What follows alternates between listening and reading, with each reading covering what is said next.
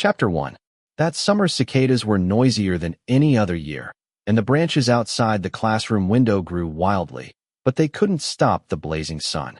The large classroom on the top floor of the Mingli building of the affiliated high school has always been noisy. The school committee of Class A of Senior 2 drifted into the classroom from the corridor and shouted, "Report! Our class is about to enter. The little eunuch in the Jingshe room is here to deceive people again," someone teased. "You're a fucking little eunuch? I'm serious. It's neither midterm nor end of term. Who's in? Transfer student." As soon as these words were said, everyone who was awake in the classroom came to the spirit. Male and female? Fidelity. It's absolutely true. I just saw it. The man is handsome and clean. The school committee smacked it and added, "I don't know which teacher is not a human being," and pulled out other people's school grass. There was a roar of screams in the classroom, and several girls took advantage of the chaos to aim at the corner of the last row. There was a boy lying on the table to catch up on sleep, with one hand covering the back of his head, his long fingers slightly bent, and his wrist bones protruding. It was so noisy around him that he scratched his short hair and turned his head sideways. The girls looked back, and their voices suddenly became much lighter.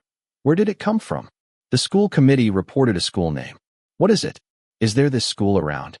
I haven't heard of it, but it must be a key point of the province. Otherwise it would be impossible to transfer to our class. Wait, I'll check. The talking boy took out his phone from the table like a thief. Is there no teacher here? Help me keep an eye on it. He searched quickly with his hands, and after searching, he was dumbfounded. Fuck. What's wrong? The boy held the phone and showed it around, and the rest of the people were dumbfounded.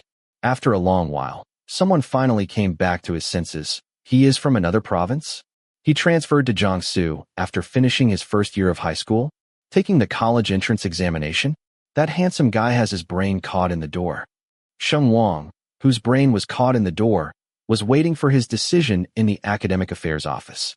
The cicada hissed in the thick shade, and he left the window and plugged in the earphones before he could hear his father's new voice. 3 in a row, each 1 minute long, is Sheng Mingyang's consistent style. Your little Uncle Chen just called me to say that you went upstairs by yourself. Why didn't you wait for him? New classmates in the new place. It would be better if someone brought you. What's the school atmosphere like? Is it much different from the previous number 1 middle school? Although it's the key point of the province, it's not a province after all. Have you seen Laosu? The air conditioner in the political and religious office is a bit old and can only be partially cooled, which is suitable for middle-aged and elderly friends. Sheng Wang stood at the air outlet. The slight sweat on the ends of his hair was blown cold. He pointed his finger at the screen and cut off each speech after listening to the summary of the previous situation. He rolled his eyes when he heard one, and was a little confused when he turned to the third one. Of course, Uncle Chen knew that it was the driver who sent him to report. The teaching area does not allow cars to enter, and the parking lot is far away. Sheng Wang finds it difficult to take an extra step, so he simply let him go back first. So, who is Lao Su? Sheng Wang said while pressing the send button. You pinched my voice again? Sheng Mingyang replied in seconds. Sheng Wang fanned himself while holding the collar, pretending to be disconnected from the internet. Sheng Mingyang chased after a phone call, and his tone was helpless. Lao Su is the director of the Political and Education Division.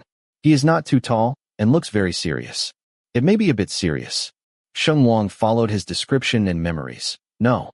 The teacher who took me upstairs was very kind and kept laughing, just like a big-mouth monkey.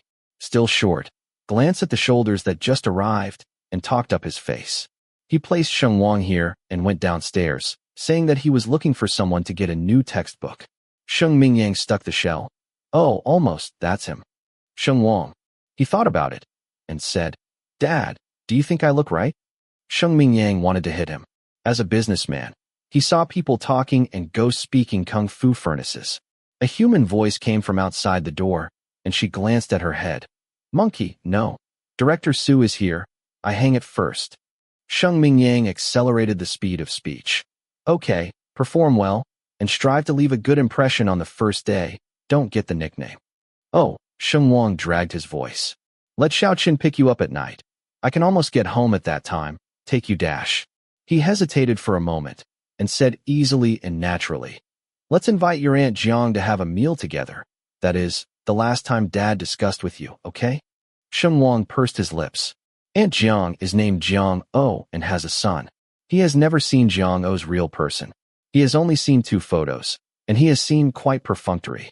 He listened intermittently for almost a year, and the frequency appeared from 2 or 3 months to every day. He was really used to it. One has to say that Sheng Mingyang is a master in controlling the rhythm and can't pick any mistakes. So that even if he had a temper, he couldn't find a suitable entry point. Last month, Sheng Mingyang said that he would double in the second half of the year and stayed at home for a few days.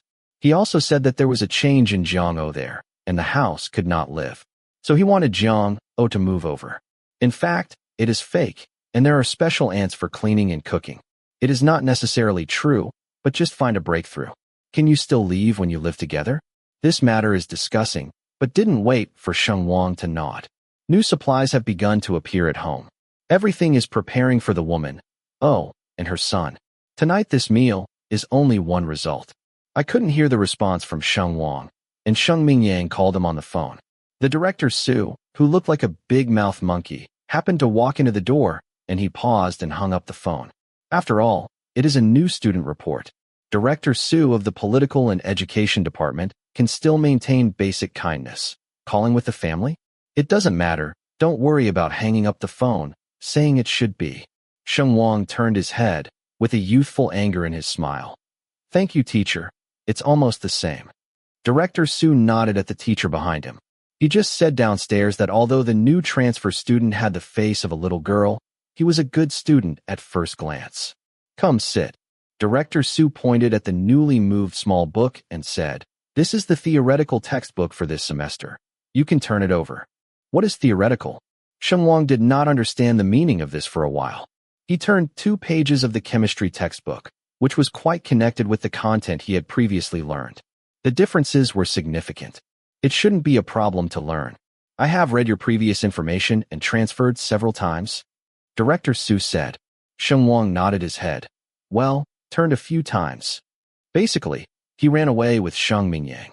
The primary school was in Jiangsu, and changed it twice from the first year to the first year of high school. This is the 3rd time.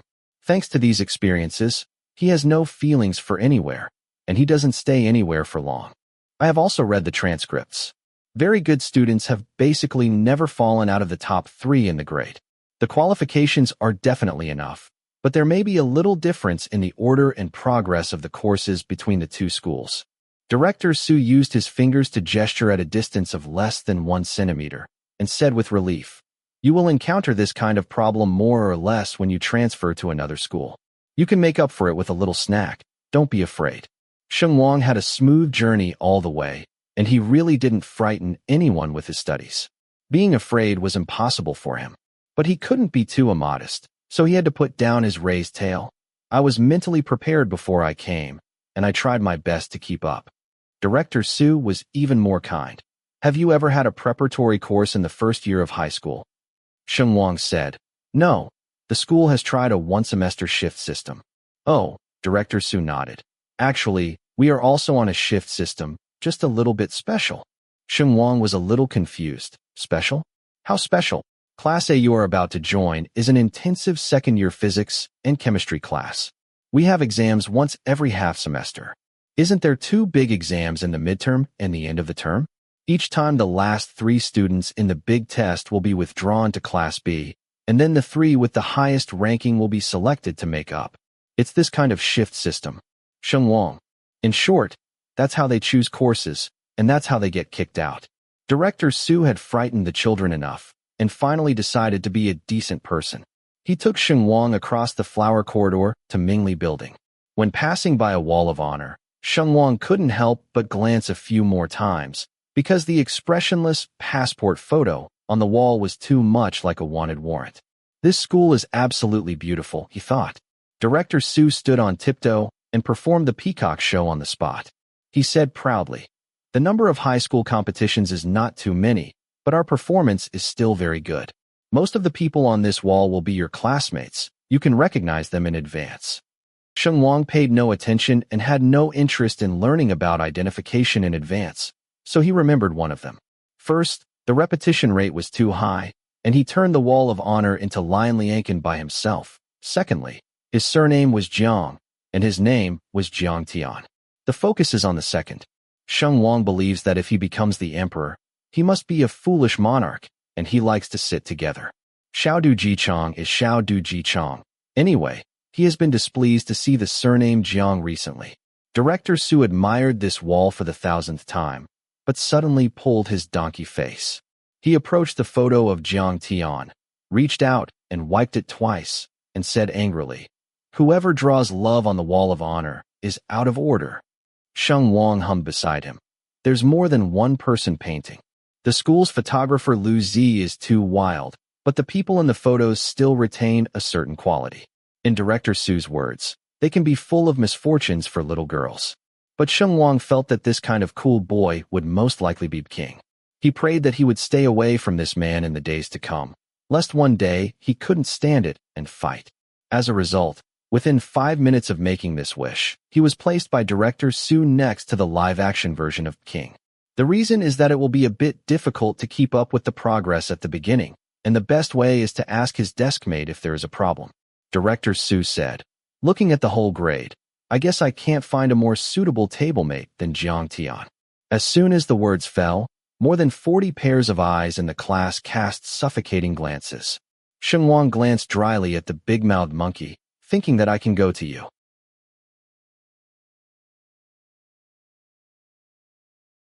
Chapter 2. Teacher, someone is looking for it. A certain girl called Director Su and pointed out the window. The hand on Sheng Wang's shoulder finally let go. Director Su nodded to the person looking for him outside the window and said, Is there a meeting? Just come. He straightened up, pointed at Sheng Wang's earphones, and said, By the way, today's report is an exception. From tomorrow, things like mobile phones, earphones, PSP will not appear in the classroom. Once I catch it, He raised his index finger and pointed twice, and then dug towards the belly of the boy in front of him with lightning speed. My day. The boy jumped up immediately, covering his school bag as fast as if he had touched an electric gate. Does it work? It's the second time, Gao Tianyang. Director Su raised his hand, shook the freshly seized mobile phone, and said to Sheng Wang, See, this is the negative teaching material. What about the other disciplinary committee members? The girl in the first row stuck her head out. Yes. Playing with a mobile phone will deduct 3 points for civilization and 1 point for swearing. Oh, Director Su made a big deal and walked away contentedly with the spoils. Sheng Wang witnessed the arrest scene up close, his expression a little confused. The boy named Gao Tianyang looked at him, his eyes gradually resentful. After a few seconds, Sheng Wang finally reacted and silently took off his earphones and stuffed them into his school bag together with his mobile phone, so as not to irritate people. Gao Tianyang still looked at him. Sheng Wang thought about it for a while and politely comforted him. Please mourn and change. Fuck. Gao Tianyang didn't hold back. He wiped his face and said, It's okay. It's not the first time. Anyway, I have to check my mobile phone every once in a while. No one in this room hasn't been tricked. Oh. Sheng Wang nodded, then wondered, Then what do you see me doing? Gao Tianyang, I'm just curious. Sheng Wang, ? Before you entered the classroom, we were talking. I also Googled your original school. What can't you think about at a young age? Transferred to Jiangsu in the second year of high school. Sheng Wang laughed dryly and said, Ask my dad. Gao Tianyang touched his round head and wanted to gossip a few more words, but the bell rang suddenly. The classmates who were chatting and messing around all sat up straight, and a few people who had slept through the long recess also raised their heads, stretched their arms and necks, and took out a stack of papers from their desks. When everyone returned to their seats and no longer huddled together, Sheng Wang's sense of awkwardness became very heavy, because everyone in this class had a single desk, a single desk, a single desk. Only him, with a desk next to another, a deskmate who slept like a corpse. Sheng Wang had just taken out the new textbook, and he didn't put it in his school bag. It didn't matter if he didn't. Extremely embarrassed, he could only turn his head and stare at Jiang Tian. This suspected king deskmate may have been up all night because he didn't even hear the bell. The arm he supported covered most of his face, and only the line of his jawbone could be seen from the gap. The white crewneck t-shirt wrapped the silhouette of his arched shoulders and rose gently with his breath. Is this posture to sleep until after school? Sheng Wang thought. Gao Tianyang in the front seat suddenly turned his head as if remembering something, reached out, and quickly pushed Jiang Tian, and said in a low voice, "Wake up, Brother Tim, self-study is over." He pointed at Jiang Tian and explained to Sheng Wang, "I just asked him to call him in class, so as not to fall asleep." Sheng Wang raised his eyebrows, a little surprised. He thought that this deskmate was here to perform a perfect score for sleeping every day. Gao Tianyang called twice, and Jiang Tian finally woke up. He responded with a low, The fingers covering the back of his head curled a few times, and his short black hair came out from the gap between his fingers. He pinched his thumb on the knuckle of his index finger and made a light click before he raised his head. After sitting up straight, he rubbed his face again. The naked eye could see how difficult it was to wake up. "My God, why were you so sleepy last night?" Gao Tianyang couldn't help asking. "It's a little messed up." Jiang Tian obviously didn't want to talk about it. Besides the sleepiness between his brows, he was unhappy. He took out a bottle of mineral water from his desk, and the ice mist on the bottle melted between his fingers. He frowned and turned his head. Maybe it was because he had just drunk the ice water. His voice was very cold. "Who are you? Why are you sitting here? Listen to this bullshit." Sheng Wang had already sat down next to him, annoyed by his surname Jiang to begin with, and when he was agitated by this tone, his impression turned sour. His young master temper flared up. He pointed at the new textbook on the table with his chin and said, "I'm new here. What if I just sit here?" Maybe the sight of handsome guys fighting each other was attractive, and the students at the front desks turned their heads one after another. Seeing that the atmosphere was not right, Gao Tianyang was the first to rush out to smooth things over. "No, you were asleep just now. You didn't know, but the teacher put him here." "Which teacher?" Jiang Tian asked. "Who else could it be, big mouth monkey?" Gao Tianyang said. "Isn't he always fond of arranging seats randomly? Last time he moved my desk to the side of the podium with one sentence, and he forgot it the next day and asked me why I didn't sit in a good spot and had to go squeeze with the teacher on the podium. I'd be a dog." Sheng Wang was confronting Jiang Tian with a cold face. Hearing that, he turned his head to stare at Gao Tianyang, with a row of condemning characters on his face. "Why didn't you say anything when the big mouth monkey was here?" Suddenly there was a dragging sound of bang bang bang.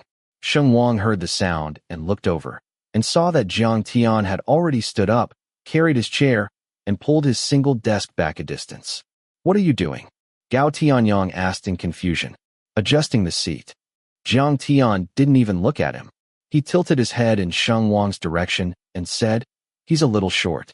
He sits here. I'll sit in the back." "Sheng Wang, who's short?" Jiang Tian had already sat down in his new position. He took out a thick stack of papers from his desk and threw them on the table. Then he leaned back on the chair and looked up at Sheng Wang. "Or are you taller than me?" So far, Sheng Wang's impression of this person was completely unbearable. He moved the single desk in front of him to the left, aligning it with the whole row, and stuffed his school bag into the desk. As soon as he sat down, Gao Tianyang tapped his pen on his desk, turned his head, and whispered, "Hey, buddy." Huh. Young Master Sheng was very targeted when upset, but he wouldn't slap unrelated people in the face. Gao Tianyang covered his mouth with his hand and said in an even lower voice, "Don't take it to heart. He usually doesn't do this. Something may have happened in the past 2 days, and he's in a bad mood." Sheng Wang said, "Oh," out of politeness, but what he was thinking was, none of my business. He cared more about the other people in the classroom than the ice sculpture plague god behind him, because looking around, he was the only one in the entire classroom with textbooks on his desk. Everyone else just had stacks of papers, and the class bell had been ringing for so long, and no teacher had come. What's wrong with this school?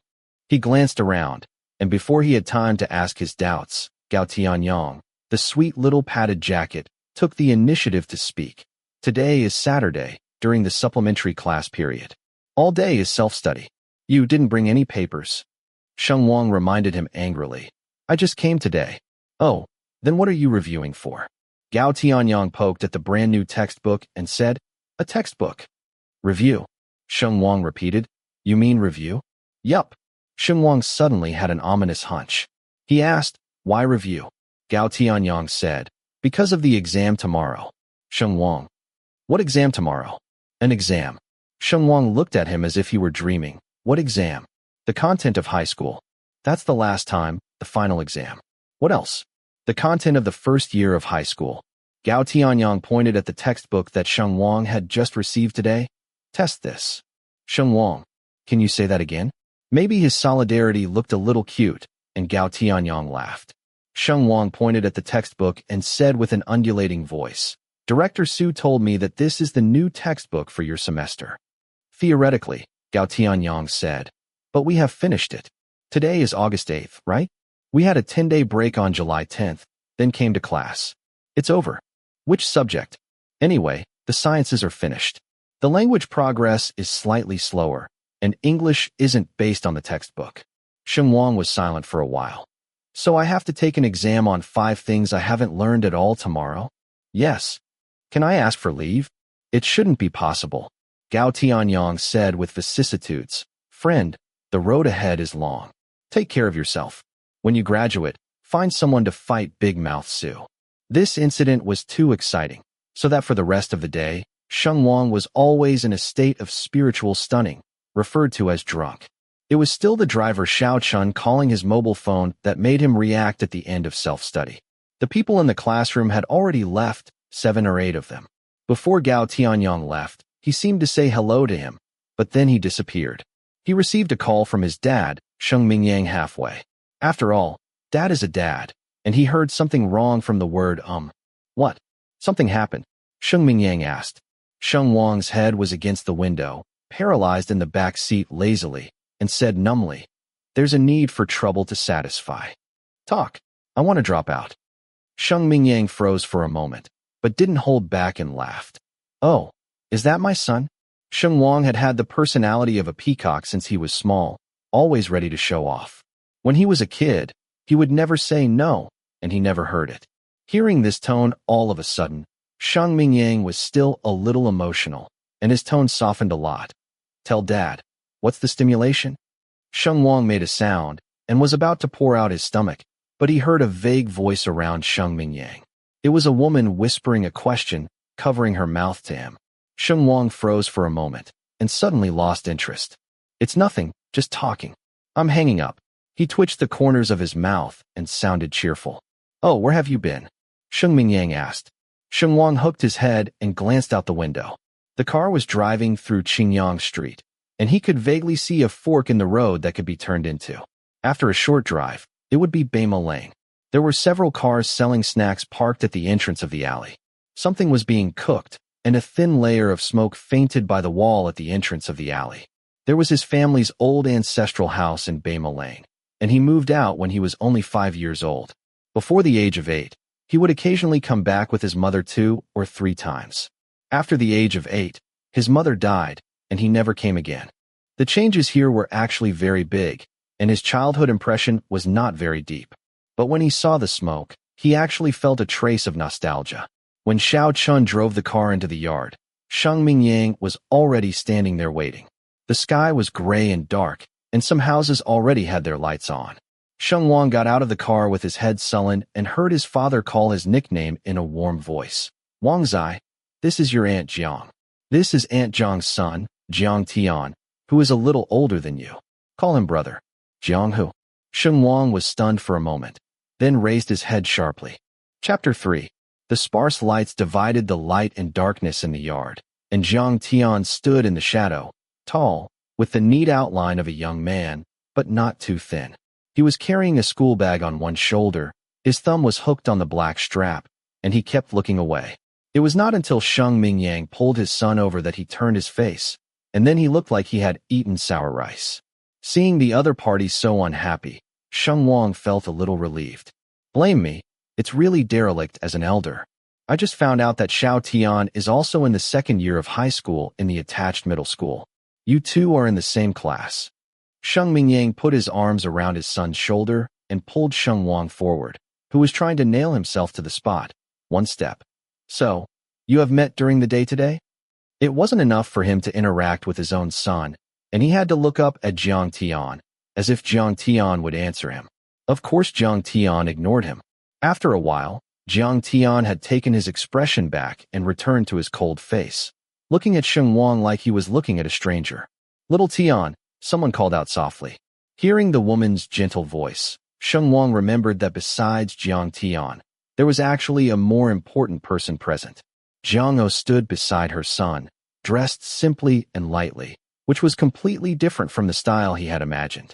She was tall among women, but still much shorter than Jiang Tian. Such a contrast showed that she was not aggressive, and even revealed a weak intimacy. She pulled her son's arm and said softly, "Xiao Tian, Uncle Sheng asked you something. You and Xiao Wang are classmates. Have you met?" Jiang Tian turned his head, his eyebrows furrowed quickly, and there was instinctive impatience and resistance in his expression at that moment. But in the end he couldn't resist his mother's gaze. After a stalemate, he turned around and threw out a lukewarm sentence. "I slept for a day and didn't pay attention." Sheng Wang thought, "What a lie, you liar." Continuing these words would only make things stiffer, and Sheng Mingyang came out in time to smooth things over.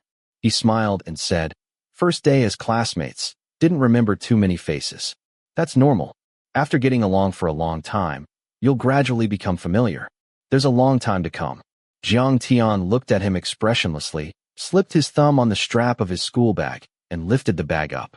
That posture seemed like the next second he was going to step up and leave. Sure enough, he opened his mouth and said in a low voice, "Would you like to accompany Mom to finish dinner first?" Jiang O's voice was gentle with a hint of caution, almost like a plea. Jiang Tian. Sheng Wang seemed to see the soul under the man's skin struggling violently twice, and then lying back down. He was a little gleeful watching the fun, but he couldn't be happy the next second, because Jiang O got her son and turned her head to smile at him. This was the first time Sheng Wang saw the woman's face clearly. The moment she laughed, he suddenly realized that the other party's appearance was 5 parts similar to his mother's. Maybe the light blurred the outline. Maybe there was a shallow dimple at the corner of her mouth. Or maybe it had been too long. No matter how he tried to hold on to it, the person in his memory had faded irreversibly, no longer so clear, and even began to gradually overlap with a stranger. "Xiao Wang," Jiang O called him uncertainly. Sheng Wang was stunned and came back to his senses. He suddenly lost the mood to be perfunctory and mumbled, "Dad, my stomach hurts, so I'll go upstairs first." "Hey, don't run. What about dinner?" Sheng Mingyang wanted to drag him, but couldn't hold on. "Didn't we agree you wouldn't embarrass your dad like this?" Sheng Wang burrowed into the door with his school bag in his hand and said without turning his head, "Your son is taking an exam tomorrow and hasn't studied any of the 5 subjects. He has time to eat." The aunt at home handed over slippers, and he dragged himself upstairs. When he reached the corner, he couldn't help but glance out the window. They were still in the courtyard downstairs, and Sheng Mingyang was talking to Jiang O. It was nothing more than explaining how his son was so temperamental. "Just kidding around. Don't take it to heart." Jiang Tian was also grabbed by his mother's arm and couldn't walk away. He stood indifferently in the dark, holding his phone in his free hand and scrolling down the screen. After a few swipes, he seemed to have noticed something and suddenly raised his head to look upstairs. Sheng Wang was startled and turned his head away. He hung a no knocking sign on the handle, locked the room, plugged in his headphones, and turned up the music so loudly that he couldn't hear the thunder outside, then sat down. The new textbooks were lined up on the table, and he twirled his pen in his chair. The mobile phone lying next to it would light up for a while, then light up again. He saved several messages before reaching out to unlock it. The person who sent him a WeChat was a classmate from his previous school. He wasn't very good at exams, but he was very loyal, and he was born with a heroic temperament. Sheng Wang often felt that he didn't come to school, but to Liangshan. From the 3rd year of high school to the 1st year of high school, as long as there were living people, he had friendship with them. Octagonal crab. High school final exam math, physics and chemistry papers? What do you want these for? Don't tell me you're already previewing after summer vacation. Octagonal crab. That's not right. Why would you want final papers for previewing? Octagonal crab. Boss. Answer me. Octagonal crab. Brother Sheng? Octagonal crab. Class monitor. Fine, you won't see the message unless I send a picture of the test paper. Sheng Wang turned his pen and typed with one hand. Can't. I just saw it. Octagonal crab. Yeah right, you're just lazy. It takes too much effort to type more than one sentence, So you save up a few messages and reply all at once. Octagonal crab. See, you're saving again. Octagonal crab. Fine, you're handsome, you call the shots. I've got the test papers for you, one each for math, physics, and chemistry, right? Why don't you want Chinese and English? You still into subject discrimination? Can't. You're the only one who discriminates. How can I do so many subjects in one night? I have to choose. Octagonal crab. WTF? One night. What are you doing? And you usually don't type when you're too lazy to speak. What's up today? You actually typed 2 sentences. Sheng Wang let out a tisk, finally gave up typing, and sent a voice message. Because I just came to this unfortunate school today. And tomorrow, I have a weekly test on the entire content of the 2nd semester of high school. So I'm cramming. Tomorrow I'll get 5 zeros otherwise. Chinese and English are too late. I'll leave them to fate. The 3 subjects math, physics, and chemistry I can still struggle with. Octagonal crab sent him 8 black question mark emoticons, then passed the 3 papers over without a word, along with a voice message. No, I don't get it. You can't struggle by doing just one test paper, right? They're not going to test the exact same questions. Sheng Wang. Who told you I'm going to do the papers? Octagonal crab. Then what are you doing? Sheng Wang. Based on the papers, I'll divide the key points by score ratio. The questions vary widely from province to province, but the key points in Nandang are still somewhat similar. I'll see which modules have the highest scores and focus on those tonight. That's more cost-effective. Octagonal crab. You can do that? Sheng Wang. I told you, struggling for dear life. Octagonal crab. What about the rest? Sheng Wang. Leave them to fate. After answering this sentence, the young master suddenly felt a wave of sadness. He had been in the game for 16.5 years, and now there was finally a day when he would be tested. He thought about it for a while, then asked the crab, "What's the secret formula?" Octagonal crab. Hey, wait, I wrote it down on the first page of my notes. I'll take a picture for you. My God. And when I saw you using the slogan, everyone celebrated. After midnight, Sheng Wang finished chemistry and physics. His eyes were a little sore, but his stomach was even more sour. He was about to starve to death. He walked around the room twice, checked 3 places where snacks were stored, but couldn't find any leftovers, so he had to open the door. As expected, a sticky note was posted on the door, saying that there were washed red grapes in the refrigerator and shredded chicken porridge warming in the kitchen. This was left by the aunt at home. Sheng Mingyang often didn't stay at home, and without his parents watching, Sheng Wang's 3 meals were always irregular. Every time the door couldn't be knocked on, the aunt would leave something suitable for eating in the middle of the night so that he could go downstairs for food. Slowly it became a convention.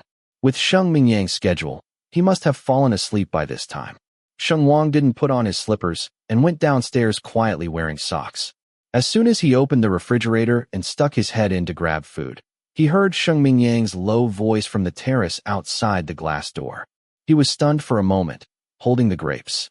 Sheng Mingyang was on the phone with someone, holding the phone in one hand and pinching between his eyebrows with the other. He looked very sleepy, but his tone was very gentle. Sheng Mingyang said to the person on the other end of the phone, "I asked about the school dormitory. You can only apply after the school officially starts. Xiao Tian may not be able to move in even if he wants to. Yes, let him stay here first. Actually, I'd be happier if he stayed here long term. I'll have Xiao Chen move your things for you the morning after tomorrow. You can tell Xiao Tian that this yard is symmetrical on both sides. Each side has a bedroom, living room, bathroom. He can be like our shared rent. Just share the kitchen." Sheng Wang choked on a mouthful of grapes, and the tips of his ears turned red. He had expected that after this meal, the two would officially move in soon, but he didn't expect it to be so fast that he had 3 nightmares in a row that night. He dreamed of being chased by blank exam papers, being chased by dogs, and being chased by Jiang Tian. The weekly exam arrangement in the attached middle school was quite abnormal. There were 5 exams a day, starting at 7 in the morning and ending at 9 in the evening. The first subject was math, maybe to help them wake up. The invigilator stood in front and counted the papers, divided them into several parts, and let the students at the first table pass them back. Gao Tianyang in the front row took a paper, handed the rest to him, and asked, "What are you going to do?" Sheng Wang laughed dryly and said, "Cold salad. If I really can't do it, I'll fill and I'll see. Anyway, I can guarantee some points. You. Gao Tianyang glanced at him, hesitant, then silently shut up and sat upright under the gaze of the invigilator. What about me? Sheng Wang wondered for a moment, but the next second, he knew why Gao Tianyang had that expression. Because he glanced at the paper hastily and found math. No, multiple choice. Just as he was sitting there numbly meditating, he was suddenly poked twice in the shoulder, and Jiang Tian's low voice came from behind. You can also try the 14 fill-in-the-blank questions with C. Are you crazy? Sheng Wang turned his head to look at him. I can fill in whatever I want. What's it to you?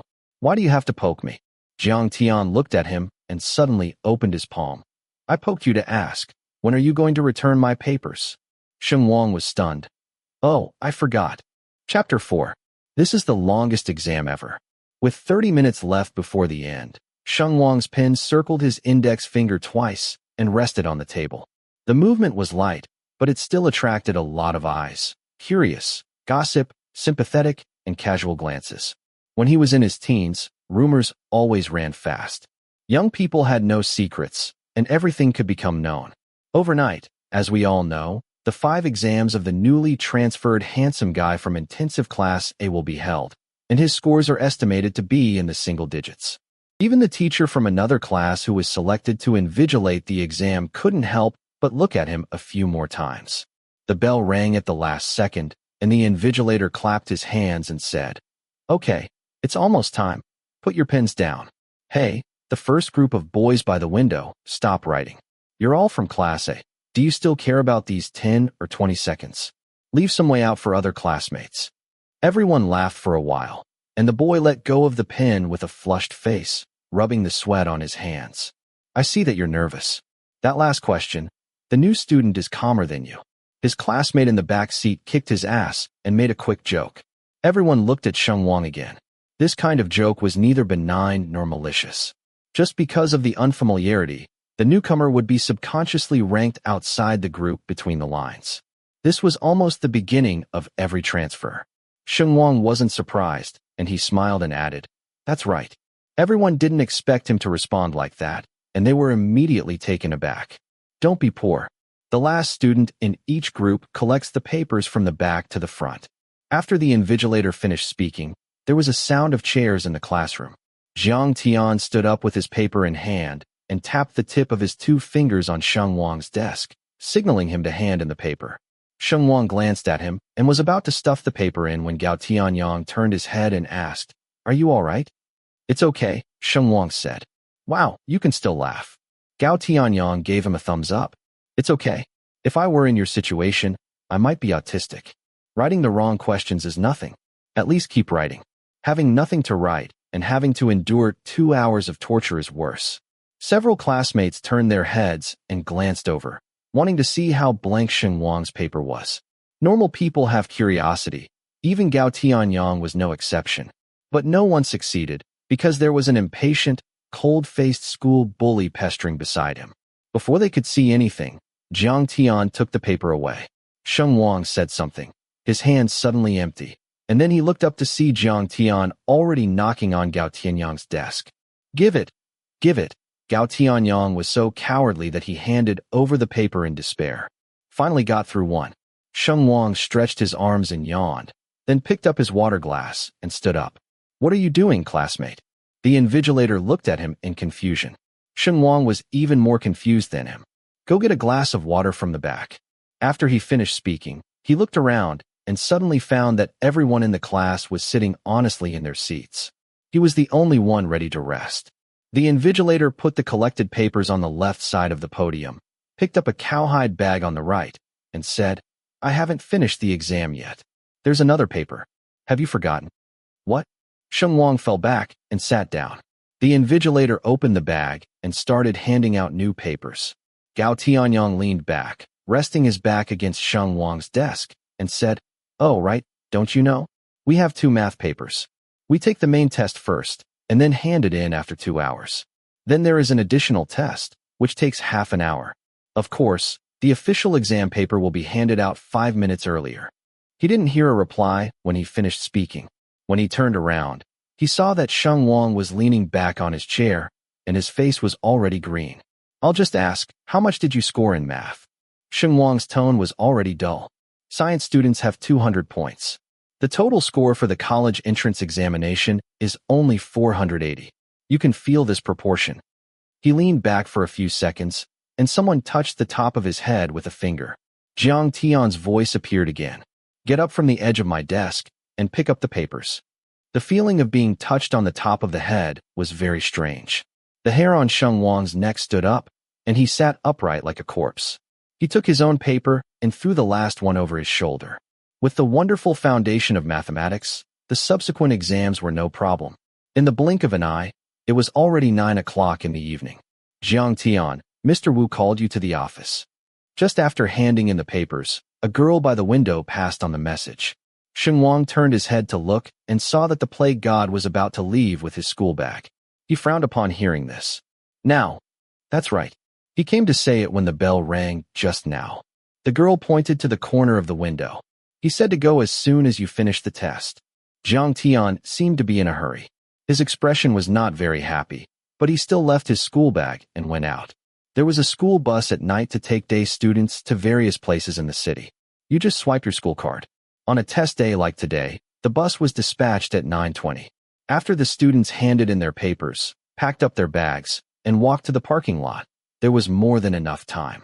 I'm going with the school bus. How about you? Gao Tianyang asked. Sheng Wang stood by the water dispenser at the back of the classroom to get water. I'll wait for someone. Okay, see you tomorrow. He used the year way-in he had learned from somewhere and walked away with his school bag. As a result, after going out for a while, he came back and said, Dude, go to the front office. Oldie is looking for you. I ran into him as soon as I went out. Which old he? Sheng Wang took a sip of water and asked. Head teacher. Who else? Gao Tianyang said. Oh, right. You don't seem to have seen him before. He was away from school yesterday, and he was assigned to invigilate another class today. I guess he's free just now. After Gao Tianyang finished speaking, he left. Sheng Wang put down his cup, sent a message to the little Uncle Chun who came to pick him up, and then went to the office. There was a large office for the second year of high school, and the main teachers were all in it, because a teacher often taught more than one class. But Class A was an exception. Big Mouth Sue had taken him to see the way. The several main subject teachers in Class A did not teach other classes, so they had a separate 5-person office. Sheng Wang walked along the corridor. Mingli Building was the site of the second year of high school. There were 4 floors in total. There were several classes on each floor except the top floor. On the top floor, there were only Class A, the teacher's office for Class A, the bathroom, and 2 small dark rooms. There was no sign on the door of the small dark rooms, and the door had been locked for the past 2 days. Sheng Wang didn't see what they were for. As he approached the office, he found someone in the hallway. The lights were off in the 2 small dark rooms, and the front door was dark. There were 2 people standing there, leaning against the corridor railings and talking. The one with his back to him was Jiang Tian, and the other must be Teacher Wu. Sheng Wang had no habit of spying on other people's private affairs, but after all, he was not far away, and some words still fell into his ears. Okay, that's all for the exam. I'll give Director Su an answer tomorrow. That was Mr. Wu talking. Jiang Tian responded very simply. Then your dad. As soon as Teacher Wu spoke, Jiang Tian interrupted him. My business has nothing to do with him. When he said this, his voice suddenly cooled down, revealing an indescribable sense of boredom. Even with the grand hope of a good relationship with him, Sheng Wang had never heard such a bad tone. Teacher Wu didn't say much and patted him on the shoulder. Is there anything else, teacher? Jiang Tian asked very directly.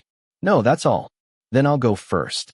After he said these tough words, he turned his head and was about to leave, but caught sight of Sheng Wang. At that moment, Sheng Wang rarely felt a subtle guilty conscience. He knew that this kind of dialogue was not suitable for people to hear. Sheng Wang said almost immediately, Old he asked me to come to the office. Jiang Tian's dark eyes stared at Sheng Wang, not sure if he believed it or not. He stood there for a few seconds, then raised his foot blankly. When passing by Sheng Wang, he suddenly lowered his head, put his shoulder next to Sheng Wang's ear, and said in a cold tone, Mr. He is in his early 30s, so he would not be called Old He. After saying that, he left without looking back. Sheng Wang was stunned for a moment. When he turned to look back, The corridor was empty. With a tisk in his heart, he lifted his foot and entered the office. The head teacher's seat was the first one, and there was a nameplate on the seat that read He-Jin. As Jiang Tian said, the head teacher looked like she was in her early 30s, with an oval face and glasses, very pale skin, curly hair that reached her shoulders. A little dressing up would make her beautiful.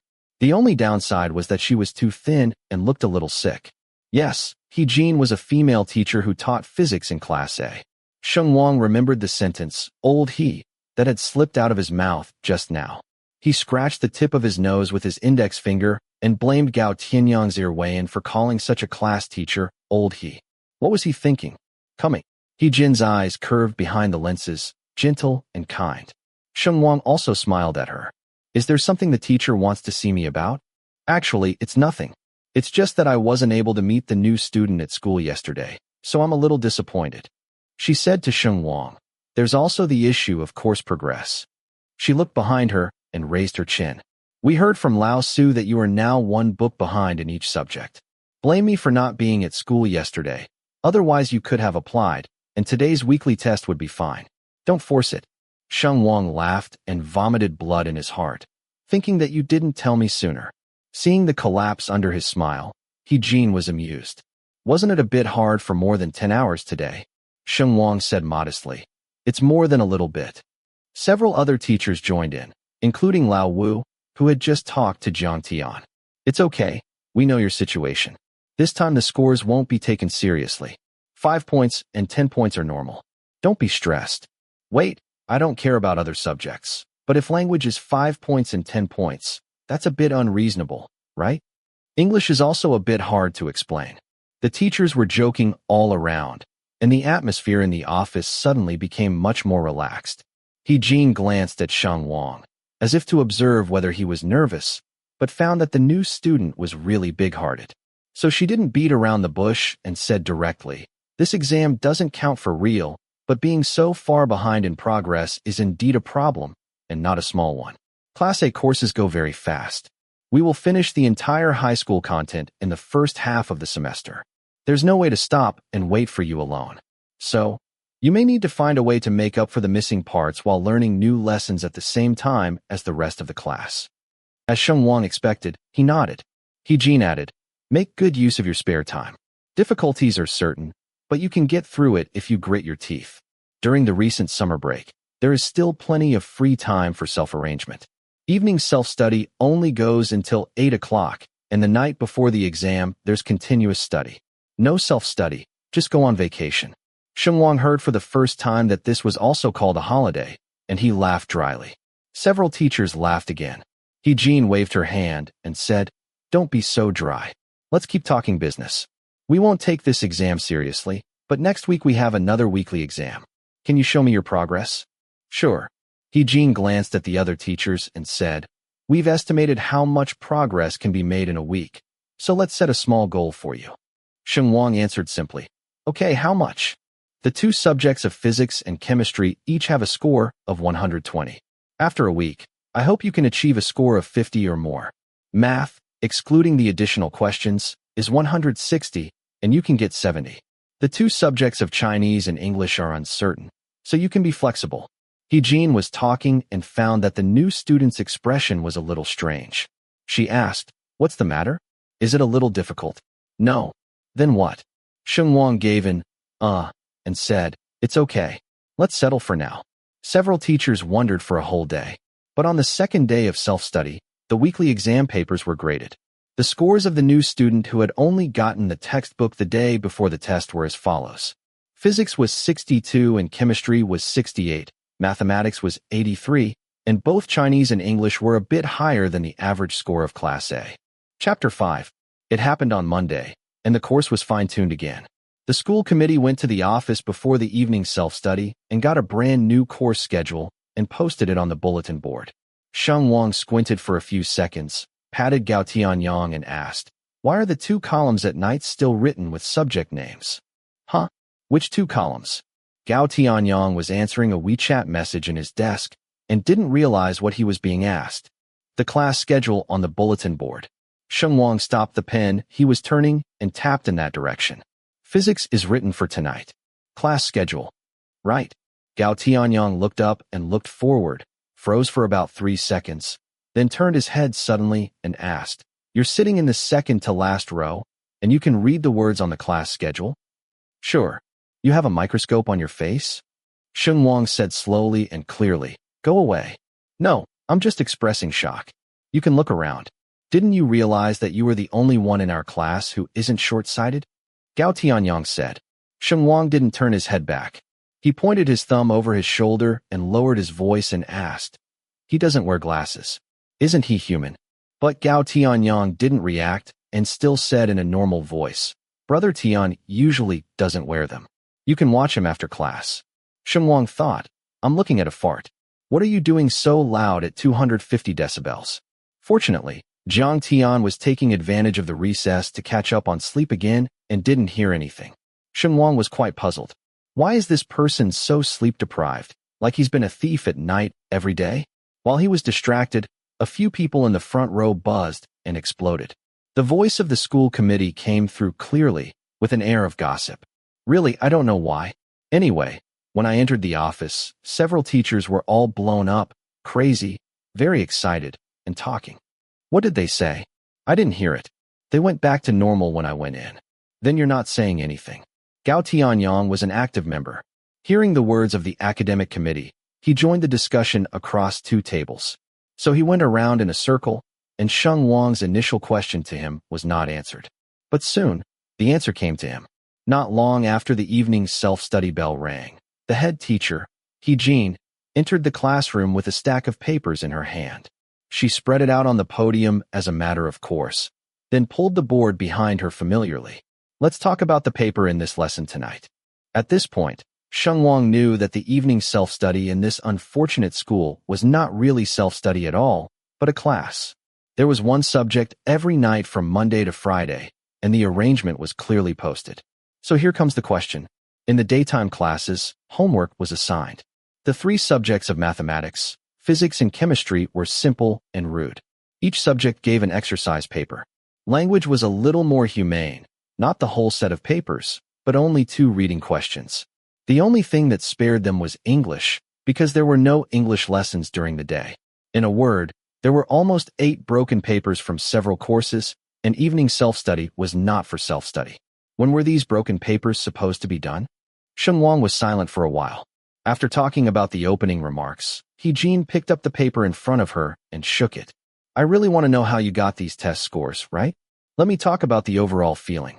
I think you let yourselves get stupid over summer vacation." The crowd did not say a word. The lips of a few people moved. They were probably thinking that a 10-day summer break was also worth calling summer vacation. "Overall, it's not as good as the final exams from last semester. Your speed at solving problems is slower than ever. I could see it at a glance when grading the papers. It's not that the questions are hard, but that you ran out of time to answer. Pitiful. I couldn't bear to put a fork mark." Her expression relaxed a little, and she said angrily, "So I deducted points directly and lowered the score by 2 points along the way." Someone in the classroom couldn't hold it in and let out a snort. He-Jin said, "What is it acting cute? Is acting cute useful?" More than 40 people dragged their tone back. "No, alas. Sheng Wang, this is too stressful. Is the whole class suffering from a neurotic disorder?" He-Jin was laughed into anger, but it wasn't the first time she had seen this. "I know this is your old problem, and I don't want to talk about it after I come back from leave. Do you have a little bit of a conscience?" The whole class dragged their tone again and said, "Yes." He-Jin pointed at them and said, "A bunch of liars." The class laughed into a ball. "Laugh." He-Jin also said, "The average score of this class is lower than the previous test. Individual students really have a strong energy for pulling down the score. Most people in the class were tactful and wouldn't look at anyone at this time.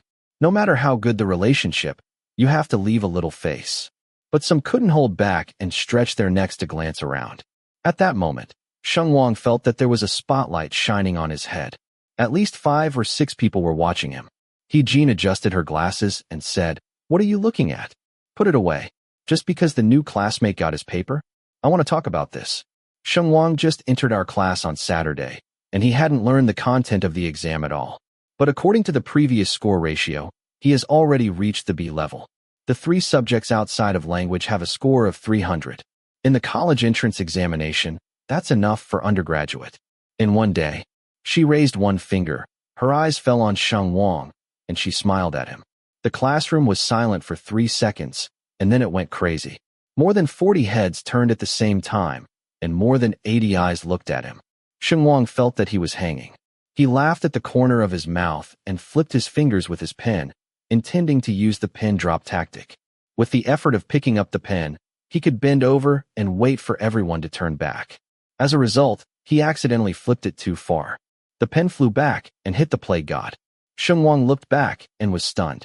During the class, Jiang Tian really had a pair of glasses on the bridge of his nose. The lenses were very thin. With Sheng Wang's limited understanding, the prescription wouldn't be too strong. The thin wire-colored frames circled carefully, and on someone else's face they might add a bit of scholarly air, but Jiang Tian was an exception. The cold white light above his head was reflected on his lenses, giving his eyes a layer of cool light. It was a capital "I'm not happy." The pen rolled on the desktop, and his arm, which had been resting on the table, was drawn with a crooked line, particularly eye-catching against his cold white skin. He raised his eyes, looked at Sheng Wang for a few seconds through the lenses, then picked up the pen and capped it. "Thank you." Sheng Wang thought he was going to hand it over. He thanked him and was ready to apologize. But as soon as he opened his mouth, he saw Jiang Tian put the capped pen in front of himself. There was no posture of giving it back. "What are you doing?" he asked. Jiang Tian had already looked at the blackboard without squinting and said, "To prevent you from owing it again." "Sheng Wang, what's wrong?" Jian asked from the podium. Sheng Wang couldn't complain to the teacher about such an idiot thing, so he turned around and smiled at Jian and said, "It's okay, teacher. Director Su told me to ask Jiang Tian for more advice, so I'm asking for advice on when to return it." The classmates suddenly burst into laughter and stopped staring at him so directly. Jian also laughed out loud. "Indeed, we have to calculate according to the test scores. The 3 subjects of mathematics, physics, and chemistry are still a little short of the passing line. But it's not far off. Just a little consolidation. Reaching this level in one night shows that you are a very, very capable student." She used 2 very words to praise him. Sheng Wang shamelessly echoed in his heart, "You are right." However, this is actually the case with math, physics, and chemistry. The basic points are easy to get, but after a certain level, every point becomes difficult to improve. Jian said as she sorted the papers in her hand into groups and handed them to the first person in each group, asking them to find their papers and pass them back. When it was passed to Sheng Wang, there were only 2 left. One was his own, and one was Jiang Tian's. The learning ability he proved with his one-day results was enough to show off in front of the teacher and most of his classmates. But when he saw Jiang Tian's score, he tucked his tail back in. Because Jiang Tian got full marks. "Damn," Sheng Wang murmured silently, then took the paper and said to Jiang Tian, "Or the paper. You give me the pen, and I'll give you the paper. One hand pays the money and the other delivers the goods." Jiang Tian glanced at the paper. "No money." After finishing speaking, the full-mark person took off his glasses, took out the pile of papers that he had arranged during the day from his desk, and went to do his homework with the pen that he had capped. Sheng Wang was stunned. Talking about papers was more annoying for teachers, but not so difficult for students. The students in Class A were notoriously dishonest. Almost everyone had 2 papers on their desks. One was just handed out after the exam, and the other was homework. Jian lectured on the topic above, and the students below flipped 2 pens back and forth. When they heard they got a question wrong, they would pick up a red pen to correct and take notes, spending the rest of the time doing their homework. The 2 tasks were switched quite skillfully. It was clear they were all old hands. Sheng Wang glanced around, muttered, "If life forces me," then reached into his desk and took out his homework. After class ended at 8 o'clock in the evening, Gao Tianyang and the others seemed to have taken advantage of the sky, shouted "cool," and then ran out with their school bags. Sheng Wang zipped up his school bag and was about to call Uncle Chun when he first received a call from Sheng Mingyang. "What?" Sheng Wang wondered for a moment, then suddenly remembered that today was the day Sheng Mingyang moved Jiang O and Jiang Tian. That is to say, starting tonight, there would be 2 more people in the huge ancestral yard in Beimalang. Sure enough, Sheng Mingyang coaxed his son over the phone and went straight to the topic. Is evening self-study over? Xiao Chun is almost at the school gate. You bring Xiao Tian back with you. Bah. The young master spat and thought to himself, bring himself. It's none of my business. A grown living person, and he specially warned me, as if he would run away with long legs. He was upset from hearing the call. Sheng Wang said in annoyance, he's sitting behind me. You can find him if you have anything. After speaking, he turned his head and handed the phone to the back table. But the back table was empty. That bastard named Jiang Tian had actually run away with his long legs. Chapter 6. Hey, is that Xiao Tian? I'm your uncle Sheng. Sheng Mingyang on the other end of the phone thought he had changed someone, so he was a lot more polite. Sheng Wang looked around and replied, Hello, Uncle Sheng. I'm your son Sheng Wang. Sheng Mingyang. Fuck you. Sheng Mingyang asked angrily. Didn't you say to give Xiao Tian the phone? I handed it, but the others are gone. What do you mean? Sheng Mingyang was obviously taken aback. What do you mean by disappearing? Not in the classroom anyway. Over there. Sheng Mingyang took the phone away from his ear and whispered a few words to someone, then said to Sheng Wang, Wait, and hang up later. I'll ask your Aunt Jiang to ask. Sheng Wang rolled his eyes and threw the phone back on the table. A few classmates walked this way before, seeming to want to chat with him about the exam. Seeing that he was on the phone, they stopped and said hello and left. In just a few minutes, only Sheng Wang was left in the classroom. He tugged at the straps of his school bag in a bored manner, listening to the noise of the crowd as the tide faded away from the corridor to the stairs, then disappeared, and the entire top floor became quiet. He looked at the screen of his mobile phone that continued to display calling, and suddenly remembered that it was the same for a while when he was a child. At that time, his mother had just passed away. Probably because he was afraid of his random thoughts, Sheng Mingyang insisted on going to school to pick him up every day. The critical period of business was always busy and chaotic. Sheng Mingyang was often late, and Sheng Wang waited while doing his homework. Every time he finished his homework and his classmates were gone, Sheng Mingyang would arrive and help him carry his school bag, On1y and On1y, and apologize briefly. Later, with the driver Xiao Chun, Sheng Wang rarely had to wait. Later, he protested several times, and Sheng Mingyang rarely called him On1y. The sound of tuck-tuck-tuck, high-heeled shoes suddenly sounded in the corridor, and Sheng Wang looked back. He saw a figure with long, straight hair passing by the window. Just by looking at the demeanor, he knew it was their English teacher, Yang Jing. Sheng Wang had been there for 3 days, but he had never taken an English class. He was most impressed by this teacher because the old fritters in Class A talked about Jing, and when they heard the words Sister Jing is looking for you, they could be counseled until their faces turned pale. Just hearing the dictation, Sheng Wang thought it was a yaksha who gave them English lessons. Later, he saw the person and found that it was not. Yang Jing was tall and thin. Her facial features were not too beautiful, and her cheekbones were still a bit high, but she was definitely the most conspicuous person when she stood in the crowd. Tuck, tuck, tuck. Yang Jing walked over and backed up, knocking on the door with her chin raised. Sister, Sheng Wang had been brainwashed for a long time, and he almost blurted out Sister Jing, but fortunately he stopped the car. Mr. Yang. Yeah, Yang Jing asked. You haven't left yet? What are you doing? She spoke fast and always lifted her chin slightly, and good words came out of her mouth like an interrogation. But Sheng Wang was never afraid of the teacher. He smiled and said, waiting for someone. Oh, Yang Jing glanced at his desk. You're very daring. You just put your phone under my nose. Sheng Wang was stunned, grabbed the phone, and handed it over silently. It was a skill for the young master to pretend to be good. Yang Jing raised her slender eyebrows high, first swept the empty classroom, then looked at him and said, What are you doing that for? I'm not Sue.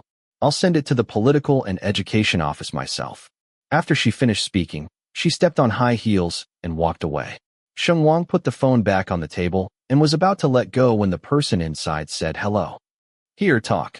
Sheng Wang was perfunctory. Jiang O called him. Who did she call? Sheng Wang almost didn't react, then followed up with, Oh. Jiang Tian. He has a mobile phone? I can't see that he's very daring. Sheng Mingyang said angrily. Who's running off? I'll call you brother in the future. Impossible, don't think about it. Without anyone else around, Sheng Wang replied very directly. Sheng Mingyang was very handy in dealing with his son, but Sheng Wang refused to call him brother, so he changed the subject first. Jiang said that your brother was called to the office by the teacher. Sheng Wang mouthed a rough sentence. I don't know what you want to say if you don't say it. Sheng Mingyang teased him. Okay, come back with Uncle Chen first. Oh, don't wait anymore. Sheng Wang asked coolly. He vaguely heard Jiang whispering over there. It may be a competition or something. It used to be like this all the time. It was 11 o'clock when he got home. Don't let Xiao Wang wait. Come back quickly. Which teacher was so capable, spending 11 o'clock with him? Sheng Wang picked up his school bag and walked towards the door while wondering. That's fine, you can go back first. I'll let Xiao Chen run later. Sheng Mingyang said, and then urged, say hello to your brother before leaving. Dream. Sheng Wang snapped off the classroom lights and hung up the phone without a word. On the way downstairs, he had to pass the office. He said he was dreaming. He saw that the 5 heads in the office were all stuffy, and there were either papers or lesson plans in front of them. As for Jiang Tian, who was called to the office according to legend, there was no shadow at all. Sheng Wang stopped in his tracks, his forehead full of question marks. Didn't some people collude with others before they talk nonsense? Weren't they afraid of being caught? Or was he not really in this office, but went somewhere else? He looked around and wanted to ask the teacher, but Uncle Chun had already sent a message saying that he was right at the school gate and that he couldn't park there for long. So he hesitated for a few seconds, then went downstairs. The key high schools in the city were not only the attached middle school. Most of them were located in the suburbs, far away from the urban area and away from the crowds, with a posture of wanting to escape into the empty door. The attached school was a rare exception.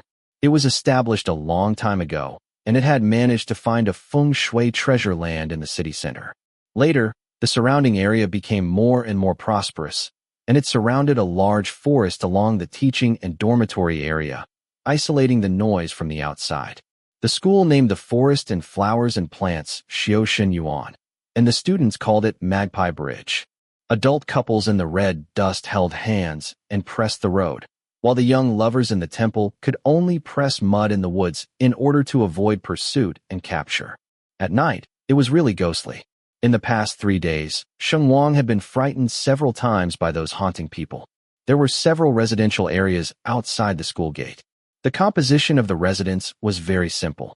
There were only 3 kinds of them: school staff, school students, and those who rented to accompany their children. Sheng Wang walked out of the school gate along the haunted road and saw Uncle Chen roll down the car window and gesture at him. He was standing beside the school gate waiting for Xiao Chen to turn the car when he suddenly heard voices coming from the residence building not far away. The lights there were dim as if they were broken, and they kept flickering. Sheng Wang vaguely saw 2 shadows coming out of the unit building one after the other, turning onto another road. The street lights are a little bad, and it's quite dark. Why don't I go there with you? No need.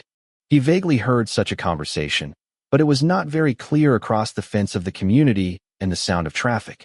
He just felt that the voice of the person who answered was very cold, and it sounded a little familiar at first glance. Xiao Wang, Uncle Chen called him. Sheng Wang responded, raised his foot, and walked to the side of the car. In the corner of the light, the figure of the resident downstairs seemed to turn his head, but it could also be the illusion of overlapping tree shadows. Sheng Wang sat in the back seat with his head against the window, trying to take a nap. When the lights in his field of vision blurred, he suddenly remembered why the voice was familiar. It was because it sounded a bit like Jiang Tian. But it was unlikely. What would Jiang Tian be doing there? Sheng Wang woke up, then slowly drowned in sleepiness, without thinking anymore. After all, Jiang or Jiang Tian, although they lived under one roof, were only Sheng Mingyang's guests and had nothing to do with him. When new people moved in at home, there were no major changes, only some details. When Sheng Wang entered the door, Sheng Mingyang and Jiang stood at the door, looking like they were waiting early, but the nanny who was always there had already left. Without raising his eyelids, he opened the shoe cabinet, only to see a row of unfamiliar shoes at the bottom. Part of it was a sports style similar to his, and part of it were women's shoes. It had been a long time since his mother passed away that something like this had appeared in the house. Your shoes are here. Sheng Mingyang bent down and picked up his slippers and handed them over. I just got them for you. Sheng Wang stood in front of the shoe cabinet with his eyes down for a while.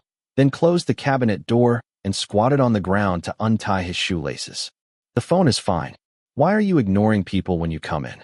Sheng Mingyang patted Jiang on the shoulder, pulled the fabric of his trousers, squatted down in front of Sheng Wang, and asked, I was talking to Lao Su today. Oh, that's the director of your political and education department, on the phone. He said that my son is doing very well in school, and several teachers in the class like you very much. I heard that you did well on the exam yesterday. Hearing this, Sheng Wang's fingers paused when he changed his shoes. He raised his head and glanced at Sheng Mingyang, then stood up straight, put his school bag on his shoulder, and said, It's pretty good, but I didn't pass the 3 subjects. After speaking, he passed the 2 of them, raised his foot, and went upstairs. Sheng Mingyang and Jiang looked at each other and stood awkwardly for a while. I just said it would be better if I didn't stand here, Jiang said. There has to be a process of adaptation. Sheng Mingyang heard the door of the bedroom on the 2nd floor slam shut and sighed. This kid is hard-hearted and soft-hearted. He knows who is kind and who is evil. It's not against you. He just misses his mother. I know, Jiang said.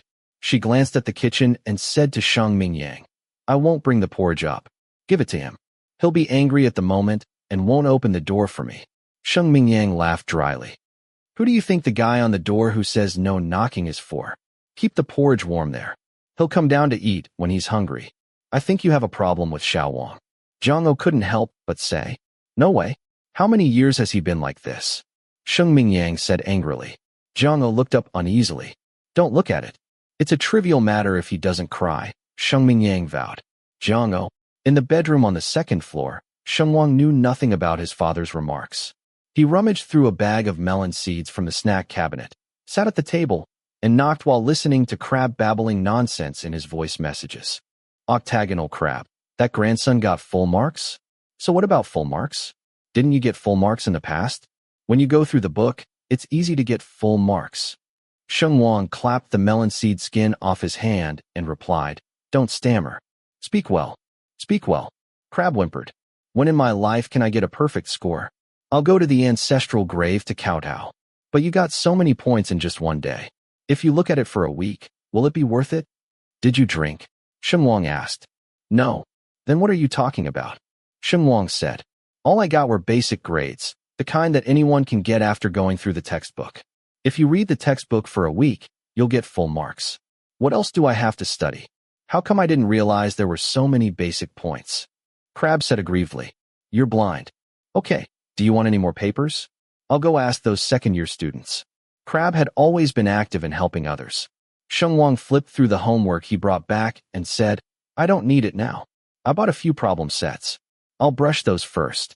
He had taken advantage of the evening self-study to finish 2 readings in Chinese and 3 basic questions in math, physics, and chemistry.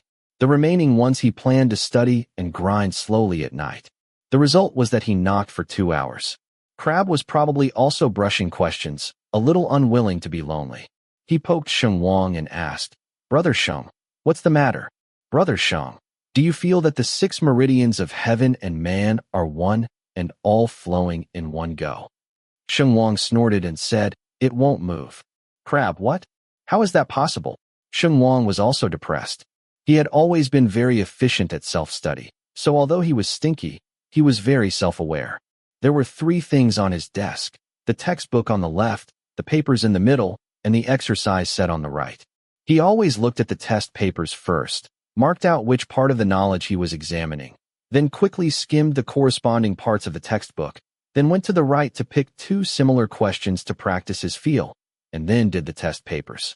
After this set was completed, and then inferred from one another, he would be able to get started when he encountered similar problems in the future.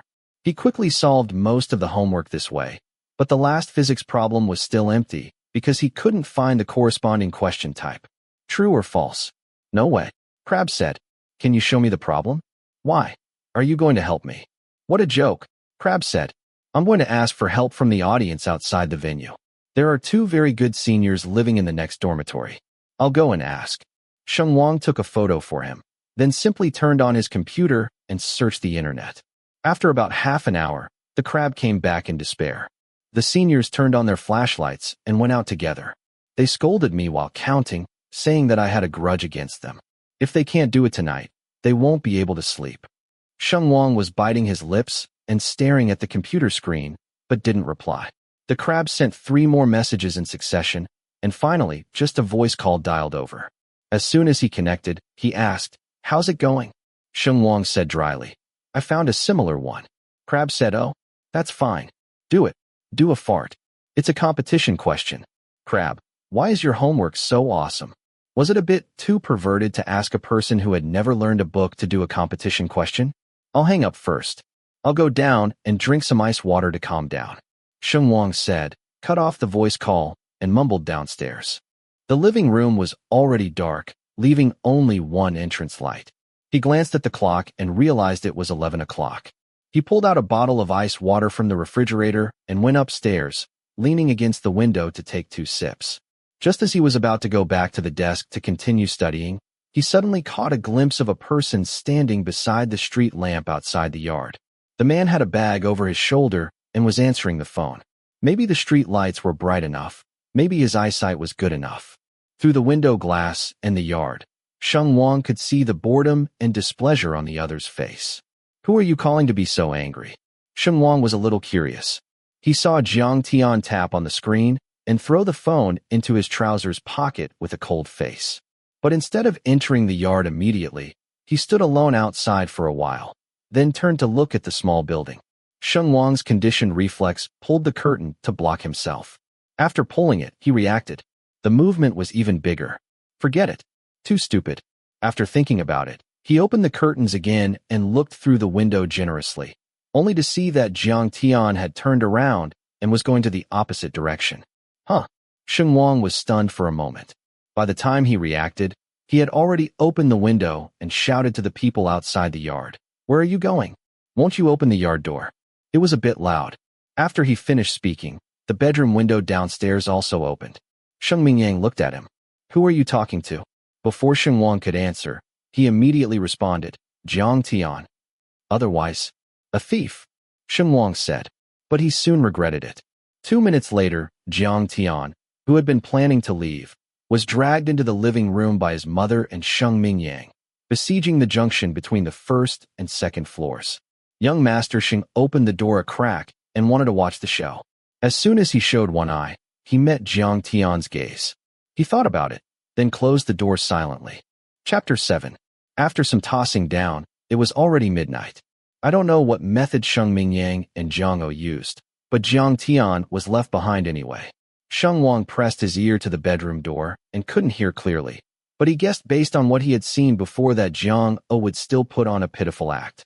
As long as Jiang On1y showed that cautious and slightly pleading look, Jiang Tian couldn't say anything too extreme.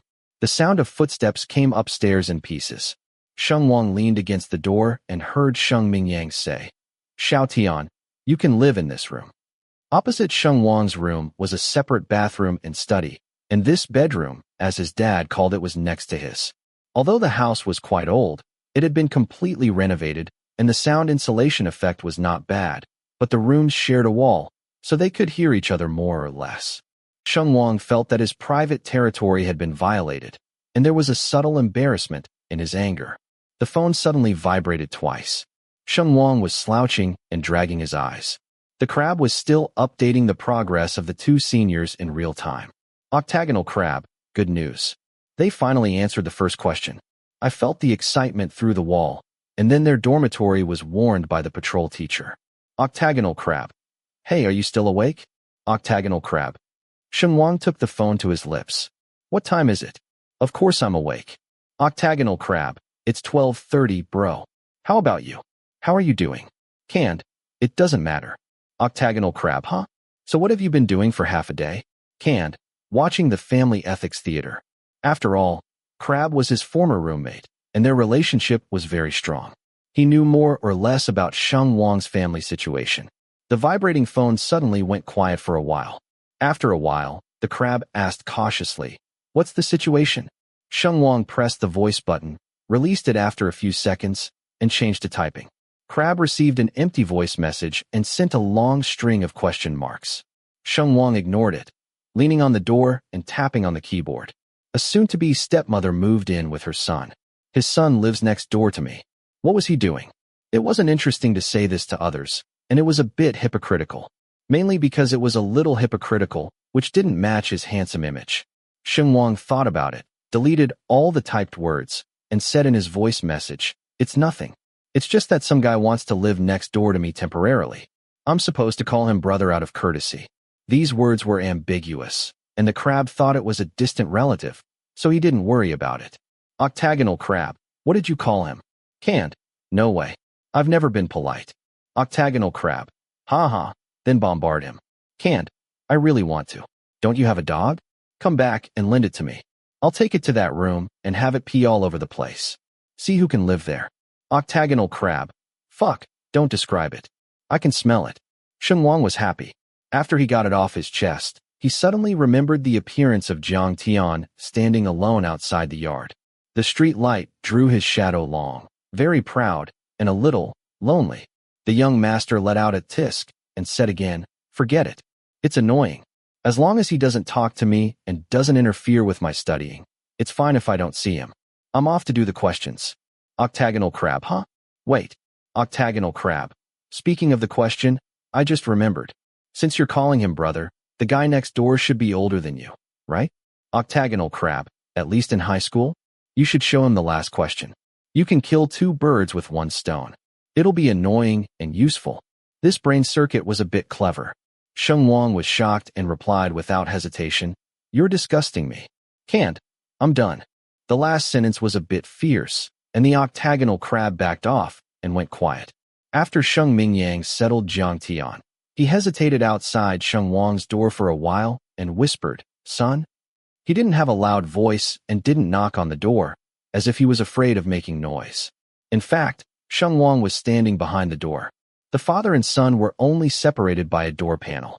He heard it clearly, but did not respond. "Son." Sheng Mingyang called again.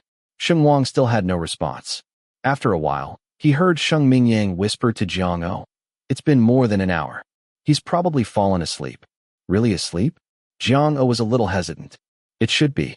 Sheng Mingyang estimated that he looked at the clock and grunted, "It's almost 1 o'clock. Let's go first." The sound of deliberate footsteps moved farther and farther away from the room, down the stairs.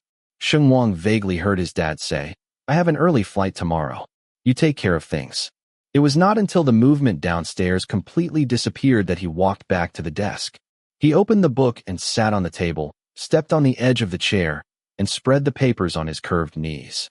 After looking at it for 10 minutes, there was no idea in his mind. He raised his head and leaned back slightly. From this perspective, he could see the half-pulled window next door. The light of the desk lamp was reflected on the glass through the curtains. Judging by this posture, Jiang Tian must also be doing homework. He wondered if Jiang Tian had finished the physics problem. He probably had.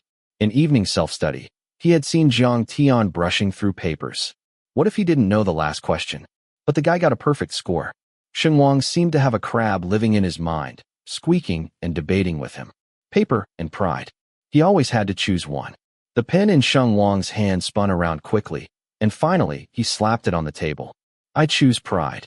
5 minutes later, the young master stood in front of the door next door with his collapsed face. He raised his hand 3 times and finally knocked on the door reluctantly. "Who is it?" Jiang Tian's voice sounded from inside the door, cold. Even though this person was under someone else's roof, he had no intention of shrinking at all. The "who is it?" was asked so bluntly that it almost made Sheng Wang go back to his room. He moved his left foot, then pulled it back, and strategically held onto the door frame with his hand. Without receiving an answer, Jiang Tian walked over with his slippers on. The handle turned, and the door opened halfway. Clearly, he didn't expect the person to be Sheng Wang. He immediately froze. Maybe remembering the revenge of being dragged into the house, his expression was not friendly. He looked like he had a toothache or something else. "What expression is that?" Sheng Wang said. "Say something." Jiang Tian obviously didn't want to talk more. Sheng Wang opened his mouth and stretched out his hand. "Give me back my pen." Jiang Tian looked at him blankly for 2 seconds, then turned his head and entered the room. Seeing that the door was empty, Sheng Wang turned his head and silently patted his mouth. "Coward. Handsome guy, are you a coward?" He laughed wildly at himself in his heart, and when Jiang Tian walked back to the door, he returned to his lazy appearance. Jiang Tian handed out the pen and asked, "Is there anything else?"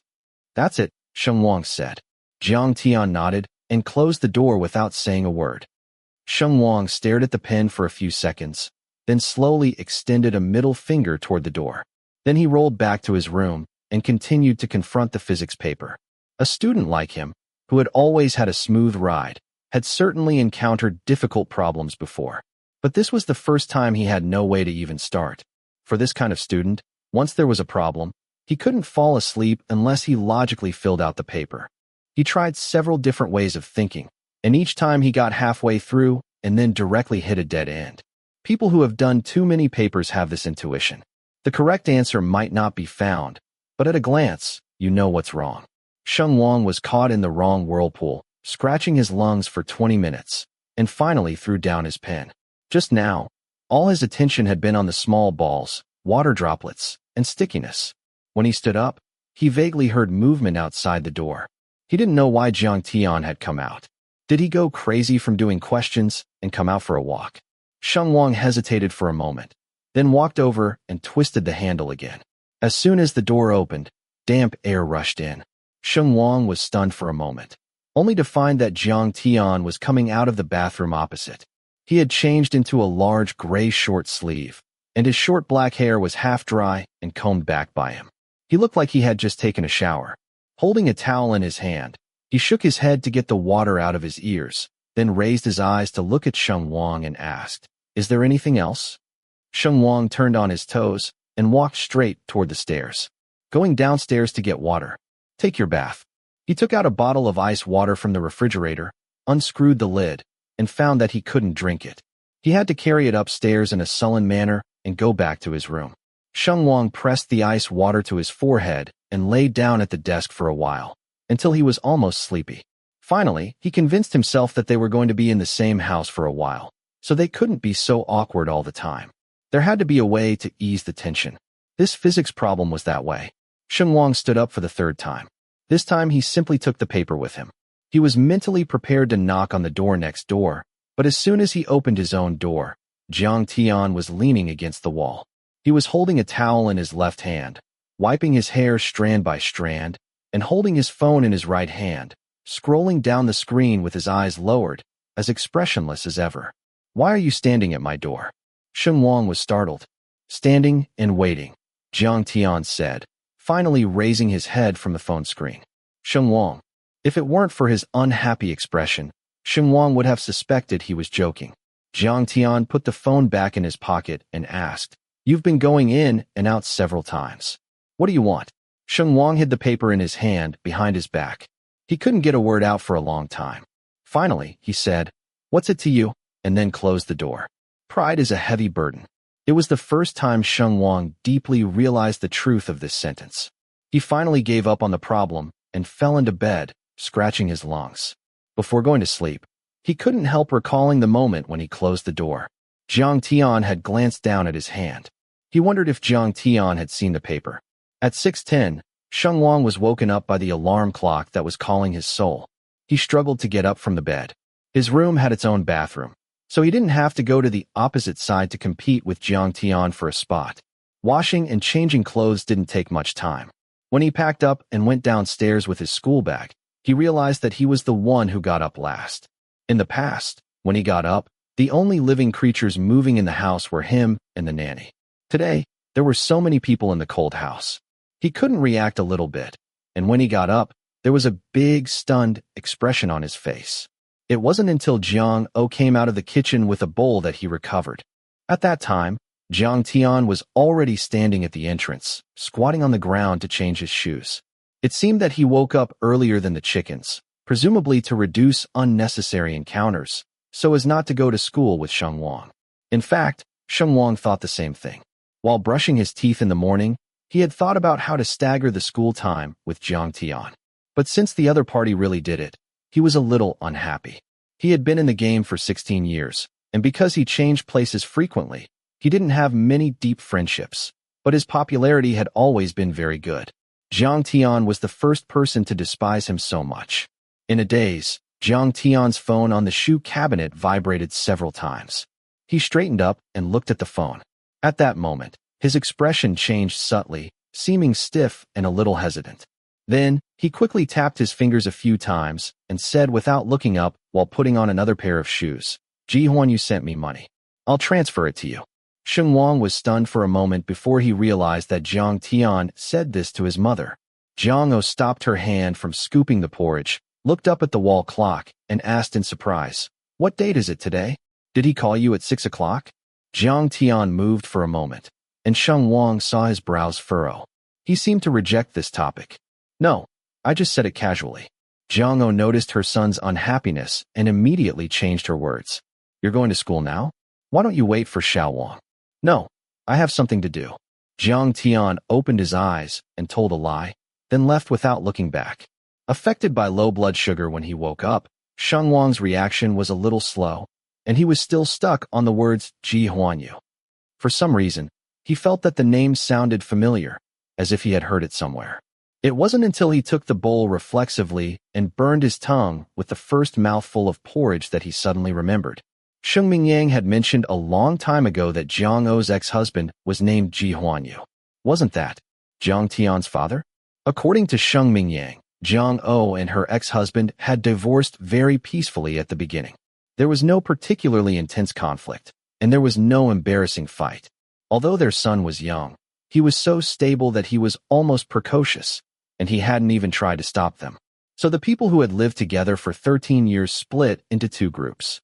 After that, Ji Huanyu went abroad with his friends to start a business. Jiang O took her son with her, and there was no further contact. Sheng Wang didn't know the specific situation, but at least it seemed now that Ji Huanyu still remembered to send money to his son regularly, and Jiang O had no resentment. But looking at Jiang Tian's reaction, he didn't seem to like his father very much. He even seemed a little disgusted, but this had nothing to do with Sheng Wang in the end. He didn't want to accept Jiang O's closeness, but he couldn't bring himself to slap someone in the face. So he had an awkward breakfast, which felt like a meal with a broken head. He finally finished the porridge, said hello, and went out the door. Xiao Chun happened to return from seeing Sheng Mingyang off and picked up Sheng Wang at the right time. He asked in a puzzled way from the front seat, "Brother Sheng asked me to take you and Xiao Jiang to school. Where is he?" "He ran away early." Sheng Wang rolled his eyes and urged, "Uncle, hurry up. I still have one question to answer, and I'm waiting for help." The morning class at the attached middle school for second-year students started at 7 o'clock, but most of the students arrived in the classroom about 20 minutes early to finish homework and check answers. Sheng Wang always walked into the classroom right as the bell rang at his previous school, but this was the first time he was so active. The classroom was as noisy as a vegetable market. No one stayed honestly in their seats. They either leaned against the front and back seats or climbed over desks to find help farther away. It was a flowing seating arrangement. Gao Tianyang, who sat in front of Sheng Wang, was a member of the flowing seating arrangement and was currently in the farthest group. Forget about the seat behind Sheng Wang. In short, Sheng Wang had no one to turn to. Just when he was holding the paper and worrying, the chair behind him suddenly creaked. Then a tall figure stood up. As he passed by, his finger tapped on Sheng Wang's desk with a thud. "What are you doing?" Sheng Wang was stunned for a moment, but Jiang Tian didn't even take a step. He walked around the front door and went straight to the office. It wasn't until the other person's figure disappeared from the corridor that he realized there was a slap-sized sticky note on his desktop, with a bunch of formulas and calculation processes written on it. Sheng Wang had struggled for a few hours last night, and he could tell at a glance that this was the solution process for the last physics problem. There was a sentence at the bottom of the sticky note. The handwriting was thin and scribbled. "Next time, please don't make so much noise." Chapter 8. Didn't I just call you at a critical moment? As for holding a grudge, Sheng Wang stared at the last line for a while and wanted to throw the sticky note back. But out of respect for knowledge, he raised his hand and put it down, flattened the crumpled post-it note, took out his mobile phone and took a picture of the problem-solving process. Just as he put the phone back on the table, Jiang Tian came back from the office with a heavy book in his hand. Sheng Wang didn't know what the title of the book was. He only saw the moment Jiang Tian returned to his seat. He threw the paper ball in his hand behind him. Jiang Tian stood at his seat, and his tall head cast a shadow. He threw the book on the table, picked up the ball of sticky notes, unfolded it, and saw a new line of content below. Do I miss your answer? He glanced at the dog-crawling words, crumpled the paper, and threw it into his desk. Then he pulled out the chair and sat down, and said to the back of a certain head, "Then why did you take out your phone?" After he spoke, the tips of the white ears of the person in front slowly turned red. Damn. Sheng Wang closed his eyes under the premise of maintaining his demeanor and felt that his face had collapsed. In extremely embarrassing moments, there were always one or two angels who came to the rescue. The angel's name was Jiang Tian. He had just come back from the water dispenser and trotted to Jiang Tian's desk. "You're back. Hurry up, lend me the last physics question. I've come up with 3 answers this way." When I asked, everyone wasn't quite sure. With his voice, a group of people rushed forward and surged toward Jiang Tian. People in class generally had a high rate of correctness when answering questions. If A couldn't do it, B could. If B miscalculated, A must be right. In short, under normal circumstances, 2 students could come up with a standard answer with a pair of papers.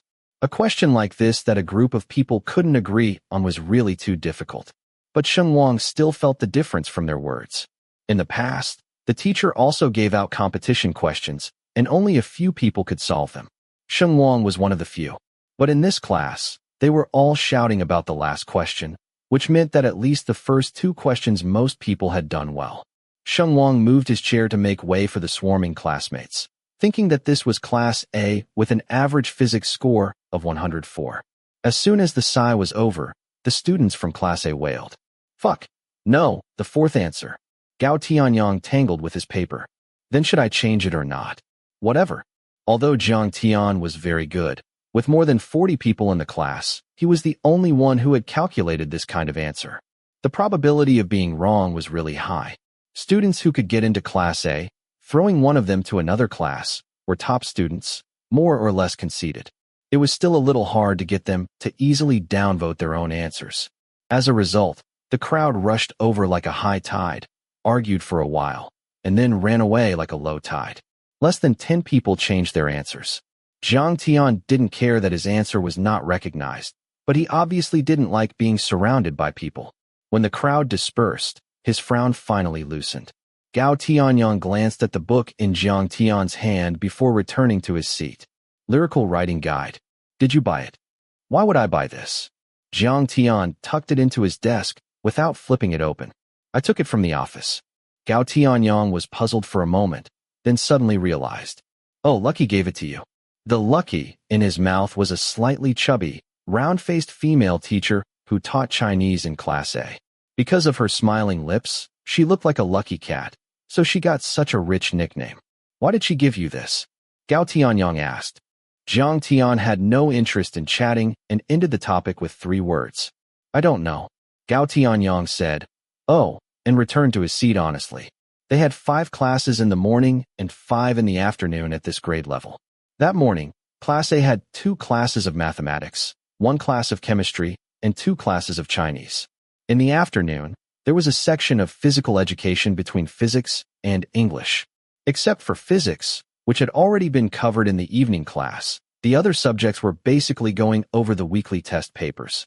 In the first 3 classes, Sheng Wang and Jiang Tian took the spotlight. The former was because of his super self-learning ability, and the latter was because he was really awesome. On this weekly test, Jiang Tian only deducted 3 points in the 3 subjects of mathematics, physics, and chemistry. He missed 1 multiple choice in the chemistry indefinite selection, and he missed 1 solution in mathematics.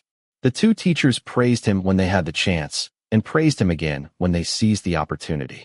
It wasn't until the Chinese teacher, Lucky, came online that this situation was reversed. Mainly, Jiang Tian's situation was reversed. Lucky asked the first student in each group to pass the papers back, then held onto the podium and summarized the situation of this weekly test. The total score for Chinese is 160. The average score of our class this time is 109. Do you know what that means? It's only 5 points higher than your 120 for physics. Are you kidding me? The whole class was quiet as chickens. Once this group of academic tyrants, who were so fierce in math, physics, and chemistry, met Lucky and Yang Jing, they were only disheartened. In fact, as the top class, Class A subject imbalance wasn't serious. Otherwise, their total scores would be unreasonable. But in comparison, their scores in Chinese and English were not as amazing as the other three, and they could make the teacher angry from time to time. Yes, this time the paper was indeed a bit more difficult. The composition was easy to go off topic, and the second reading question had low scores across the entire grade. Poetry appreciation. Forget it. I don't have much hope for you in poetry appreciation. But you can't mess that up, right? Here, I will focus on praising the new classmate. Although he has just transferred and the progress is inconsistent, his basic skills are very solid. I remember that he didn't deduct a single point for poetry appreciation and reading, and his composition was very beautiful. Everyone liked handsome guys, especially handsome guys with good grades. Lucky was not stingy when it came to boasting. Sheng Wang's soul was dancing, but his face maintained basic restraint and calmness. He leaned back on the chair, and the fountain pen between his middle and ring fingers was curled up, lightly tapping the curved surface. He was being complimented so comfortably when Lucky suddenly turned to him and added, "It's your handwriting. You'd better practice it. It doesn't have to be so beautiful. Just try to make them stand up and not crawl." Sheng Wang. The boys in the class laughed slyly, while the girls were a bit more reserved. Several of them bowed their heads and blushed with laughter, then secretly looked back at him through the noise. Lucky patted the table. "What are you laughing at? Have you no shame? For this composition, I dare say that only he and the class representative got high scores in the whole class. What about the rest of you? Some students also pay attention. The title requires you to write lyrical essays. Can you be a little more emotional? Don't write as dry as formula derivation. Can you add some water? I won't name names and criticize, all right." Sheng Wang suddenly remembered the lyrical writing guide that Jiang Tian had brought back in the morning. He couldn't help laughing, and the class was full of giggles. He tilted his head and glanced back. The criticized classmate Jiang himself was emotionally stable. Lucky attacked with precision for 10 minutes, and finally began to go over the test paper. Even in the process of talking, she didn't forget to pick out some of the classmates and criticize them again. When it came to the reading questions, she raised her eyes and swept around, then called out, "Jiang Tian." Sheng Wang heard the chair creak, and the person behind him stood up. "Look at the first question. What should you choose?" Lucky asked. After a class, Sheng Wang already knew the teacher's style. Whoever made a mistake. Maybe it was a response to the note. Maybe it was just simply showing off. But Sheng Wang moved his paper a little to the left. His reading section was all correct, and Jiang Tian could see the answer with his eyes down. As long as he wasn't blind, he would know that the first question should be C. Sheng Wang glanced at Jiang Tian and happened to meet the other's gaze. He sat up straight but felt a little relieved inside. This showed that Jiang Tian saw the paper. In the next second, he heard Jiang Tian say, "A." Sheng Wang. Lucky really widened her eyes. "Choose A." "Look again. Which one should you choose?" Sheng Wang moved the paper a little further to the left, only to hear Jiang Tian calmly change his answer. D. He couldn't help but glance at it. The correct answer marked on the paper was B. Sheng Wang. Did you do that on purpose? Chapter 9. The morning class went by quickly. When Zhao Kai was talking about the last composition model essay, Gao Tianyang suddenly leaned back, rested his back against Sheng Wang's desk, and whispered, "Zhao Kai doesn't procrastinate." "Huh?" Sheng Wang leaned forward and asked in a puzzled way, "What if you don't procrastinate? Then we can go to the cafeteria on time." Gao Tianyang said, "Friendly reminder. You first recognize the direction of the cafeteria and run away as soon as the bell rings. In this way, you can grab the only dishes that can be eaten in the cafeteria." A question mark slowly appeared on Sheng Wang's face. "Why did you run? Didn't you walk yesterday? You said it too. That was yesterday." Gao Tianyang sighed. "From today onwards, the good days are over. Because the first year of high school has also started, the number of people grabbing meals has doubled." Gao Tianyang shook his index finger and said, "Life is very hard. You'll know it once you feel it. Those high school animals can run faster than dogs." Before Sheng Wang could reply, Zhao Kai suddenly knocked on the podium. "Gao Tianyang." Sheng Wang touched the tip of his nose and immediately sat up straight, and the person in the front seat had already stood up embarrassedly. "Is it a game with me?" Zhao Kai asked unceremoniously. "What did you just say? You still have to take Sheng Wang to accompany you." Gao Tianyang scratched his hair and said, "It's nothing. How about coaxing ghosts?" Zhao Kai raised her chin while supporting the podium. Anyway, it's almost time. Come and share with us what you just said. Gao Tianyang moved his lips, like a mosquito humming. Too fake. Zhao Kai said. Repeat it 3 times. When we finish talking, and when we end the class, we'll waste it if you don't talk about it. 40 or so heads turned around, and Gao Tianyang said angrily, I said those high school animals can run faster than dogs. Zhao Kai. Sheng Wang thought that this punishment was also absolute. Zhao Kai pointed at Gao Tianyang and said, shut up and sit down. You can copy the 3 sample essays for me today and hand them in during evening self-study. Then class dismissed. After speaking, the slightly plump female teacher nimbly turned sideways to make way. Hearing the clatter of chairs in the classroom was basically empty before Sheng Wang could stand up. The students of Class A swooped down the stairs, and when they were about halfway through, the bell rang for the end of class, and more people joined the team, rushing to the cafeteria. What was this scene? The legend of the hungry wolf. Sheng Wang was stunned, and he heard Zhao Kai raise her voice and say, Hey, why didn't you 2 run away? I too. Sheng Wang turned his head and found the 2 behind him. Jiang Tian not only did not run wild, he was even writing papers. Zhao Kai saw a corner of the test paper and couldn't help but be moved a little. Oh, the sun is coming out today. You're so serious about correcting the paper? Let me see. What question have you been memorizing? You've been writing the answer for so long. Won't you do it? No. Jiang Tian flexed his left index finger and scratched the tip of his nose, but the pen in his right hand didn't stop, and he wrote faster. According to relevant experts, touching the nose represents a guilty conscience. Sheng Wang quietly raised his head to look. Hey, physics paper.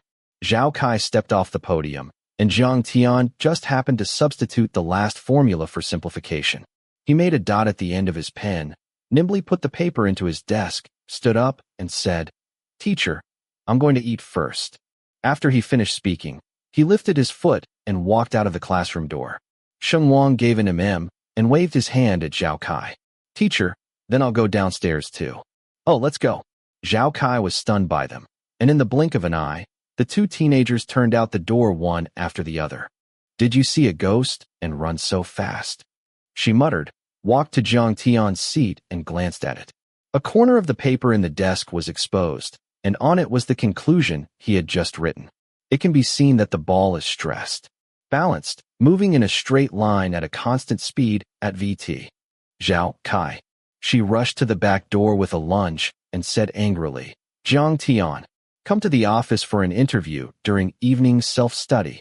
The broad school uniform of the young man flashed past the corner of the stairs and disappeared. The classroom was extremely air-conditioned. Sheng Wang ran down to the bottom of the building. Only then did he realize that he was running too fast, and he hadn't even taken off his school uniform jacket. It wasn't him who wrote the physics paper during Chinese class, so he didn't know what he was doing. When he went downstairs just now, he didn't realize that the blazing sun was shining at this moment. The sweat came out, and Sheng Wang couldn't bear it for a moment, so he took off his coat and grabbed it in his hand. Jiang Tian took a few steps ahead of him. This man didn't seem to sweat. He didn't take off his school uniform, only rolled up his sleeves to his elbows. A student who sits at a desk all year round will hunch his back if he's not careful, but he had no problem at all. He was straight and neat, like a sorbet walking under the sun. Handsome guys attract attention everywhere, not to mention 2 at a time. Several groups of girls all looked over when they passed by, shoving each other and laughing. 2 of them didn't pay attention, and their coaxing companions almost bumped into Sheng Wang. Sheng Wang stepped aside, smiled at them with a series of sorry, and then caught up with Jiang Tian in 2 steps. Hey, do you have any paper? He wiped the sweat from his forehead and asked. The fountain on the school square was not open. Jiang Tian walked down the steps of the fountain, turning a deaf ear. I'm talking to you, he said again. Jiang Tian was still selectively deaf. Sheng Wang let out a tisk and said dissatisfiedly, I ran all the way down because of you. You wouldn't even lend me a piece of paper? Jiang Tian finally responded. He said, learn how to address someone before asking me for paper. Sheng Wang looked at the back of his head in dissatisfaction. His lips moved silently a few times, and he finally said reluctantly, Student Jiang Tian, please lend me a piece of paper. Is that polite enough? Jiang Tian took a pack of tissues from his school uniform pocket and threw it to him. Sheng Wang reached out to catch it and took one out to wipe his sweat. Can we really eat at this speed? Sheng Wang glanced around. Among the hurried crowds, the two of them were really mudslides. In fact, he didn't want to eat with Jiang Tian. It was obvious to the naked eye that Jiang Tian didn't want to take him with him either. Just thinking about that scene made him suffocate. But Boy's competitive spirit was always inexplicable and omnipresent. In this case, it seemed that whoever ran first would lose. Sheng Wang didn't want to be the coward, so he bit the bullet and stood shoulder to shoulder with Jiang Tian. After 2 minutes, he found himself getting further and further away from the cafeteria. Wait, the cafeteria is over there. Aren't you going to eat? Sheng Wang asked. Going to the cafeteria at this point, you can eat your plate. Jiang Tian glanced at him. If you want to eat, go by yourself. Of course, Sheng Wang didn't want to go. He followed Jiang Tian around the basketball court and the small self-cultivation garden and entered a convenience store on campus next to the West Gate. There were 3 convenience stores on campus. One was next to the cafeteria, one was next to the dormitory building, and the other was right here. The name of the convenience store was Sheila, and the color matching of the gate's forehead should have been modeled after Zishiduo, revealing a sense of cottage that could be banned by 315 at any time, from the inside out. This store was in the opposite direction from the cafeteria and was not too close to the teaching building, so there were no students at noon. The boss was Zhao Su, a middle-aged man, tall and thin, with slightly bulging eyes like a praying mantis. He looked shrewd as he peered over his heavy spectacles. Is there no food in the cafeteria? Boss Zhao asked. Sheng Wang nodded and said, It's too late. Hey. He pouted toward the side of the counter. Dishes and snacks are available in Odin. You can choose yourself. I can't spare my hands. There was a large basket on his desk, which contained washed fruits and cucumbers, next to a stack of newly opened disposable cartons and a roll of plastic wrap. Across the table from him sat a strange-looking man. The man looked to be in his 50s, thin and short, with an upper body hunched like a bowed shrimp, like a hunchback. He was wearing a white vest with 2 worm-eaten holes in the back. Below were gray-blue cotton shorts. The exposed arms and legs were tanned, and the muscles and bones were jagged. He seemed ashamed of his appearance. When Sheng Wang entered the door, he shrank toward the back of the shelf, probably for fear of scaring people. But when he saw Jiang Tian, he grinned a little, made a meaningless sound in his mouth, and gestured with both hands. Sheng Wang gave a soft, ah, in his heart, knowing that this was a mute. Jiang Tian nodded to the mute, not too enthusiastically, but the mute was quite happy and made a gesture to Boss Zhao again. At first glance, his movements were not standard sign language, but purely based on instinct. Anyway, Sheng Wang knew nothing, but Boss Zhao understood it. He said, Yes, he's very tall. Now children are very tall. Don't make any gestures. Put on your gloves first. I've been waiting for a long time. The mute immediately calmed down and put on his gloves seriously.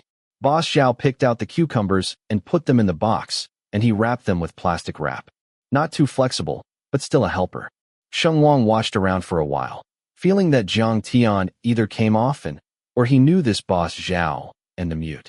In a trance, Jiang Tian suddenly said to him, You can eat here. I'm leaving. What? Aren't you going to eat? Before Sheng Wang could react, the glass door of the convenience store made a ding-dong sound, and Jiang Tian's figure had disappeared outside the door. He doesn't eat here. Boss Zhao pointed back. He went off campus. Sheng Wang was even more puzzled.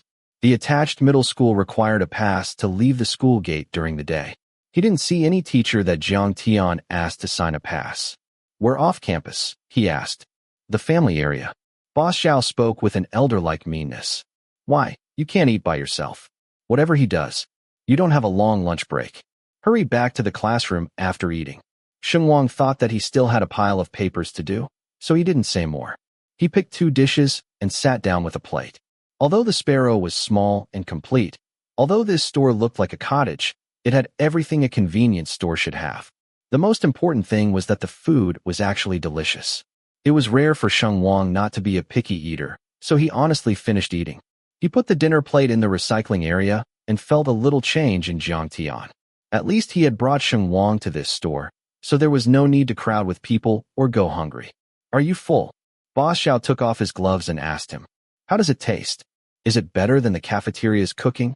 Sheng Wang was not stingy when praising people, and he cheered, "It's not worse than at home." Boss Xiao laughed and was very happy to be coaxed.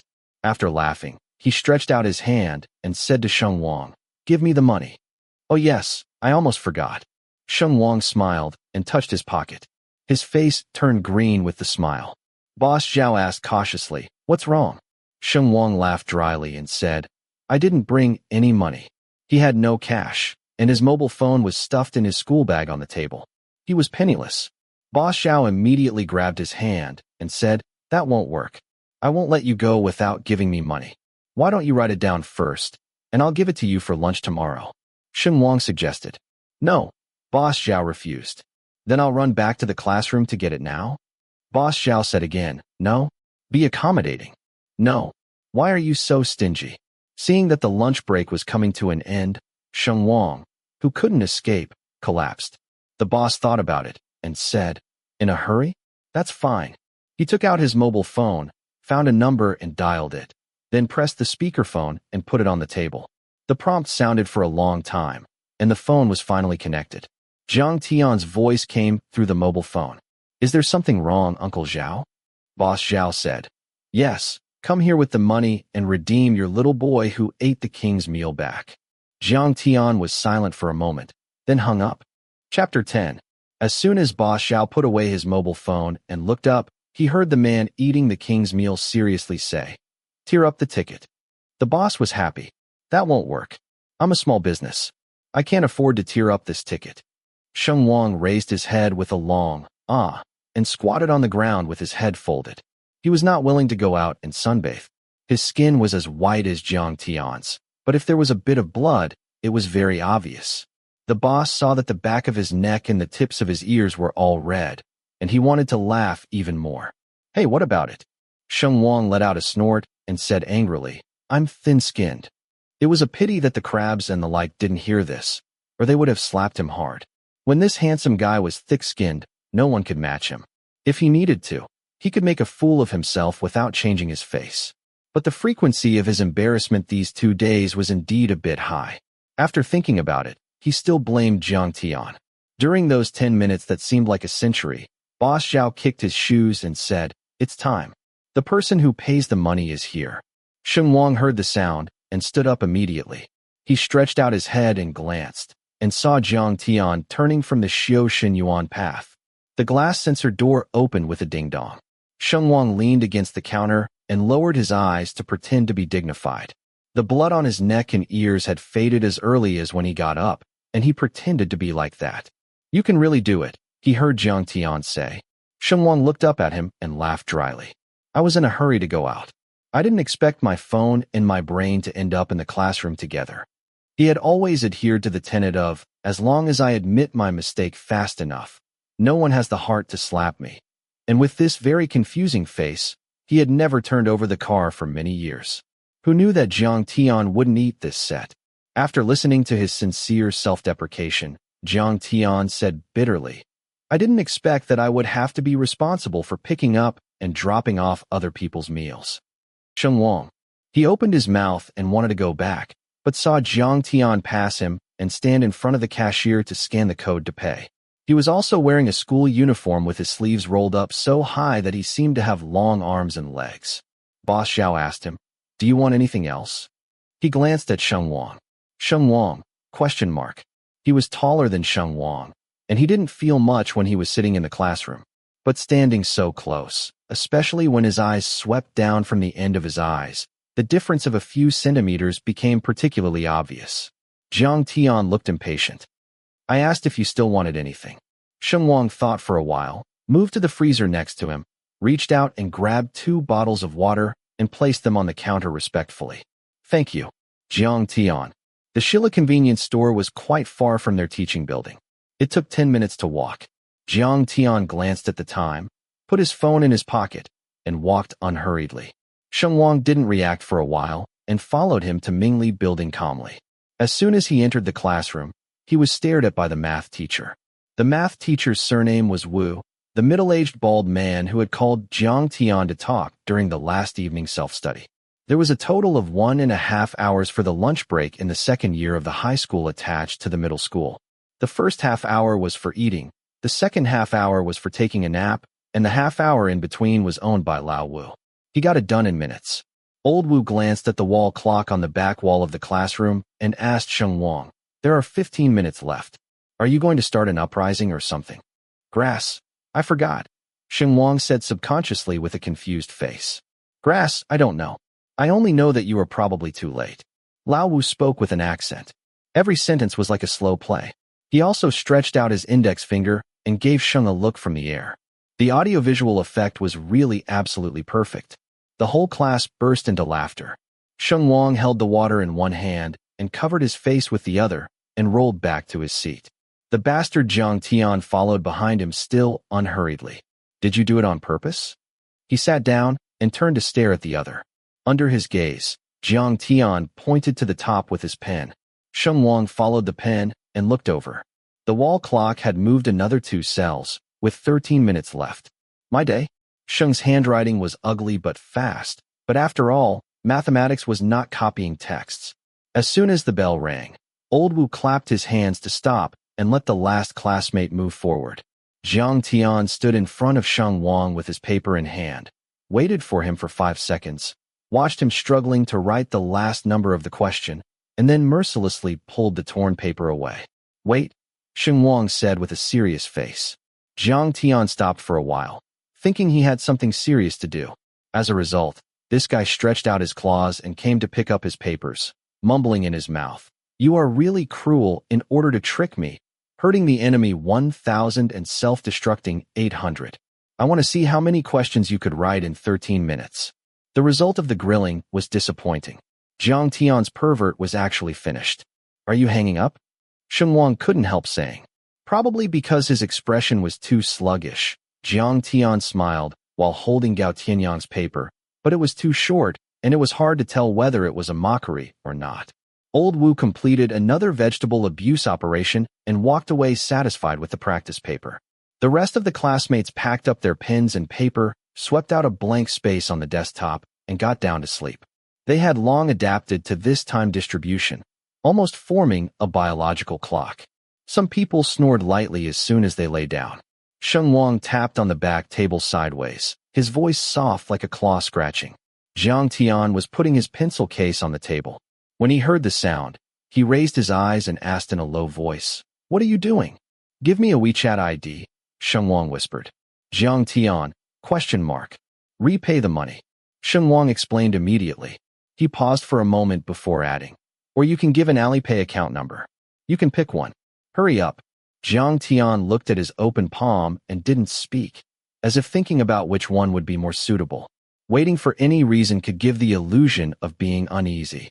Sheng Wang's palms spread out on his desk for a while, feeling a little uncomfortable. He glanced at the wall clock again and moved his fingers to urge, "Come on, I have to sleep." Jiang Tian took out his pen again and wrote a series of numbers, and patted the sticky note paper into his palm. Sheng Wang let out a tisk and mumbled, "It stuck on my hand." He turned around and took off the sticky note. The string of numbers looked like a mobile phone number, and WeChat and Alipay could both be used. Sheng Wang pouted. He lay down with the other classmates, his forehead resting on the table, while his hands fiddled with the phone in the desk. He hesitated between the 2 icons, clicked on WeChat and searched for the string of mobile phone numbers. The next second, the search results popped up on the interface. This person's WeChat nickname had only one full stop, cold and perfunctory. At first glance, it was Jiang Tian himself. However, his avatar was not so cold. It was a cat lying on the courtyard wall and looking down at people. Sheng Wang raised his eyebrows and clicked to add friends. He waited for about 2 minutes, but before he got the result of the other party passing it, he couldn't help but turn his head to see that the bastard was already asleep on his stomach. Jiang Tian slept in a very fixed position, always wrapping his right hand behind his head, his slender fingers naturally bent and resting on the back of his neck. Most of the classmates had slept, and the rest were confused. The sound of breathing in the classroom was out of sync with the slight snoring, mixed with the low humming of the air conditioner. It wasn't silent, but quieter than anything else. This quiet environment was easy to make people dazed.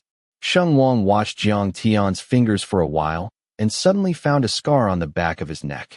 That should have been a trace left a long time ago, around peace. The skin in that place was not smooth, as if it had been burned out by something, and his drooping fingers just blocked there.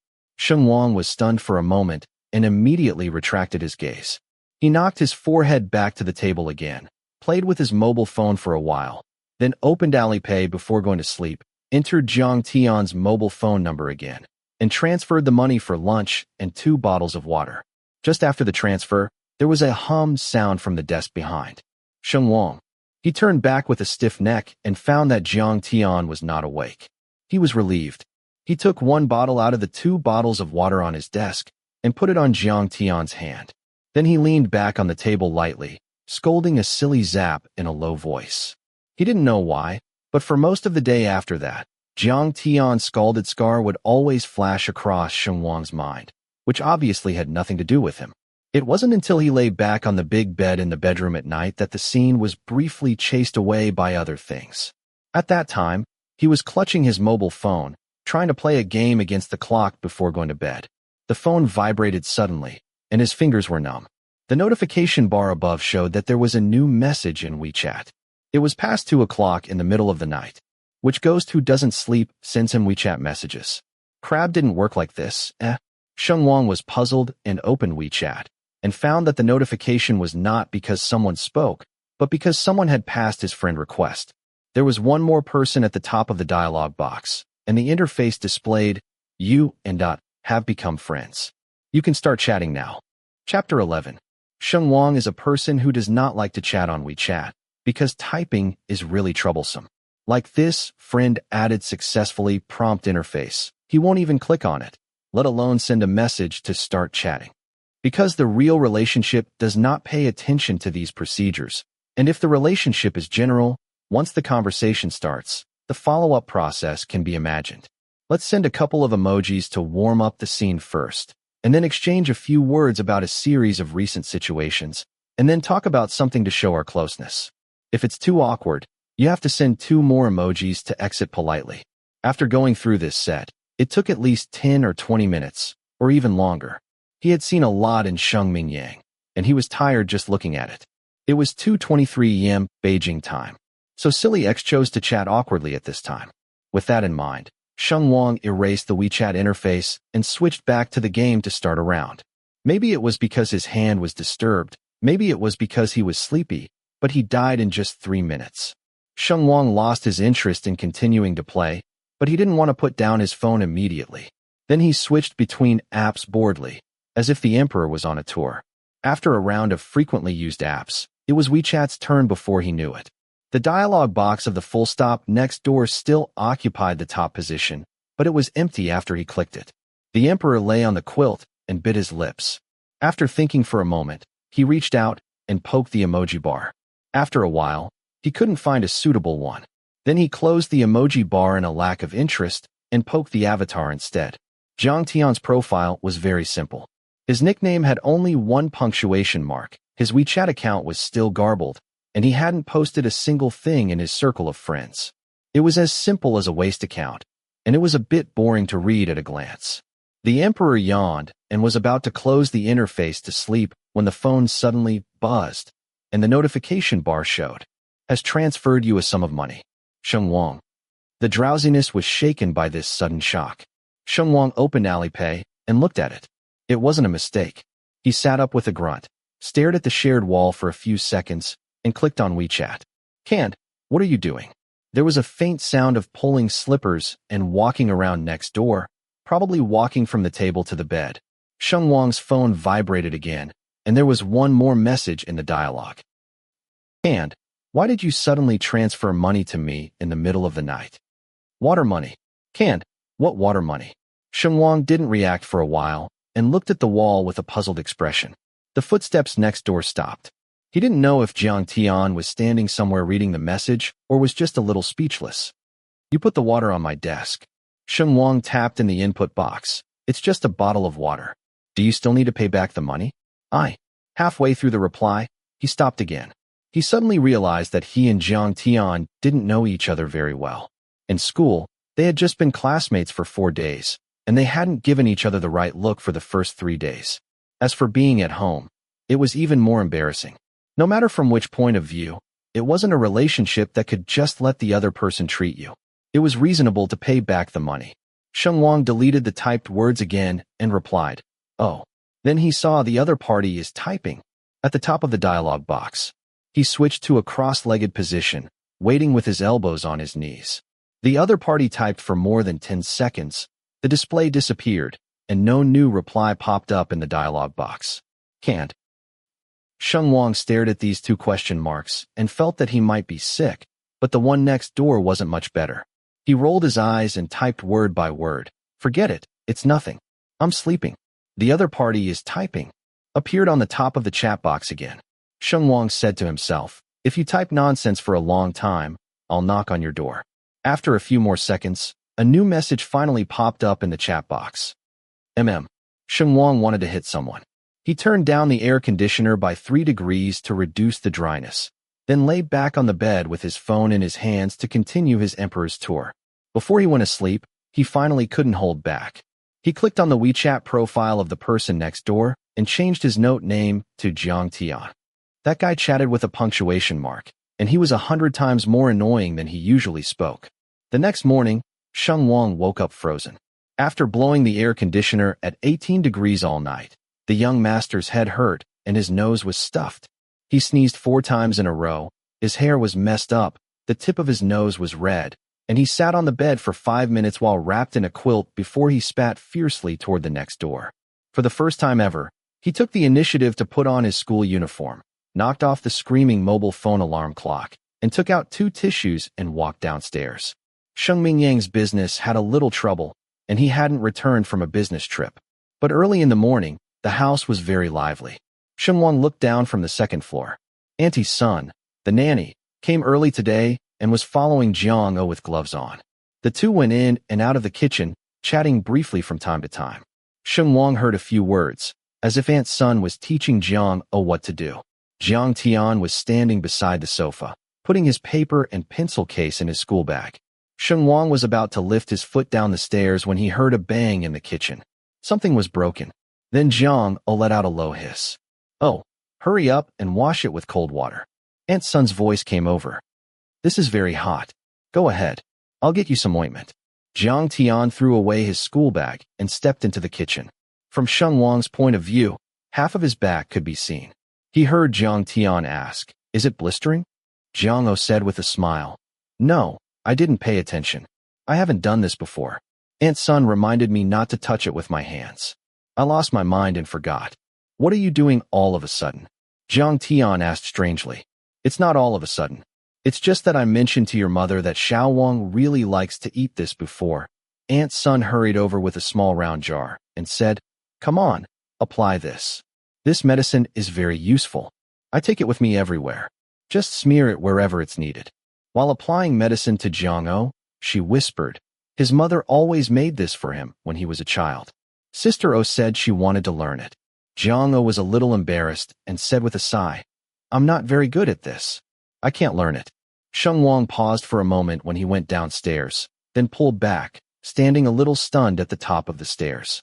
At that moment, his emotions were a bit complicated, and he couldn't tell what it was like. The door to the bedroom behind him was open, and the cold air that had accumulated overnight slipped out and wrapped around him from the back. He suddenly felt a little empty. Immediately afterwards, Jiang Tian's voice came from downstairs. "Why do you want to learn from others?" Aunt's son's words hit him at some point. His tone sounded cold and stubborn.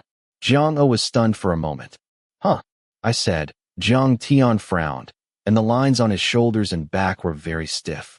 Just looking at the silhouette, one could feel how unhappy he was. After saying these 2 words, he paused for a while and pinched the fingers hanging by his side a few times, making a click sound, showing a bit of irritability. After another moment, he said, "Forget it. I'm going to school." Jiang patted his shoulder, a little embarrassed. He turned his head and blinked at Aunt's son again, trying to ease the awkwardness. Jiang Tian lowered his eyes, strode to the sofa, picked up his school bag, and walked toward the entrance. When changing his shoes, he glanced at the stairs from the corner of his eye, and the movement of tying the strap stopped for a while. Sheng Wang stood there with his coat on. His wide school uniform wrapped around a white t-shirt, and his rolled-up sleeves were stacked with empty folds, showing the tall, thin, gangly build characteristic of young people when they are all arms and legs. Jiang Tian looked up at him for a moment, then looked away, his lips pursed into a straight line. The next second, he stood up and went straight out the door with his school bag in his hand. The weather in this city in August was cloudy and sunny. A few flashes of electric light could bring downpours. Sheng Wang heard the faint sound of thunder outside the house. He rubbed the tip of his nose and walked down the stairs, feeling that he was going to get sick again. Chapter 12. Early in the morning, the classroom smelled of food. The school committee immersed himself in correcting the last 2 math problems and looked around with his nose cocked. Who shamelessly sneaked in fried chicken? Wouldn't you let us study at ease? Is it you, Gao Tianyang? Gao Tianyang laughed wickedly and took out a whole box of fried chicken from his desk to show off. Are you hungry? Want to eat? Take an English practice paper in exchange. Damn it, there was yelling around. I almost forgot there was English. Hurry up, come here with a good heart. Yesterday, English teacher Yang Jing left them 3 practice papers as homework, with a total of 150 multiple-choice questions. Many people fell asleep before they could finish it, and they were screaming and shouting this morning. I knew you guys definitely didn't write it. Gao Tianyang turned his head while holding the box and said, I also know that our commander-in-chief is better than English, so he must have finished it. That's why I prepared the bribe.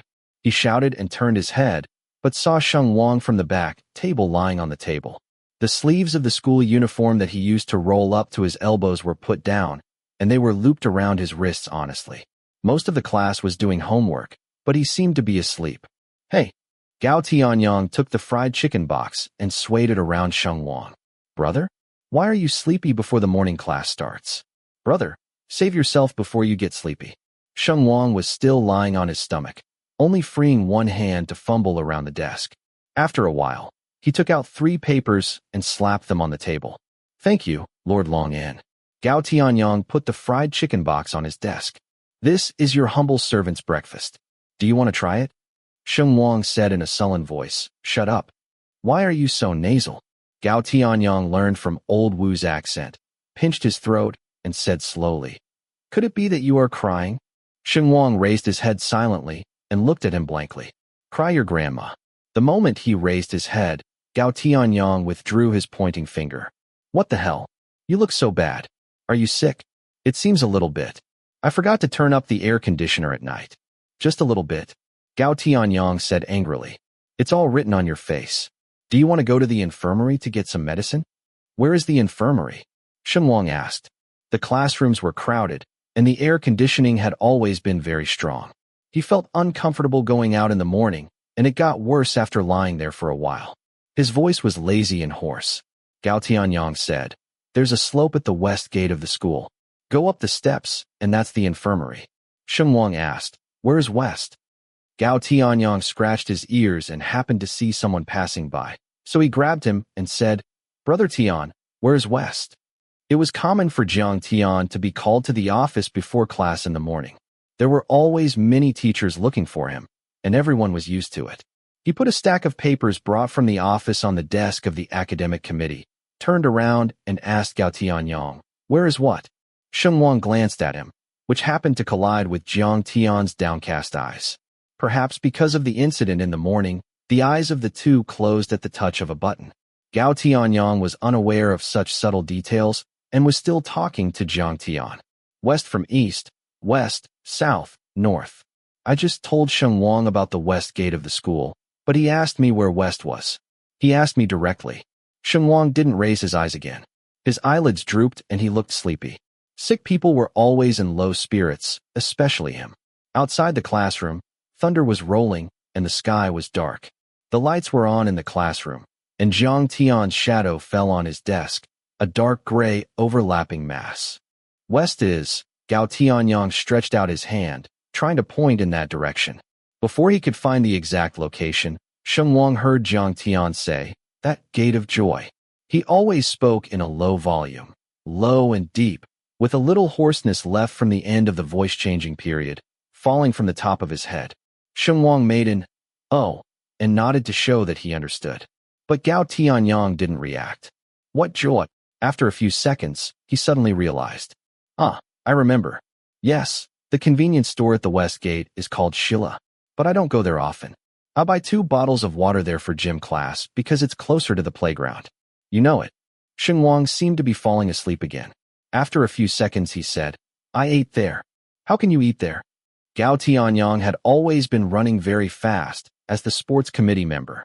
Although he often complained that the animals in the first grade took over the cafeteria, he was able to grab food every day and never felt the bitterness of convenience stores. Yeah, Sheng Wang responded. This time, even Gao Tianyang's rough nerves sensed something was wrong.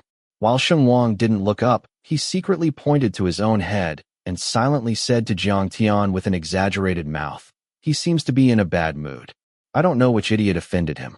After finishing speaking, he found that Jiang Tian didn't mean to gesture back and just looked at him blankly. Gao Tianyang continued to exaggerate his mouth movements. Why are you pulling your face? Am I being too ugly? Before Jiang Tian could respond, he suddenly had a revelation. No, you're the one who caused it, right?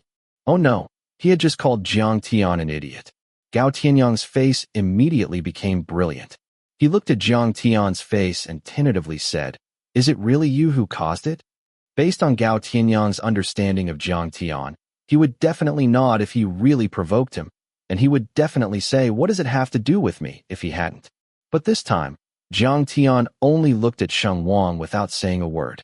See the devil, Gao Tianyang muttered, not daring to say more. He poked Sheng Wang, who was drowsy again. Everyone knows where the West Gate is. Will you make time to go to the infirmary later? It's too far. I won't go. Sheng Wang sniffed. The feeling of being blocked made him frown irritably. He turned up the collar of his school uniform and pulled over the open front again, pulling the zipper all the way to the end. The collar of the attached middle school uniform was dark blue. When it stood up completely, it covered the small half of his face below the tip of his nose, making his skin look pale. He grabbed the zipper pull around his neck, pulled his sleeves back on the desk, and said vaguely, Call me in class. However, the 2 bastards Gao Tianyang and Jiang Tian did not call him in class. The 2 classes in the morning were English classes, going over the 150 practice questions from last night. The English teacher, Yang Jing, was originally tall and liked to walk on stilts. Standing on the podium in stiletto heels, the real-time dynamics of the more than 40 people in the class could be seen in full view. She saw Sheng Wang at a glance and clasped her index finger on the podium. What?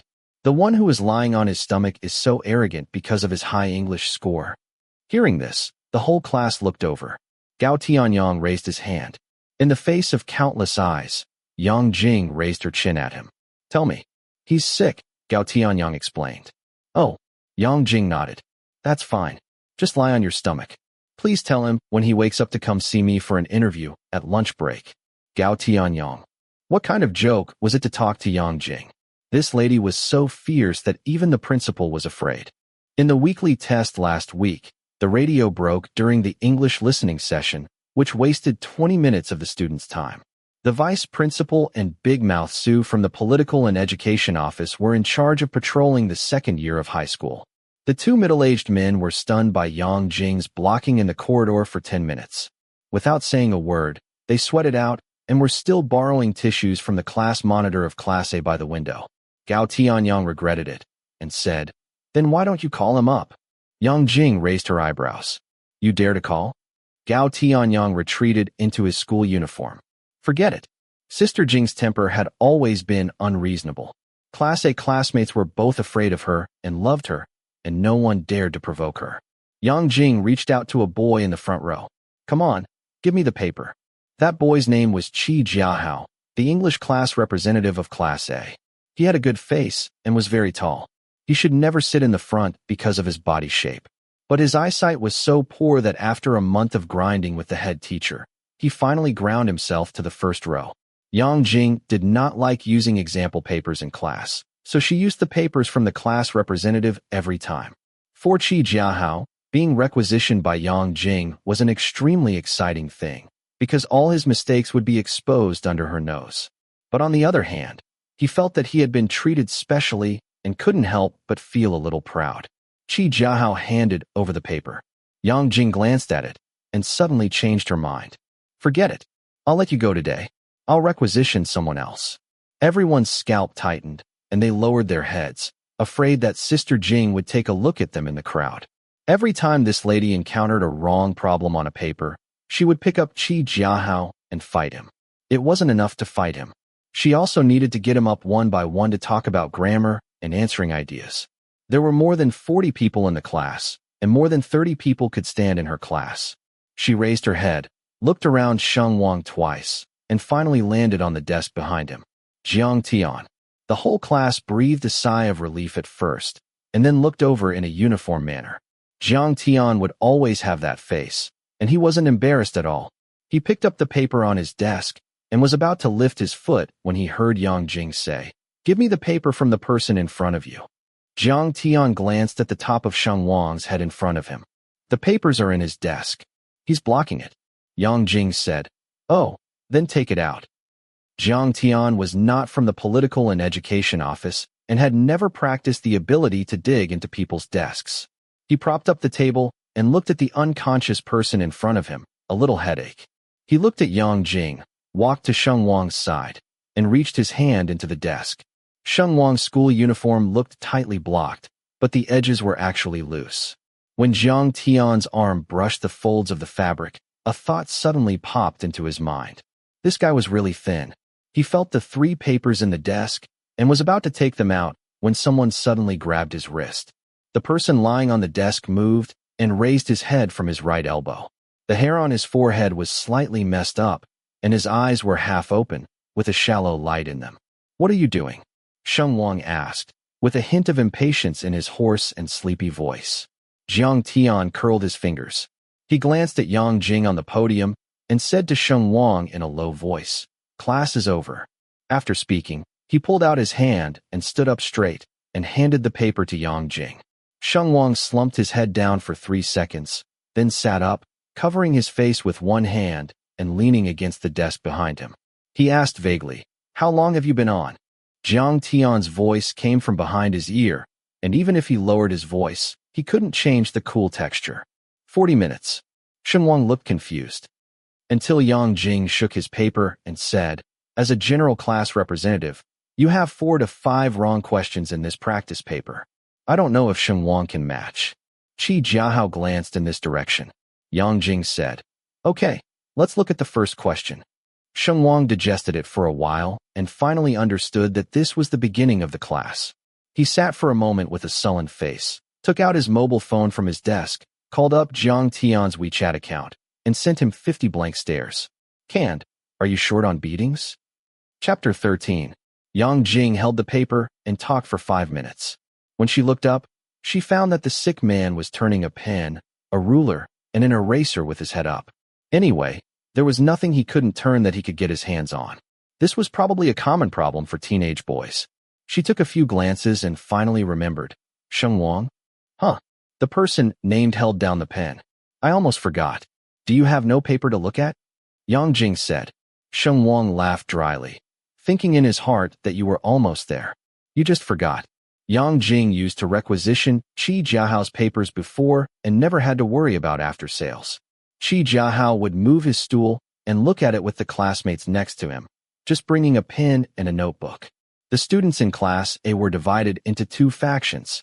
One was the faction of check the answers everywhere after the test, and the other was the faction of let it die after the test. Qi Jiahao belonged to the former. The members of this faction had the ability to remember with their mouths. As long as the questions they had done by themselves, they could recite the procedures and answers, including the composition. It was a piece of cake to memorize practice papers with multiple choice topics like English. So even if he was looking at someone else's paper, Qi Jiahao knew which questions he got right and which he got wrong. He just needed to write them down in time. As for Sheng Wang, at a glance, you could tell that he was a let it die after the test faction. Yang Jing couldn't stand seeing students idle, even if they answered correctly. So she raised her chin and instructed Sheng Wang, "Find someone to look with." Sheng Wang said, "Oh, wasn't it easy to find someone to look with?" He stood up and moved forward with a chair in his hand. But he heard Yang Jing add, "Move your chair to the back and make do with Jiang Tian, all right?" No. Sheng Wang thought that the guy in the back still owed him a beating. He didn't want to make do with him. But Yang Jing's reason was very good. I guess you and Jiang Tian have about the same rate of correctness. Just make do with him. As for Gao Tianyang, you should save him some face. Sister Jing must have been scolded by Gao Tianyang in class. Sheng Wang dragged his chair to the back row and sat on Jiang Tian's right. Although he didn't remember his answers, he pretended to bring a pen. At first, he was still restrained, sitting a foot away from the desk and leaning over to read the paper.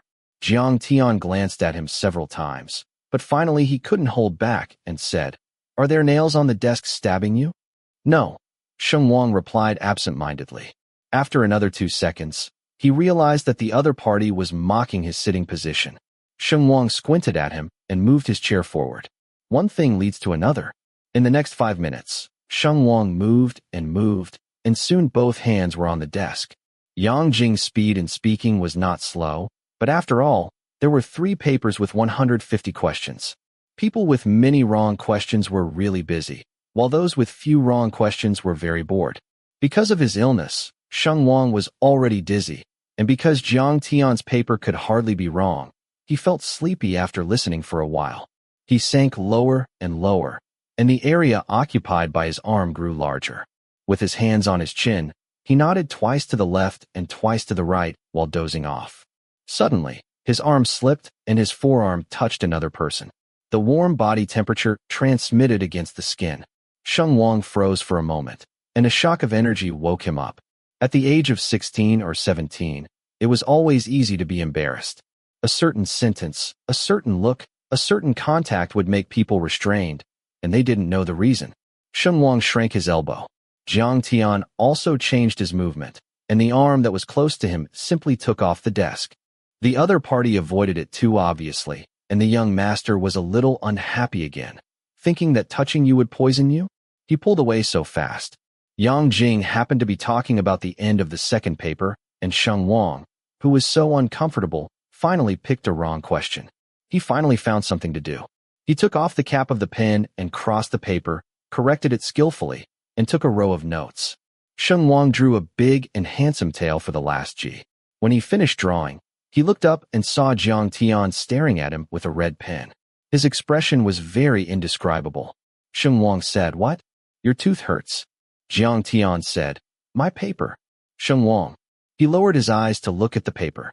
The dog-crawling characters were out of place, striking, and floated up obliquely. Sheng Wang embarrassedly put the cap back on the pen and said, "Oh."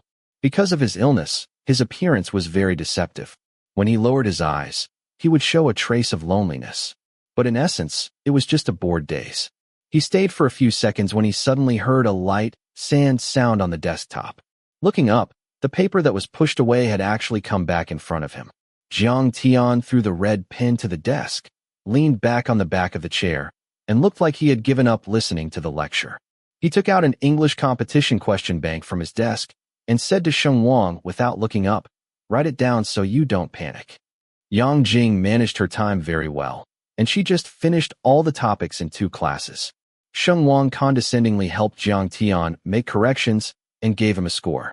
5 out of the 150 questions were wrong, which converted to a full score of 120, deducting only 4 points in total.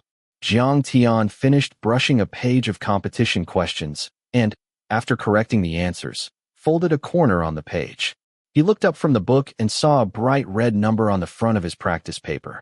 116. You didn't need to look to know whose hand this ugly thing came from. Jiang Tian pursed his lips and averted his eyes. He took away the red pen that Sheng Wang had stolen and made a gesture to the front desk, asking him to get out. Sheng Wang dragged his chair back to his seat, while Yang Jing was summarizing her speech. She took out her red pen, crouched on the podium, and gave Sheng Wang the approval of the papers. While marking it, she said, "Overall, you did well, but you made 7 or 8 mistakes. In the official exam, the correct rate is still good, but it's still a long way from the top." The classmates in the class shrank their necks. As far as this difficulty was concerned, only 7 or 8 mistakes meant at least the top 5 in Class A. Yang Jing put away the red pen and asked Qi Jiahao, the class representative, raising her chin, "How about you? How many mistakes?" Qi Jiahao looked away from Sheng Wang, smiled at the teacher, and said, 4. Oh. Yang Jing asked again, what about Jiang Tian? 5. Good. Qi Jiahao raised his eyebrows and sat up straight. Yang Jing glanced at him and said to everyone, I'm going to print some papers in a while. The class representative should remember to go to the office in the afternoon to pick up today's homework. Okay, class dismissed. As soon as the bell rang, Gao Tianyang turned his head and said to Sheng Wang with his papers, That's not right. Sheng Wang was about to resume his sleep when he heard the words and asked perfunctorily, What's wrong? Gao Tianyang said, How could you get it wrong? Sheng Wang didn't care too much. Didn't Sister Jing say so? I copied all 150 of yours, and I just finished matching them with the answers. There were 7 or 8 right. You're so awesome. Gao Tianyang wanted to continue when he suddenly heard high heels approaching behind him. He turned his head and saw that Yang Jing was walking toward this side with Sheng Wang's paper. The guy suddenly lost his voice, winked at Sheng Wang, and sat back honestly. Here, for you. Yang Jing slapped the paper on the desk. Sheng Wang took it and looked, and saw 3 long ticks on the 3 pieces of paper, but not a single cross. All right. Sheng Wang was stunned for a moment and finally understood the reason for Gao Tianyang's shouting. But since he was all right, why did Yang Jing say that he was wrong? Just as he was wondering, Yang Jing patted him on the shoulder and said, Take advantage of the big break and come to the office with me. The big class break in the attached middle school was after 2 classes in the morning, a total of 30 minutes. On Mondays, there were flag raising, criticism, and fighting meetings. Tuesday to Friday were running exercises. On weekends, 2 days were free activities. This day's big class break was not beautiful. The thunder had rolled in the morning and finally turned into a downpour. Running exercises were useless, so these 30 minutes became free time. The school life upstairs and downstairs was like mice entering a rice vat, having fun and going wild, attracting several teachers to chase them out for training. When Sheng Wang entered the office, there was only Yang Jing in it. She sat down at the desk, stretched out her feet and hooked up a square stool, and said to Sheng Wang, Sit down. Have you seen the results of the practice papers? Yang Jing asked. Sheng Wang nodded. I see clearly. Are you wondering? It's a perfect score, but I said you were wrong. Are you depressed? Tell the truth. Otherwise, Yang Jing said angrily. Sheng Wang said, Then I won't be depressed. Why would I be depressed about copying a few wrong questions? Yang Jing raised her eyebrows to look at him and suddenly laughed again. When she raised her eyebrows, she had a domineering feeling, but when she smiled, she said the opposite. Okay, this mental quality is fine. Then do you know why I said you were wrong? Outside the window, several students whizzed past, chasing and running to the toilet. Sheng Wang glanced at them, then withdrew his gaze, thought for a while, and said, I almost know. Yang Jing was a little surprised. You know? Let me hear it. I've just been transferred for a few days, and I haven't been integrated into this class yet. I have a good relationship with Gao Tianyang, and... Sheng Wang paused. And what? Yang Jing asked. No, it's almost just Gao Tianyang. But the relationship is good because he's familiar and easy to get along with. That doesn't mean I'm accepted by this class. In fact, most of my classmates look at me like an outsider, just like watching the fun. If I test too badly, I'll be out of place in this class. If I test too well, I'll take up some of the classmates' positions and be rejected. So it's best to be worthy of Class A, but not to stand out. Right, teacher? Yang Jing was stunned for a moment, then looked at him seriously again. I can't see it. You still think about this? Sheng Wang sniffed. No, I just thought about it. Okay, that's what it means. Yang Jing said, The ecology of the intensive class is simple and complicated. Because the levels are similar, there are many friends who cherish each other, but there is competition among friends. Most of the classmates are quite simple, but some are too competitive and will be more defensive. Sheng Wang nodded. Yang Jing added, I've talked with Lao He and Lao Wu. You have 3 courses that are behind schedule, so you can't help asking your classmates for help. If it arouses some people's defensiveness, it may be hard for you to get help. So, like you just said, it's best to stay in a good but not enviable state. Like the paper just now, you know how good you are. Just keep a little bit of strength in front of others and keep a low profile. What do you think? Sheng Wang laughed dryly. I think you're right, but... Yang Jing said, But what? Sheng Wang gave an, and said, the set of papers just now might not be able to keep a low profile. Yang Jing said, huh. It was passed around by my classmates before class. Several people? Sheng Wang recalled Gao Tianyang's radiation range and made a conservative estimate. 12 or 13. Yang Jing was silent for a while, thinking that she had wasted the old lady's good intentions in vain. Sure enough, during the big break, the whole class knew that Sheng Wang's English paper had gotten full marks on all 150 questions. Chapter 14. The rain was so heavy that the floor of the corridor was half wet. The students who were wandering outside disappeared in an instant and returned to their nests one after another. Only Sheng Wang wanted to go out to breathe. He stayed in his seat, feeling like the new monkey at the zoo, surrounded by tourists coming from all directions. Gao Tianyang was the tour guide. 150 questions. Are you still human? He sat at his desk, with a loudspeaker in his voice that the whole class could hear. The group of people who had indirectly copied his homework rushed to the front line and responded. That is, don't say it's all right. I'll be satisfied within 10 mistakes, really. 10 questions are high requirements for me. 20. 150 questions, less than 20, I can die laughing. Get out. The world has been suffering for a long time. As long as English is removed from the college entrance examination, Tsinghua and Peking University will be rushing to me. Hey, go to your spring and autumn dream. These people were shameless one by one, and the school committee Song Sirui couldn't listen to the bullshit. He pushed aside the crowd and squeezed in to fight people. After fighting, he said to Sheng Wang, Grass, discuss something. Sheng Wang sneezed twice in a row, pulled out a tissue, and asked him in confusion, What are you scolding me for? Song Sirui was choked for a moment, and he said, not knowing whether to laugh or cry, No, the day you came, I said that Sue dug a piece of school grass, and I called you the school grass. I just called it casually. Sheng Wang laughed dryly. The idea is quite unique. Can it be changed? Song Sirui said, Yes, then it will be served. I still have my waist. Gao Tianyang slapped him and said with a wicked smile, Just call me Deert. Fuck you, you are a dog. After Song Sirui scolded Gao Tianyang, he looked at Sheng Wang aggrievedly. Why are you called such a name?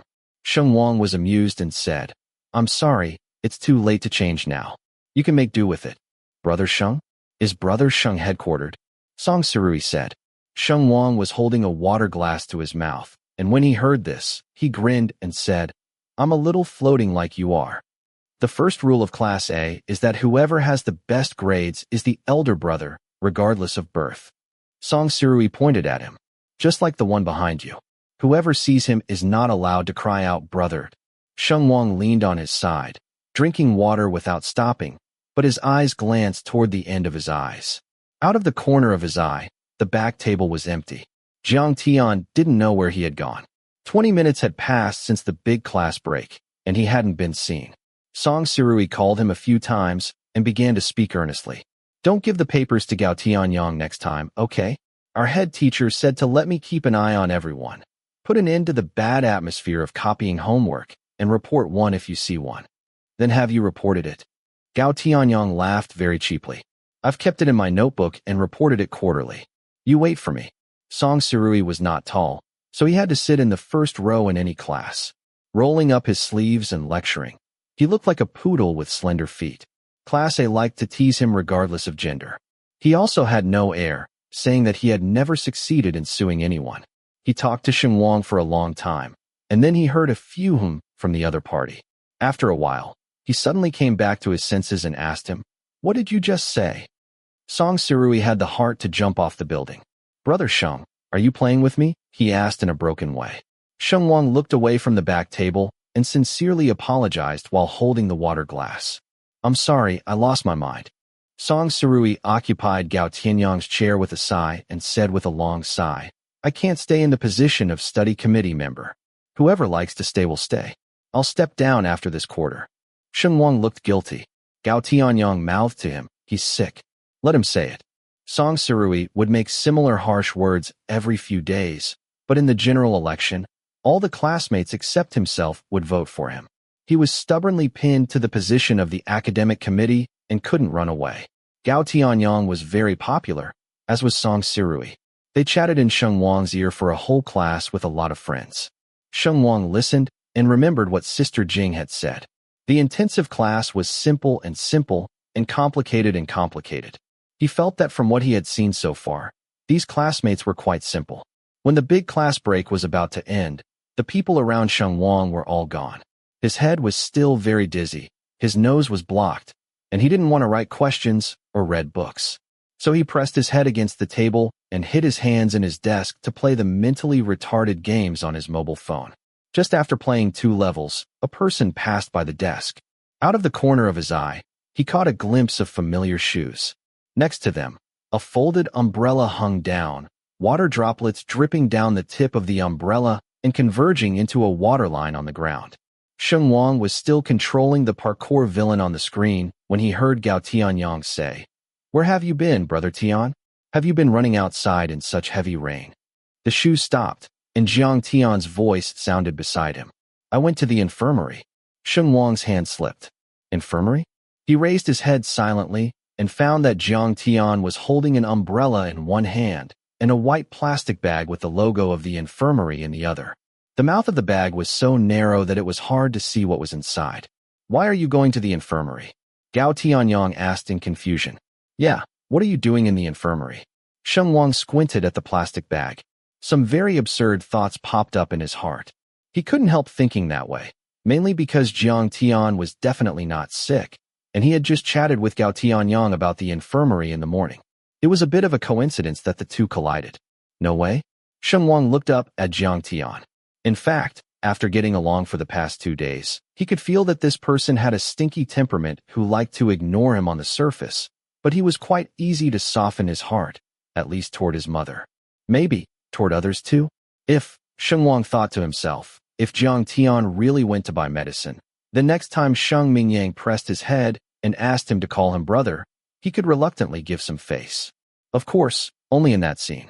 Maybe because of being sick and bored, Sheng Wang's mental activities were extremely rich at the moment. He was framing the scene when he heard the plastic bag rustle. Jiang Tian opened one side of the bag and glanced at Gao Tianyang, who was too curious. "My mother burned her hands this morning. I went to get 2 jars of ointment." Sheng Wang glanced at the bag, and sure enough, there were 2 small dark green round jars lying there, exactly the same as those that Aunt Sun had wiped on Jiang-O in the morning. He was stunned for a moment and said, "Oh," in his heart. The scene halfway through construction ran out in a hurry.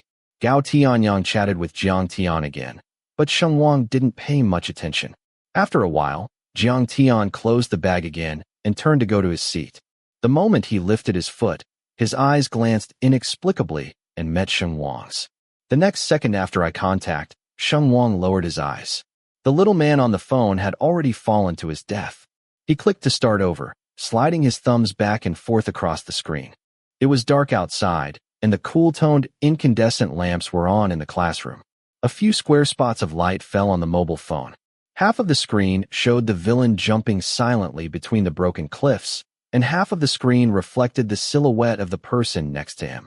Jiang Tian stood in that position for 2 seconds before returning to the seat behind.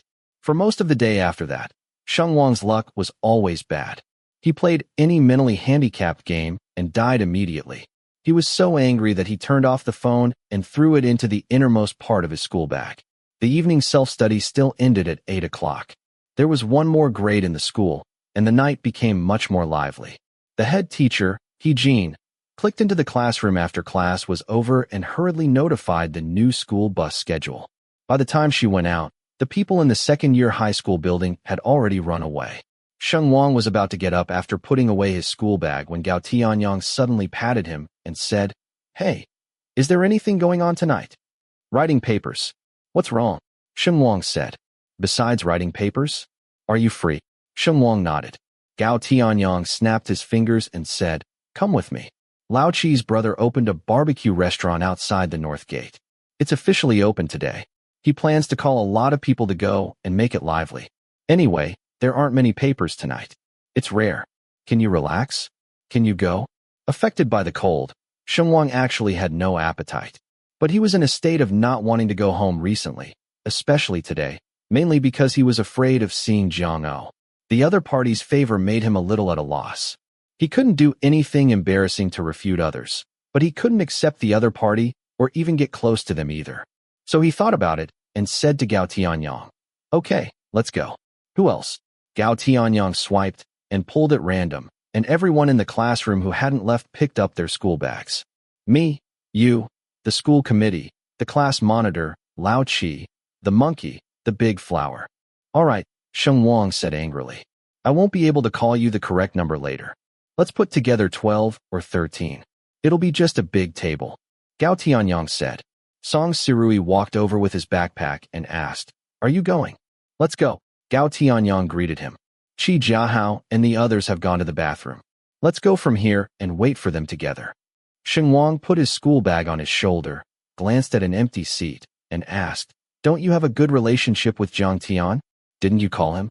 Gao Tianyang said, "It's not that it's not good. It's quite good. We're childhood friends." Sheng Wang heard it for the first time. "Childhood friends?" "Yes, from the family area." Gao Tianyang said. "He never participates in activities like this. He's too busy." He raised his eyebrows as he spoke and said, "But I'm quite surprised that you actually asked about him." "Surprised about what? Didn't you two have a fight on the first day? Except for Sister Jing, who pressed your heads together to look at the test paper, I haven't seen you say a few words. I thought you were completely unfamiliar with him and wished he wouldn't go." Sheng Wang nodded and said, "I'm really not familiar with him. Apart from entering the same door at night, they really didn't know each other well." While talking to Gao Tianyang, he turned on his phone. As soon as the screen was unlocked, several notifications popped up from WeChat. Gao Tianyang didn't think much of it. He stretched out his head and said, "Would you like to tell your family first?" Sheng Wang pursed his lips. He never had to say anything to his family.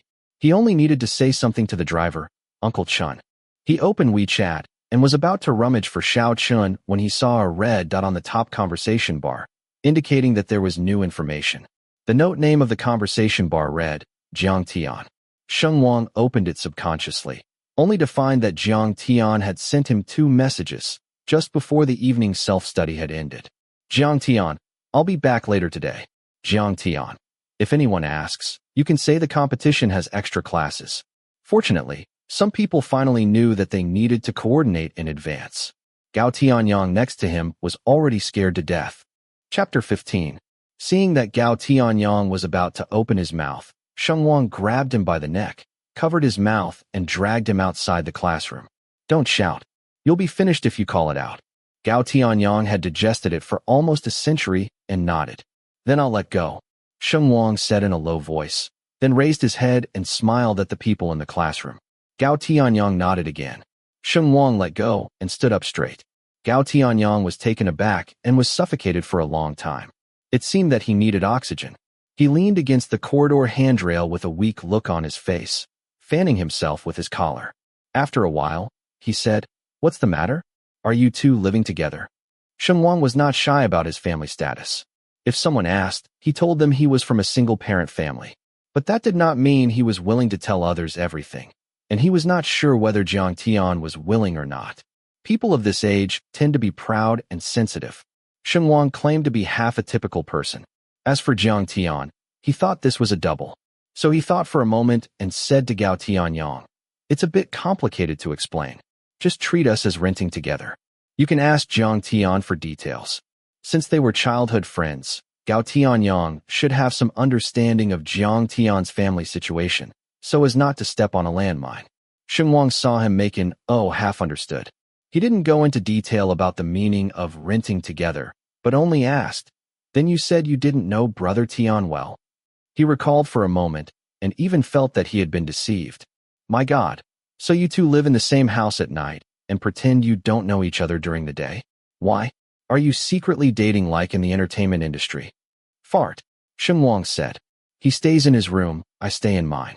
Are you close with your neighbor?" "Very close," Gao Tianyang said. "I live across from my grandparents." Sheng Wang wanted to throw this messy guy downstairs. "Look, you two even have WeChat." The more Gao Tianyang spoke, the more aggrieved he became. "I've known Brother Tian for more than 10 years, and we only added WeChat a few years ago. For you, it's only been a few days." Sheng Wang said, "Oh." 2 seconds later, The young master suddenly realized something was wrong and slapped Gao Tianyong on the back. How many years has WeChat been out in total? Gao Tianyong lay on the railing and laughed to death. He rubbed the spot where he was hit and said, "Oh no, I want to tell Brother Tian. How can you be so easy to deceive?" This guy actually took out his phone. Sheng Wang rolled his eyes, raised his foot, and left. The people in the classroom came out chattering. A group of people walked up the stairs while fighting and making trouble, just meeting the two who came out of the bathroom. Qi Jiahao had just finished washing his hands. When he saw Sheng Wang, his movements of throwing water droplets paused. His embarrassment at that moment was actually quite obvious, but the lights in the corridor were too dim, and everyone was joking and messing around, so no one noticed. In the next second, he cleaned up his expression, slapped Gao Tianyong, and said, "That's right. You tricked a top student." In fact, Sheng Wang was also the best in today's English. He had failed in 3 subjects in the previous week's test: math, physics, and chemistry. This young master's self-awareness was very good, and he accepted all normal compliments. But such exaggerated praise was a bit hard to digest. He was praised so much that he got goosebumps and rubbed his arms twice. Then he heard Qi Jiahao say to Gao Tianyong, "You just tricked him? Who else did you call? Where's my brother?" The goosebumps that Sheng Wang had just shaken off appeared again like mushrooms after rain. Also, saying "my brother" like that, Gao Tianyong didn't talk that way. He secretly groaned, feeling that Qi Jiahao's speech was a little greasy. Gao Tianyong said, "Don't count on your brother. Your brother has never participated in such rambunctious activities." "Really not coming? Will you ask again later?" Qi Jiahao said. "Let's talk about it later." Gao Tianyong said. Sheng Wang felt that his insight was very strong. He could understand the relationships among this group of people in just a few sentences. For example, Gao Tianyong and Jiang Tian really had a good relationship, while Qi Jiahao and Jiang Tian were a bit closer. As soon as the school buses left, more than half of the people in the teaching area were immediately empty, but there were still several lecture halls brightly lit. Sheng Wang followed them to the north gate, looked back a few times, and asked, "Evening self-study ends at 8 o'clock. Why are there still people in class over there?" "Seniors. It's mainly the 3rd year of high school, and there are also some from the 2nd and 1st year, a little less." Song Sirui stretched his finger around. "The 3 lecture halls over there are for the 3rd year of high school. This one is for the 2nd year, and the smallest is for the 1st year. These are all boarding students. They have one more evening self-study session than us. It's the makeup period now. We end at 8 o'clock, and they leave at 9. When the school officially starts, we'll end at 9:30, and they'll end at 10:30. The attached middle school was located in the urban area and had not yet implemented closed teaching. There were far fewer boarding students than other schools. Anyway, the school bus was convenient for going back and forth. Cherish it. This is the last year. When you reach the 3rd year of high school, the teacher will talk to you one by one and suggest that you live on campus. By then, most of you will choose the dormitory, and some will live there." Gao Tianyong pointed with his chin at the residential area outside the school gate. "Yeah, it's almost become an off-campus dormitory. It's all for parents accompanying students and tutoring." "Then why are they studying in the lecture hall at night?" Sheng Wang asked. "Because the number of people in each class is not necessarily the same. Some have more, some have less. For example, our class has no boarding students yet, and there are only 4 people in Class B downstairs. There's a rule that all boarding students' evening self-study goes to the lecture hall, 1 grade level per hall, and the teachers for each subject are on duty to answer questions." Sheng Wang nodded thoughtfully. Gao Tianyong said, "No, Brother Sheng, why do I seem to see a look of longing on your face? Don't tell me you want to board." Don't tell him, but he really thought about it. He had boarded in the 3rd year of junior high and the first 2 years of high school. When he originally returned to his hometown to live in the ancestral house, he thought Sheng Mingyang would spend a little more time at home, so he chose to commute. Unexpectedly, the other party traveled even more frequently, leaving only him, Jiang O, and Jiang Tian to face each other at home. If he lived in the dormitory, all the awkwardness, embarrassment, and entanglement would no longer exist, and it would be much easier. "If I want to board, when should I apply?" Sheng Wang asked. "Before the official start of school, there will be a notice. You can ask the little carp about this." Gao Tianyong pointed to the girl with the ponytail beside him. "She is the class monitor. She's the first to know about this kind of notice. The monitor's name was Li Yu, which sounded like a boy's name, but she was actually a veritable and charming little girl. Although her test scores couldn't beat Jiang Tian's gang of perverts, she was better at being obedient and serious, and she wouldn't get angry with the teacher. God knows how hard it was to find a truly well-behaved student in Class A, so she became the monitor. Okay, I'll remind you when I receive the notification. Li Yu couldn't help saying, we're all afraid of boarding. It's definitely not as convenient as home. Do you really want to board? Sheng Wang casually gave a reason. It's lively. It's so boring to worry about papers alone. Wouldn't it be better to have 180 people around who are more worried than you? Gao Tianyang hissed. That seems to make sense. The others immediately laughed and scolded him, saying that he was easily brainwashed. Only Qi Jiahao said, it doesn't have to be lively. Our class has privileges. Sheng Wang looked at him. What privilege? Big Mouth Su said that class, it doesn't need to go to the lecture hall. We can stay in our own classroom for self-study. Qi Jiahao said, maybe we should trust our self-control. His tone was very flat. It sounded like a casual mention, and there was a hint of superiority that he couldn't quite hide. Li Yu was an honest girl, and said with a worried look, does our class have self-control? Think about the phones and PSPs you hide in your desks. It's just that Director Su hasn't checked enough. Otherwise, you'd all be caught. Everyone present, including Sheng Wang, silently stuffed their phones into their pockets. Qi Jiahao said again, it's because we're in Class A that the checks aren't thorough enough. The barbecue restaurant that Gao Tianyang mentioned was very far away, in the residential area of the North Gate. The owner had bought 2 suites on the first floor facing the street, opened up the hall, and put open-air tables and chairs at the entrance. It was very lively. They're all Xiaoqi's classmates, right? The owner was a young man with decent facial features. He could be called a handsome guy when he cleaned up, but he was wearing a white overalls vest and beige pants, dragging slippers, and smoking a cigarette. He squinted in the smoke, waved his hand, and said, you're all friends coming to cheer me on. Xiaoqi calls me brother, so you are all my brothers. The 3 girls' expressions twitched. He added, and my sisters. If I come up and call you sisters, it makes me look like a hooligan. Let's just call you girls. Here, I've reserved a perfect spot for you. I'll invite you to drink today. You can drink whatever you want. There's a code on the menu table, just scan it. His pants dragged as he walked. Hey, Xiaohei, give my brothers and little girls some drinks and cold dishes first. With a cigarette in his mouth, he spoke while puffing out smoke like a human-shaped censer. Sheng Wang was already sick, and after being smoked by the incense burner, he squinted, turned his head, and coughed for a while. Sorry. The boss took down the cigarette. I haven't slept for 2 days since opening. I rely on this to refresh myself. I didn't mean to smoke you out. He said this, looked at Sheng Wang up and down for a while, and muttered, have I seen you somewhere? You look familiar. Ah. Sheng Wang looked at his face seriously and said sincerely, sorry, I'm face blind. The boss laughed, waved his hand and said, no, I was just saying. You go order food. I have a lot of people here, so I'm afraid I won't be able to take care of everything. Xiaoqi, you can entertain a little. Qi Jiahao raised his hand and said, okay, no problem, brother. He turned his head and greeted his classmates. Come on, go sit down. Let me tell you, my brother is awesome. His name is Zhao Shi. Have you heard of Zhao Shi? The guys shook their heads. TSK, don't you look at the honor wall in the Political and Education Office building? It's the one that has existed in previous years. Qi Jiahao said, he's on it. He graduated in 2006. He has won many awards, and he was also the city's top scorer in the college entrance examination.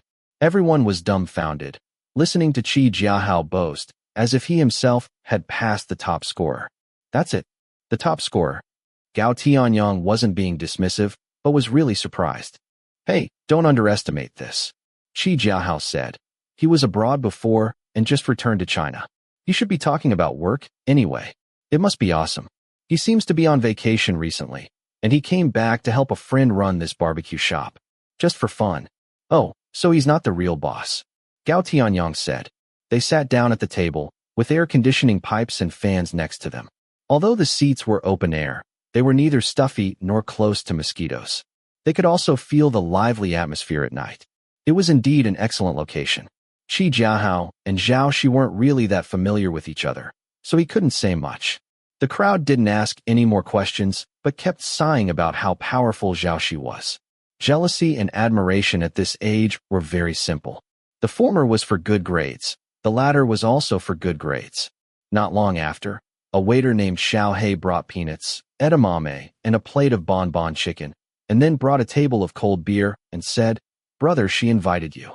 Qi Jiahao, acting like a master, distributed the cold beer in front of everyone. Sheng Wang gave a hey and said, "I won't drink this.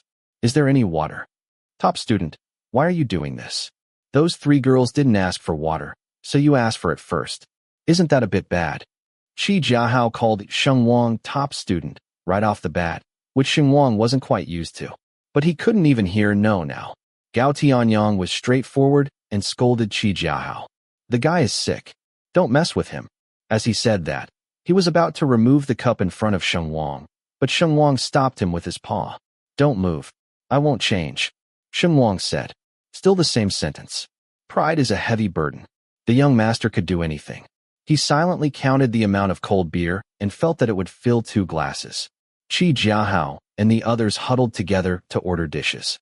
Sheng Wang had nothing to do, so he waited for food while holding the handle of the beer mug. As a result, the fake boss named Zhao Shi came back, brought 3 cans of coconut milk over, and said to Li Yu and the others, "Here, I brought you some drinks." Li Yu took it shyly and gave it to the other 2 girls. While talking, Qi Jiahao urged Gao Tianyang, "Let's order the dishes first. Would you like to ask Brother Tian again? Will he come?" Gao Tianyang mumbled and took out his phone to find Jiang Tian's WeChat. Sheng Wang held the cup, glanced at him, and then looked away. As a result, the 3 girls on the opposite side were all staring at Gao Tianyang's hand, and 2 of them were blushing with their fair skin. Sheng Wang, pretty popular. He snorted inwardly. Gao Tianyang put his phone to his mouth. "Brother Tian, are you busy tonight? We're having skewers here at the North Gate. Are you coming?" The next second, a new message came to his phone. Sheng Wang glanced at it and saw 5 words. "Have something to do? Not going." Gao Tianyang showed the phone around. "See?" The 3 girls were visibly disappointed. "Why is Jiang Tian always so cold?" One of the girls couldn't help saying. The fake boss Zhao Shi, who was about to leave, took a step back and said with a hiss, "Oh, you and Jiang Tian are in the same class."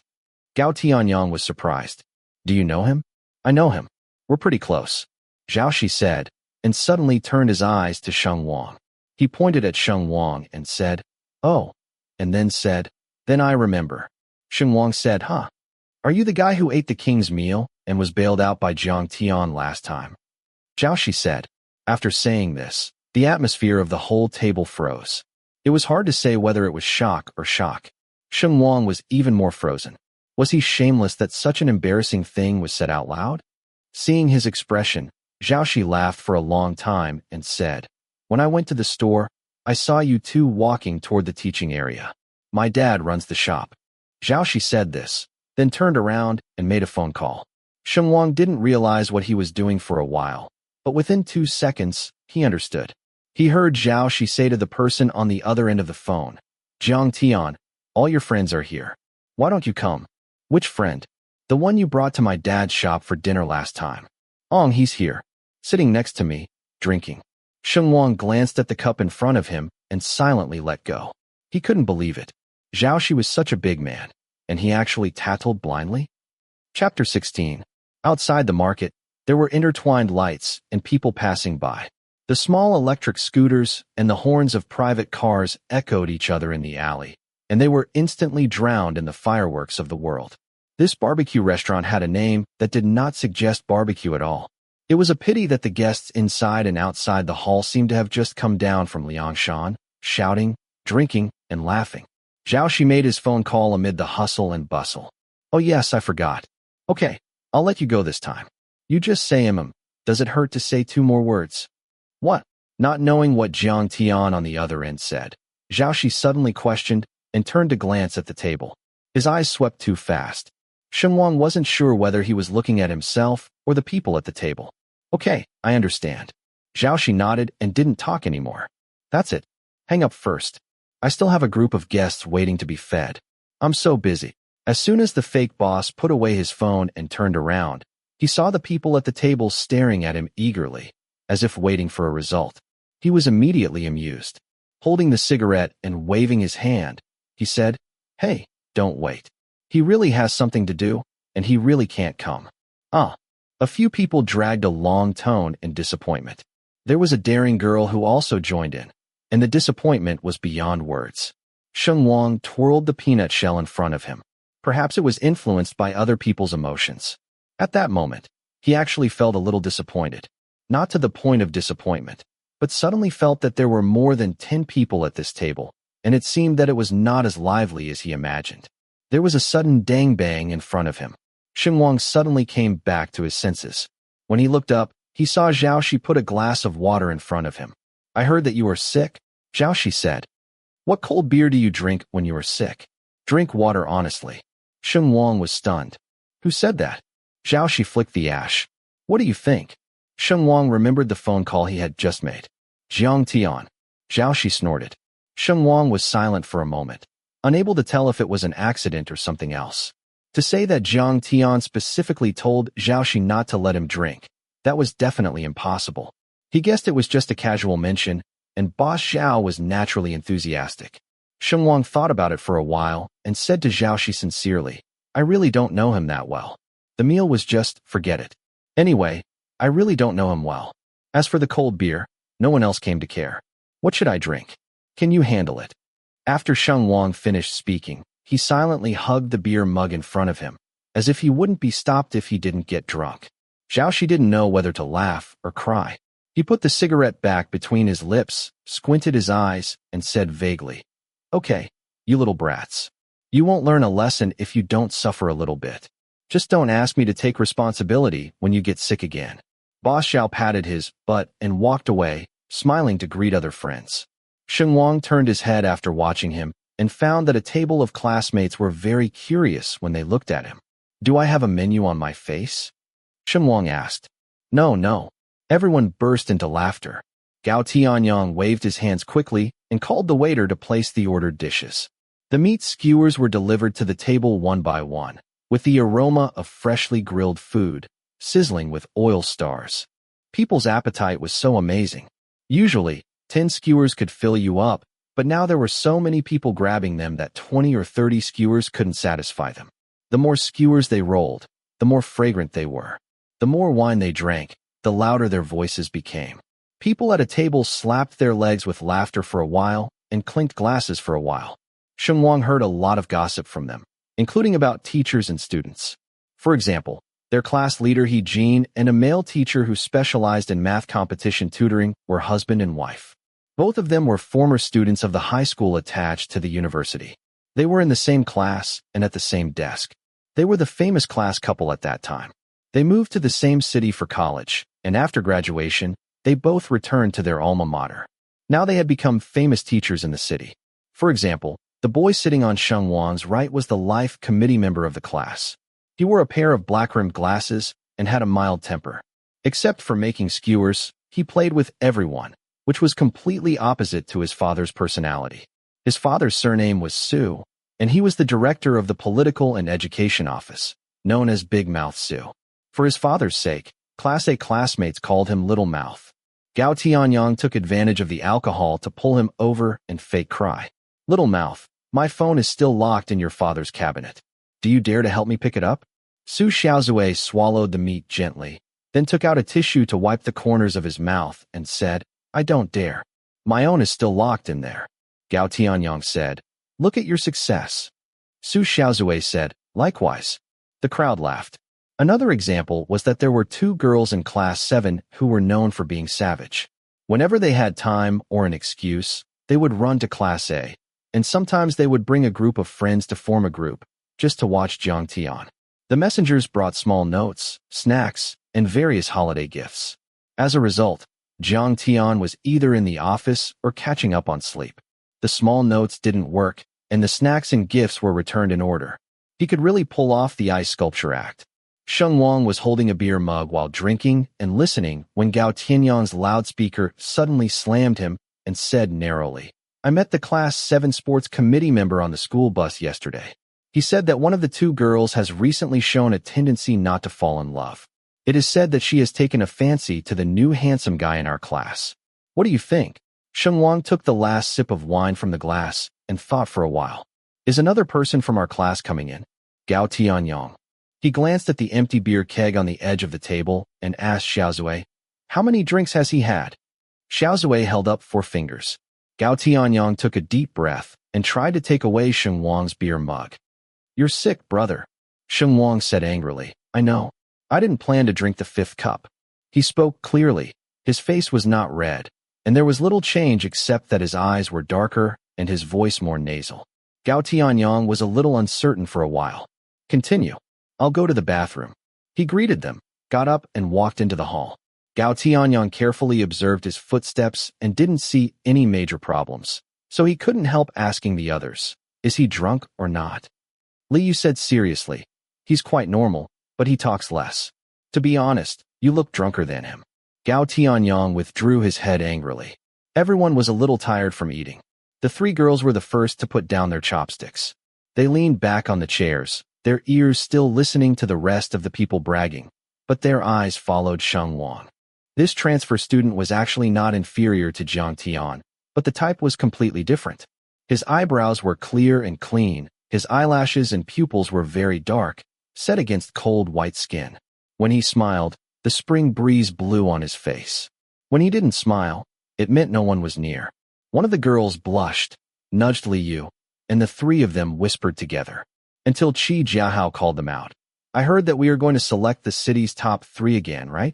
Liu interrupted her whispering and raised her head. Are you so well informed? I only informed you at the meeting yesterday. How many places are there in our class this time? Qi Jiahao asked again. 3. What selection? The honor of the city's 3 good students was still useful at critical moments. It could enrich high school resumes and increase competitiveness when applying for early admission to colleges and universities. However, the effect could be big or small, and it was not as good as competition results. So some people cared, some people just went with the flow. Qi Jiahao was obviously the one who cared. Liu said, the suggestion from the school is that 1 place is recommended according to grades, 1 is recommended from class cadres, and 1 is voted by secret ballot to see what the people want. Qi Jiahao smiled and said, according to grades and the list of class committees? Then I'm out of luck. Don't say that. There's still the vote. Several other people comforted him. Qi Jiahao immediately laughed and said, okay, I'll just say that. I'll ask for it today. Help me with the vote when the time comes. I don't want to win. I just want not to lose too badly. He raised his hand to call the waiter, fiddled with his mobile phone, and opened Alipay. I just ordered another batch of dishes. Please serve them as soon as possible. The waiter checked with the order plate. Table 2, right? The newly added dishes have been counted. They should be on the grill now. Fast enough. Qi Jiahao waved his hand again and said casually, then close the bill for me. I'll pay first. Unexpectedly, the waiter said, this table has already been closed. Qi Jiahao said, who did it? Sheng Wang came over while speaking. He took out a tissue to wipe his hands and sat down beside Gao Tianyong. The waiter pointed at him and said, well, he just closed it. Fuck. Qi Jiahao was stunned on the spot. His face changed several times. However, everyone's reaction was a little slow under the influence of the food. With the newly ordered skewers, everyone on the table poured another glass of beer, and the effect of the alcohol finally dissipated. Several people's faces were red, and their feet were fluttering. With 5 minutes to go before 10 o'clock, the group of people finally decided to disband and go back to their respective homes. Gao Tianyong's neck had turned red from drinking. He leaned on the table and said, I have to go to the bathroom. In a while, the car will bump. I'm afraid I won't be able to make it to the door. A boy next to him smirked and blew a long whistle, but Gao Tianyong choked his mouth. Blow again, and you'll be washing my pants for me. They took one by one and prepared to go to the toilet in a group. They asked Sheng Wang if he wanted to come together, but he declined. I'll sit here for a while. Sheng Wang rubbed his temples in deep thought. He had been fine all night, and what was supposed to come had finally arrived. His nasal voice was frighteningly heavy, his head was stuffed with cotton wool, and the soles of his feet were a little floating. The cold seemed to have gotten worse. What was he thinking? He closed his eyes while rubbing, and he even became a little drowsy under the influence of the wine. Suddenly, He felt his supported arm being brushed by fabric. Someone stood beside him. Before Sheng Wang could react, he heard the voice of the fake boss, Zhao Shi, from far and near. "Hey, why are you here? Didn't you say at least 10:30? Sheng Wang frowned and digested for a moment, then turned his head and opened his eyes. Because the man was standing too close, he could only see the familiar school uniform of the attached high school. Sleeves rolled up to the elbows. Sheng Wang stared at the man's fingers hanging by his side for a long time, and finally raised his head. It was Jiang Tian. Looking up from a seated angle, he could see his clearly defined chin and his juvenile Adam's apple. Sheng Wang suddenly reached out and touched his own neck. Jiang Tian looked at him for a while and asked Zhao Shi, "Did you give him wine? How much did he drink?" "I gave him water," Zhao Shi said angrily. "If he doesn't drink, can I force him? I don't think he drank less wine." I looked at the empty buckets on their table. I guess everyone drank no less than 4 cups. Sheng Wang withdrew his hand from touching his neck, glanced at Zhao Shi, and said, "Wrong. 5 cups per person."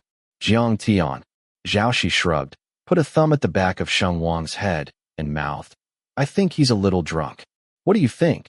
Did he even need to think?" Jiang Tian wiped his forehead. With his thumb hooked on the strap of his shoulder, he lifted his school bag up and said to Sheng Wang, "Let's go back. Can you stand up? Do you really think I'm drunk?" Sheng Wang replied angrily and stood up really well. He glanced left and right and asked clearly, "What about Gao Tianyang and the others? Did they fall into the toilet?" Zhao Shi raised her eyebrows and said, "Yo, that's okay. I take back what I just said. He shouldn't be drunk." Jiang Tian looked numb. "The one who went to the toilet is called Gao Tianyang." Zhao Shi. Jiang Tian was very straightforward. He lit the screen of his mobile phone, called up WeChat, and quickly sent a message, and then said to Sheng Wang, "I told Gao Tianyang. You can go." Sheng Wang let out a hum and put on his school bag, slung behind one shoulder. Then he said, "Song Sirui, Qi Jiahao, Su Xiaozue also went to the toilet." Jiang Tian had a headache and interrupted directly, "I told them all." "Okay." Sheng Wang nodded, and then he felt relieved and followed Jiang Tian out. During the holidays, students left school early. At 10 o'clock at night, the residential area was much cleaner. Leaving the range of the barbecue restaurant, the noisy voices dispersed like the fog at night. Sheng Wang's steps showed no sign of floating, and he didn't wander in the alley. It was just that his footing was very light, and he walked slowly, always staying half a step behind Jiang Tian, like a leader who had come to inspect. The leader was nosy after drinking. He pointed to the plastic bag that Jiang Tian was carrying in his right hand and asked, "What did you buy?" Jiang Tian was calling for a car.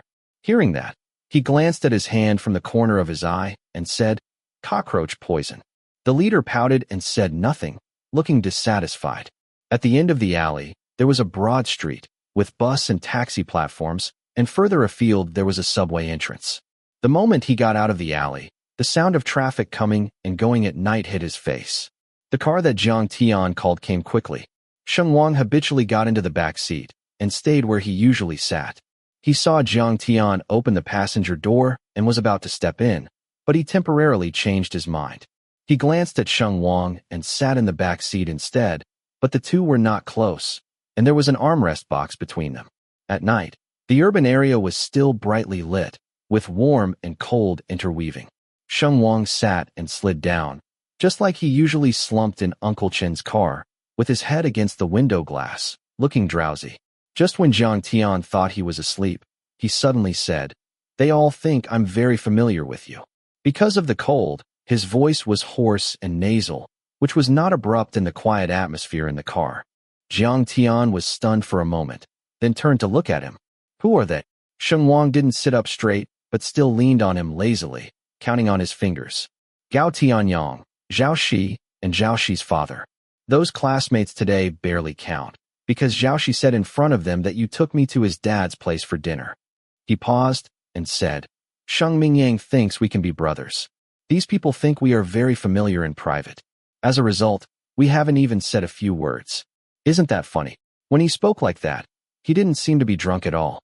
The light outside the car window streamed like water, casting a moving light and shadow on the side of his face, the contours of which were soft with downy hair. Jiang Tian looked at him for a while and said, "Actually, As soon as he said 2 words, Sheng Wang muttered again, "I'm so sick, and you didn't even bring me medicine." Jiang Tian's thin lips opened and closed, and finally became a straight line, speechless. After a while, he undid the plastic bag beside him, reached out and lit the headlights above his head and said, "There is medicine here. Every box says no alcohol. Let's talk about medicine when the alcohol is gone." Sheng Wang turned his face. "Didn't you say it was cockroach poison?" Jiang Tian said. "You believed me?" Sheng Wang looked at the bag and said, "I'm very precious. I need to choose a brand for taking medicine." Jiang Tian said, "Do you want to take it?" Sheng Wang thought about it for 2 seconds and scooped up the whole bag. Chapter 17. The car stopped at the entrance of Beima Lane. Jiang Tian paid the money and got off first, but Sheng Wang was not seen to come out. He walked around to the other side only to find that this ancestor was holding a bag of medicine and was sitting quietly inside waiting for someone to open the door, as if he was used to it by the driver. Jiang Tian opened the door angrily. He just stretched out a leg gently and smiled politely and said, "Thank you." With his school bag on one shoulder and medicine in his hand, it was not very convenient for him to get out of the car. Jiang Tian couldn't bear to see the car door. He stretched out his hand and said, "Give me the medicine." Sheng Wang said very politely, "No."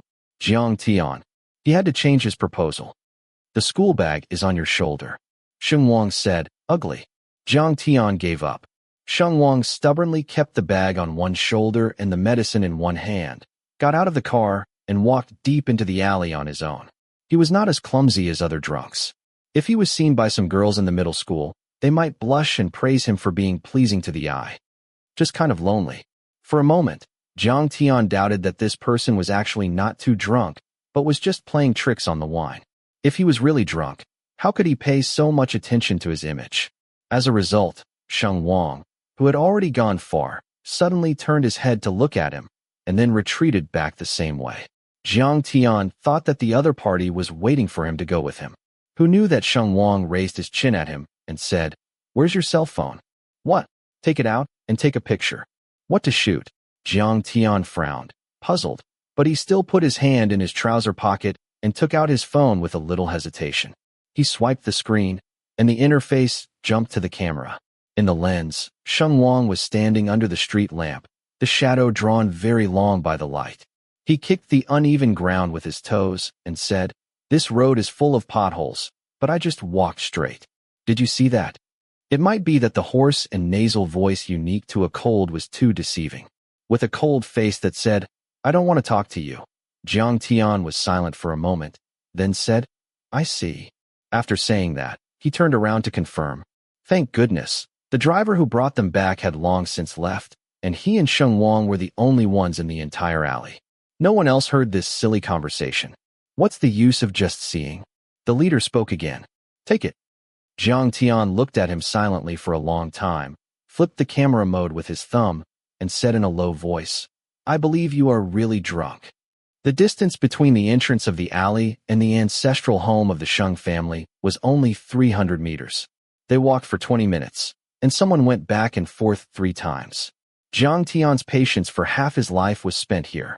The sound of them entering the yard was a bit loud, and the people in the room must have heard it. Soon the door opened, and Jiang O leaned out of the door wearing a knitted sweater. "I finally came back. Why are the 2 of you so late?" "I thought, what are you doing with your phone?" "Who knows?" Jiang Tian laughed lowly and put the phone back in his trouser pocket. He had been invited to film the whole process, and now there was one more person present. He really couldn't afford to lose face. "Come in quickly. Why are you 2 coming back together?" "I heard from Xiao Chun that Xiao Wang and his classmates were having dinner together." Jiang O stepped aside to clear the way, and Jiang Tian and Sheng Wang entered the door one after the other. Although Sheng Wang's every move was very steady, except for a shake when he squatted down to change his shoes, there was basically no major problem. But Jiang O still smelled something wrong. She turned her head and stared at Jiang Tian and asked in a low voice, "Did you take him to drink?" "Is it possible?"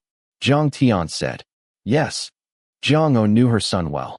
He didn't even show up at that kind of dinner party. How could he be drinking with Sheng Wang there? He drank it himself? Sheng Wang squatted and unfastened his shoelaces. His fingers were clean and thin. You couldn't see the clumsiness of a drunk, He just seemed too slow. The plastic bag containing the medicine was placed at his feet. Jiang Tian bent down to get it, but was almost blocked by his eyes and hands. "I'll get something," Jiang Tian said. Sheng Wang looked up at him. Maybe it was because the distance was too close. He just glanced and lowered his eyes, said, "Oh," and moved his hand away halfway. Jiang Tian pulled out 2 dark green round cans from the bag, stood up, and handed them to Jiang O. When she was scalded before, this was what Aunt's son had wiped on her. She was so impressed that she recognized it at a glance. She stared at the small round jar for a while, then raised her head and said warmly, "Bought it specially?" Jiang Tian held the door frame to change his shoes and said without raising his head, "Stopped on the way." "Stubborn," Jiang O grumbled, and looked at Sheng Wang with a worried look. "Speaking of medicine, I said he must have a cold when I went out in the morning. Listen to his nasal voice. I found medicine, but after drinking so much wine, he can't take it now." "Forget it." Jiang Tian glanced at Sheng Wang and said, "Let's talk when he wakes up." Sheng Wang then pulled on his slippers and stood up, not forgetting to take the bag. When Jiang O saw the name of the attached middle school hospital on the bag, she asked Jiang Tian in surprise, "You bought it for him?" "He bought it himself." Jiang Tian picked up the strap of his school bag and was about to go upstairs. "Hey, don't run." Jiang O didn't argue with him. She just grabbed him and said, "Take Sheng Wang to sit on the sofa for a while. I'll make a glass of honey water." All the things in the kitchen had been arranged by Aunt Sunday. Jiang O had just arrived and was not used to it. She subconsciously opened the cabinet door on the far left and reached for the honey bottle, only to find that there were idle induction cookers and pots in the cabinet. She was stunned for a moment and stood in front of the cabinet for a while. She could actually understand Jiang Tian's various discomforts, because even she herself had not been able to fully adapt. She met Jiang Yu at the age of 15, was with him at 18, got married at 22, divorced at 34, and then moved out of the place where she had lived for a long time after another 6 years. How could the living habits of so many years be changed? But she was actually very lucky. The divorce was only because of a disagreement in ideas, and it didn't hurt to the bone.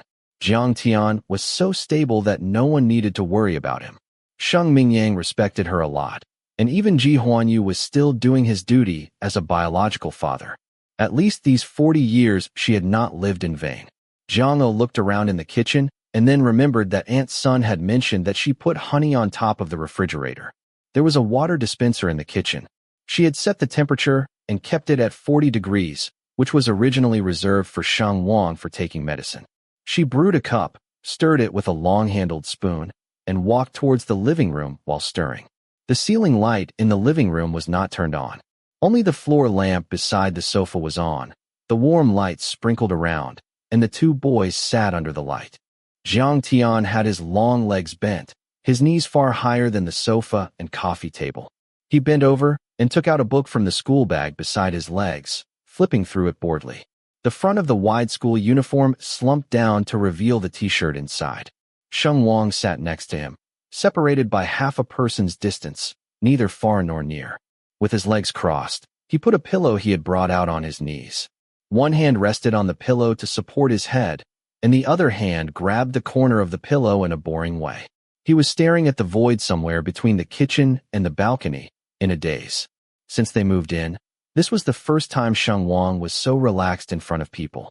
Jiang O was very self-aware. She knew that this kind of relaxation would never be because of herself, but more like a subconscious habit. Sheng Wang was used to sitting cross-legged in the corner of the sofa like this, waiting for someone for a long time. Jiang O paused in her footsteps, suddenly not knowing whether she should have walked over. It was Jiang Tian who glanced at her out of the corner of his eye and raised his head. He lowered his hand holding the book and asked, "Ready?" "Yeah." Jiang O raised her foot again and walked over with the honey water. The long-handled spoon knocked on the glass wall, making a light jingle. Sheng Wang finally came to his senses from sitting for a long time. The moment he turned his face, his eyes were red. Even Jiang Tian was a little surprised. "Sheng Wang," Jiang O called softly. Sheng Wang hurriedly lowered his eyes. He put on his slippers and mumbled with his school bag and the bag of medicine, "I'm very sleepy. I'll go up first." "Hey." Before Jiang O could say anything, he was already up the stairs. The sound of footsteps extended into the room, light and quick, and then the door lock clicked, and there was no movement. Jiang held the cup and sighed after a while. I guess he misses his mother. After a while, Jiang Tian looked away from the stairs. His lips moved, but he didn't say anything. But the honey water still needs to be drunk. If he doesn't sober up, he'll feel uncomfortable when he wakes up tomorrow morning. Jiang muttered, why don't I bring it to him? But she hesitated. Boys of this age were particularly concerned about their own space and always tried to separate themselves from their elders. Doors could not be entered at will, and things could not be touched at will. Upstairs and downstairs were two separate worlds. She was worrying when the cup in her hand was taken away. Jiang Tian held the glass and put his school bag on his shoulder. I'll give it to him. You go to bed. Sheng Wang had changed his location.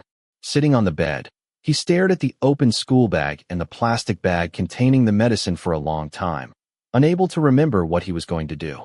Just when his legs were numb, something vibrated against his legs. Sheng Wang digested it for a while, then took out his phone from his pocket. There was a new message on WeChat. Jiang Tian.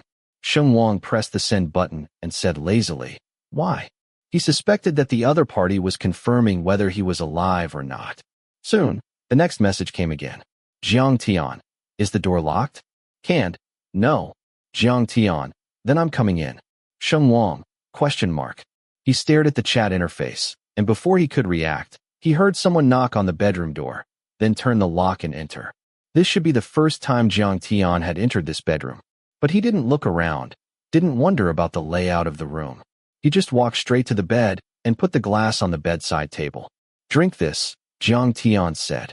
Maybe it was because it was too quiet around at night. Maybe it was because it was close. His voice was very low, but you could clearly hear the lightly rolling grains in his tone. Sheng Wang rubbed his right ear and said, oh, drink it later. As a result, Jiang Tian did not leave. Sheng Wang confronted him for a while and was unilaterally defeated because he was sleepy from the fight with his eyelids. He took the glass and poured it down honestly. What kind of water is this?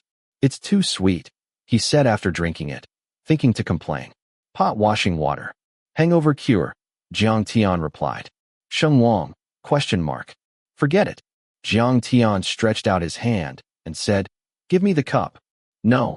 Sheng Wang let go of his hand, grabbed the cup and frowned. Wait a minute.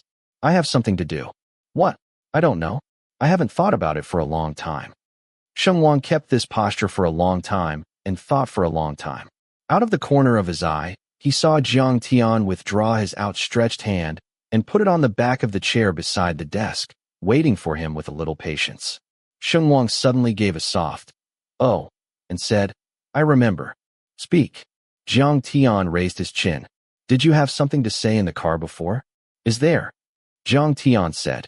There was no expression on his face, and you couldn't tell if he didn't remember or if he was asking back on purpose. Yes. The drunkard's brain was very good at this time. He could repeat the details. I said that others thought we were very familiar, but in fact we hadn't said a few words at all. You said one thing, and then it was gone. Sheng Wang rested his elbows on his knees and held the cup so loosely at his fingertips. He looked at Jiang Tian, and his eyes were covered with a layer of light from a desk lamp, giving the illusion that he was not drunk. Actually what? He asked. Jiang Tian tapped twice with his fingers on the back of the chair, and he lowered his eyes, as if recalling. After a while, he said, I said you can actually try it. Try what? Try to be cooked. Chapter 18. That night, a certain drunk slept contentedly. The next morning, he woke up with a shock. The time displayed on the screen of the mobile phone was 5:37, more than 30 minutes before the daily alarm clock sounded. Newton has 3 laws. Socialism has 2 basic and main contradictions. But in his 16 years of life, there is only one thing he can't figure out. Why do people drink? He drank 5 glasses last night, and he lost his face in his life. Think about what he did. The most terrible thing, think about what he said to Jiang Tian. Is that what someone said? This should be kept in normal times. Even if he was given 10,000 mouths, he would not be able to say it. He wanted to lay himself on the bed.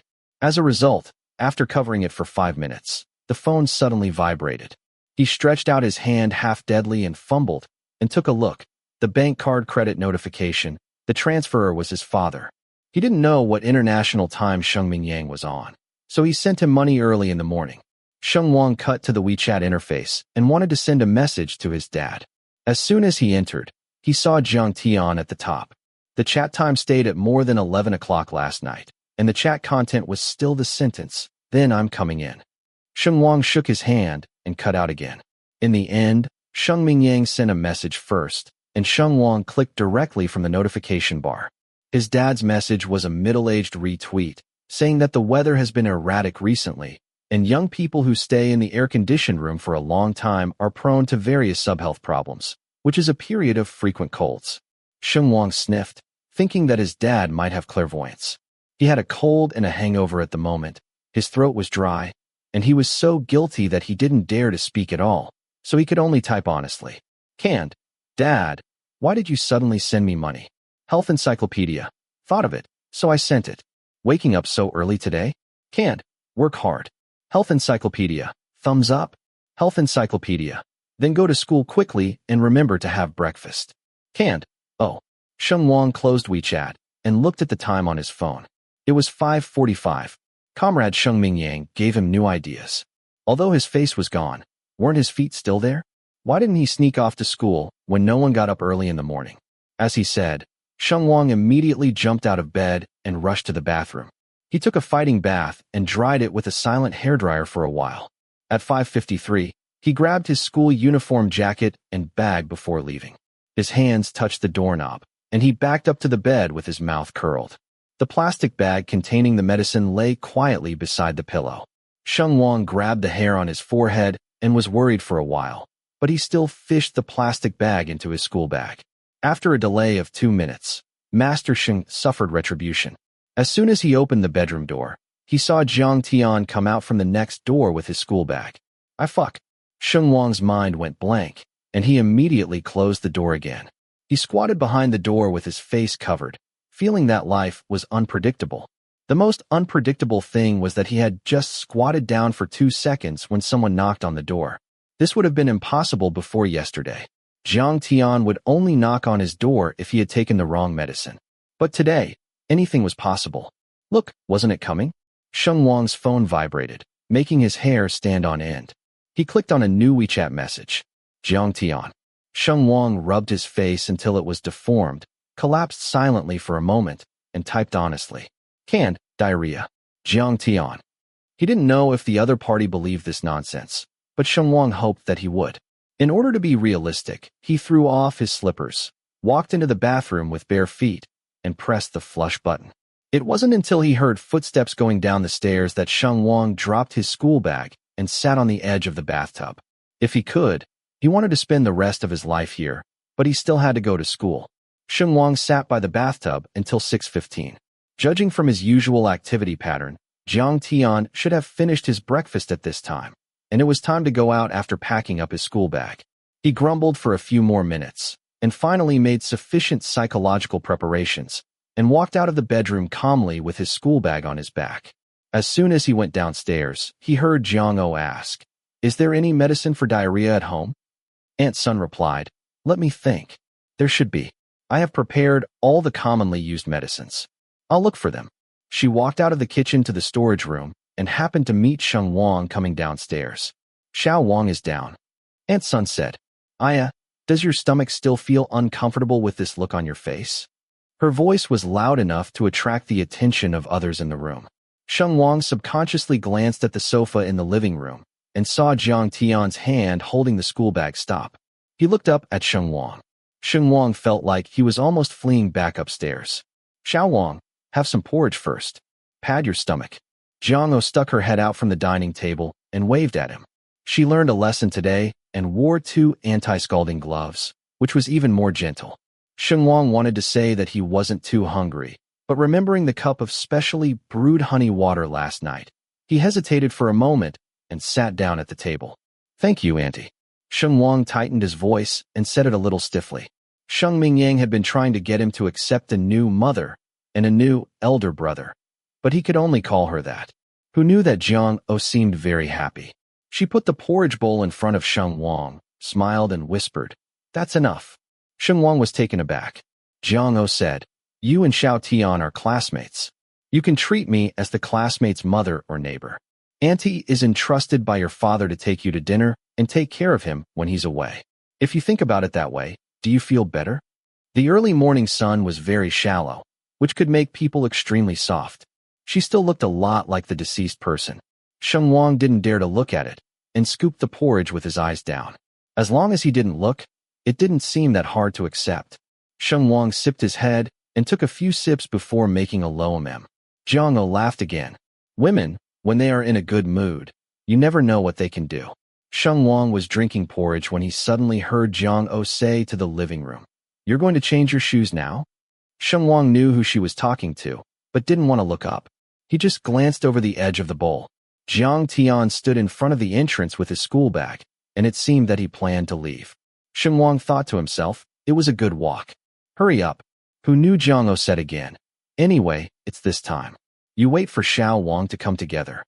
Sheng Wang's spoonful of porridge became solid on the spot before he could swallow it. Jiang Tian stopped for a moment, and after a moment of hesitation, he actually released the door handle. He leaned against the cabinet in the hallway, took out his phone, and started playing. Although he didn't answer, the gesture had already explained everything. He actually waited. Grass. Sheng Wang took a sip and almost coughed to death. At 6:40, Sheng Wang finally finished his last mouthful of porridge and got into the car with Jiang Tian. It was the first time he had successfully received two people. Uncle Chun was very excited.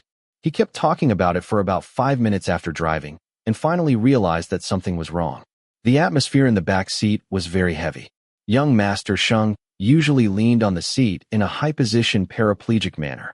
However comfortable he was, today he sat upright and stared straight ahead. Xiaoqin didn't know what to do, so he also sat up straight. The car stopped for a while when he drove near the school. Sheng Wang tapped his fingers on his knees for seconds. He never felt that the road to school was so long. Jiang Tian was sitting next to him, and out of the corner of his eye he could see that he had white earphones plugged into his ears, and he was brushing his phone with his head down. Looking at the color of the interface, it should be an English newspaper. It was amazing. He obviously hadn't become very enthusiastic, but Sheng Wang could feel that his whole person was different. During the traffic jam, he turned another 2 pages, and the English newspaper finally turned to the end. The traffic finally started moving again. Xiao Chun turned the steering wheel, and the car turned a corner into Fuzhong Road. The sun moved from the back to the right, shone in through the car window, and enveloped Sheng Wang in it. At this moment, Jiang Tian beside him suddenly opened his mouth and asked, "Are you sober?" Sheng Wang gave an and said, "I'm sober." "Do you remember what happened last night?" Jiang Tian asked again. "I drank too much," Sheng Wang said embarrassingly. There was silence in the car for a while. No one said a word. Xiaoqin glanced at them in the rearview mirror, and Sheng Wang looked out the window. He squinted and licked his lower lips, suddenly feeling that the sun was too harsh and annoying. After a few more seconds, he heard Jiang Tian throw out a lukewarm sentence. "I knew it." As soon as the words fell, Uncle Chun stepped on the brakes. They stopped outside the door, and Jiang Tian got out of the car without looking back, with the head of his school bag. Sheng Wang and Uncle Chun looked at each other in the car. Xiaoqin said, "Why is he angry?" Sheng Wang laughed dryly and said, "I messed up." In fact, he was mentally prepared. Jiang Tian wouldn't be happy when he said this. But when he really saw the other party freeze and walk away, he suddenly regretted it. Pride in Jiang Tian, you have to lose one, right? Tell him rationally, keep your face. Sheng Wang walked into the Mingli building through the shade of the plane trees. Before entering the classroom, he felt the strange atmosphere. There were still 5 minutes before 7 o'clock. Normally, Class A was still in a vegetable market state. It should be very lively, but today it was surprisingly quiet. When he entered the door, he finally knew the reason. The first 2 classes today were English. Sister Jing used to step into the classroom, but today she made an exception. She did not stand on the podium, but in the aisle between the groups. The 40 or so skinny boys didn't mess around with the flowing seating arrangement. They stayed in their seats honestly, but some were sitting and some were standing. What was this? Standing before class? Sheng Wang slipped to his seat and looked around blankly. Jiang Tian ignored him for the time being. He patted Gao Tianyang on the shoulder, leaned on the desk, and asked in a low voice, "How long has Sister Jing been here?" Gao Tianyang leaned his back against Sheng Wang's desk and whispered, "I've been here for 2 or 3 minutes." You came right after. Why is she here so early? I don't know who complained to her, but the homework is involved. Gao Tianyang said in a breathy voice. I'm going to die. I didn't do English. Sheng Wang. He was just about to die, and he hadn't done it either. He was suffocating, and Yang Jing had already walked to their group, looking at them one by one from the front row. She looked and said, some students have problems with their concepts. They feel that they are in a science class, and it's enough to be outstanding in math, physics, and chemistry. Chinese and English can be SOSO, just get along, as long as they don't hold back. Those who have this kind of thinking, I'm afraid their brains have been ground super smooth. A few people couldn't help but puff out a laugh, but then stopped immediately because of the scene. Have the face to smile? Yang Jing said, I'll trouble you to clarify. You're not an ordinary science class. You're Class A. The best teachers in the whole grade. The best conditions are on you.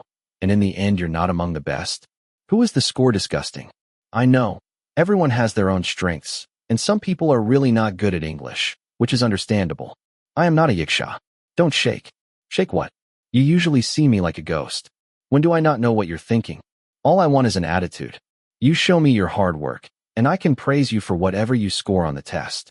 But do you have any? You have a fart. Some people, even if I don't check, I know they definitely didn't do it. Isn't that right, Gao Tianyang? Yang Jing finally walked in front of Gao Tianyang, glanced at his paper, sneered, tapped on the desk, and said, be proactive and stand up. There are some classmates. I know I must have done it without checking. After Yang Jing said this, she walked over to Sheng Wang's desk and saw that it was blank. Yang Jing lowered her head. Sheng Wang raised his face.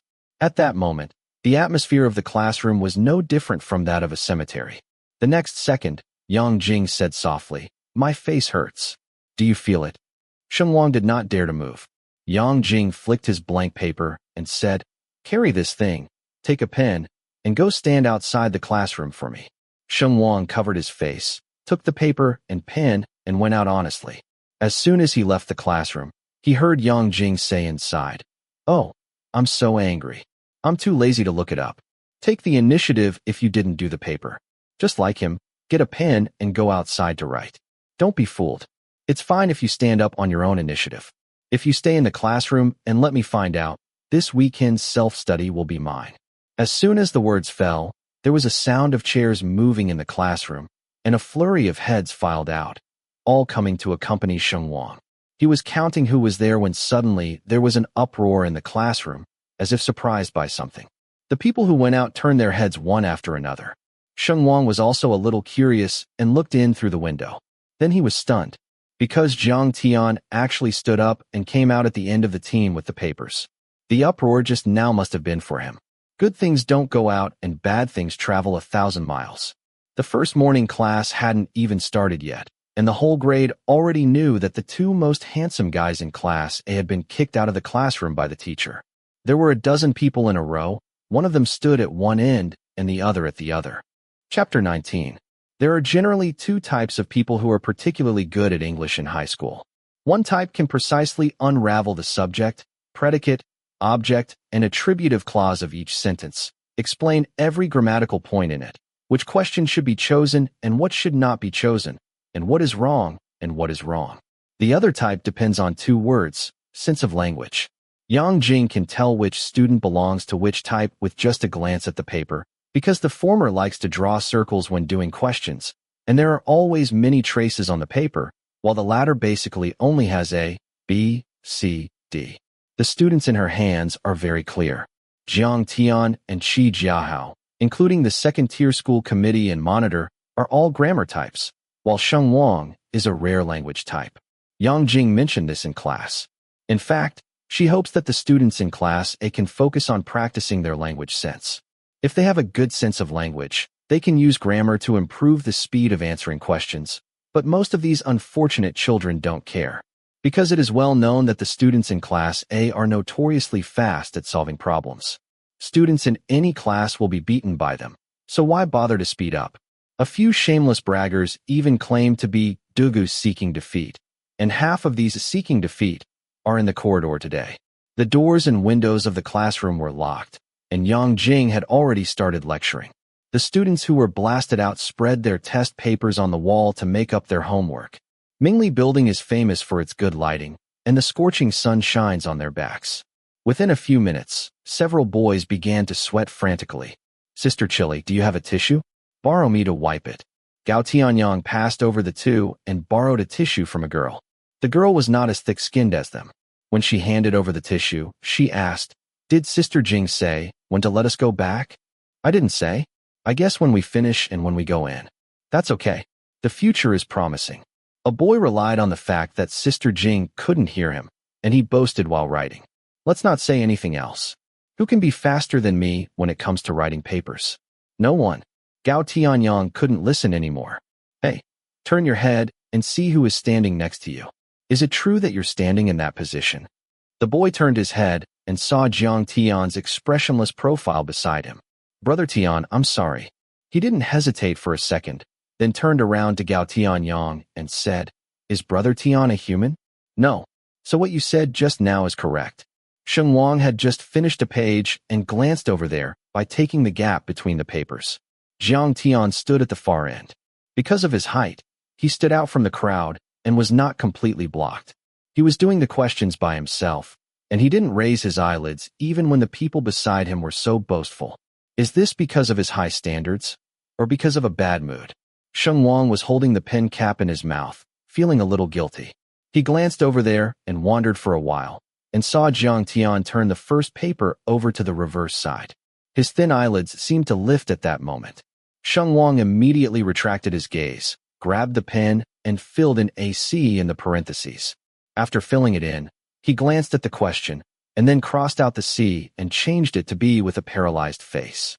Gao Tianyang, who was next to him, didn't notice these little gestures. He was tilting his head to look into the classroom, and said with emotion, "Today, Brother Tian is not here, so Lao Chi is the top dog." Sister Jing's class was as stubborn as ever. She didn't let others off because there were less than a dozen people. Only Qi Jiahao could sit down every time he stood up. "Speaking of Lao Chi, do you remember when he first came to our class?" said the boy who boasted that he was quick at answering questions. "Oh yeah, I forgot if you didn't mention it. He came from class 5, right?" Another person replied. "I remember. He rushed into our class in the midterm exam in the first semester of high school, and he didn't get in after that." Gao Tianyang said, and suddenly laughed. "Hey, when it comes to the speed of answering questions, Lao Chi was hilarious at the beginning. When he first came, he was in the same row as me. Wasn't it a random test that day? I did one question, he did half of it.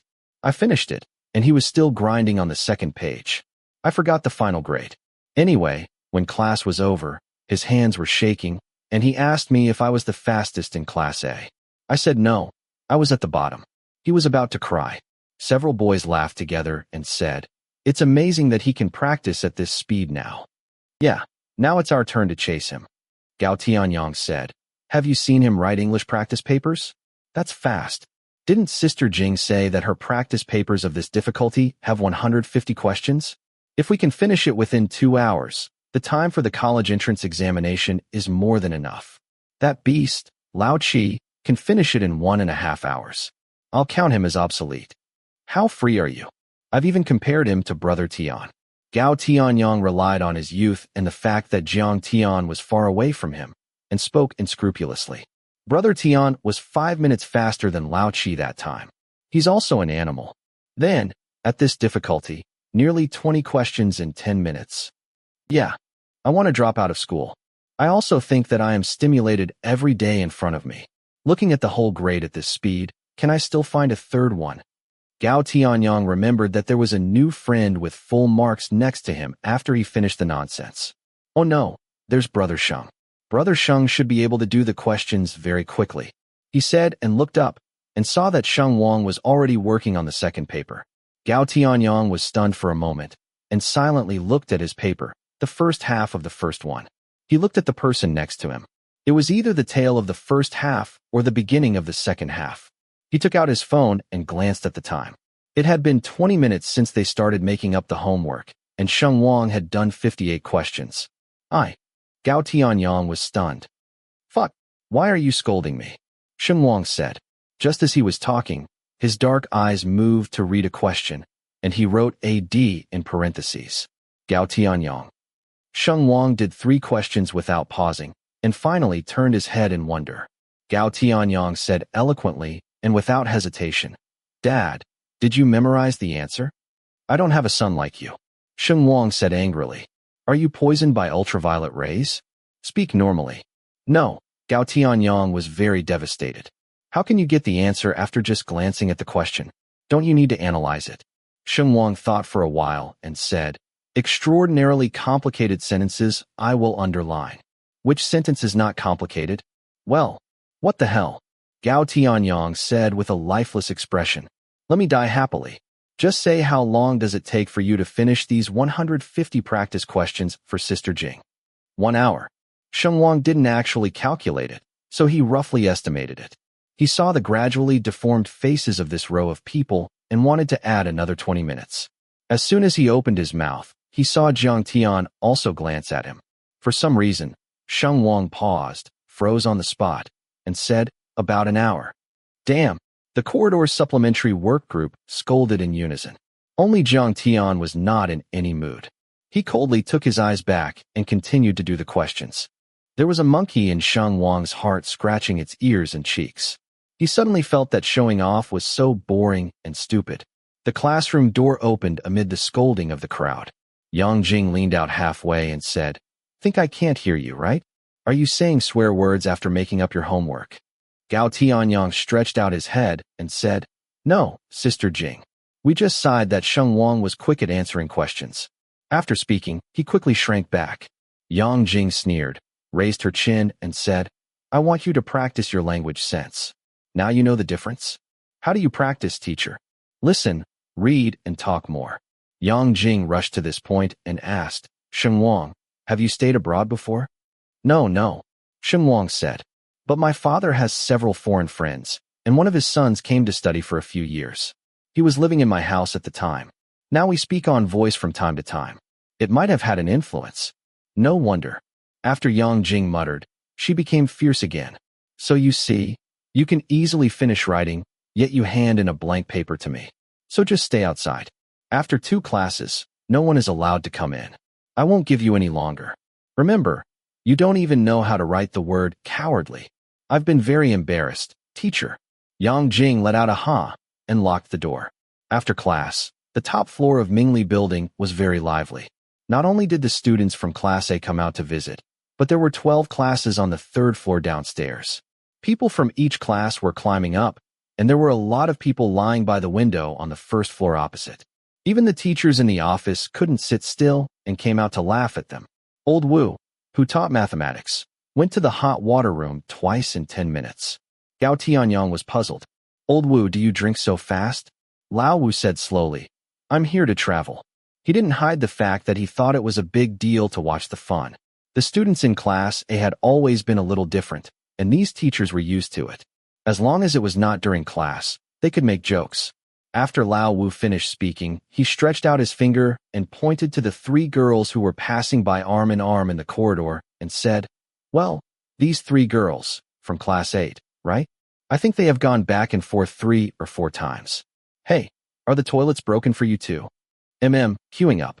The 3 girls were talking nonsense and ran away in a hurry, not forgetting to look at people during the run.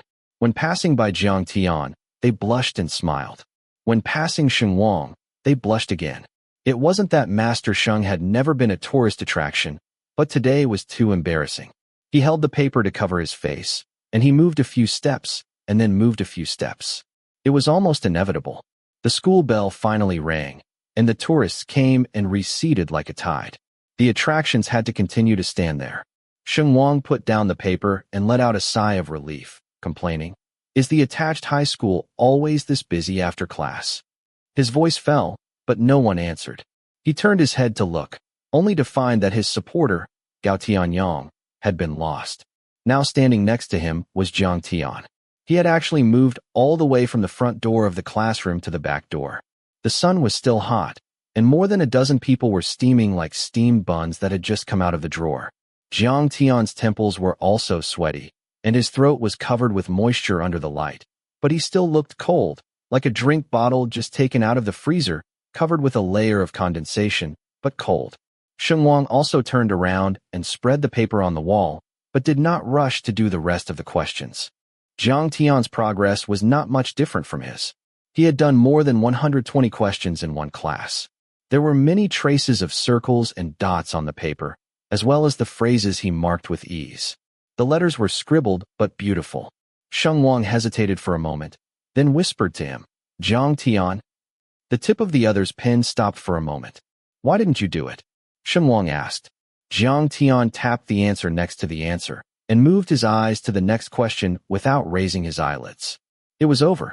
He really didn't want to talk. The monkey that scratched its ears and cheeks in Sheng Wang's heart came out again. While it was scratching hard, a girl's voice came from her ear. "He seems to have forgotten to take the paper home."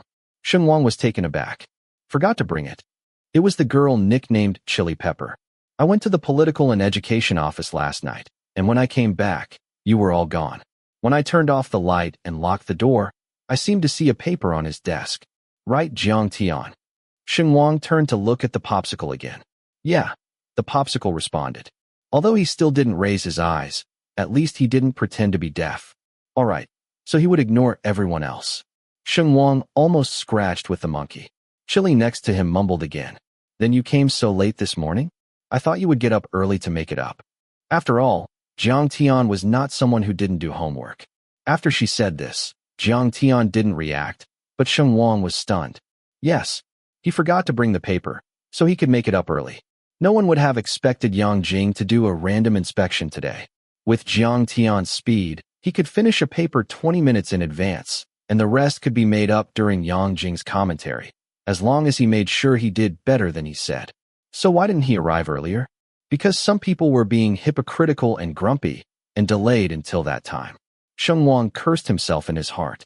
For the next 40 minutes, someone tried to get Jiang Tian's attention with his eyes, but failed. He tried to use other people's words to coax Jiang Tian back to him, but failed. He also tried to drop the pen cap at Jiang Tian's feet, but still failed. The enemy didn't move, but young Master Sheng was about to die. This situation continued until the end of the English class and the beginning of the physics class. When Sheng Wang returned to his seat, he was a little wilted.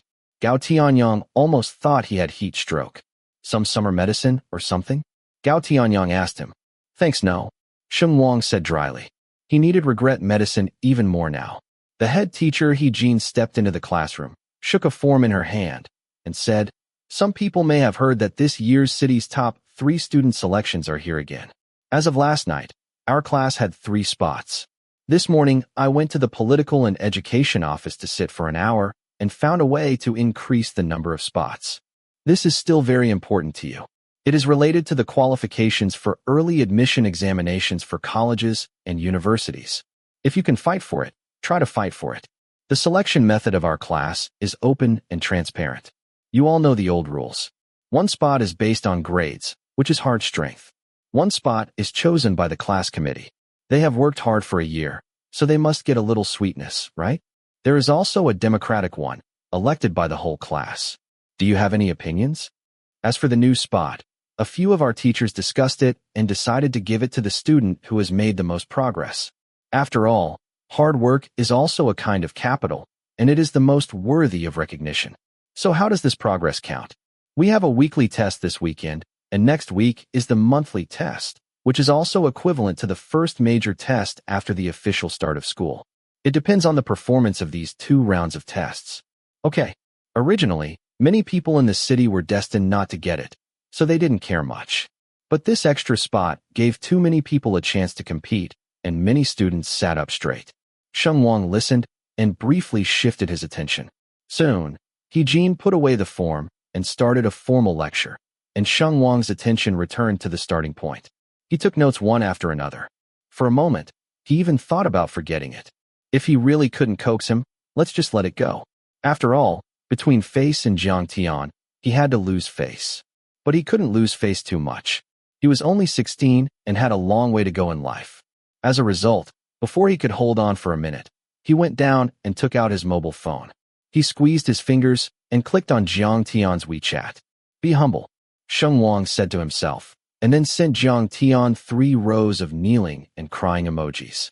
Jean was talking about a difficult example and mobilized everyone to discuss. She raised her eyes. The class seemed to be home to 40 bees. It was not quiet. Sheng Wang heard the back seat buzz 3 times amid the noise. But no reply message popped up in the chat box. Sheng Wang closed his legs and kicked, and started typing. Canned, I was wrong. Canned, I'm not broken. Canned, I just felt so embarrassed last night that I didn't want to mention it. The vibration of the back table was interrupted halfway, and the words, the other party is typing, finally appeared on the top of the chat box. Sheng Wang stopped and waited silently for a reply. After a few seconds, a new message finally popped up in the chat box. Jiang Tian, then you continue to lose your memory. Canned, no. Canned, I can't lose my face and appear brainless. Jiang Tian. The chat finally became back and forth. Although the other party cherished words like gold, the number of words from Jiang Tian was already considerable. Sheng Wang was a little flustered. He felt that the atmosphere was okay, so he added 2 more sentences. Canned, why don't you have selective amnesia? Canned, don't remember the stupid things I did. Pretend you weren't there at the time. We'll only remember the good things. How about that? After sending it, he vaguely heard a snort behind him. Okay, the reply was all over his face. Sheng Wang turned his head and glanced at Jiang Tian. He saw the other party hanging one hand under the desk, and judging by the posture, he was probably holding the phone on his lap. The other hand could even be distracted to take notes. After he finished writing a sentence in a row, he leaned his entire body on the back of the chair and looked up at Sheng Wang. At the same time, Sheng Wang's phone vibrated 4 times. He looked down in confusion, and there were indeed 4 more messages in the chat box. Jiang Tian, okay. Then he posted 3 videos in a row. Sheng Wang quietly plugged in the wireless earphones and clicked on the first one. In the video was a not spacious alleyway, and the street lamp was standing at the corner, falling dimly. An idiot in a school uniform walked a few steps straight under the street light, turned his head to the camera, and asked, "Can you get a clear picture?" My day? Sheng Wang almost threw the phone out. The back of his chair slammed into Jiang Tian's desk, making a thud. Jean frowned and asked, "What's wrong?" Sheng Wang took advantage of the angle to pull off his earphones, stood up, and said, "I'm not sitting still." "Oh." Jean nodded. "Don't rock the chair in class. I've told you many times." When Sheng Wang sat down, he heard the bastard behind him give a low laugh. Fine. He took out his phone again and typed a few words. Canned, are you out of your mind? Jiang Tian, what do you mean? Canned, you can. Keep going. Jiang Tian, put the phone away in class. Sheng Wang subconsciously stuffed his phone into his bag and honestly raised his head and grabbed the pen. The next second he realized that he was too obedient, so he slowly stretched out a middle finger to the person behind him and was tapped back with a pen. It seemed that from the beginning of this class, he really got to know Jiang Tian a little bit. Chapter 20. Young people remember to eat, but not to fight. As soon as 2 days passed, Gao Tianyang's team of makeup homework only remembered the barbecue and the barrels of beer. Except for a few who were still wondering who told Yang Jing, most of the students in Class A were focused on the weekly exam. In fact, in the past, they were not so concerned about the weekly test. After all, every day when you open your eyes and close your eyes is a paper, and there is a big test every week. Everyone should be desensitized, except for the midterm and end-of-term exams that involve the get-out-shift system. The atmosphere of Class A would not be too intense. But this week's exam was a bit special. First, it was related to the city's top 3 list in half a month. Second, the school had issued a new examination regulation. Regarding the new regulations, the head teacher Jean explained it this way. In order to keep you calm and not so nervous when dealing with the college entrance examination, we have implemented a system of 1 big test a week. But we now find out that you are a little too calm, especially our classmates. The school leaders have already named and criticized them, saying that some of our classmates are very fake in their work. The test is very random, and some people can even fall into the middle of the grade. What concept? Ranked close to 200.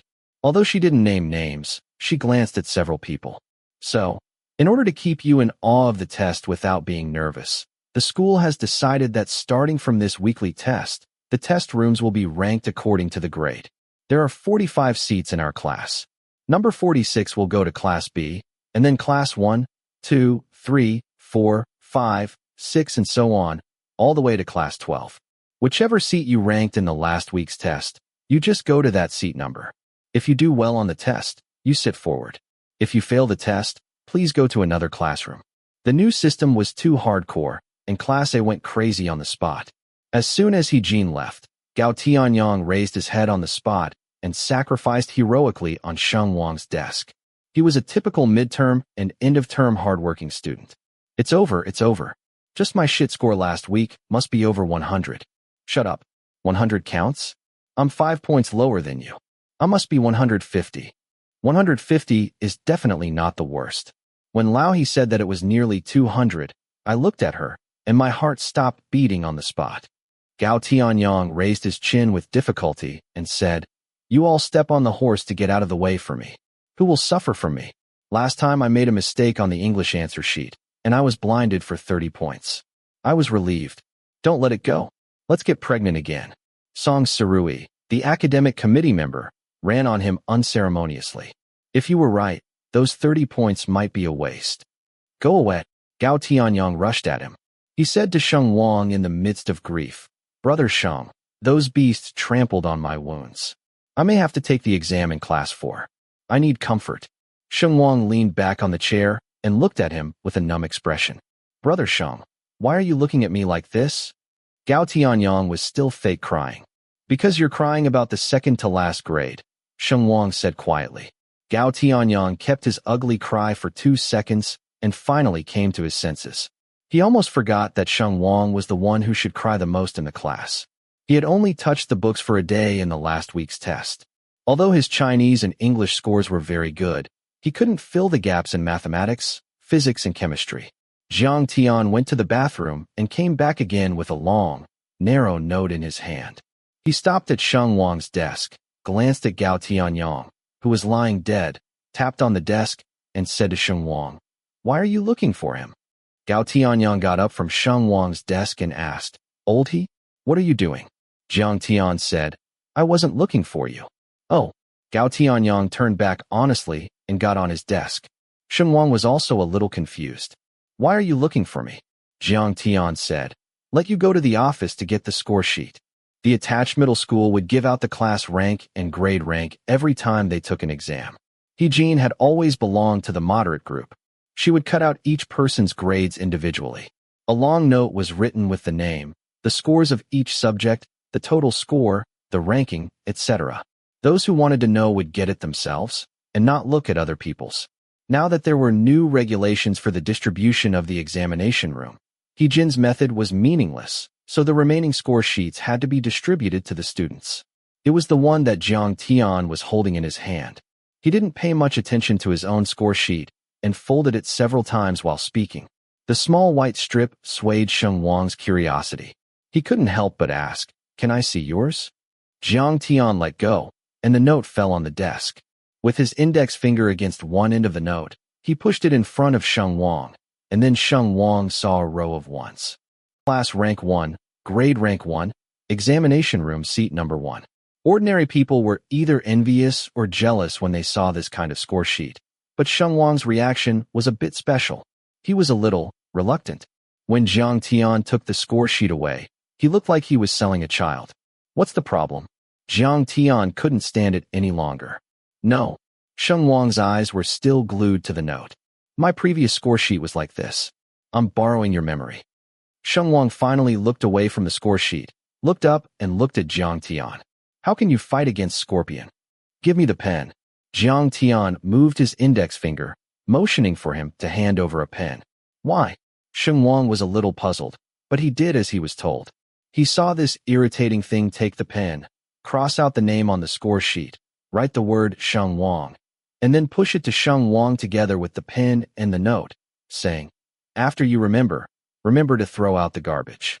After he finished speaking, he went back to his seat to read a book empty-handed, leaving Sheng Wang and the note to stare at each other. Tian had inadvertently listened to the whole process. He was shaking his shoulders in front of him, laughing frantically. As for Sheng Wang, the young master wanted to bite. So in a few seconds, Jiang Tian was bombarded on WeChat. The way the two of them got along had become a bit strange. In the morning, Jiang Tian would read the English newspaper and wait for Sheng Wang to go out. But he would not show active in front of Jiang O and Aunt Sunday. When Sheng Wang went downstairs, he would still organize his school bag in the living room.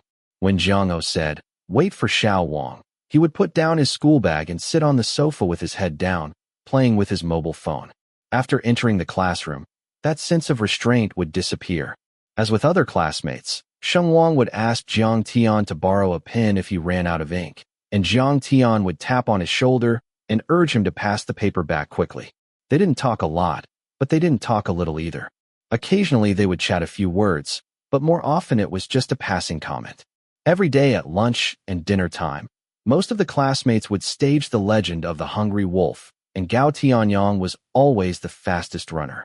He tried to bring Sheng Wang along, but Sheng Wang said that he was weak and the wolf couldn't get up, so he told Gao Tianyang to pursue his dreams alone. In fact, Sheng Wang just felt that it would be difficult to run without looking good, but he was too lazy to move and hated sweating. It was logical again. He and Jiang Tian were the only ones who didn't rush to the cafeteria, so they could only accompany each other. They would walk side by side for a while, passing through the Xiu Yuan and the shade of the plane trees outside the playground fence. Then Sheng Wang would go to the Shila convenience store, and Jiang Tian would go outside the west gate. Sheng Wang was actually a little curious about where he had his lunch, but for some reason, he didn't take the initiative to ask. If he didn't ask, Jiang Tian's character couldn't take the initiative to say it, so they could only be considered half-meal friends. Jiang Tian still disappeared from time to time at night, but he learned to send a heads-up. He would send a WeChat message to Sheng Wang before the evening self-study, and then Sheng Wang would go back by himself. If he didn't have that confirmation message, he would go home with Sheng Wang, sometimes sitting in the back seat of Xiaoqian's car, playing with their mobile phones, and sometimes chatting a little. And no matter what they were talking about, whether they finished talking or not, the moment they entered the house, they would stop talking and go back to their rooms. The courtyard gate of Beima Alley was like a barrier, and they were tacitly aware of each other. Gao Tianyang complained about some of the parts he saw. He said, "I believe that you two weren't familiar before. Really, the situation between you two is no different from that of shared renters. At most, there's another layer of ordinary classmate relationship." This well-known loudspeaker actually kept his mouth shut on this matter, probably because he was afraid of making Jiang Tian unhappy. But what Gao Tianyang didn't know was that in places he couldn't see, Sheng Wang and Jiang Tian's WeChat chat records for a week had exceeded the amount he and Jiang Tian had in one semester. The night before the weekly exam, Sheng Wang was reviewing the wrong questions in front of the desk in the bedroom. Only then did he realize how many papers and problem sets he had done this week. The progress bar of Class A had been pulled to the textbook for the second semester of high school.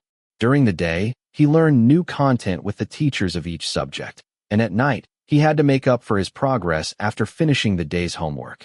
Except for the drinking time, he never went to bed before 2 o'clock. No feeling. Young Master Sheng was a shrewd person. If someone around him was mistreated as badly as he was, he would balance out quite a bit. After reading the set of wrong questions in mathematics and physics, the night was already deep. Beima Alley was an excellent place to live, but it was located in the downtown area, yet you couldn't hear any noise because it was so deep. At this time, it was truly quiet. Sheng Wang glanced at his phone, and the screen showed 2:10. Holding the pen cap in his mouth, he turned his head and stared at the wall behind him. At this time in the past, the person next door should be sleeping. He would hear a soft shuffling of slippers, moving from the desk to the bed, and then quickly return to silence. But usually at this time Sheng Wang was also crawling on the bed, so he wasn't jealous. Today was different. He still had a collection of wrong questions in chemistry that he hadn't read yet. He stared at the wall for about half a minute, when the familiar sound of slippers rang. Look, he was going to sleep. He was the only night owl left in the whole of Beima Alley. Sheng Wang slammed his forehead on the desk and buried his head for a while. The sound of the slippers next door rang again, this time returning to the desk from the bed. Sheng Wang blinked and raised his head in confusion. He pricked up his ears and waited for a while. But before the other party made any more movement, he finally determined that Jiang Tian had not slept. There was a second living person in Beima Alley at 2 in the morning. He felt relieved in an instant, took out a piece of scratch paper, and started working on the set of wrong questions. As a result, just after finishing 2 pages, there was movement next door. Sheng Wang pricked up his ears and stared at the wall again. He held his breath and listened for a while. He guessed that the other party was just looking for something in his school bag. So he was relieved and continued to brush the wrong questions. After 3 or 4 repetitions, he finally exploded. Sheng Wang poked the phone screen heavily, poked into the WeChat interface, clicked on the top one, and started typing. "What are you doing walking around?" After finishing the 3 punctuation marks, Sheng Wang hesitated for a moment but did not send, because he read it through and felt like a pervert. He rested his forehead against the table, holding the phone in both hands, and began to meditate. 2 seconds later, he deleted the sentence and typed it again. "Are you still asleep? Aunt Sun put a bowl of red grapes in the refrigerator. Can I share some with you?" No, it was too fake. Sheng Wang deleted this string again and began to edit the content for the 3rd time. "You actually worked so hard today?" He read it silently several times and thought it was okay. As he was about to send it, his phone suddenly vibrated. Sheng Wang was startled, and when he took a closer look, there was an extra message in the chat box. "Jiang Tian." Sheng Wang's hands trembled, and he almost pressed send. He hurriedly deleted the drafted content and went back to it. Canned. The next second, Jiang Tian threw a screenshot over. He intercepted the chat box from his perspective, with "the other party is typing." On the top, "Jiang Tian. It's been a long time, and it's not over yet?" Sheng Wang felt a grass in his heart, inexplicably feeling embarrassed that his mind was being glimpsed. But since the other party had found out, he would not be rude. Anyway, the number of times he had been embarrassed in front of Jiang Tian was simply countless. The young master closed his eyes and kicked his legs, and decided to get straight to the point. "Canned, what time are you going to sleep?" At the end of his sentence, there was a little man kneeling and crying, and the meaning was very obvious. This time, it was Jiang Tian's turn to show typing, and after a while, the chat box jumped. "Jiang Tian, how many have you left?" Canned, "A collection of mistakes." "Jiang Tian, which one?" Canned, "Chemistry." "Jiang Tian, did you lock the door?" Chapter 21. Sheng Wang was a little confused. He really just wanted to know what time Jiang Tian went to bed, but he never expected that the other party would reply with such a sentence. The development was too unexpected, and the young master was caught off guard. Even more unprepared was the knock on the door very soon. Sheng Wang froze for 2 seconds, then hurriedly put on his slippers and opened the door. Jiang Tian stood outside the door. The hand that had knocked on the door held a loose-leaf book, and the other hand was still using his mobile phone. In the middle of the night, business was quite busy. Sheng Wang thought. Like the last time, Jiang Tian didn't look around when he entered the door. He didn't know who he was talking to, and walked straight to the desk while typing on his phone. Sheng Wang followed behind him. Jiang Tian stood by the desk and typed the last few words, then locked the phone and threw it into his pocket. He turned to look at Sheng Wang's collection of wrong questions and asked, "Where are you stuck?" Sheng Wang laughed dryly. "Not stuck." Jiang Tian glanced at the wall clock. "Didn't you see it's 2:30? What is that expression?" Sheng Wang wanted to hit someone. He couldn't hold back a little. He tapped the notebook with his fingers and said, "I taught myself. This speed is not too slow." Jiang Tian casually flipped through a few pages of wrong questions and said, "Then what do you want to ask?" Sheng Wang couldn't hold back any problems. He wanted to say, "I didn't really mean that." But if he really said that, Jiang Tian would probably turn his head and leave with a blank face, and he wouldn't have this patience in the future. Then wouldn't he have to go to WeChat to send the crying emoji again? Sheng Wang thought about the consequences and felt that this meaning he could have too. "How about," he touched his neck and said with all his face open, "why don't you explain to me how difficult the weekly school test is? I've only taken it once, and I'm not quite sure." Once upon a time, these words were said to him by others. He never imagined that there would be a day when it was reversed. He felt that Jiang Tian, as the lucky one who heard this sentence, should go buy a lottery ticket. After all, this had only been said once, and it was impossible for him to say it again. Sheng Wang thought smugly. There was only one chair in the bedroom. He generously gave it to Jiang Tian and jumped onto the edge of the desk himself. He reached out and grabbed an empty notebook from the other side of the desk, turned the pen, and said to Jiang Tian, "Okay, time to talk." Jiang Tian glanced at his unruly sitting posture and asked, Can I mark up the wrong question book? Whatever, Sheng Wang said.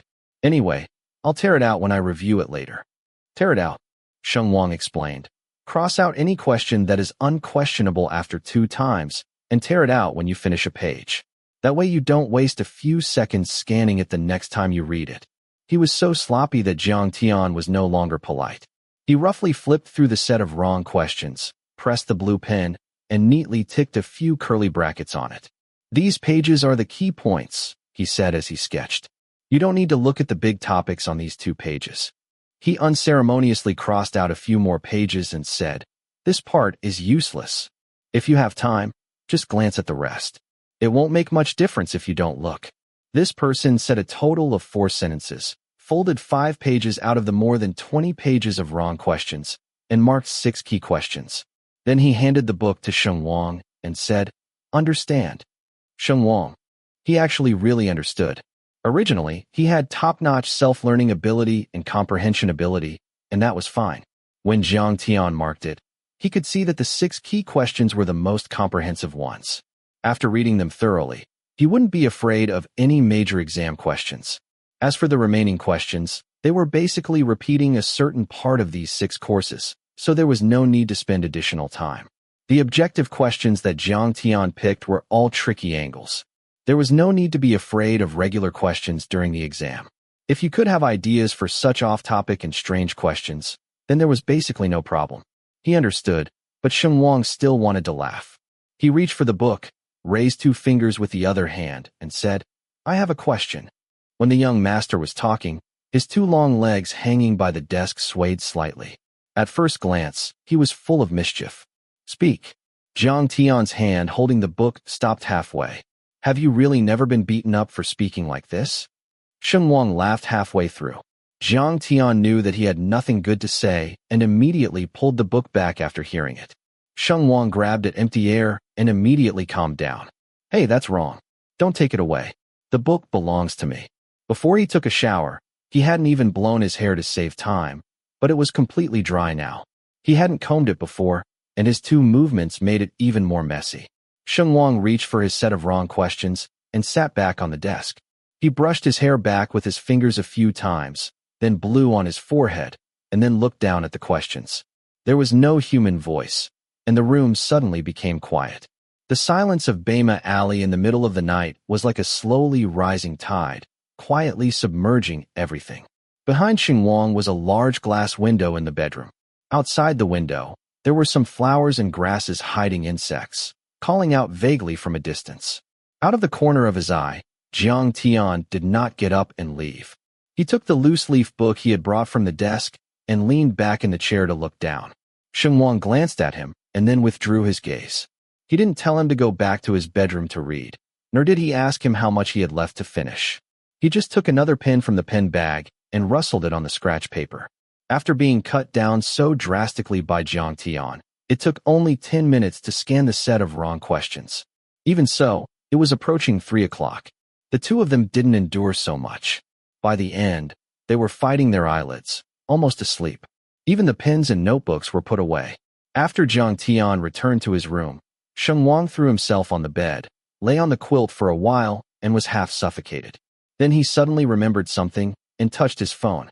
He scratched his eyelids with his fingers, tried to call up Jiang Tian's chat box, bit the tip of his tongue and hesitated to send a thank you, then locked the screen after sending it, threw away the phone, and lay back down. He became unconscious almost immediately, and he didn't hear the phone vibrate until he was completely asleep. It was estimated that Jiang Tian fell asleep faster than him. Early the next morning, Jiang O and Aunt Sun went in and out of the kitchen as usual. Around 6:20, there was the sound of rustling footsteps from the stairs. Sheng Wang stepped downstairs in a daze at his usual time. Jiang O put the scooped shredded chicken porridge on the table and, while greeting Sheng Wang to sit down, said subconsciously, Xiao Tian, wait for him. Sheng Wang followed the voice and looked toward the living room and found that the sofa was empty. He looked toward the entrance again, and there was still no one beside the shoe cabinet. He was stunned for a moment and was about to ask, when Jiang O patted her forehead and said, Hey, my brain. Xiao Tian hasn't come down yet. She pushed the porridge bowl over to Sheng Wang and couldn't help but mutter, It's quite strange. He never stayed in bed before. What day is today? At that moment, Sheng Wang inexplicably felt a guilty conscience of a thief. Jiang Tian finally came down 2 minutes later than him. Sheng Wang glanced at the stairs as he listened to his footsteps, and then drank porridge in the middle of Jiang O's muttering, almost burying his face in it. The exam teachers posted seat numbers to the desks of A, B, plus 12 classes overnight. When Sheng Wang and Jiang Tian entered the classroom this morning, the seats were already occupied by unfamiliar faces. The two of them were in the back row, one at number 44 and the other at number 45, and they happened to be taken by students from other classes. When the boy sitting at desk 45 saw that it was Jiang Tian's desk, he immediately rubbed his hands and said, "This is the seat of a god. Can I do better on the test if I touch it twice?" Jiang Tian bent down to take the things for the exam from the desk. Hearing that, he stood up straight and glanced at his hand, with "Why are you so superstitious?" written all over his face. When this person was not smiling, he was frosty and arrogant. The boy immediately withdrew his hand, but he didn't dare to touch it. Someone else dared. Gao Tianyang took his pencil case and pushed Sheng Wang over unceremoniously. "Come on, touch it. Maybe we won't have to go downstairs for the next exam." Sheng Wang praised. "Good idea." Gao Tianyang said, "You touch first. I'll be in the rear." Sheng Wang was just having fun with Gao Tianyang and didn't really want to touch it. As a result, as soon as he raised his eyes, he met Jiang Tian's indescribable gaze. For some reason, he suddenly had a funny idea. He reached out and touched it, then ran away after touching it. Gao Tianyang chased after him and said with emotion, "Oh, I'm going to die laughing." You didn't see the look on Brother Tian's face. These two people were brothers and sisters in difficulty, and they both had to go down one floor. Gao Tianyang was seated second in class 3, and Sheng Wang was in a worse position. He was 8th in class 5. Although he hadn't been transferred for long, this face was already quite famous. Entering the classroom of class 5 caused a commotion, not only because he was handsome, but also because everyone knew that he came from class A. The reason why he had this grade ranking was known to class A, but that didn't mean other classmates knew it. As soon as he sat down in his seat, he vaguely heard two people in front of him whispering, "How did he transfer to class A with this score? Is there a discount for transferring to another school? Is this even possible? If I had known earlier, I wouldn't have been admitted to the attached high school. I would have gone to number 2 middle school to join an intensive class, then transferred. Maybe I would be in class A now." Sheng Wang took out a pencil case from his school bag and took it as a joke. He was not a modest character. He wrote comments in his belly while listening and said, "Do you want to be quieter? Otherwise, it's embarrassing if I hear you." The two girls next to him burst out laughing, and those who had been running their mouths suddenly blushed and their necks thickened. They turned their heads and said to him, "Who's embarrassed?" Sheng Wang said, "It's not me, anyway." Fuck. Those few people were so annoyed that they knew they were wrong, so they could only lower their heads. "Why are you so funny?" the two girls said with a smile. Sheng Wang looked at them and felt a little familiar, but because he was face blind, he couldn't remember where he had seen them. The girl closest to him suddenly covered her mouth, pointed at the boys, and said in a breathy voice, "These guys are notoriously scumbag students who do all kinds of stupid things. You'll meet them in the exam room next time. You'd better stay away from them, so they don't cause you trouble." Sheng Wang smiled and covered his mouth to cooperate with her, and said in a low voice, "I definitely won't share an exam room with them next time." "Why are you so immodest?" While speaking, another girl suddenly patted the girl's arm wildly and said, "Outside the door! Outside the door!" "What door?" Sheng Wang and the girl looked up together and saw Jiang Tian's figure passing by the door of the classroom. "Jiang Tian. Why is Jiang Tian here?" the two girls muttered. Sheng Wang suddenly remembered why he thought they looked familiar. These two girls had come to class A during gym class to stuff Jiang Tian with gifts and small notes, but they had all been rejected. A boy who had just entered the door trotted over, holding a familiar loose-leaf book in his hand. Sheng Wang took a closer look, thinking, "Isn't that my set of wrong questions?" Sure enough, the boy put the book on his desk and said, "Jiang Tian asked me to give this to you, saying that you left it in his school bag." The two girls, including other classmates who heard this, turned their heads sharply. Sheng Wang was even more confused than they were. Chapter 22. The world of middle school is very simple. As long as a certain aspect is a little more prominent, you can become a famous person and become known throughout the school. Of course, good grades work, and good looks work too.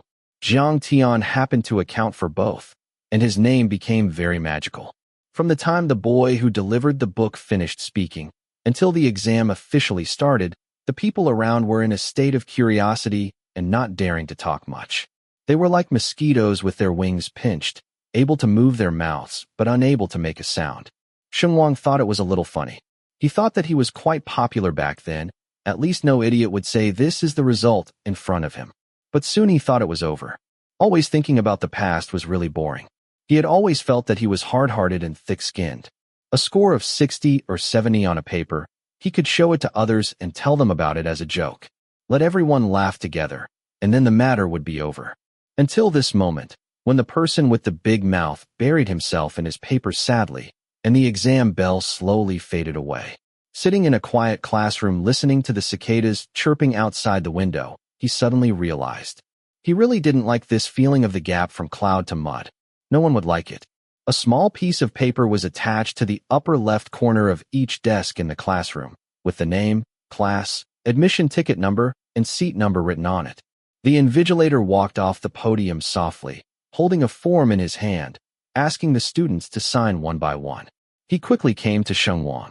After checking the information, he pressed the form on the desk, pointed to the number 279, and whispered, "Sign here." 279 was his seat number this time. In the attached middle school, except for the A and B classes, the first 7 classes were all physics and chemistry classes. His ranking was not a good-looking one. Sheng Wang pressed the pen and signed his name behind the number. Set yourself a small goal first, such as jump from 279 to 100. The first math test was from 7 o'clock to 9:30, followed by a half-hour adjustment break, and the second physics test was from 10 o'clock to 11:40. After these 2 exams, people were basically useless. As soon as the bell rang, a large number of walking dead poured out of the classroom. Gao Tianyang and Sheng Wang were only 1 class apart. He waited outside the corridor of Class 5 after handing in the papers. Sheng Wang was surprised with his school bag. "Why didn't you go straight to the cafeteria?" "There's no need to rush to the cafeteria today. Have you forgotten?" Gao Tianyang responded, then added, "Oh, right. You don't know. Our school has a rule that the cafeteria serves meals twice on the day of the weekly test. They're afraid that students will have to compete physically after being beaten up in the exam, and their mentality will collapse. If they go to the observation deck and cut in line, it will have a bad impact. What's more, there will be fewer people eating in the cafeteria today." Gao Tianyang glanced at the classroom and said, "See, look, there are a lot of people left here." There were indeed people left in the classroom, roughly a dozen or so.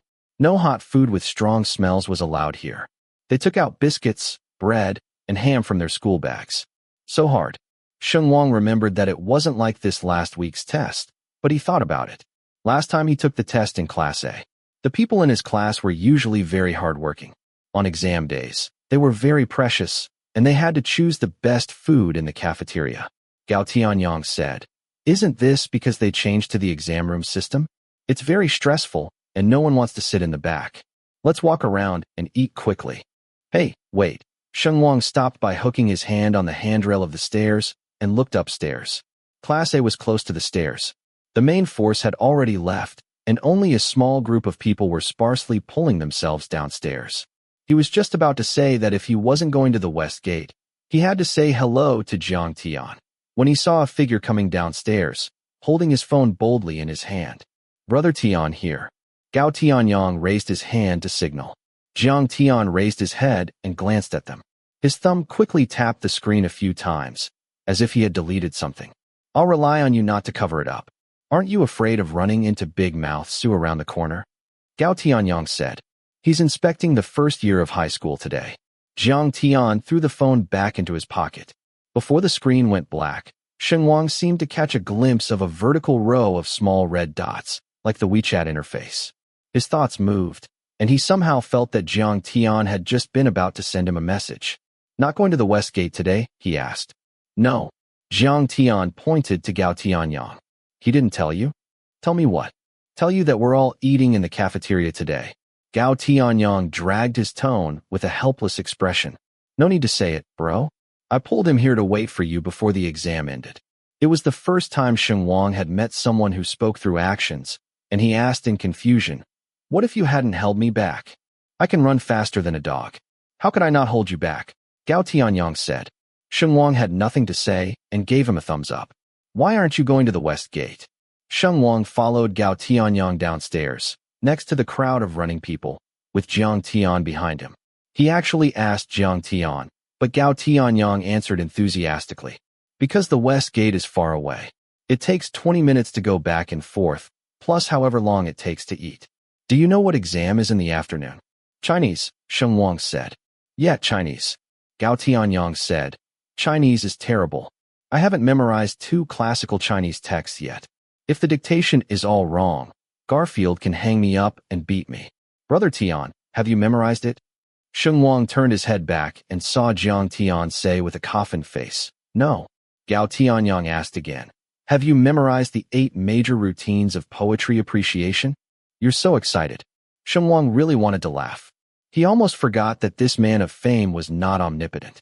As soon as he saw Chinese, widow has a disease, was written all over his face.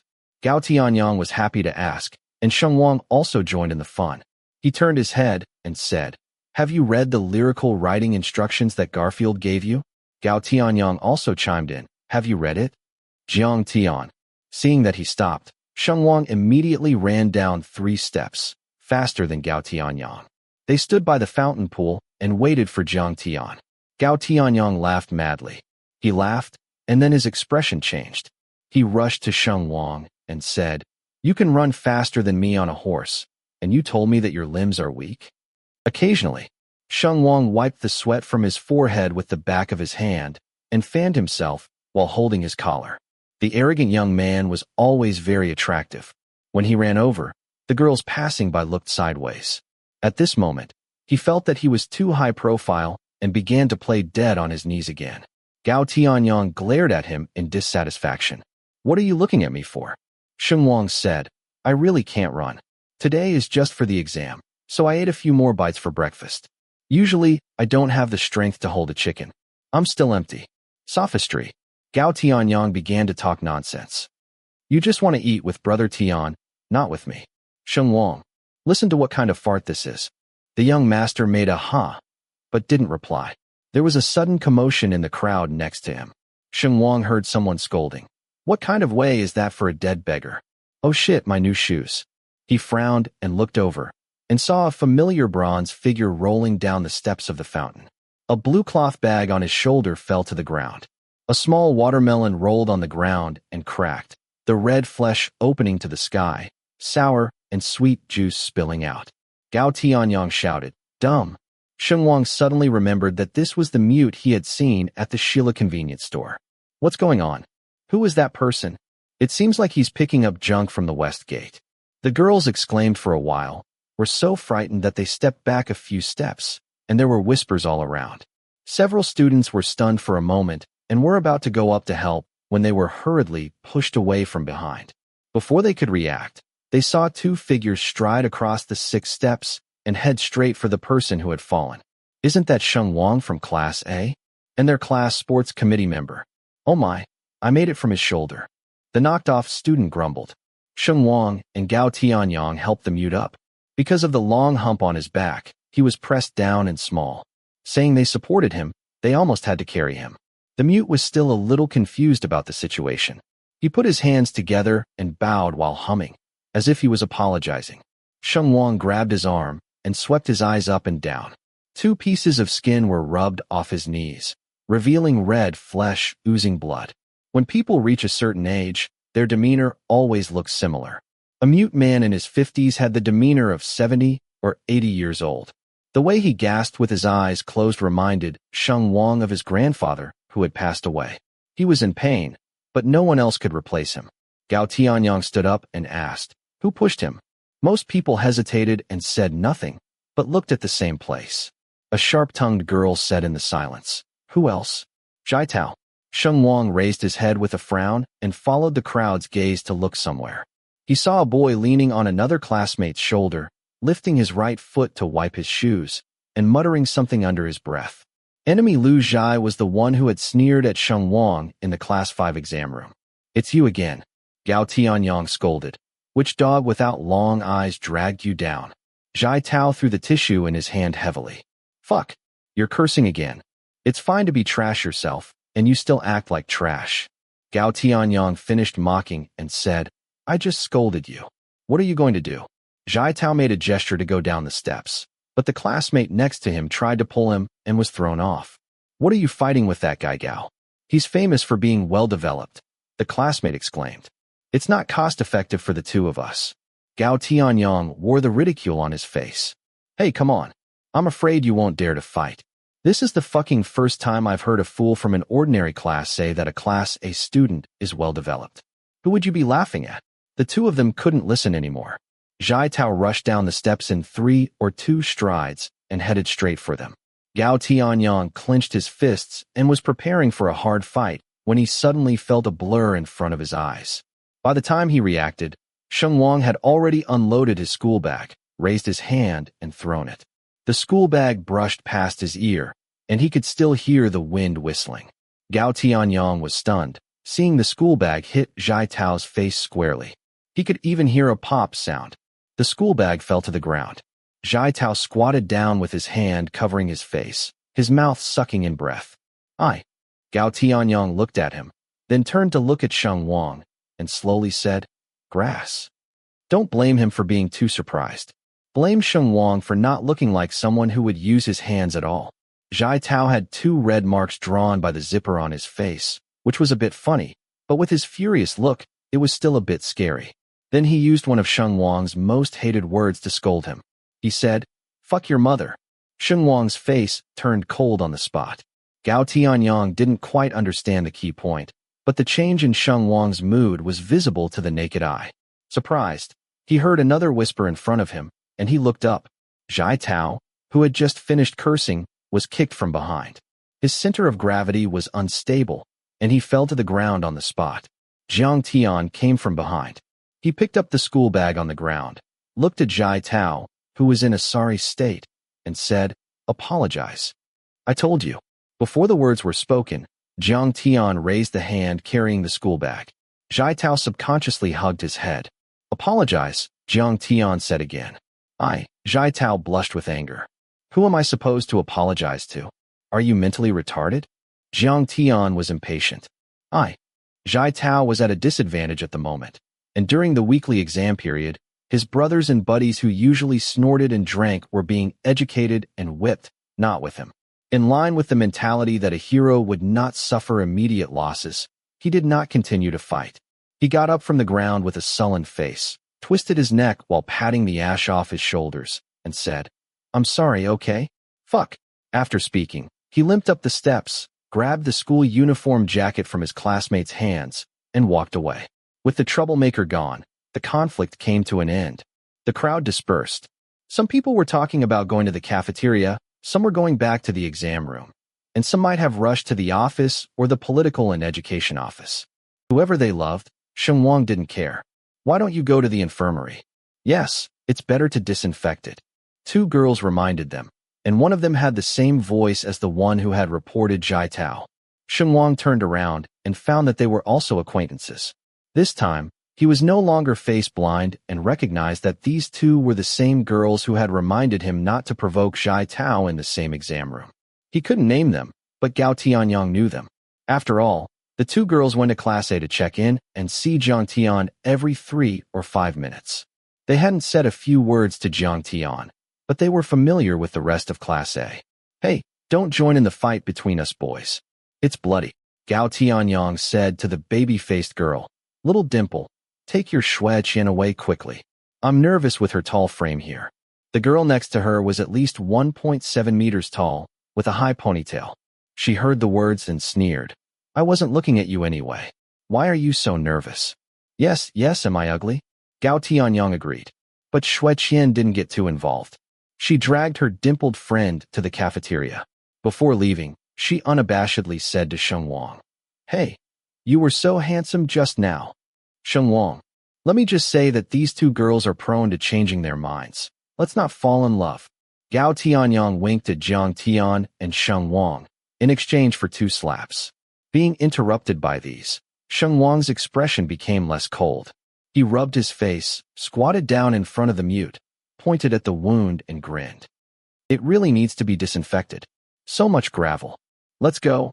To the school hospital, Gao Tianyang said. The mute babbled and gestured with his hands, pursed his lips, and shook his head. Gao Tianyang said, Uncle, don't make gestures. I don't understand. Sheng Wang looked at Jiang Tian subconsciously. If he remembered correctly, this mute seemed to know Jiang Tian. Sure enough, Jiang Tian said. He said he wouldn't go to the school hospital. He has disinfectant at home. Sheng Wang was very knowledgeable about illness, in particular about medicine, so he immediately asked, Which medicine? How long has it been stored? Has the expiration date passed? The mute looked confused. Gao Tianyang was delighted. Why are you so particular? Jiang Tian said, He's precious. A question mark slowly appeared above Sheng Wang's head. As for Gao Tianyang stared at the back of Jiang Tian's head as if he had seen a ghost. The West School gate at noon was always very deserted. The phoenix trees intertwined, supporting the thick shade all the way. The sunlight leaked from the gaps in the thick shade. The alley with the residential buildings standing at the entrance had a very suitable name, called On1y. Gao Tianyang said that he and Jiang Tian lived here when they were children. On1y was the earliest family building of the attached middle school. The counterpart primary school here is quite famous, so I moved here when I was about 5 or 6 years old and lived until I graduated from primary school. Gao Tianyang pointed to Jiang Tian and said, He came a little earlier than me, at 3 or 4, right? But he moved out before graduating from primary school. Sheng Wang looked at Jiang Tian curiously. Because they had lived here for many years, they were very familiar with the people of On1y, especially the elderly. Along the way, they met several people who called to them, pulling Gao Tianyang and saying, It's been a long time since you came here? The mute's house was deep in the alley, not a residential building, but an old house with a patio. Sheng Wang's first reaction was, It's quite big. There was a big tree next to the house, and its sloping branches just half covered the eaves, like a natural umbrella, quite shady. Unexpectedly, Gao Tianyang nuzzled and said, He only occupies this room. The hall on the west side of the patio was only supported by a pillar, and there was no door. It was filled with bundles of waste paper, waste books, and plastic bottles. Next to this pile of junk, there was a room about 10 square meters, where the mute lived. The 10 or so square meters included the bed, wardrobe, desk, old TV, and an impossibly small bathroom. Sheng Wang was stunned, but didn't show it. What about the other side? He pointed to the other side of the patio. The structure on that side was similar to this half, but the hall had a door, and there was a square table. One end of the hall was connected to a small kitchen, and the other end was connected to a bedroom that was similar to the mute's. Old Man Ding lives opposite. He's a famous lonely old man in On1y. Gao Tianyang said, Brother Tian has a good relationship with him. He eats lunch here. I can't do that. When I was a kid, I climbed a tree and smashed the roof of his house. He'll hit me with a broom. He pointed to a gap in the eaves, but Sheng Wang looked absent-minded and couldn't help but stare at the hall. Jiang Tian disappeared outside the west gate every noon, just to come here and eat? Why? While they were talking, the door of the room opposite creaked open, and an old man with thinning hair came out. He looked energetic, his shoulders straight, but the lines on his forehead were particularly deep, and his eyebrows were raised in 3 folds. Gao Tianyang immediately said, Fuck, and ran behind Sheng Wang and Jiang Tian. Brother Tian, you tricked me. Isn't he not here today? When did I say he wasn't here? Jiang Tian said. Didn't you tell him you weren't coming for dinner today? Then he wouldn't be taking a nap at this time? Gao Tianyang began to mess around again. Although Old Man Ding's eyesight was good, he caught sight of the enemy at a glance, turned around, and picked up the broom by the wall. The mute opened his tongueless mouth and giggled beside him. Gao Tianyang rushed out with a lunge and said, Don't fight. I'm just sending Uncle Dumb back. I'll leave now. Farewell. This living treasure clasped his fists and gestured, then jumped out of the door in a hurry. Sheng Wang asked, Are you really leaving? Do you think that broom looks fake? Gao Tianyang said, You two are a little tired. I'll go to Shilla to eat first. I'll go straight to the classroom after eating. See you. Old man Ding looked like an old owl, staring at the door alertly, and then slowly put down his broom until he was sure that the stinky boy had really run away. Wearing black cloth shoes, he walked toward them through the patio and asked, "What's the matter?" The mute called out a few times and then made another gesture. Old man Ding let out a snort and turned to look at Jiang Tian. What did Xiao Tian say? He fell at school and hit his knee, Jiang Tian said. Sheng Wang raised the blue cloth bag in his hand and said, "The watermelon also broke too. Only one is left." Old man Ding's eagle eyes stared at Sheng Wang again, looked him up and down and asked, "Whose family is this?" This question was embarrassing. According to the logic, Jiang Tian should say, "My family's." Sheng Wang laughed dryly and said in front of Jiang Tian, "I'm his classmate." "Hello, Grandpa Ding." Generally speaking, no one could resist a handsome guy who was good-looking, but old man Ding didn't take the usual path. He stared at him and said, "Who said my surname is Ding?" Sheng Wang. He smiled innocently at old man Ding, then turned his head and started staring at Jiang Tian. Fortunately, the other party didn't let him die. He pointed to the courtyard gate and said, "The one who ran away taught him." Old man Ding snorted and said, "That bunny loves to talk nonsense." Jiang Tian threw the blame to Gao Tianyang without blinking. Old man Ding's attitude toward Sheng Wang improved visibly. He said, "You and Xiao Tian brought the mute back together? Don't you have an exam today?" Sheng Wang said, "Yes, but it's too late." Old man Ding thought he was sensible, nodded and said, "Have you two eaten?" Sheng Wang glanced at Jiang Tian. "What are you looking at him for? Don't you know if you've eaten or not?" The old man was very perceptive and didn't give him any face. Sheng Wang thought to himself, "I was just being polite by not taking the lead." After all, he was an outsider. If he said he hadn't eaten and the old man left them to eat, Jiang Tian would have to agree even if he wasn't happy. That would be embarrassing. He kept smiling, slowly raised his toes, and stepped on Jiang Tian's foot, signaling him to save the situation. Jiang Tian said, "I haven't eaten." Sheng Wang was taken aback and looked at him in surprise. Jiang Tian said blankly, "Take your foot off first." Oh, sorry." Sheng Wang bounced off. The old man's joy, like that of a child, showed on his face. Old man Ding suddenly became happy, shook his head, and walked to the kitchen with his palm leaf fan. "Hey, I knew you hadn't eaten. I'll go make a meal." As soon as the old man left, the two of them helped the mute into his room. Jiang Tian took 2 bottles and a bag of cotton swabs from the top of the wardrobe. After dealing with the wound, the mute gestured to get up again. Jiang Tian pressed him down and said, "Don't move. I'll do it." Carrying the blue cloth bag, he came outside with Sheng Wang.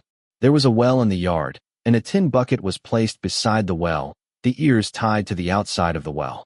Jiang Tian put the only intact watermelon into the bucket and lowered the bucket into the well with a rope. Sheng Wang supported his knees and looked at it seriously, finally asking, "What are you doing?" "Washing watermelons." "Icing it," Jiang Tian said. "Why don't you put it in the refrigerator?" Jiang Tian was half squatting there. Hearing this, he raised his head to look at him, with a look that said, like he was looking at an idiot. Sheng Wang was very sensitive and exclaimed, "What?" Jiang Tian raised his chin toward the bedroom and said, "Did you just see a refrigerator in there?" Sheng Wang lowered his head. Oh, he thought about it for a while, and there really wasn't one.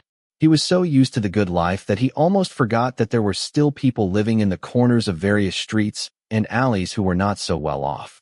He stared at the dark wellhead for a moment, dazed. Jiang Tian suddenly pulled the rope up again and lifted the bucket. The well water quenched the watermelon, and the skin was clean and shiny. The lip of the bucket hit the wall of the well, and water splashed. "Try it." Jiang Tian raised his chin toward the watermelon. Sheng Wang didn't know what to do, and hesitantly reached out and touched it. There was still more than half of the well water in the bucket, and it was shockingly cold to the touch. The well water is so cold. Sheng Wang withdrew his claws with a hiss. "Yes." Jiang Tian lowered the bucket again. He stood up, shook off the water droplets on his fingers, and said, "It's not worse than a refrigerator."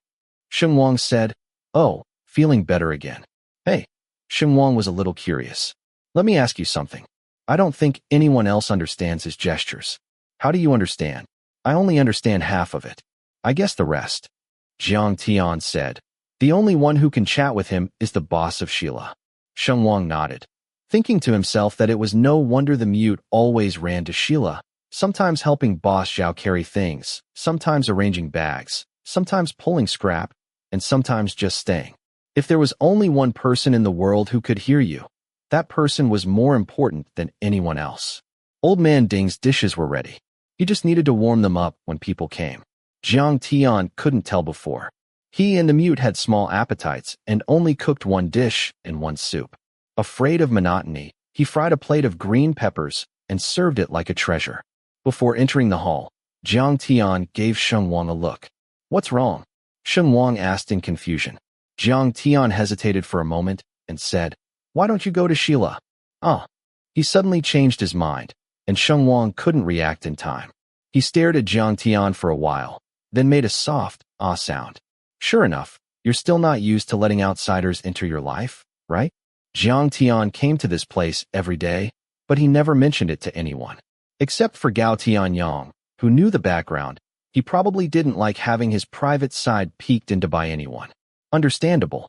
It was just a little bit of a sense of disappointment at being left outside the door. Sheng Wang smiled and said, "Okay, I can do that. Then you help me explain to, what's his surname? Just say I'm in a hurry and going first." As he spoke, Jiang Tian kept looking at him, frowning slightly, not knowing what he was thinking. Sheng Wang tugged at his school bag and lifted it up. Just as he was about to turn around and leave, Jiang Tian said again, "Forget it. Pretend I didn't say it." "Sheng Wang, have you really never been beaten for talking like this?" Sheng Wang couldn't hold back. Seeing that the young master was about to explode, Jiang Tian added, "The old man isn't very particular about his cooking. I don't know if you'll be used to it." Jiang Tian still frowned. "Do you want to stay here, or do you want to go to Sheila?" Sheng Wang stared at him for a while and finally understood what he meant. "You've been here for a long time. Are you afraid I won't be able to eat here?" Jiang Tian was silent for a moment, then said stubbornly, "I'm afraid the food will be wasted." Sheng Wang raised his eyebrows and looked at him suspiciously. "Who did you learn to be so awkward from?" With a handsome face, Jiang Tian pointed to the gate to see him off. "You'd better go to Sheila." "I won't." Sheng Wang's depressed emotions swelled up again. He lifted his foot and walked toward the hall, saying as he walked, "What misunderstanding do you have about me? Am I really that picky?" Jiang Tian took out his mobile phone and opened the album on the spot. Sheng Wang couldn't think about it. The drunk video was still in this guy's hands. He immediately pressed him down and said, "Fine, fine, fine. I am very picky, especially picky, very, very picky. Are you satisfied?" Obviously, Jiang Tian was not satisfied. He closed the album, opened WeChat in front of Sheng Wang's puzzled eyes, scrolled down a few lines quickly, opened an avatar, and put the chat history in front of Sheng Wang. Sheng Wang looked at the note. "Sheila Zhaosu." Really cold note style.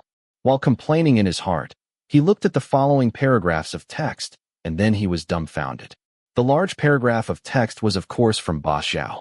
Middle-aged men were addicted to WeChat, and often liked to type such long and short essays, regardless of whether the other party was interested in reading them or not. They dared to write anything into the input box. Sheng Wang saw Boss Zhao ranting as follows. "Sheila Zhaosu. The mute said there will be freshly picked watermelons in 2 days. If you have nothing to do after school, you can bring one. It's expected to be crunchy. Do you eat sandy or crunchy?" Jiang Tian. "Okay, thank you." "Sheila Zhaosu, you're better off supporting him. The boy you brought for dinner was too picky. According to observations over many days, he doesn't eat carrots, spinach, onions, garlic, or cilantro. Cilantro can be used for seasoning with a little bit of the foam, but you can't tell.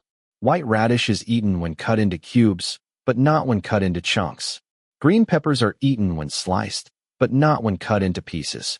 Shredded is fine. He doesn't eat crispy potatoes, sandy watermelons, sour strawberries, or grapes that are too sweet. Sheila Zhaosu. If I had a son like that, I would starve him for 3 days. Sheila Zhaosu, forget it. Let's not talk about it. My son is no good either." Jiang Tian. You could feel Jiang Tian's speechlessness and suffocation across the screen, but Sheng Wang was even more suffocated. Did he want to say that these middle-aged people were so rude? Why not report anything? Was it worth writing such a breeding report for a meal? But he thought about it. After all, Boss Zhao was the one who could say, "You little boy ate the king's meal. Come and redeem him." What else could he do? Sheng Wang turned off the screen for Jiang Tian and said, "He slandered me." "Who's slandering you?" Old Man Ding said after serving the meal. "Come and sit down." "This little, what is it?" he asked Jiang Tian. "Xiao Wang." Jiang Tian reported his name according to his habit, and then he paused for a while. It was really strange to call such a nickname out of his mouth. Sheng Wang squeezed his joints uncomfortably with his fingers hanging by his side and said, "Xiao Sheng or Xiao Wang can be called, whatever you like." Old Man Ding said, "How much do you eat, Xiao Wang? Is this bowl enough?" "Enough," Sheng Wang said quickly. "Then I'll give it to you. I'll do it myself." It was a pity that the old man was very agile and ran away with the rice spoon. Sheng Wang had no choice but to withdraw his hands embarrassedly and sat down at the square table. Maybe he was really hungry. Although the dishes on the table were simple, they were really fragrant and smelled better than Boss Zhao's cooking. His stomach grumbled a bit. In order to cover up such an unsightly sound, he coughed and asked Jiang Tian, "Why does Gao Tianyang call him Old Man Ding?" Jiang Tian's thin lips moved. As soon as he saw Old Man Ding coming in with the rice, he took out his mobile phone and opened the memo. Sheng Wang leaned over with a puzzled look. He saw Jiang Tian tap a pencil and draw an oval on the memo, a D inside the circle, 2 round eyes, and 3 forehead lines on the forehead. Then he started typing. His 2 thumbs, thin and long, tapped the keyboard quickly. Sheng Wang saw an extra line on the memo. "There is a nursery rhyme called Old Man Ding. Have you heard of it?" Then another line. "Does it look alike?" Sheng Wang started laughing with his head down, and Jiang Tian deleted the memo with a blank face. Thanks to this simple sketch, Sheng Wang had a very hard time holding back his laughter during this meal, and he was in a very good mood. Maybe no one would believe him. The most relaxing and happy meal he had eaten in this period of time was actually with Jiang Tian. He suddenly felt that if he and Jiang Tian didn't have the awkward relationship of pseudo-brothers, but just got to know each other normally, became classmates normally, and sat at the front and back desks normally, then they would definitely become good friends. However, this thought was quickly dispelled, because on the way back to the exam room, Sheng Wang suddenly remembered what happened in the morning. He asked Jiang Tian, "You originally planned to go to the cafeteria at noon. Since you wanted to meet at noon, why did you make a special trip to send over the set of wrong questions?" Jiang Tian frowned slightly when he heard this. "You didn't read it before the exam?" Sheng Wang was very puzzled. "Why would I look at the chemistry wrong questions when I'm taking the math and physics exams?" Jiang Tian's expression was blank for a moment, as if he had not considered this situation at all. He was stunned for a moment, then frowned and asked, "You haven't seen WeChat? Did you text me?" Sheng Wang grabbed his school bag and started to take out his mobile phone. While taking it out, he said, "Don't you turn off your phone before the exam?" Jiang Tian's expression was blank again for a moment, and he said, "I put it on silent." Before reaching the exam room, Sheng Wang turned on his mobile phone and received a morning WeChat message. "Jiang Tian, look at the set of wrong questions." Sheng Wang was going to take out the book again, but Jiang Tian stopped him. "Forget it. Don't look at it." Sheng Wang said, "Why?" Jiang Tian said, "Your mentality will collapse." Sheng Wang said. The more he said that, the more Sheng Wang wanted to see it. He took out the problem set, and before he had time to flip through it, a piece of paper slipped out. It was a page torn from some problem set, with rough edges. There was a question on it that had been underlined with a red pen and marked with a 5-pointed star in a flamboyant hand. Sheng Wang picked it up and looked closer. It was a physics question. The question was very familiar. Although it wasn't exactly the same, it was very similar to the last major question on today's physics test paper. Jiang Tian said, "This set of exercises has been practiced by all grades, except for you." As Jiang Honest Tian had predicted, young Master Sheng's mentality collapsed on the spot. Although Sheng Wang was struck into a daze, his strong professionalism helped him regain his senses before the afternoon exam. He turned his grief and anger into strength, and the last 3 exams went smoothly. The weekly test results in the attached middle school always came out very quickly. The next day, a rumor began to circulate in the second year of high school. It said that the handsome guy who had just transferred to Class A had spent a week of effort, and his total score had increased by nearly 50 points, and his grade ranking had gone up by nearly 100 places. The whole grade was in a sensation. The rumors continued to spread for one evening self-study session. In the second class, they were dismissed by the teachers of each class, and an official correction was made to the content.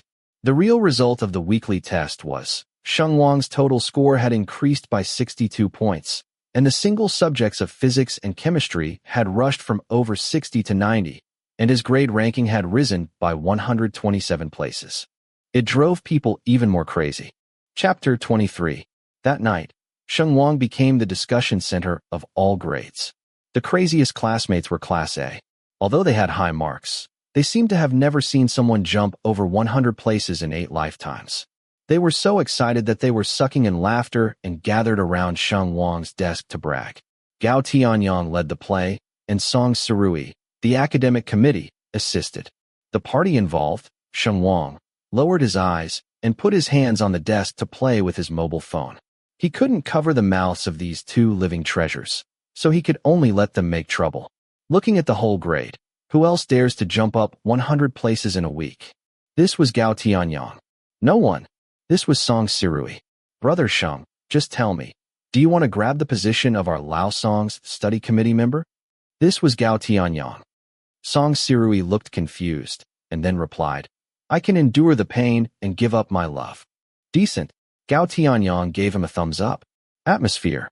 On1y also gave himself a thumbs up. Inside the desk, Jiang Tian was sending a WeChat message saying that he didn't have to wait for him after the evening self-study class ended. Sheng Wang was bored anyway, so he dumped 7 or 8 emojis for him. Can't. Ask, is there any way in the world to keep these two speechless? Jiang Tian, no? Can't. Aren't you arrogant? Don't you care about him? Jiang Tian. Jiang Tian, not your mom. No. What are you laughing at, Brother Sheng? Gao Tianyang couldn't hold back. He stretched his head and glanced, but he couldn't see anything because the angle blocked the desktop. Nothing, Sheng Wang replied smoothly. Gao Tianyang narrowed his eyes and began to laugh wickedly. On1y also shook his index finger and said, There's a situation, Brother Sheng. What situation? Sheng Wang didn't notice what they were saying at all. He turned off a few more interfaces before pulling his hand out of the desk. Seeing that his expression was really dazed, Gao Tianyang took back his smirk and said, Forget it. Let's talk about the results. Seriously, you jumped too fast this time. I have been in the world for many years, and I have never seen such a jump forward. Your ranking to 100 is faster than our Chili sister's weight gain. You don't want to live anymore? Sheng Wang looked at him in disbelief. Just listen to the Chili next to him burst out. Gao Tianyang, say that again. As a big guy who could squeeze into the top 5 in the grade, because he was really unruly, he was often punished with everyone. He went deep into the grassroots and was widely loved. Anyone who joked would take him along. Among them, Gao Tianyang owed the most and was often beaten by him. As soon as the words fell, Chili's book flew straight through the crowd. Gao Tianyang screamed and ducked. Sheng Wang followed closely and tilted his head to dodge. After he realized it was not good, the book flew toward Jiang Tian's face. As soon as he realized it, he heard a pop behind him. Jiang Tian blocked the book. He picked up the book and looked at Gao Tianyang speechlessly, who immediately bowed to him with his hands folded. He sent the book back to Chili respectfully. As soon as the leader ran, the others scattered like birds and beasts. They were devastated as they fled, and Sheng Wang leaned back in his chair and laughed. Clean. Jiang Tian's cold and indifferent voice suddenly sounded from behind his ear. This man's voice was too low, and when he spoke in a low voice, his ear always itched. Jiang Tian added, Move that chair forward a little. Don't shake it against the desk. Sheng Wang. Okay, whether it itches or not also depends on the content. Although the cowhide wasn't completely blown off, most of the students in Class A acquiesced to one thing. At least 2 of the city's top 3 list spots had been set. One was Jiang Tian, who was firmly at the top of the grade, and the other was the rocket riding prospect. In the words of the class monitor, Li Yu, congratulations, you can start celebrating ahead of time. The day after the results were announced, the 2 were congratulated by being summoned to the political and education office. It was Su Xiaozue who was in charge of delivering the message. He was taken over by his father as a coolie and brought a bunch of exercise books back to the classroom. The first sentence after entering the door was, Jiang Tian, Sheng Wang, go to Duxing building. Director Su is looking for you. He was probably one of the most honest people in Class A. He never called his father Dad at school, and of course he didn't dare to call him Big Mouth. He always called him Director Su properly. Looking for us? Sheng Wang turned his head and looked at Jiang Tian and asked Xiao Zui, what's the matter? No, Xiao Zui said honestly. Anyway, he said it with a smile. It should be a good thing, right? Maybe it's the city's top 3. Sheng Wang and Jiang Tian went to the office of the Political and Education Office suspiciously. As soon as they entered the door, they saw Big Mouth Su, who was smiling but not smiling, and Jai Tao, who was standing with his head bowed. Could this be the city's top 3?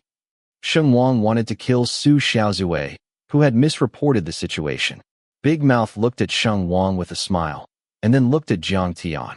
After a few seconds, his face turned pale, and he roared with saliva flying. Is your ability great? Fighting on the day of the weekly test. And you chose the fountain square with the largest flow of people. Just tell me what you want to do. Do an exhibition match.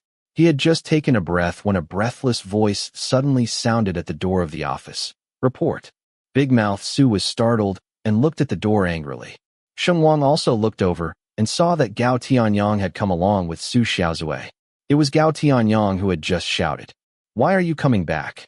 Big Mouth Su was angry and was not polite to his own son. Report. Su Xiaozui opened his mouth properly and said, "The workbooks for Class B haven't been moved yet. I'm asking Gao Tianyang to help." Big Mouth Su said, "When I don't know what kind of virtue Gao Tianyang has. You're looking for Gao Tianyang. He must have asked to follow. He just wants to join in the fun." Su Xiaozui pursed his lips shyly. "No. Curiosity satisfied?" Big Mouth Su said. "Move the workbooks and hurry up." Gao Tianyang didn't move. He gave Jai Tao a fierce look and said to Big Mouth Su confidently, "I fought too. Why didn't you come to me? Did you throw a punch?" Big Mouth Su said angrily, "I threw one."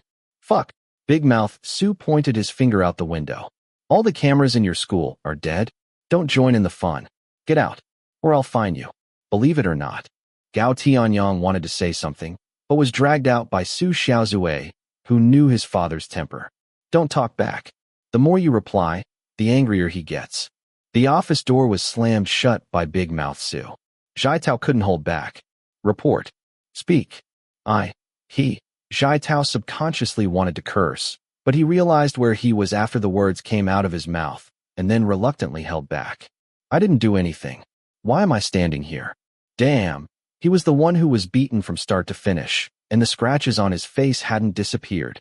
When Big Mouth Su's face was sullen, he did have a bit of the majesty of the director of the Political and Education Department. He stared at Jai Tao for a long time and stopped using that roaring tone. You really don't know why you are standing here. It was clearly a calm tone, but it was more disturbing than a roar. I don't know, Jai Tao said impatiently, scratching his neck. Although our school is not the best in the province, it is still a century-old famous school. It took 100 years of dross to extract the essence and develop it into the current educational model.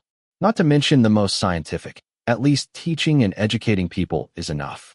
You've been here for more than a year, and you learned to call people beggars and learned to push people down the stairs. Jai Tao pursed his lips and breathed heavily. After a while, he said, I didn't. I said the cameras are not dead, and the students who were watching that day also have eyes and ears. Big Mouth Su looked at his virtue and didn't bother to say anything more. He waved his hand and said, It's okay, it's okay. I didn't come to listen to your sophistry. Since I asked you to come, I have already thought of many arguments. As for you, I don't want to say more. You know it yourself. Big Mouth Su turned to Sheng Wang and Jiang Tian again. As for the two of you, I know your original intentions are not necessarily bad, but... He emphasized his tone and said, There are thousands of ways to solve it. Why do you have to fight? Fighting in front of the whole school is very handsome, isn't it? Hey, the school bag was thrown very far right. Sheng Wang looked at his nose and his mouth and seemed to reflect deeply. He was born white, with long and slightly downturned eyes. He smiled brightly, but when he lowered his eyes, he was very deceptive, with a 3-point innocent face and 7-point studiousness, making Big Mouth Su choke twice.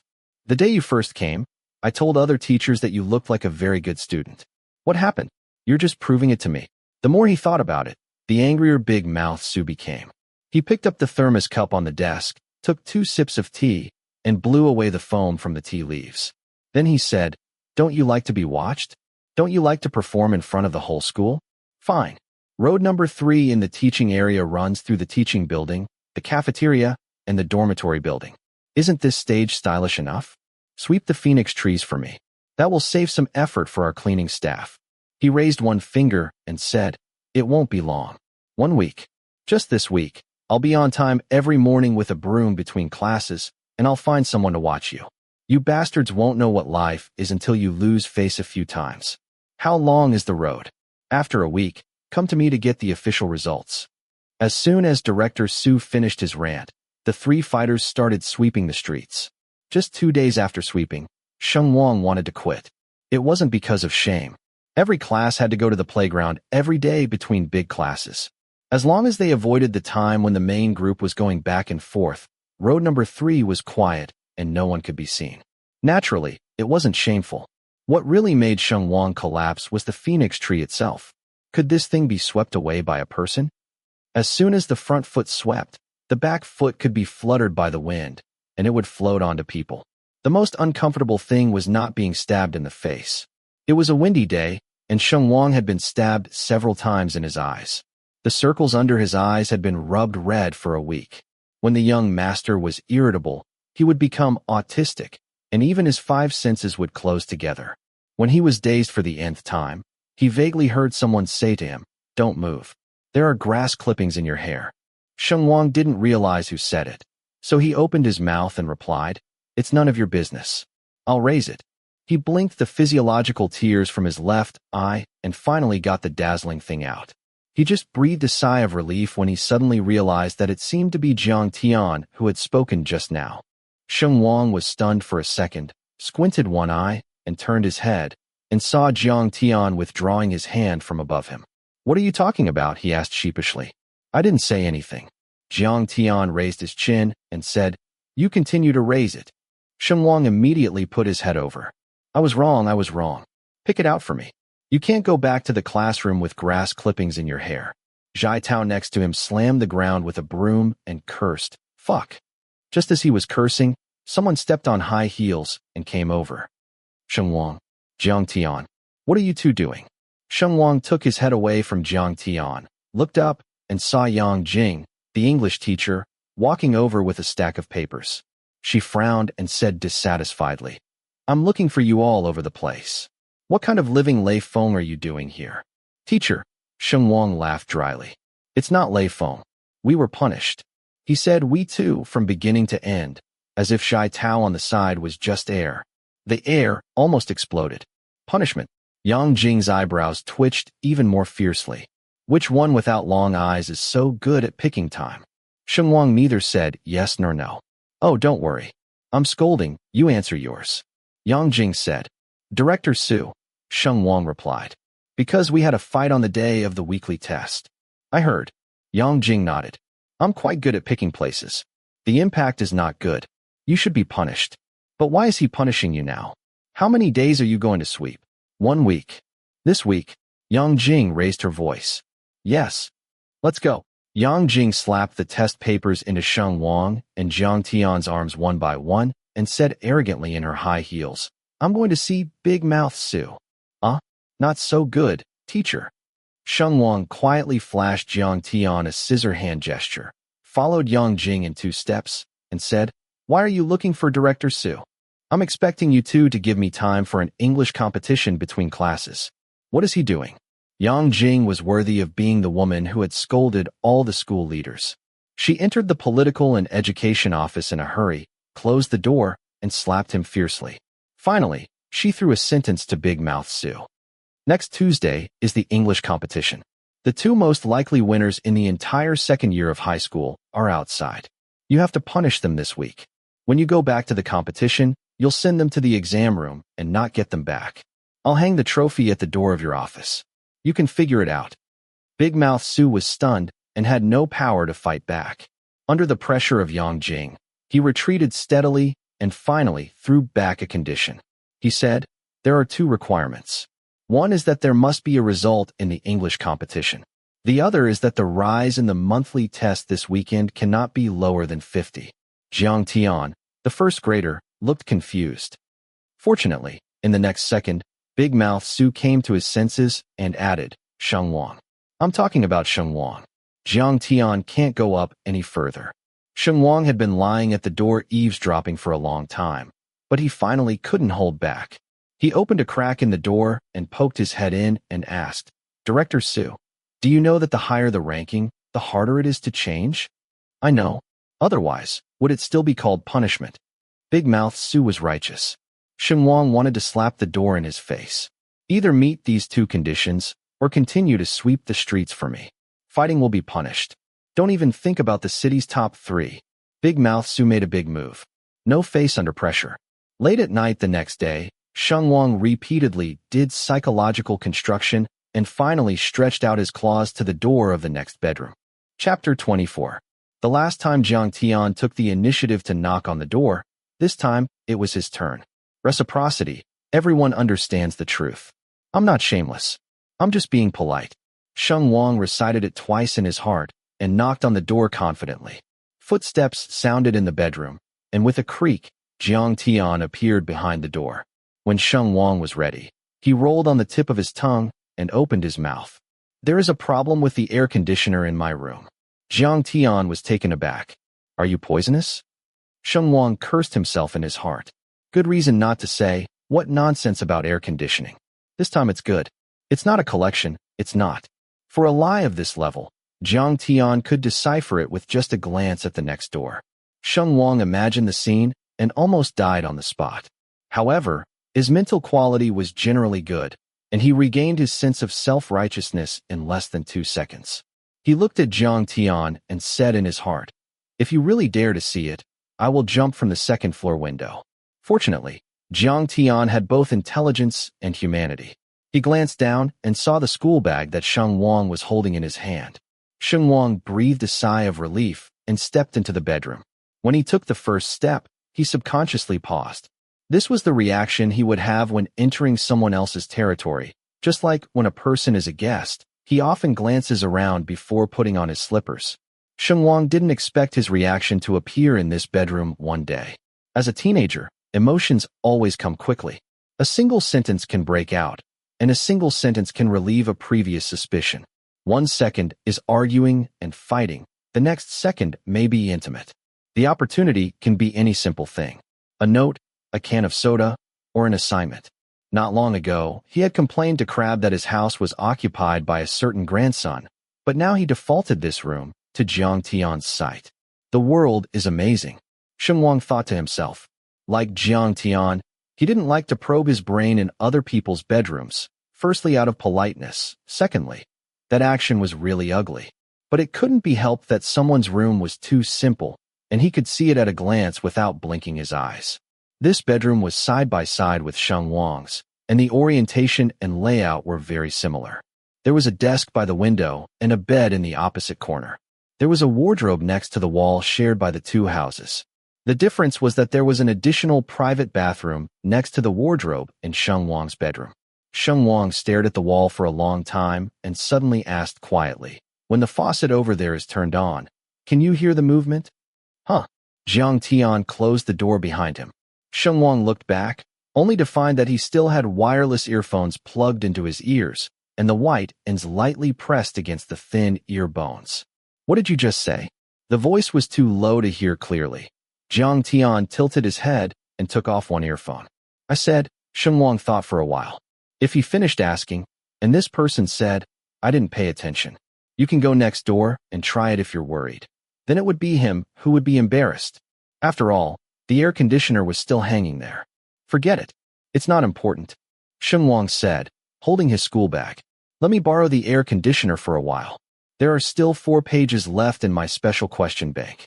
Hearing this, Jiang Tian walked past him to the desk to collect things. There was a stack of test papers on his desk, next to a thin soft face book, a black pen, and a red pen. That was all. Simple enough to be almost empty. It was very different from Sheng Wang's booth-style desk. Don't take it. I don't need a chair. Sheng Wang followed. Where to sit without a chair? On the desk, Jiang Tian said. Sheng Wang just lifted his foot and put it down, his face full of guilty conscience. I didn't say I wanted to sit on the desk. I can stand. This was just nonsense. Jiang Tian glanced at him, closed the 2 pen caps, and threw them into the pencil case of his school bag. You can sit on the chair. I don't need it. He put the test papers into his school bag and sat on the large windowsill of the bay window with only the soft-face book. He leaned his back against the wall on the side of the windowsill, bent one leg, the soft-face book already on his knee, and the other leg hung down from the windowsill, and stepped on the floor. You really don't need it? Sheng Wang asked. It's already written. Sister Jing has finished writing the papers? Sheng Wang was a little puzzled. I just saw that your papers were empty. Jiang Tian raised the soft-face book on his knees and said, It's written here. Sheng Wang stretched his head to look, and sure enough, he saw the answers to the English questions written in his notebook. There were 5 answers in a row. He didn't bother to cross out even the wrong question. The fork required 2 strokes, and he only used a red stroke to draw a slash. Next to the slashes were his corrections. Some of them were just a single phrase, some were extended several lines, and that was what he was looking at now. Why don't you write it directly on the paper? Sheng Wang asked. Jiang Tian said, Save trouble. Is there a deviation in our understanding of saving trouble? Jiang Tian choked for a moment, probably because no one had asked him about the logic of his behavior before. He twisted a page of paper with his fingers and put it down, resigned, and said, Yang Jing is very good at picking questions. The papers that are assembled are all the essence. 1 piece is worth 10. Take the notebook and do it again, and mark the wrong questions on the test paper. Then you can only do the wrong question by swiping at the mark, and it will not be disturbed by the original answer. It's almost the same after 2 times, and you don't need to engage in the tactics of the sea of questions. He paused and stated the subject in a speechless manner. Efficient and easy. Do you understand? Understood. Sheng Wang raised his left hand and saw that he pinched A7 with 3 fingers and said, This is the longest passage I have heard since I met you. 87 words. Jiang Tian. The windowsill was beside the desk. Where Jiang Tian sat was not far from Sheng Wang, and he could be slapped by raising his hand. Seeing the other party stand up straight, Sheng Wang hurriedly covered half of his face and moved the chair farther away. However, when he saw Jiang Tian, the leader, light the lamp for him and say expressionlessly, Do your questions. Sheng Wang said, Oh, and opened his mouth again. Jiang Tian had already looked down at the book and said mercilessly, Don't open your mouth until you're done. Sheng Wang glanced at him and said with a tut, Too broad. Jiang Tian raised his head with a frozen face, and Sheng Wang immediately stretched out 2 index fingers and made a cross in front of his lips to signify a truce. Sheng Wang was dishonest in his questions. Sitting in an orderly posture would block his mind. In his own bedroom, he used to brush for a while at the desk, and after a while at the windowsill, then the bed and the rug. Matter is a substance in motion, and so is the aspiration to do the question. Here at Jiang Tian's, he was somewhat restrained at first. When he was doing it, he got interested. He stepped on the bar at the bottom of the desk with his feet, and the 4 legs of the chair were suspended. His long legs stretched out, and the chair began to rock. After shaking for about 10 minutes, he suddenly remembered that Gao Tianyang had reminded him that he could do anything while sitting in front of Jiang Tian. Just don't step on the chair and shake it in front of him. He would be annoyed. Sheng Wang's conditioned reflex shrank his legs. A circular carpet was laid in front of the desk, and there was no sound when the feet of the chair fell on the carpet. He turned his head and glanced at Jiang Tian with a guilty conscience, but saw that the thin folds at the end of Jiang Tian's eyes were lifted slightly. His eyes looked very pale in the light, as if pasted with a thin layer of water glass, and his eyes swept over shallowly, like a very casual glance. A car happened to pass by at the end of the alley not far away, and the headlights came in through the window glass from afar, sliding from left to right. He didn't know if he was startled by the sudden light or something else, but Sheng Wang quickly retracted his gaze and looked down at the pages of the book. His index finger slowly rolled the corner of the page for a long time before he really read the line of the title. After that, it took another long time before he grabbed a pen and started writing the formula. Subsequent topics, as if with God's help, were written smoothly, much faster than usual. It took Sheng Wang an hour to finish the 4-page question, but Jiang Tian actually read the soft Facebook for an hour. Even when Sheng Wang closed the topic set and stretched out, Jiang Tian was still turning the pages. You haven't finished yet? Sheng Wang asked. There's one more point. Jiang Tian was finally willing to look up from the notebook, and he asked, have you finished the exercises? It's done. Sheng Wang took out his phone to check the time. It's not even 1:30. I actually got it. Is there a problem? Jiang Tian asked. No. The young master took the opportunity to stretch himself and hung on the chair with a proud look on his face. He originally thought there would be one. Otherwise, he would not have found an excuse to come to Jiang Tian. But today's state was really good, which had given him enough face. The usual difficult questions had become extraordinarily obedient today, and the accuracy rate was astonishingly high.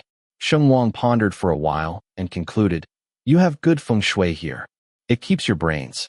With such a hellish reason, he spent 2 days with the air conditioner in Jiang Tian's bedroom. Every time Sheng Wang knocked on the door, it was late at night, just after 12 o'clock. Jiang O had already fallen asleep downstairs. Half the house was silent. Only the two of them had lights in front of their doors, and occasionally someone spoke. At first, they didn't feel that something was wrong. It wasn't until Friday that an accident broke the stereotype inadvertently. Sheng Mingyang finally took time out from his scorching schedule and went home. The driver, Xiao Chun, went to the airport to pick him up, and it was past 12 o'clock when he got home. In the spirit of not disturbing the family's sleep and study, Sheng Mingyang did not notify anyone. Saturday and Sunday were the first monthly exams.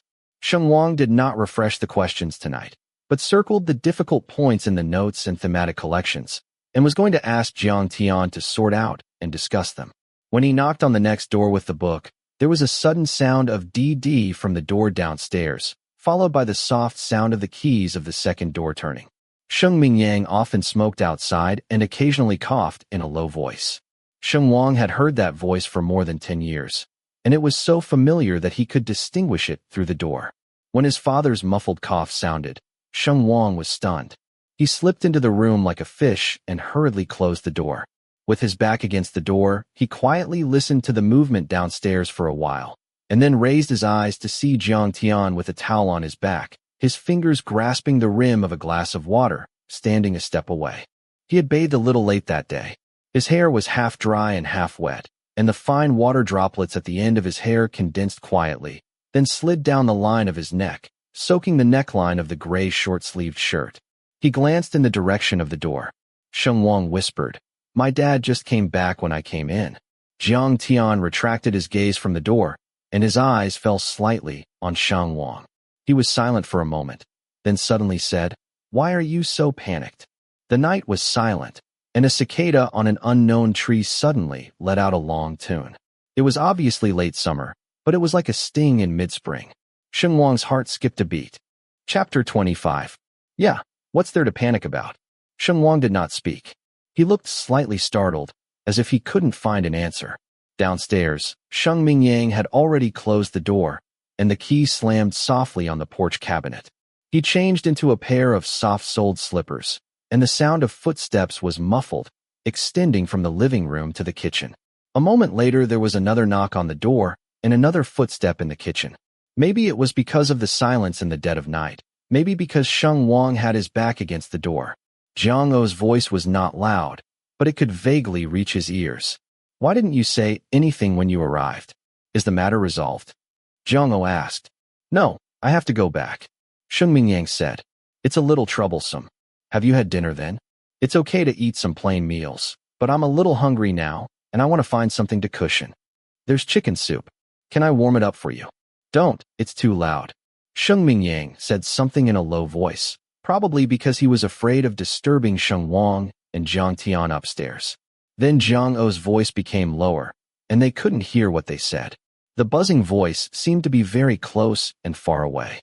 I don't know what Sheng Mingyang took from the refrigerator to deal with it.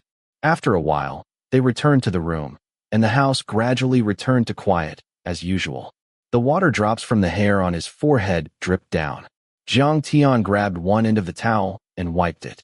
Sheng Wang's shoulder and neckline slowly relaxed, and the momentary panic just now was like a glimmer of light, and it disappeared in an instant. He couldn't figure out why, so he casually gave a reason. My dad is long-winded. If he finds out that I haven't slept, that's a lot of nagging. Why haven't I rested at this hour? Is it because the homework isn't done, or are you dragging your time for fun? Sheng Wang lowered his voice to imitate his father, and the tone was so vivid.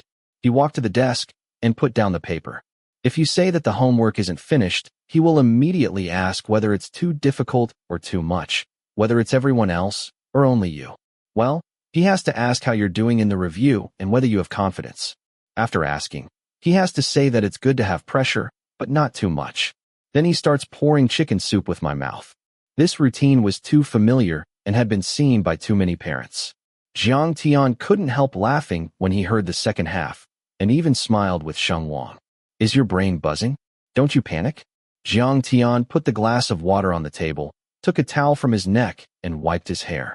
What does he say so much? Neither. He's just too busy to ask questions, so when he finally seizes an opportunity, he has to show it positively. With a little, Sheng Wang pursed his lips and considered for a few seconds. What does compensation mean, understand?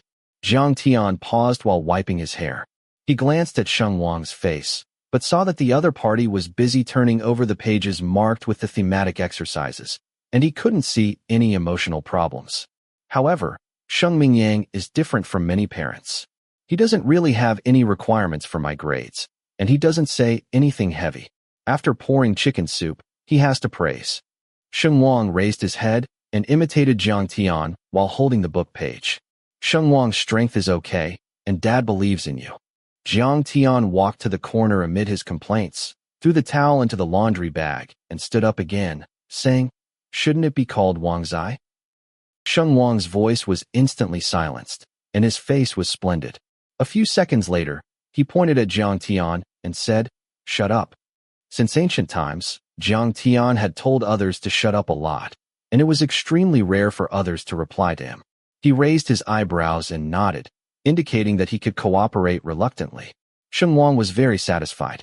He pulled out his chair and sat down, then took the special question bank and asked Jiang Tian, "Hey, have you done similar to these two questions?" The attached middle school did not stipulate the guidance books. They were recommended by the teachers of each class according to the situation of the students. Several teachers in Class A did not advocate excessive questioning tactics. There must be a certain amount of reading, but it was unnecessary to repeat too much. When they recommended, they would talk about the advantages and disadvantages of different tutorial books and let them pick and buy. The content of the tutorial books was not bad, but the compilation method and the level of topic selection were a little different. The teachers all said that buying 1 or 2 books was enough, and combining the advantages and disadvantages, you didn't need to do every question. So for some problems, just because this student had seen it did not mean that student had seen it too. Jiang Tian glanced at the book in his hand and sat down on the windowsill. Sheng Wang waited for a long time without waiting for an answer, and kicked Jiang Tian's slippers. "Hello. Hey, deaf." Sheng Wang kicked again. Jiang Tian. Jiang Tian was also deaf. Sheng Wang said, "Top student." The top student was still deaf. Sheng Wang lowered his hand to hold the book, resting on his knees, and began to sigh.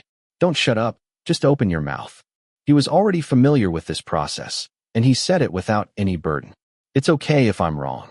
Jiang Tian finally regained his hearing, reached out, and said, "Show me the question."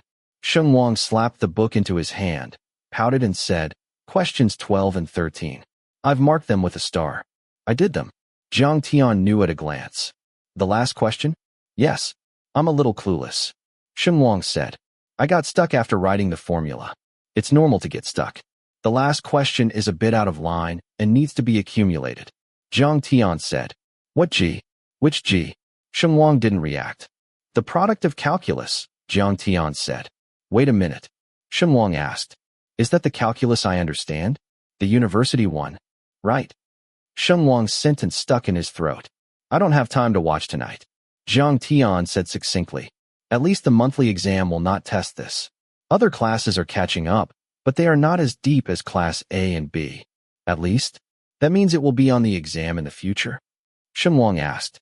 "As long as it is something that has appeared in the college entrance examination, any school will dare to test it." Jiang Tian said, flipping through the answer analysis at the back of the question set. He said, "There are too many omitted parts. Why did you buy this book?" "This book is more consistent from basics to difficult points than others, so it's suitable for self-study." Sheng Wang said angrily, "Be considerate of the people and less miserable." However, the problems are indeed a little less. They have been covered in one stroke. Anyway, when I finish this book, I'll buy another book to make up for the omission. Jiang Tian thought for a while, put the book down, and walked to the closet. Sheng Wang looked at it in confusion and saw that he opened one of the wardrobe doors, opened a storage box, rummaged through it, picked up a blue-covered title book, and handed it over. "This book has a deeper expansion." Sheng Wang took the book, but his attention was not on his hand, but on the wardrobe. Jiang Tian's wardrobe was very strange. The bars above were full of empty hangers, but there were no clothes. There were two grids below, one for the transparent storage box and the other for the suitcase. The suitcase was unfolded, and the clothes Jiang Tian often wore were coated inside and folded neatly. So neat that as long as the suitcase was closed, the owner of these things could leave cleanly without leaving any traces. "You?" Sheng Wang was stunned for a while, then looked up at Jiang Tian. "What are you doing with your luggage?" He suddenly remembered what he had vaguely heard at the beginning. Sheng Mingyang had said that Jiang Tian wanted to live in the dormitory, but they were temporarily left because the school had not yet opened applications. At that time, he wished that the other party would leave earlier, but now he suddenly changed his mind. He didn't know when or how he changed his mind. He only knew that the moment he saw the suitcase, he felt a little unspeakable. Just like in the summer when he was a child, every time he had a good time in the theme park on the outskirts of the city, all kinds of calls would come to Sheng Mingyang's mobile phone.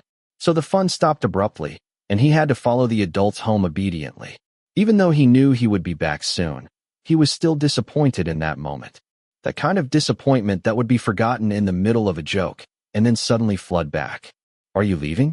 Sheng Wang asked. Jiang Tian followed his gaze and glanced at the suitcase. For a few seconds, he didn't speak. After a while, he said, "I didn't just pack it. I just kept it like this." This sounded more distant and indifferent. Jiang Tian paused and added, "Personal habit." "Personal habit?" Sheng Wang came back to his senses. "You wouldn't do this in your own home, would you?" "No." Jiang Tian nodded lightly. "Why? Cleanliness or obsessive-compulsive disorder?" "Convenient," Jiang Tian said. He didn't want to discuss this topic. Sheng Wang could see it, so he didn't ask anymore. He flipped through the set of questions that Jiang Tian gave him and found that it was surprisingly clean, except that some questions had red circles on them. There was no writing at all. "You didn't do it?" Sheng Wang changed the subject. "It's not written directly on it." Jiang Tian said, "You can use it. Just look at the circles." Sheng Wang's own ability was beyond doubt, but with Jiang Tian's deletion of the complex and simplification of the simple, he saved a lot of trouble when reviewing, and the speed was unprecedentedly fast. It was the first time he slept before 1 o'clock in the days of the affiliated high school. He thought it was a good omen, indicating that the monthly exam would be smooth sailing. But who knew that when he approached the bridge, he would overturn the boat in the gutter? The monthly test in the attached middle school was more formal than the weekly test, and the test was divided into 2 days. The first day was Chinese and mathematics. The second day was English and 2 electives. Sheng Wang woke up early the next morning. The exam started at 8 o'clock, and he sat in the examination room at 7 o'clock as usual. Because he was well prepared, he was so relaxed that he didn't notice that something was subtly wrong. At around 7:20, a boy with glasses came in and asked, "Is Sheng Wang here?" Sheng Wang looked up from the notebook.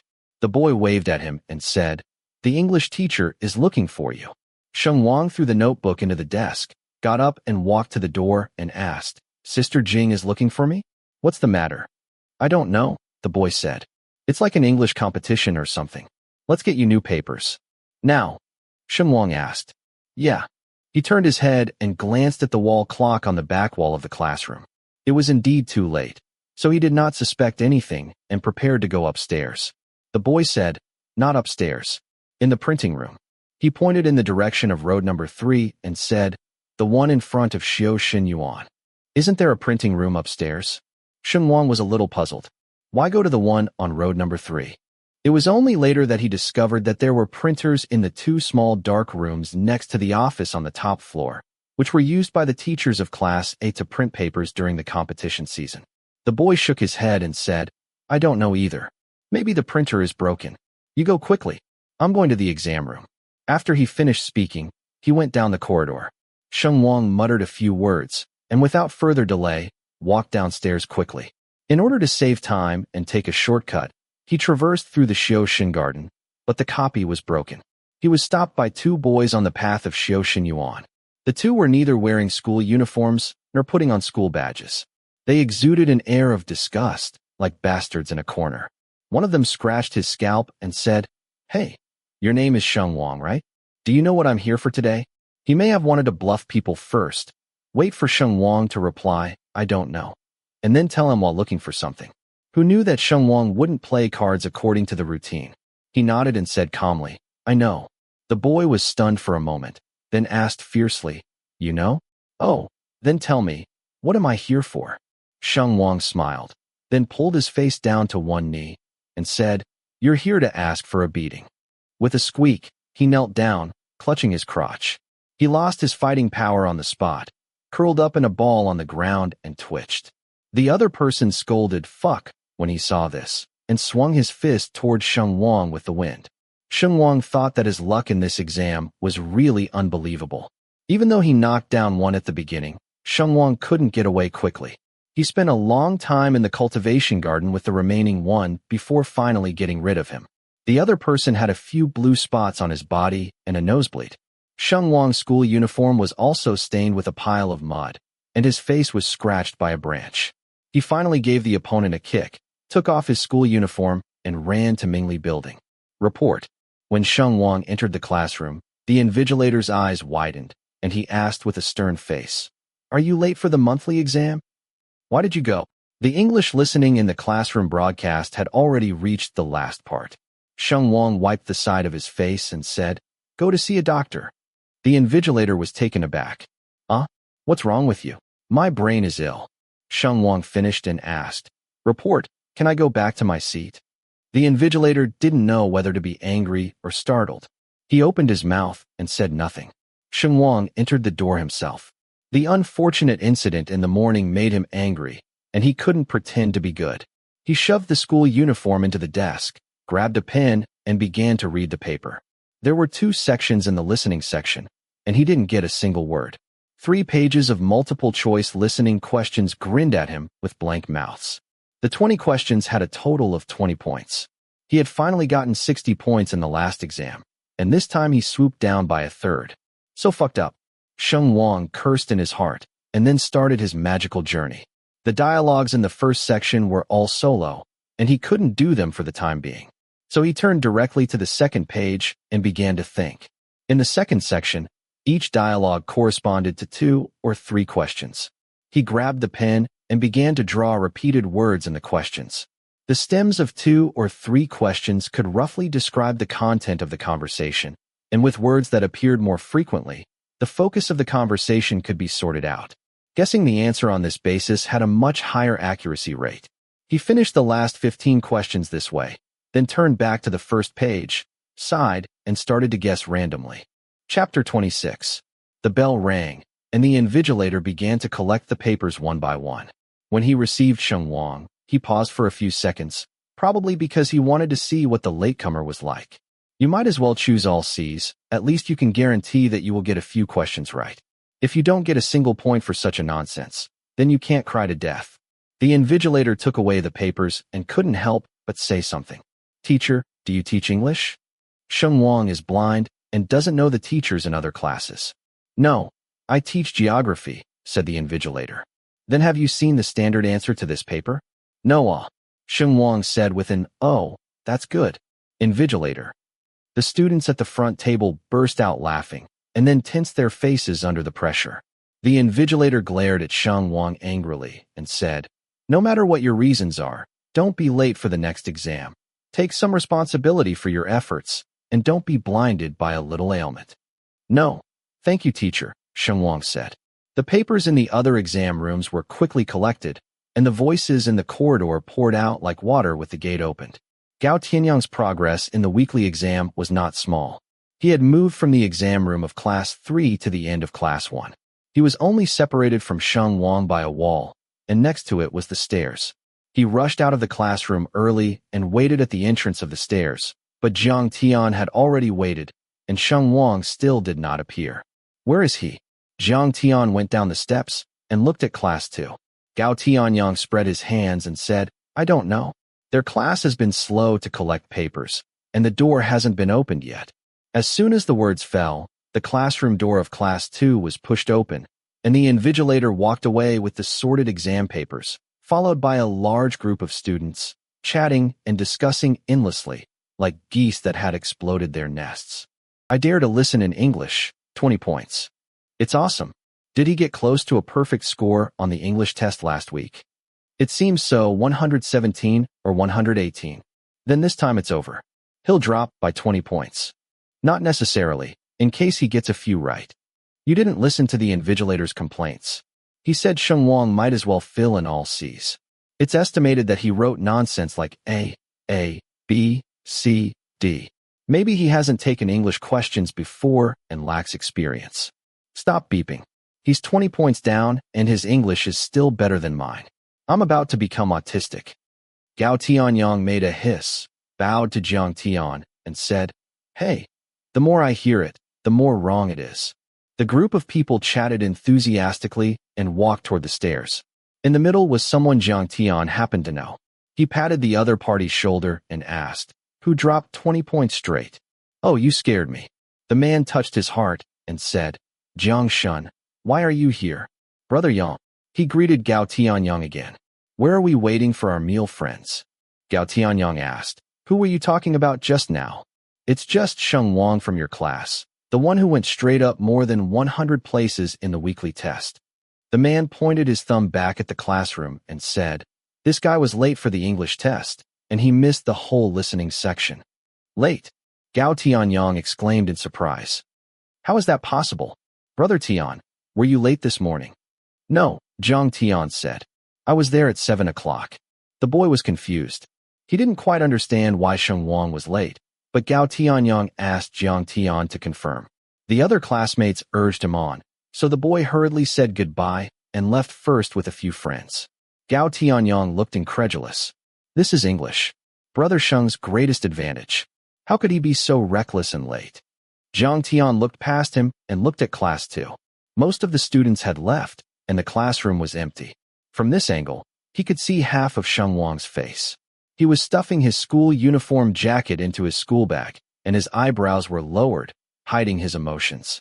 Jiang Tian pressed Gao Tianyang's shoulder and pushed him in the direction of Class 2. Why? Gao Tianyang took 2 steps.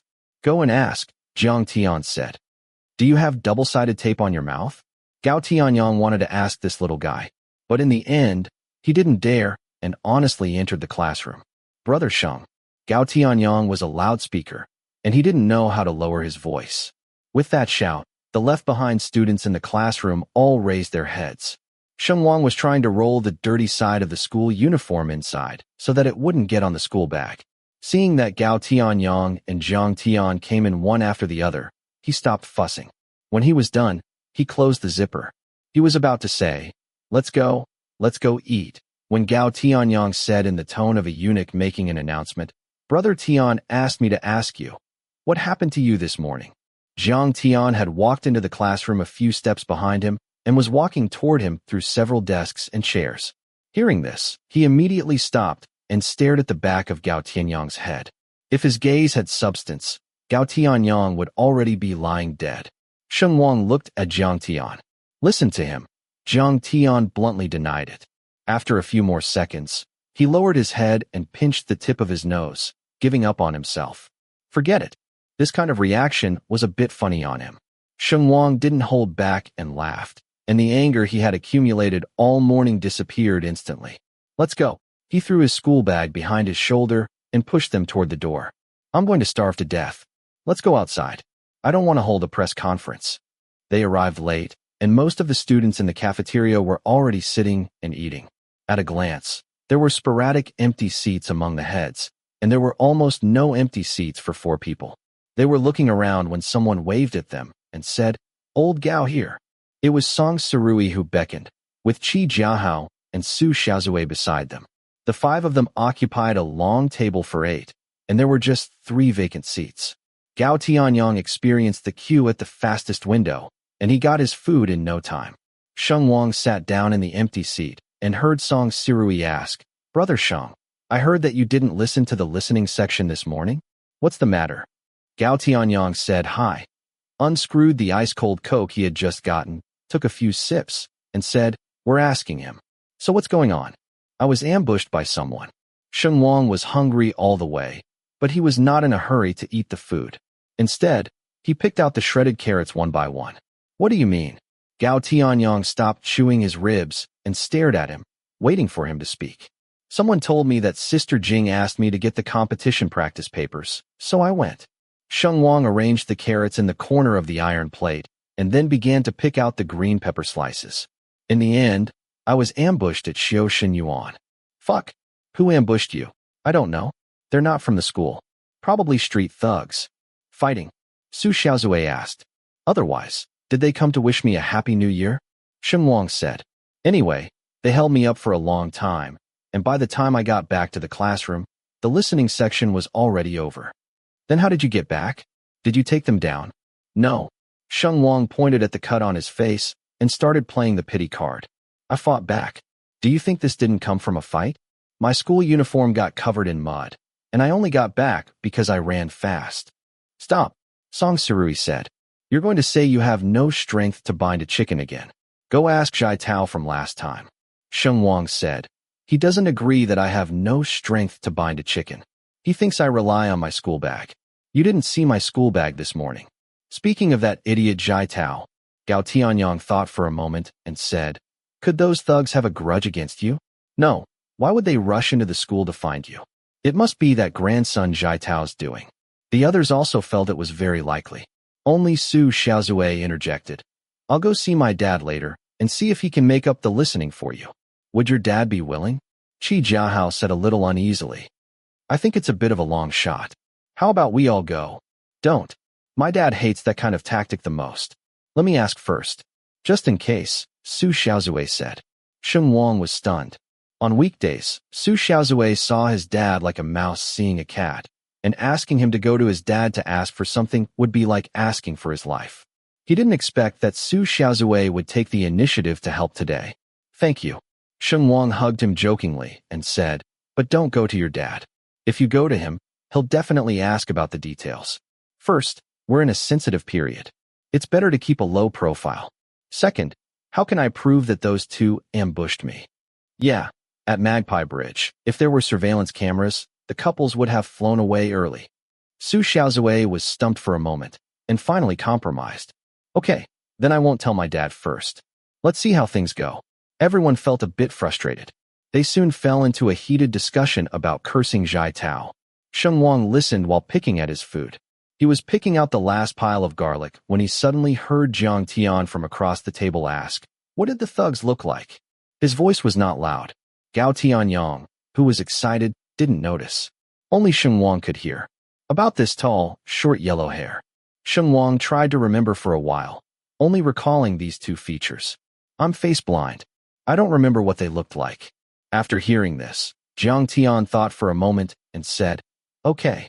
Sheng Wang's hand picking at the vegetables stopped. He looked at Jiang Tian suspiciously. "What are you going to do?"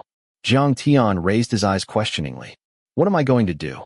Sheng Wang wanted to say, "You're not going to find them for me, are you?" But saying that would easily make him look eager. Of course, he couldn't embarrass himself. Besides, could a description like short yellow hair be considered useful information? There are many people with short hair and yellow hair in the world. To find the right person with just these 2 details, and Jiang Tian didn't seem to want to ask more questions. He probably was just asking casually. "Nothing. Eat," Sheng Wang said. After more than half the meal was gone, he finally had his first bite. From this, it could be seen that Boss Zhao of Shilo was ruthless. Originally, Sheng Wang thought the cafeteria food was pretty good. But ever since he ate Old Man Ding's cooking, he could barely swallow the food from the big iron plate. The garlic flavor in the stir-fried vegetables was too strong. The knife used to cut the watermelon must have been used to cut scallions. The young master had a huge appetite, but only a few bites ended up in his stomach. They cleared their trays and went back to Mingli building. When they walked past the fountain square, Jiang Tian pointed toward the playground and said, "I'm going to Shila." Sheng Wang immediately raised his eyes to stare at him. Gao Tianyang asked, "Why are you going to Shila at this time?" "To buy a bottle of ice water." Jiang Tian shook his phone and said, "And to pick something up." Sheng Wang remembered the WeChat message boss Zhao had sent to Jiang Tian, and he did often ask him to pick up watermelons or something. However, Sheng Wang had never seen him take them back, so he probably took them to Old Man Ding's place. In the afternoon, there were 2 exams, physics and chemistry. Jiang Tian probably wouldn't lose any points, so naturally no one said anything. So everyone waved and said goodbye to him and went upstairs to their exam rooms. Noon was the emptiest time in the school. There was not a single person on road number 3. Jiang Tian walked across Sheng Yuan, glanced left and right along the way, then bypassed the playground and entered the door of the Shila convenience store. The doorbell rang. Boss Zhao took off his reading glasses and raised his head from behind the counter. "Aren't you taking an exam? What are you doing here at noon?" "Buying water." Jiang Tian went straight to the refrigerator and took a bottle of ice water. When he was checking out at the counter, he took a box of Band-Aids from the convenience shelf next to him. "Uncle Zhao, are the security cameras still working in the store?" he asked. "They're working. Of course they're working. Small businesses always get thieves. Who could stand it?" Boss Zhao said. "What about the 2 outside the door?" Jiang Tian pointed at the door with the mineral water bottle. "The ones facing Sheng Yuan and the wall. They're working too. Thieves love to sneak in through that area." Jiang Tian said, "Can you pull up the surveillance from between 6 and 8 this morning and take a look?" What? Looking for someone. The afternoon exam started at 2 o'clock. It was just after 12 o'clock when Sheng Wang arrived in the classroom. He spent half an hour reviewing his physics notes, and seeing that it was still early, he lay down on the desk to catch up on sleep. Sleeping in the classroom was mostly light sleep. You could wake up with a little movement. Sheng Wang felt like he had only dozed off for a moment when he heard the soft sound of a window being pushed open. He scratched his hair, squinted his eyes, and raised his head from the crook of his arm. He saw Jiang Tian standing outside the window, his blue and white school uniform rolled up to his elbows, and the noon sun blazing dazzlingly behind him. Sheng Wang subconsciously turned his head and glanced at the wall clock. It was more than half an hour before 2 o'clock. The people in the classroom were asleep. Those who weren't asleep were looking at their notes. The entire Mingli building was very quiet, with the unique quietness of a campus lunch break. Before he could shake off his sleepiness, his hoarse voice let out a lazy, questioning sound. Jiang Tian stretched his slender fingers in and placed a box of Band-Aids on the windowsill. By the way, after he finished speaking, he carried the ice water through the corridor and disappeared at the corner of the stairs. That night, Sheng Wang heard a piece of gossip from On1y and Gao Tianyang. They said that Zhao Shi's barbecue restaurant had caught 2 thugs who were causing trouble and had them taken to the police station. The gossip also said that those 2 thugs had sneaked into the attached middle school that morning and were caught on the security cameras of the Shila convenience store. Chapter 27. Gao Tianyang's WeChat avatar is the light of the universe, and his nickname is Boom, which probably means he claims to be the origin of all things. According to On1y's explanation, this person's initial nickname was the English version of the Big Bang, but he bumped into someone else's name, so he saved half of it and called it Bang, which is a pun, indicating that he was banging and awesome. As a result, he was affectionately called Bang Bang by On1y and his party, so he was so angry that he changed it. Sheng Wang is also a peacock, and he can't accept other people's boasting under his nose, so he remarked the Boom classmate as unpretentious and high-minded. At this time, the unpretentious Gao Tianyang sent him a voice message. Sheng Wang clicked it without noticing, and the phone suddenly sounded a burst of laughter. Sheng Mingyang and Zhang O looked at him at the same time. "I rely on." He quickly covered it and turned the voice into text. Unpretentious Gao Tianyang. "Ha ha ha ha ha, I saw the photo. Brother, she sent it to me. Wait, I'll send it to you." In the next second, Sheng Wang was swamped by ugly photos. In the photo, the 2 gangsters squatted in the corner of the old year barbecue shop with their heads in their arms. looking like they dared not speak out.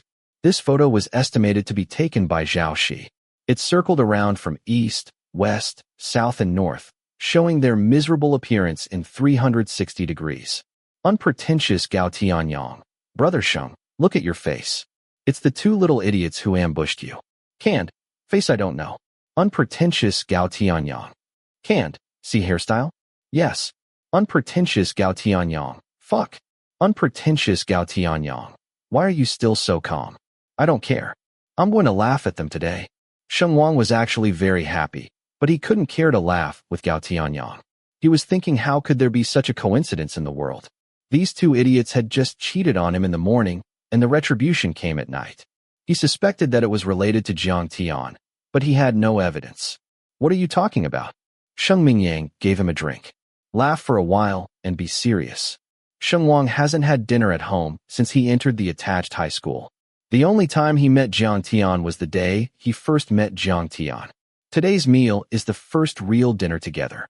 He, Sheng Mingyang, and Jiang O were all sitting at the table, waiting for Jiang Tian.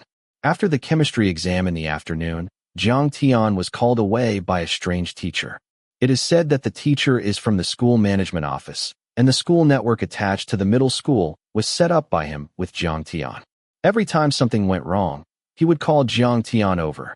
Before leaving, Jiang Tian said hello to Sheng Wang, saying that he would go back later, so he didn't have to wait for dinner. But Sheng Mingyang insisted the first time the two children agreed to eat at the same table with 4 people, how could they move their chopsticks before everyone was together? During this time, Sheng Mingyang has been on business trips. He actually didn't know the reason why Sheng Wang and Jiang Tian softened their attitudes, but it didn't prevent him from being happy, and he put his excitement on his face. The specific performance was that he didn't take the initiative to look at Sheng Wang's mobile phone before, but today he didn't pay attention to what he said, so he put his head close. Sheng Wang has not been so close to him for a long time. 1 or 2 years or 3 or 5 years. He couldn't remember exactly. He was not in good health when he was a child, thin and small. Sheng Mingyang often raised him above his head, let him ride on his neck, and said to Sheng Wang's mother, "Did we hold the wrong one? Your father's cat is heavier than him. In case of a fight, Wang's eye may not be sure to win it." Then Sheng Wang would tug at his ears, and he always pretended to be in pain and screamed. He was very busy and careless, and he often bumped with Sheng Wang. But every time he came back from a business trip, Sheng Wang would take his big slippers and squat at the entrance like a cat, waiting for him to put them on and enter the door. This kind of closeness lasted until Sheng Wang was 10 years old. They were a little dependent on each other in those 2 years. Sheng Wang sometimes dreamed that his mother was uncomfortable in the middle of the night and would hug his quilt and squeeze into a bed with Sheng Mingyang. It seemed that having someone next to him would make the uncomfortable feeling lighter. Later, maybe it was puberty, maybe because Sheng Mingyang was busier, that kind of closeness became difficult to maintain. Sheng Wang would still wake up in the middle of the night, but he held the quilt and pushed open the door of the next bedroom, only to find no one to squeeze with. The house he lived in changed more and more. He wandered from upstairs to downstairs, drinking water, eating, changing TV channels, playing games, and finally sleeping on the sofa. After a long time, he didn't need to be close to anyone. He began to demarcate himself frequently. Don't come upstairs, don't knock on the door, and don't interfere too much with chores. He seldom lost his temper, because that would be really unethical, but a lot of things could detect his disgust even if he didn't lose his temper. So, he didn't know when it started, but there was a long distance between father and son. Some people think this is called enlightenment, but Sheng Wang is very clear in his heart that he and Sheng Mingyang are called kindness. As long as he raised his eyes, Sheng Mingyang would take his eyes away from the screen of his mobile phone and say with a smile, "I'm sorry, Dad is too happy and a little oblivious. I didn't mean to watch." Sheng Wang didn't lock his phone. The chat interface between him and Gao Tianyang was just spread out there. He let his dad watch, but Sheng Mingyang didn't stick his head out again. "This is Class A?" Sheng Mingyang asked casually. "Yeah." Sheng Wang didn't lift his head. His thumbs quickly typed in the chat box. The burst of laughter that Gao Tianyang leaked was enough to show that they had a good relationship. Sheng Mingyang said to Jiang O with a look of relief, "This kid is very good at this point." He adapts very quickly wherever he goes, and he can make friends after a few days. Sheng Wang paused his fingers, not knowing what to think. But soon he resumed typing and tapped to send. Canned. Did brother she say how they got caught? This is also a coincidence. Could someone have helped? Unpretentious Gao Tianyang. I was chatting with brother she. He didn't know that these two thugs cheated on you this morning. I told him, and he was quite surprised. It must be a coincidence. As he said that, he also sent a screenshot of the chat. In the screenshot, Zhao Shi didn't look like she was 10 years older, and she threw several emojis to show her shock. Unpretentious Gao Tianyang. Have you seen it? This is called justice from heaven. Sheng Wang pulled the chat record, and his attention was suddenly drawn to something. He re-clicked the photos of the two gangsters. One of the photos captured the shoes of the onlookers, both near and far. The farthest one was standing behind a certain table, almost out of the camera. At first glance, Sheng Wang felt that the color matching of the shoes was a bit familiar. He enlarged the photo and finally confirmed that it was not familiar, but that he had seen it before. It was in the shoe cabinet in the entrance of his house. Sheng Wang said nothing, got up and walked to the living room. Sheng Mingyang sighed and asked, "What's the matter?" "Not eating." "Eat." Sheng Wang turned to the entrance without looking back. "The slippers are uncomfortable. I'll change a pair." Given that he has always been very picky, Sheng Mingyang was not surprised by his sudden change of shoes. Sheng Wang opened the shoe cabinet, and sure enough, the pair of shoes in the photo was gone today and was worn by someone. He was staring at the empty space when suddenly there was a beeping sound of the password just across the door. Sheng Wang was stunned for a moment, then returned to his senses. The phone vibrated, and he looked down to see that Gao Tianyang was still using the word heaven there to form words. He pursed his lips and hurriedly typed, "Unpretentious Gao Tianyang. God has eyes. Unpretentious Gao Tianyang. The net of heaven is vast. Canned. Let's talk. Unpretentious Gao Tianyang. Oh, is there something? Canned. Canned. Heaven is at the door. Unpretentious Gao Tianyang." Jiang Tian didn't expect that someone was standing at the entrance. When he came in, he almost bumped into Sheng Wang's face. "Why are you standing here?" He suddenly stopped and asked with a frown. Sheng Wang opened his mouth and suddenly glanced back. Sheng Mingyang and Jiang were chatting and laughing. The restaurant was far from the entrance, and it was just nighttime. It was far from the dead of night, so they didn't hear Jiang Tian open the door. Sheng Wang unconsciously lowered his voice. "Have you heard that the two thugs were caught?" Jiang Tian raised his mobile phone and said, "Gao Tianyang has been broadcasting to me in real time all the way." The loudspeaker really lived up to its reputation. He also reported to me. Sheng Wang stared at his light-colored eyes, which were reflected by the door lamp, and said, "Did you find them?" Jiang Tian squatted down to change his slippers. "What did I find?" "Those two fools who cheated on me." Sheng Wang said, "Did you find them?" Jiang Tian raised his eyes, then dropped them back to continue untying his shoelaces. "Where would I get the time?" "You didn't go to the barbecue shop?" Sheng Wang asked again. "No," Jiang Tian said succinctly. "I just came out of the computer room." Sheng Wang let out an "oh" and silently clicked on a photo to enlarge it. He bent down on his knees, handed the phone screen to Jiang Tian's nose, and asked, "Zhao Shi sent a photo to Gao Tianyang, and Gao Tianyang forwarded it to me. I think these shoes are very cool. Can you take a look?" Jiang Tian raised his eyes and saw that the shoelaces could not be removed. He let go of the strap, turned his head away, and sighed extremely speechlessly, then stood up straight and looked at Sheng Wang with his eyelids down, with a kind of meaning of, "As long as I don't want to speak, the world doesn't want me to speak." Sheng Wang suddenly wanted to laugh. His first impression of Jiang Tian was that he was a show-off. His later impression was that he was cold and reticent. Now he thought he was cool, but he was really funny. Sheng Wang held back his laughter and confronted him for a few seconds. He glanced at the restaurant, then straightened up and grabbed Jiang Tian's neck and dragged him out the door. "Tell me again, is it the person you found?" Sheng Wang no longer suppressed his voice as he walked out the door. Jiang Tian was taller than him, so he could only bow his head when hooked like this. He lowered his eyes and saw Sheng Wang pointing at him, his eyes full of smiles. "Let go first," Jiang Tian frowned. "Impossible." Sheng Wang was confident, as if he had made up his mind that the other party would not turn his face. "Will you explain it? If you don't explain it, we will die here." With a headache on his face, Jiang Tian threw out a sentence after a long struggle. Sheila's camera caught them. It happened that Zhao Shi's friend who opened the barbecue shop together knew a lot of people, so I sent it there. I knew it. Sheng Wang looked clear. Jiang Tian was stunned for a moment. He actually didn't quite understand why Sheng Wang could know so firmly. After all, many people who were supposed to be closer seldom said, I know to him. I should change your name. Sheng Wang finally let go of him, shook his hand, and said, You do good deeds without leaving your name.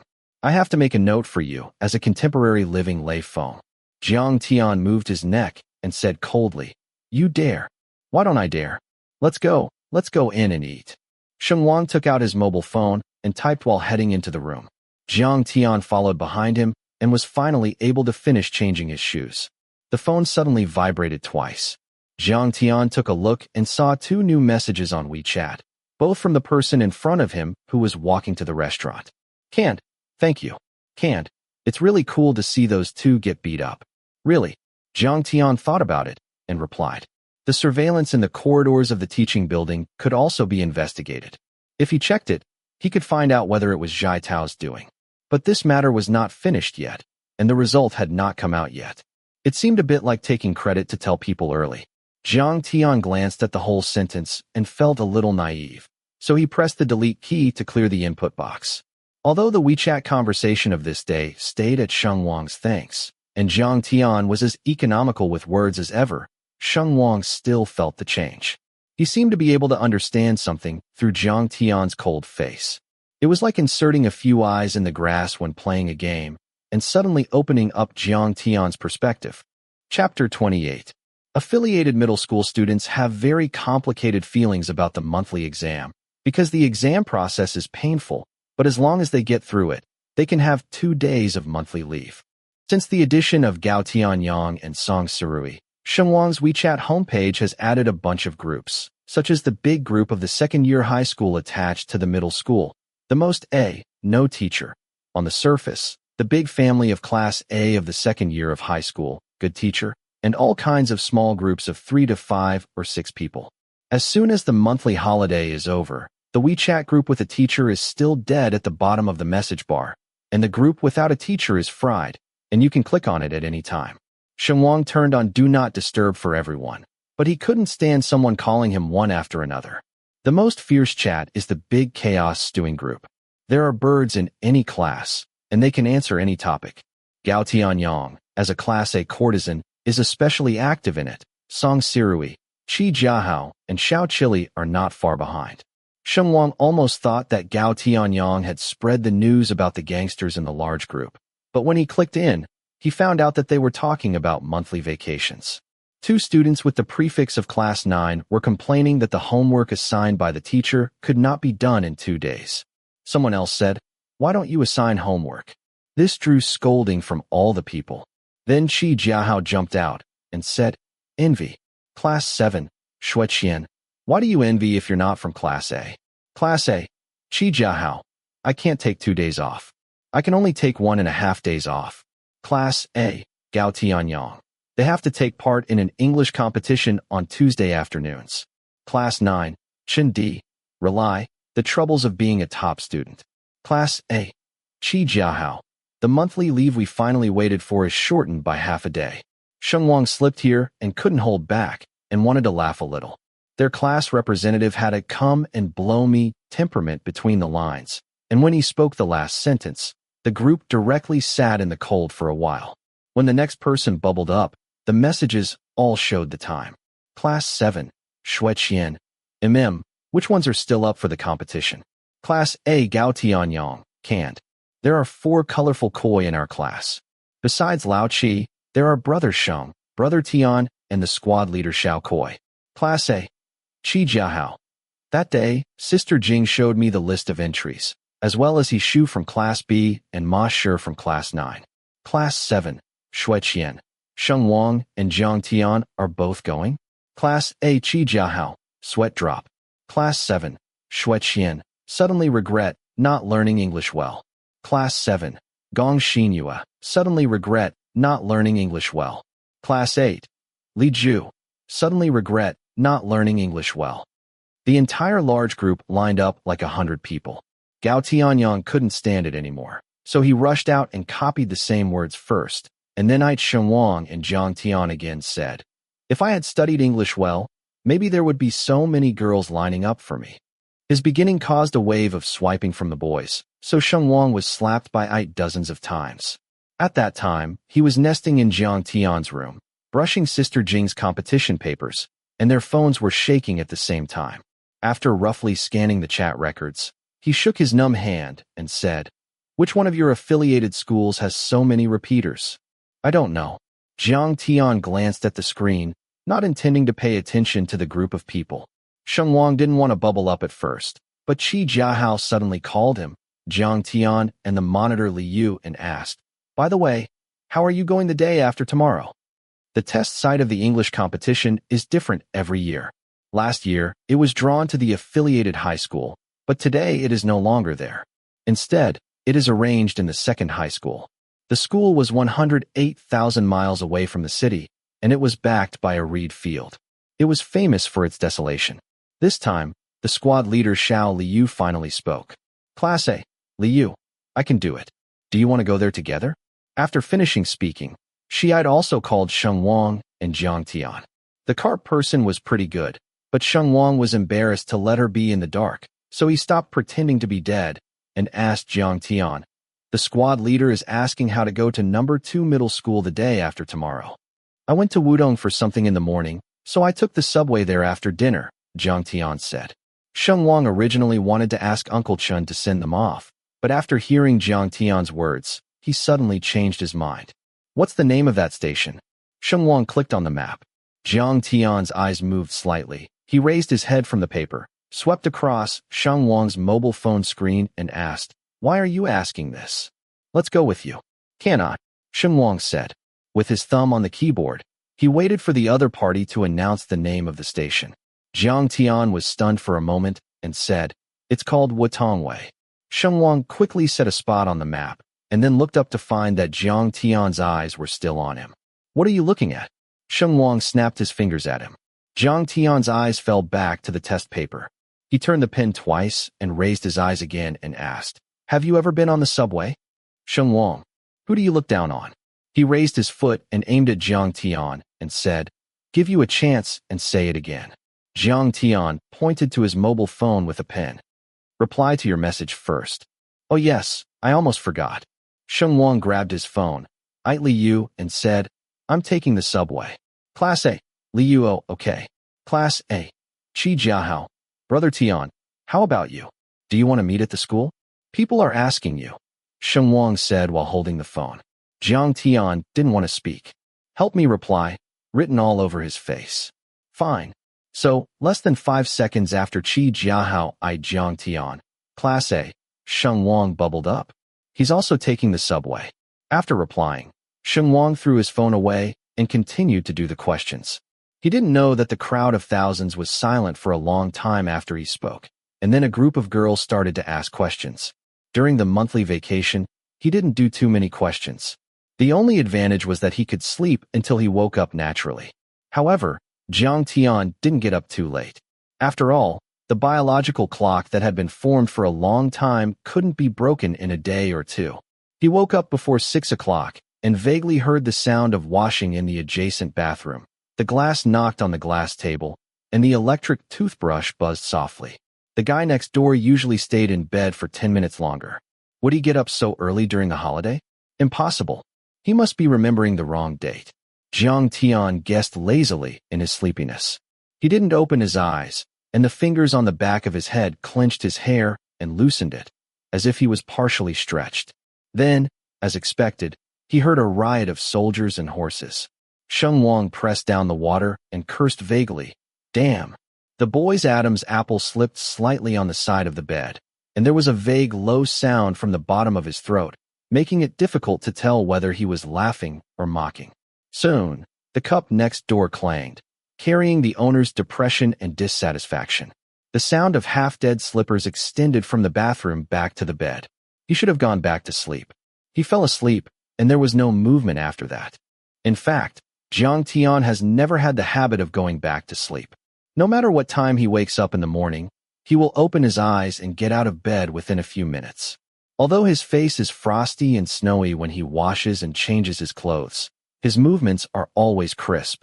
But today, he fell asleep again for the first time. When he woke up again, the sun was already high, and the light came in through the gaps in the curtains, dazzlingly bright. The numbers on the phone screen read 8:36, nearly 3 hours later than normal. This is the most satisfying sleep he has experienced in the past few years. It was quiet next door, obviously not out of the cage. Jiang Tian took a brief shower, collected the papers, and went downstairs with his school bag. Compared with the upstairs, the downstairs is in a silent bustle. Breakfast is ready, and Aunt Sun is cleaning the living room. Jiang was not used to standing and watching people work, so he followed Aunt Sun not far or near, sometimes cleaning up the remote control on the coffee table, and sometimes picking up the dead leaves that fell next to the vase. Sheng Yang, on the other hand, was standing at the glass door on the first floor, on the phone. Jiang Tian stopped on the stairs. He pulled his school bag up and looked down at the scene in silence. It was a bit ironic. He actually saw a bit of the comfort and warmth of ordinary people from it, a scene he had never seen in the past 10 years. It was as if there was a picture frame outside the three of them. When he walked in, the picture would be broken. Jiang was the first to see him. He waved to him and said, "Come down for dinner. Today, I steamed a small tray of crystal simmered wheat. Don't eat." Jiang Tian hurriedly went downstairs and said, "I have something to do at school. I'm going to be late." "You can't go hungry if you have something to do." Jiang couldn't resist him. He pulled a piece of food bag, took 4 siamai wraps from the hot drawer, and put them in Jiang Tian's school bag. "There are 4 left for the little one. See." Jiang Tian heard the words and glanced upstairs. He suddenly realized that he was not the only one who was outside the painting just now. Of course, there's nothing wrong at school. Jiang Tian walked past the north gate of the affiliated middle school and got into the residential area outside the school. He first went to Building 6 to find Zhao Shi, asked about the progress of the 2 gangsters, and Zhao Shi conveniently took 2 xiaomai away. Then he went around the phoenix tree at the west gate and walked into the courtyard of Old Man Ding. Once people get older, entertainment activities are much less. Old Man Ding didn't like to sit by the flower bed in the community and chat with people about their family's shortcomings. Last night, his precious TV suddenly broke, and he couldn't turn it on. The old man felt that the sky was falling, and clumsily called Jiang Tian while holding the old man's phone. Jiang Tian promised him to come and fix it this morning. In Gao Tianyang's words, the old man has a small heart, a big temper, and is very cautious. He thinks that no one in the world is reliable. Only Jiang Tian is sensible and stable. "Have you had breakfast?" Jiang Tian put down his school bag. "Eat a fart. How can I make breakfast?" Old Man Ding looked at the TV with a sad face. Jiang Tian handed him the remaining 2 xiaomai. "You give one to the mute." The old man obediently went to share with the opposite door and quickly came back with the xiaomai. He watched Jiang Tian drag the toolbox out from under the bed and asked, "How can this TV be broken just by looking at it? Can it be fixed?" Jiang Tian thought, "You're asking me? I'm asking who?" He hadn't fixed a TV before, but he had just received a phone call from Old Man Ding in a hurry. He really couldn't say the word no. The old man was lonely and widowed all his life, and Jiang Tian was the only one who had a relationship with him. The old man almost regarded him as his grandson. So he had to do it. So he checked the TV repair manual last night before going to bed, summed up several sets of methods, and waited to try them today. But he couldn't say anything nice either. The old man asked if he could fix it. He replied, "It depends on luck," and was slapped by the old man. Fortunately, his efforts were not let down. He was lucky. After struggling for half an hour, the TV flickered for a while after the power was turned on, and finally there was a picture. Old Man Ding burst into laughter and said, "Hey, our Xiao Tian is amazing. He can do anything." The TV was alive, and the old man had the motivation to cook. From 10 o'clock to 11:30, he made 5 dishes and 1 soup to reward the hero. The hero glanced at the dishes. The green peppers were shredded, the potatoes were stewed and delicious, and the meat was mostly spare ribs, just fat and lean with crispy bones. After taking 2 bites, he suddenly started a topic without end. "I have to leave at 12:10. So in a hurry?" the old man asked as soon as he took the bait. Jiang Tian said, "Afternoon competition. I made an appointment to take the subway from here. Oh, Old Man Ding was quite curious. After all, Jiang Tian rarely had company, except for Gao Tianyang, that bear who was always up to mischief and stealing eggs. The old man asked, "With whom?" "The one who came here for dinner last time." Old Man Ding said, "Oh, Sheng Wang. What do you mean rubbing rice? That child is well-behaved and clever, and he's even more likable. Why didn't he come after that? Did he think the food I made wasn't delicious?" "No," Jiang Tian said. "He thinks the cafeteria's cooking is worse than yours." "Why is it worse than mine?" Old Man Ding said dissatisfiedly. "So he thinks my cooking is delicious?" The old man just couldn't help but boast. If you praise his cooking, he can't wait to invite people from all over the world to dinner. "Sure enough," Old Man Ding said. "Then why didn't you bring him?" Jiang Tian was puzzled. "You didn't tell me to bring him." Old Man Ding gave him a tisk and slapped him again. "What? Do you want me to send a state banquet invitation? If I don't tell you to bring him, you won't? Is that how you make friends at school? I think back then when we—" "Forget it. Let's not talk about it. You don't like to listen to the old man's babbling." The old man pouted and said, "Tell him that the cafeteria food is not good. Come to me. You can order your food and still get full." Jiang Tian swallowed his food with his eyes down, took out his mobile phone, and said, "Say it again." He clicked on Sheng Wang's WeChat, switched to voice mode, pressed the button close to Old Man Ding's mouth, and waited for him to speak. "Why do you want me to say it again?" Old Man Ding asked out of common sense. Jiang Tian released his hand subconsciously, and the recorded voice was sent out. Well, the whole paragraph was broken. At this time, Old Man Ding reacted. He directly grabbed Jiang Tian's mobile phone and fiddled with it. He awkwardly pressed the button and said loudly, "That's Sheng Wang. Stop eating in the cafeteria. Come here for lunch from now on. What do you want to eat? Just say it. Grandpa will make it for you." After he let go, the second voice was sent out. Jiang Tian couldn't even withdraw it. He stood by the table and let the air cool. He felt that he must have done a lot of evil in his past life to have such a group of monsters who specialize in demolishing the stage. After a few seconds, Sheng Wang replied, "Can't. You want Grandpa Ding to take care of my lunch?" Jiang Tian, "Forget it. Let them be." Chapter 29. During the monthly holiday, the attached middle school is rarely deserted. Liu stood downstairs in Duxing and waited for the others. Qi Jiahao came in from outside with his mobile phone and said, "Sister Jing will be here soon." He Shu from Class B and Ma Shi from Class 9 nodded nervously and said, "Do you still have Mr. Yang's phone number?" "Well, that's for sure. Sometimes she will ask me to help her change the papers, transcribe the scores, and so on. It is convenient to have her phone," Qi Jiahao said with a smile. Jiang Tian and Sheng Wang chose to fly solo, but they still came to the school together because Qi Jiahao said that he had contacted Yang Jing to give them some pre-match counseling. After a while, Yang Jing came with a plastic bag. She opened the bag and said, "I passed by the convenience store and bought you some drinks, 1 can for each person." After class, Yang Jing's aura was still very strong. Everyone was flattered and received the reward with sincerity and fear. The little chicks followed behind her. "Teacher, why are you in Duxing building today?" Only Qi Jiahao was bolder and even dared to take the initiative to chat with her. Changing papers. Yang Jing lifted her chin toward the stairs. "This monthly exam paper is issued by the 4 schools and cross-graded. I'll be locked here for the past 2 days to change the number 1 middle school paper." During the conversation, Big Mouth Sue of the Political and Education Department entered the building. Yang Jing glanced at him and deliberately raised her voice. "You guys are quite attentive. You know to come talk to me before the competition, unlike some leaders who are very utilitarian. They know to focus on math, physics, and chemistry.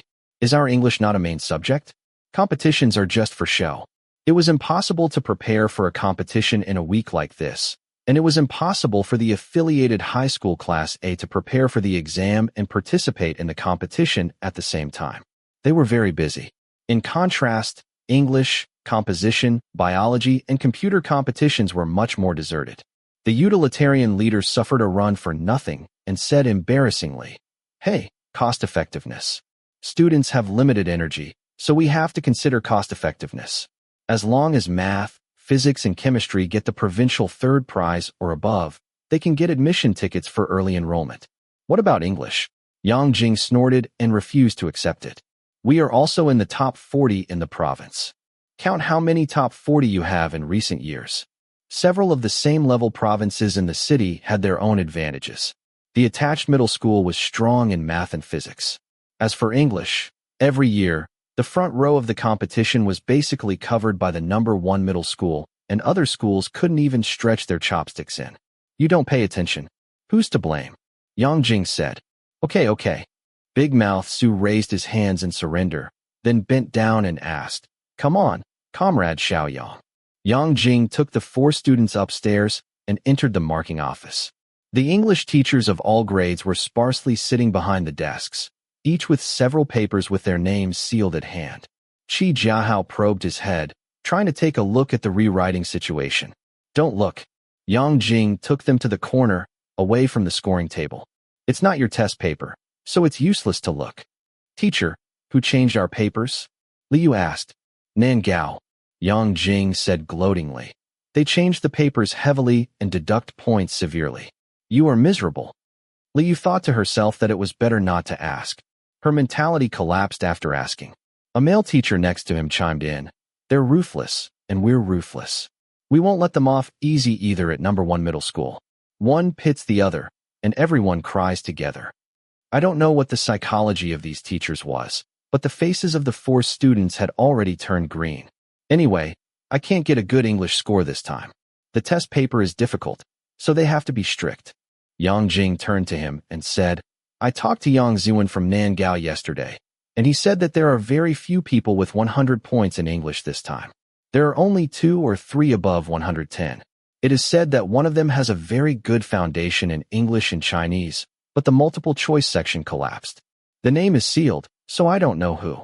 The male teacher laughed dryly and said, Sheng Wang in your class? He missed the listening section. Yang Jing sighed.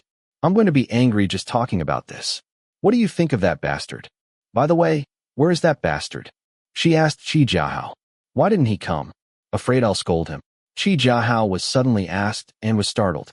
He said dryly, We called him yesterday, and he said he wouldn't come. Yang Jing narrowed her eyes. That kid is floating, right? Liu glanced at Qi Jiahao and quickly explained. Teacher, we didn't say we were coming to see you yesterday. Sheng Wang didn't know. He said he was taking the subway, and so did Jiang Tian. Oh, I see. Yang Jing looked like a Lafayette. Then remember to bring a message when you see him in the afternoon. Say that the results of the monthly test will be announced tomorrow, and tell him to be honest. I will call him in for an interview at any time. The crowd did not dare to resist and nodded obediently. Tell him after the test, so as not to affect his mood for the competition, Yang Jing said. It was said to be pre-match counseling, but in fact they didn't talk about the topics, but told them the precautions. Yang Jing looked domineering, but in fact she paid attention to each student's strengths and weaknesses. She told Liu not to be nervous and to pay attention to the time, and Qi Jiahao to calm down.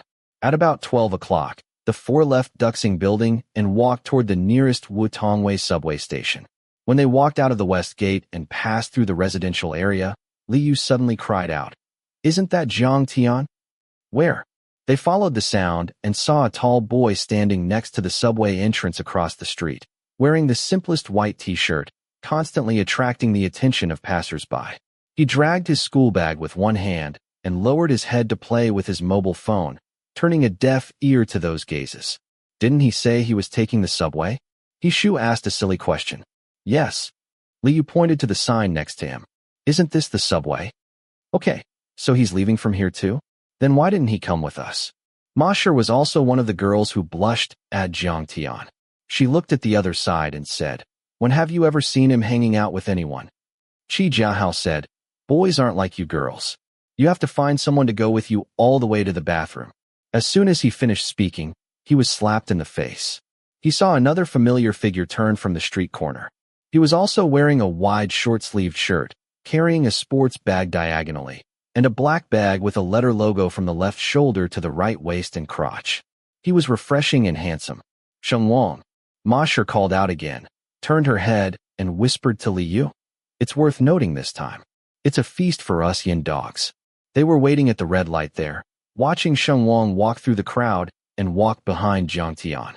He reached out and snapped his fingers in Jiang Tian's left ear, then quickly moved to the right. Who knew that Jiang Tian didn't play cards according to the routine at all? He turned right and caught him straight. Judging by the mouth shape, Sheng Wang said, "Damn." Jiang Tian put his mobile phone in his pocket, and the two said a few words and then walked toward the subway entrance. The traffic light on the sidewalk jumped to green, and Qi Jiahao led the other three hurriedly after them. When Sheng Wang passed the security check, he heard someone call his name. He turned his head in surprise and saw the classmates running over. "Hey, are you here too?" "Yes, we came from the school and happened to see the two of you here," Qi Jiahao said. "Are you really gathering at the school?" Sheng Wang thought it was a little funny, like a tour guide. "Sister Jing called us for pre-match counseling," Qi Jiahao said. "She also asked if you were avoiding her." "Why would I avoid her?" Sheng Wang asked in confusion. Qi Jiahao laughed dryly. Well, it was only then that Sheng Wang remembered the unpleasantness of the monthly exam. He said with a soft, "Ah, I almost forgot that I failed the exam." Jiang Tian frowned beside him. He probably really didn't like being around many people, or simply didn't want to chat, so he took out his mobile phone and lowered his head to scroll. As a result, Qi Jiahao said again, "Sister Jing told you not to think about the monthly exam, but to do well in the competition first. She should have a chat with you tomorrow." "Ah?" Sheng Wang asked questioningly. Li Yu hurriedly said, "Tell him after the test." Oh, sorry," Qi Jiahao said. "Stop talking about this. Let's go first." The security check basket slowly slid out. Jiang Tian bent down and picked up his bag and said to Sheng Wang, "Let's go." After speaking, he walked straight ahead, his expression as if he had just eaten a ton of salt. Anyone could feel that he was not very happy. Sheng Wang was stunned and found that his own bag had been taken away by him. He ran a few steps to be side by side with Jiang Tian, took the bag from his hand, and slung it behind his back, muttering in a low voice, "I've been thinking about a question for a long time." Before Jiang Tian's expression could thaw from the frozen man, he raised his eyes, a little lazy.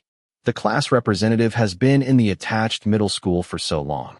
Hasn't he been beaten by anyone? Jiang Tian's expression finally began to thaw.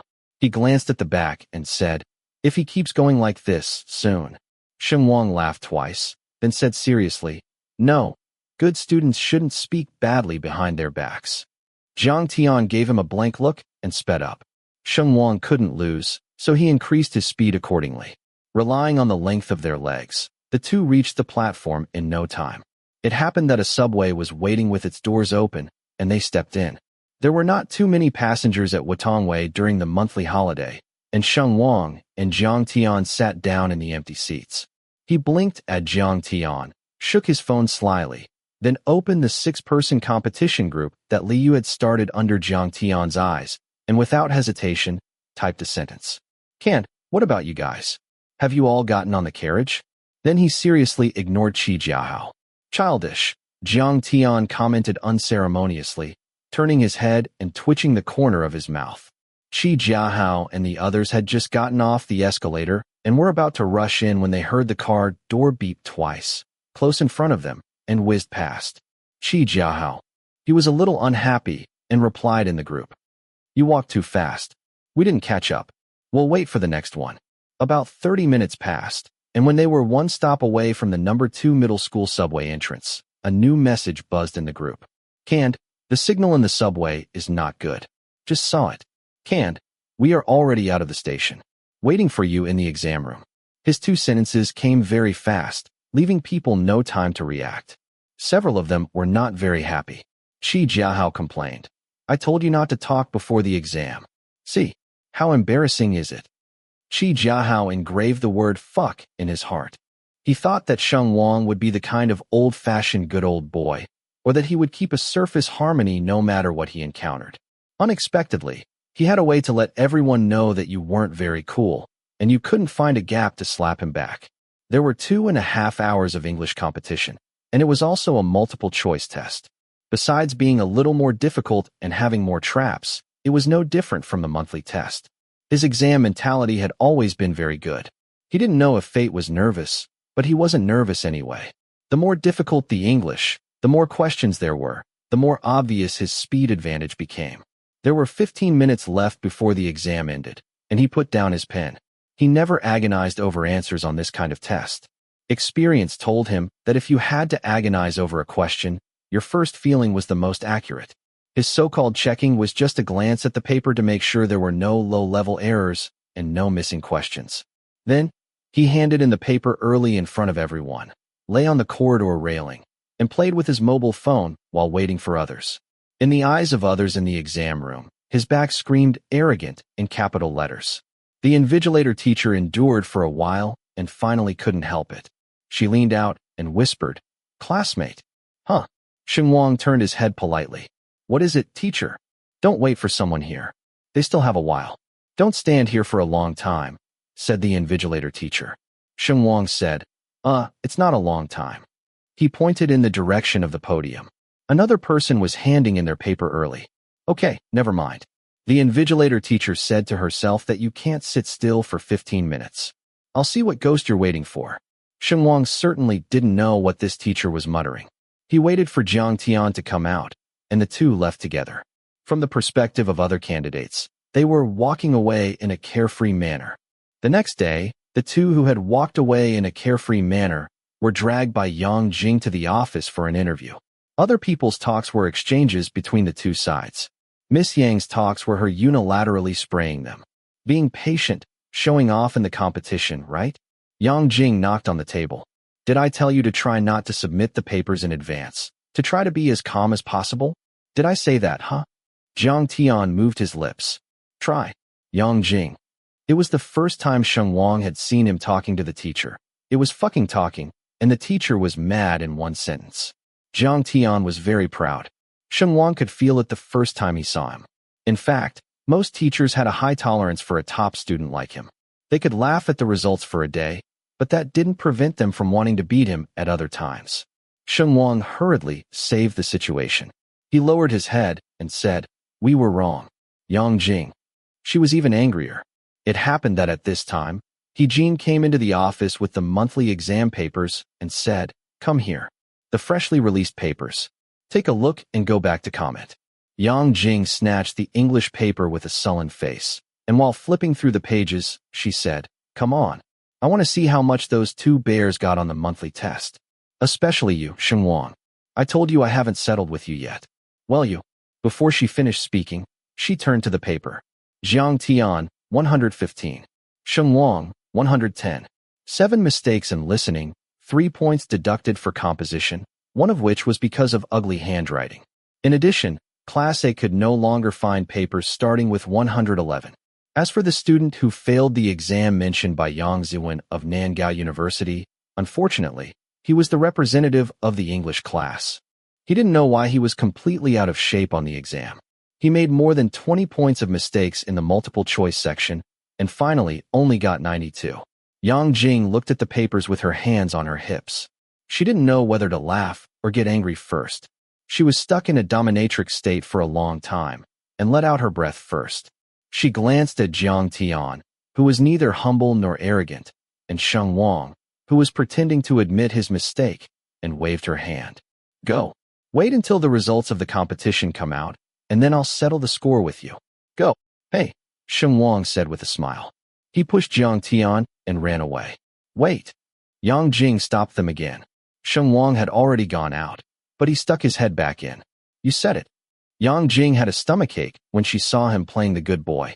She held back her face and said, "Tell Qi Jiahao to come over." Chapter 30. Qi Jiahao didn't return for a long time, and he was not seen until the end of the big class break. Liu returned to the classroom with her notebook and pen after the regular meeting of the class monitors. Gao Tianyang raised his eyes and listened to all directions. He sat in his seat and called out, "Little Carp, what did you say in the meeting? Is there anything good? Why are you so worried about everything?" Song Sarui was sitting next to Liu. He stretched his neck to look at the Carp's record book and even scolded Gao Tianyang. Liu had a good temper and actually reported what was in the book to Gao Tianyang. "I just talked about accommodation, the adjustment of the evening self-study time when the school officially starts, and our class's curriculum has changed a bit. Teacher, he should talk about it later. In addition, the list for the city's top 3 is going to be submitted." Song Sirui said to Gao Tianyang, "It's nothing to do with you anyway." "Yes, it is. Gao Tianyang raised his thumb in the direction of Sheng Wang and Jiang Tian and said, "We have at least 2 of the 3 on the city's top 3 list. I am responsible and honored." Song Sirui said in disbelief. How can there be such a shameless person in the world? Just as Gao Tianyang was about to fight back, he felt that his thumb was being pressed back. It was Sheng Wang who pressed him. "Come on, don't point fingers." Sheng Wang said, "My future is uncertain." "How is that possible?" Gao Tianyang said, "Don't be humble. Although you may be sorry for your English score this time, you must be the fastest in the weekly test plus monthly test. There's no doubt about it."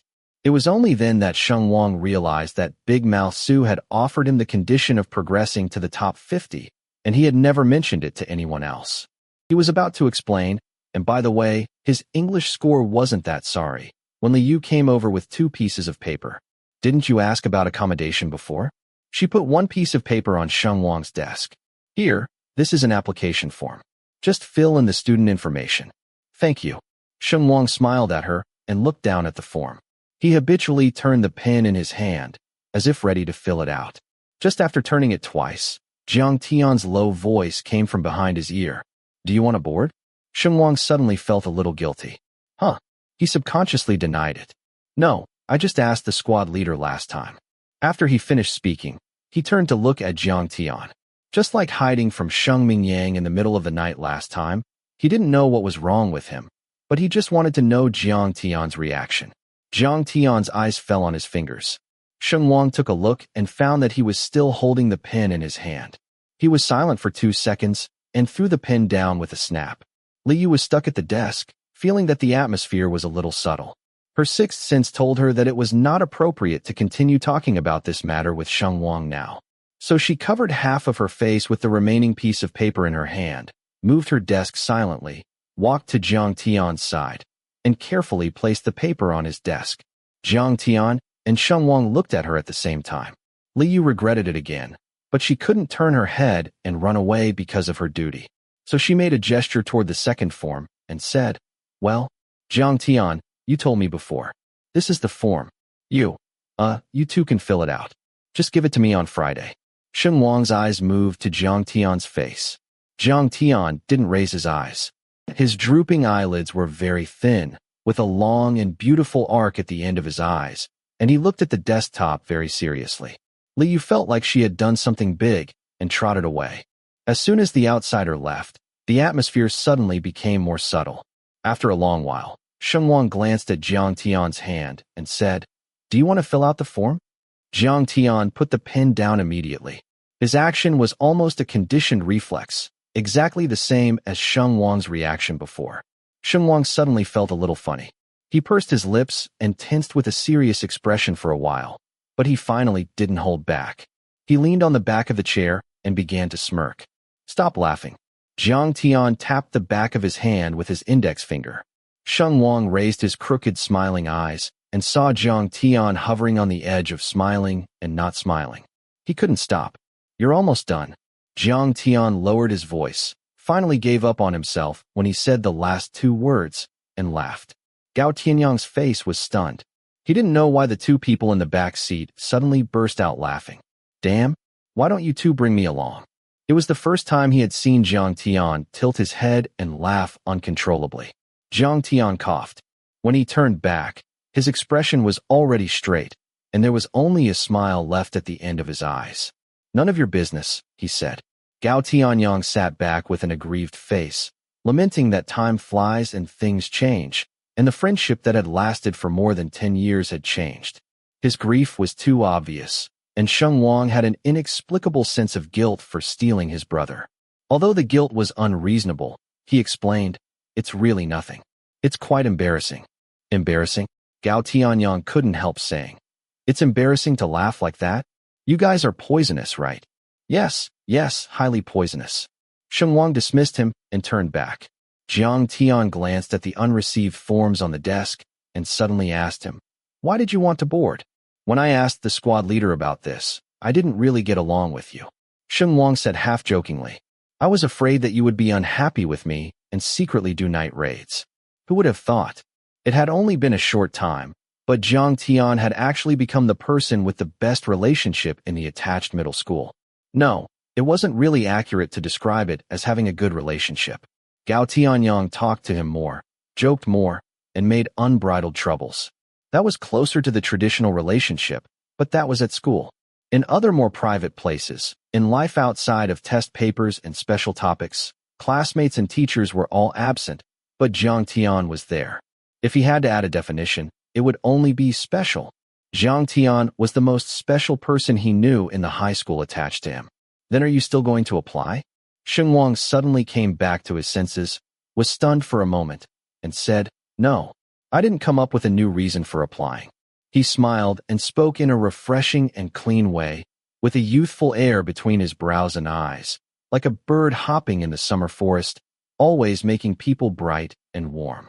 Jiang Tian listened and nodded after a moment. "What about you?" Sheng Wang asked. "You also asked the class monitor a long time ago." "Yeah," Jiang Tian responded. "Are you still planning to apply?" Sheng Wang asked again. This time Jiang Tian didn't answer immediately. He looked down at the desk. The black pen on the desk had returned to his fingers at some point. He lifted his index finger, and the pen turned in a circle. After a long time, he said, "I should still fill it out later." Someone in the classroom opened half of the glass window, and the wind slipped in with the residual heat, hot and sultry.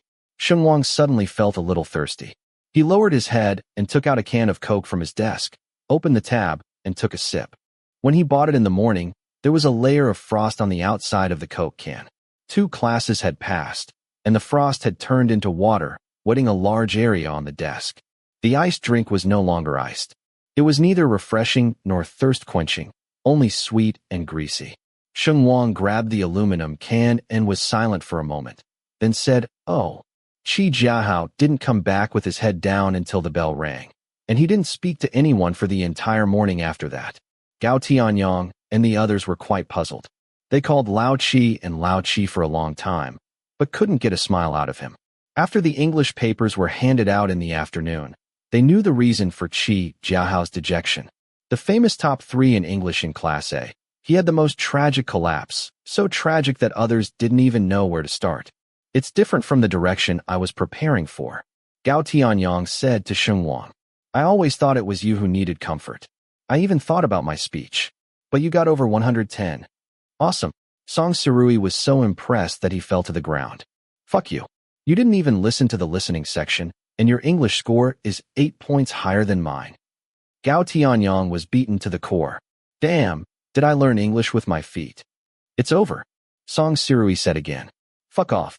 Gao Tianyang kicked him away and said, "No wonder Lao Qi wants to shut himself up. Who wouldn't?" Sheng Wang's score, anyone would be thrilled with it. But he himself had a calm expression on his face when he got the test paper. Not only was he abnormal, but Jiang Tian was also not quite right. This person's 5 exams and 4 were the highest grades in the grade, but it seemed that he had given the bottom line to people of all grades. The afternoon physical education class was requisitioned by the head teacher, He Jin, and used to hold the first official class meeting in September. "What's wrong? You don't seem to be in high spirits." As soon as He Jin entered the door, she noticed the sluggishness of the entire Class A.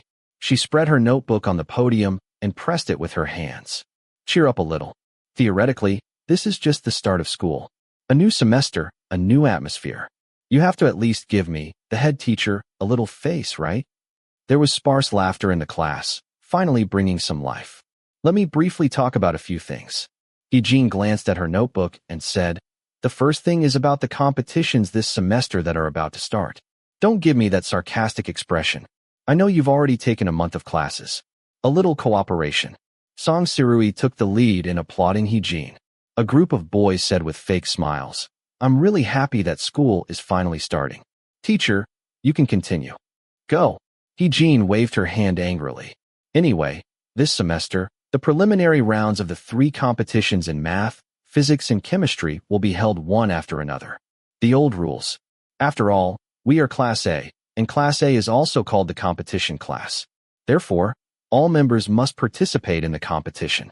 There's nothing to say about this. The students selected through the preliminary round will have some training camps arranged during winter and summer vacations, such as winter camps and summer camps. After training, they will participate in the semifinals. According to the past situation, The threshold for applying for early admission qualifications in many colleges and universities is the second prize. Remember, it's the second prize. Don't listen to Director Su of the Political and Education Office bragging. It's not that there are no schools with the third prize as the threshold.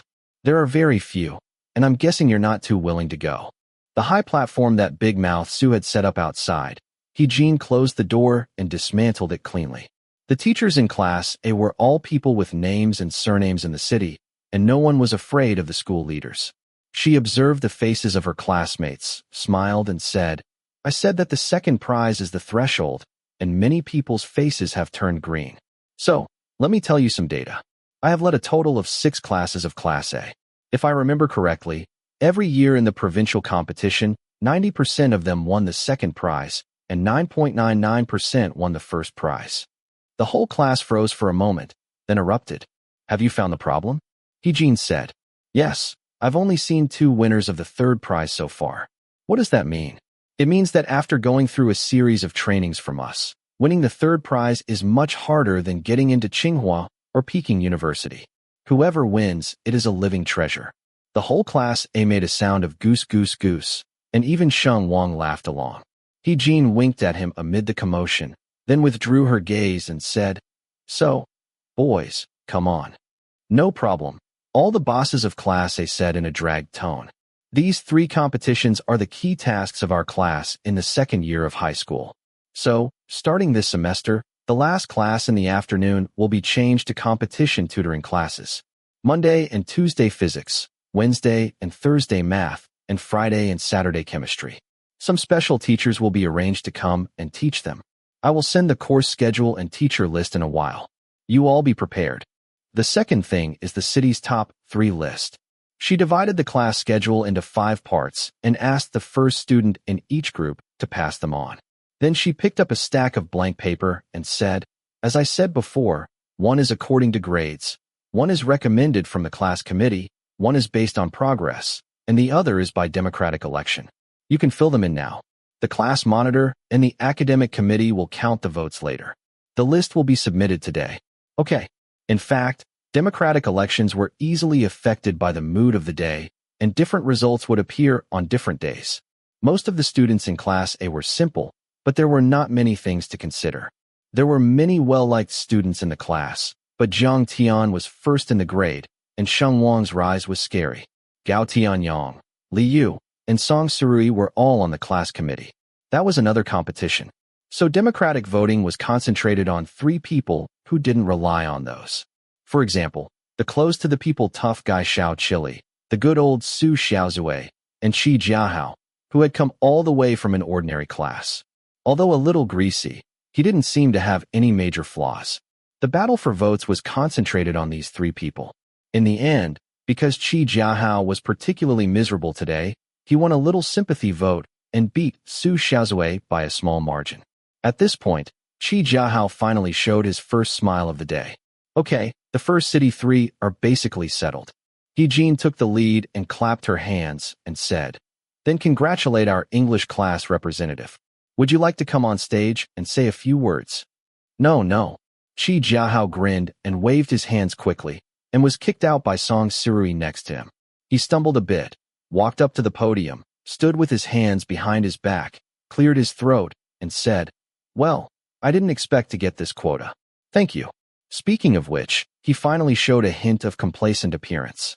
His English score of 92 was put aside, and the words Yang Jing had said fell on deaf ears.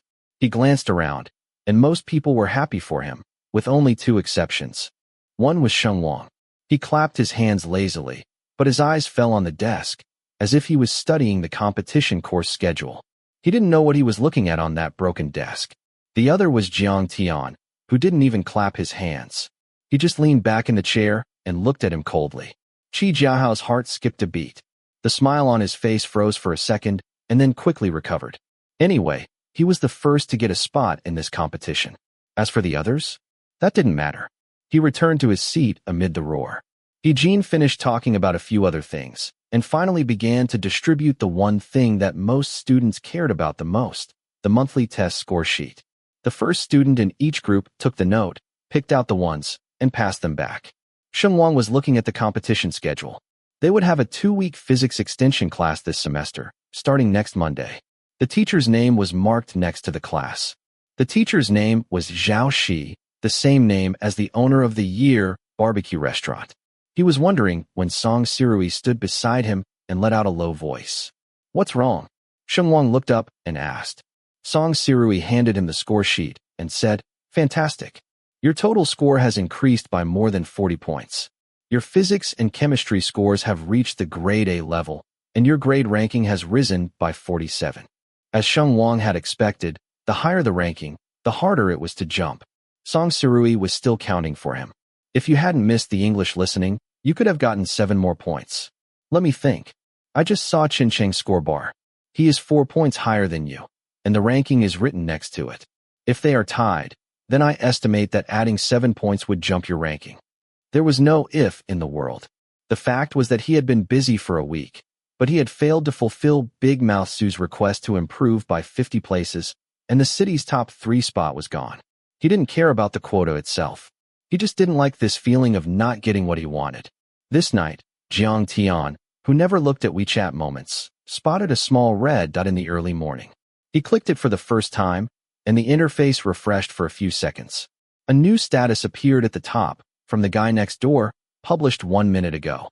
He said, "Everything is not going well today." Jiang Tian clicked into the chat box, and the other party's avatar jumped, from the red small pot to black. The WeChat name had changed to closed. Jiang Tian sent a question mark and waited for 20 minutes without any response. Really closed. Chapter 31. Jiang Tian finished all the papers for that day by 11:30. By 12:30, he had finished the 3 major questions in the physics competition, then looked through all the expansion papers for the week and reviewed 2 sets of wrong questions that he had already done. Because there were very few wrong questions, this part took less than 10 minutes. By 12:40, he had nothing to do. There was no sound of dragging slippers from next door, nor any intention of studying with him. Last week, he had joked that Jiang Tian's bedroom had become his study. As a result, as soon as the monthly exam ended, the study lost its use. Jiang Tian stood in front of his school bag, his fingers picking through the contents inside. Everything he could look at was finished. He flipped back and forth a couple of times, then pulled out a thick book with a paralyzed expression. He stared at the black cover for a few seconds. He didn't know if he was thinking about what he was doing or wondering if this thing had any meaning. Maybe there was, because he eventually sat on the windowsill holding it. This section was about the wonderful use of parallelism. After 2 minutes of wonderful, Jiang Tian began to zone out. At this time, Beima Lane did not have the silence of 2 a.m. Occasionally someone walked through the lane and cast a shadow that passed by the wall. There would also be cars on the distant streets. Some were quiet and silent, and some made the light sound of tires on the road, like the sound of wind blowing through fallen leaves. The phone suddenly buzzed, and Jiang Tian looked back from the window. The lines at the corners of his eyebrows and lips changed very little, as if the vibration had instantly relaxed him. He closed the writing guide that he couldn't see at all and looked at his phone. It was a WeChat from Gao Tianyang. Jiang Tian. Boom, are you awake? Brother Tian? Jiang Tian, wake up. Boom, great. Did Lao he read the competition questions in advance? Jiang Tian, yes. Boom. I knew you wouldn't wait until next week. Boom. I have 3 questions. Jiang Tian, say it. Boom, excuse me. Boom. Those 3 questions. Boom. How do you solve each one? Jiang Tian. Gao Tianyang sent a bunch of emoticons, complaining that this time was much trickier than before, and there were too few conditions to start.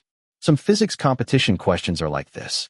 At first glance, there is very little information. Boom. I'm asking a fart. I can't even list the equations. Jiang Tian, having nothing to do, took out the already completed papers from his school bag and looked at the questions. He used a black pen to draw a dozen small horizontal lines. He sent the picture to Gao Tianyang and said, just find the hidden conditions. Which word represents an additional force? Which word represents a quantity that can be assumed based on a certain state? Which word represents another limit? And so on. They are all hidden in the small horizontal lines he drew. Jean had said that at this stage of physics competition training, the test is about being careful and considering all the factors that should be considered. It's hard to make mistakes. The 3 questions she sent this time are all typical. Boom. So many hidden conditions? Boom. Damn, I missed 4. No wonder it's not right. Boom. Where did you get all these wonderful questions from? Boom. By the way, you're abnormal today. Jiang Tian, what's abnormal? Boom. Didn't you often skip the process when you did questions before? But today you actually wrote it all down. Boom. This is simply an answer analysis. Boom. Strong man covering his face emoji. Boom. Is it possible to write such a complete list? Just waiting for me to ask a fart? Move. Jiang Tian raised his eyelids, but the room next door was still silent. He didn't know if Sheng Wang hadn't done the questions or if he had already written them smoothly.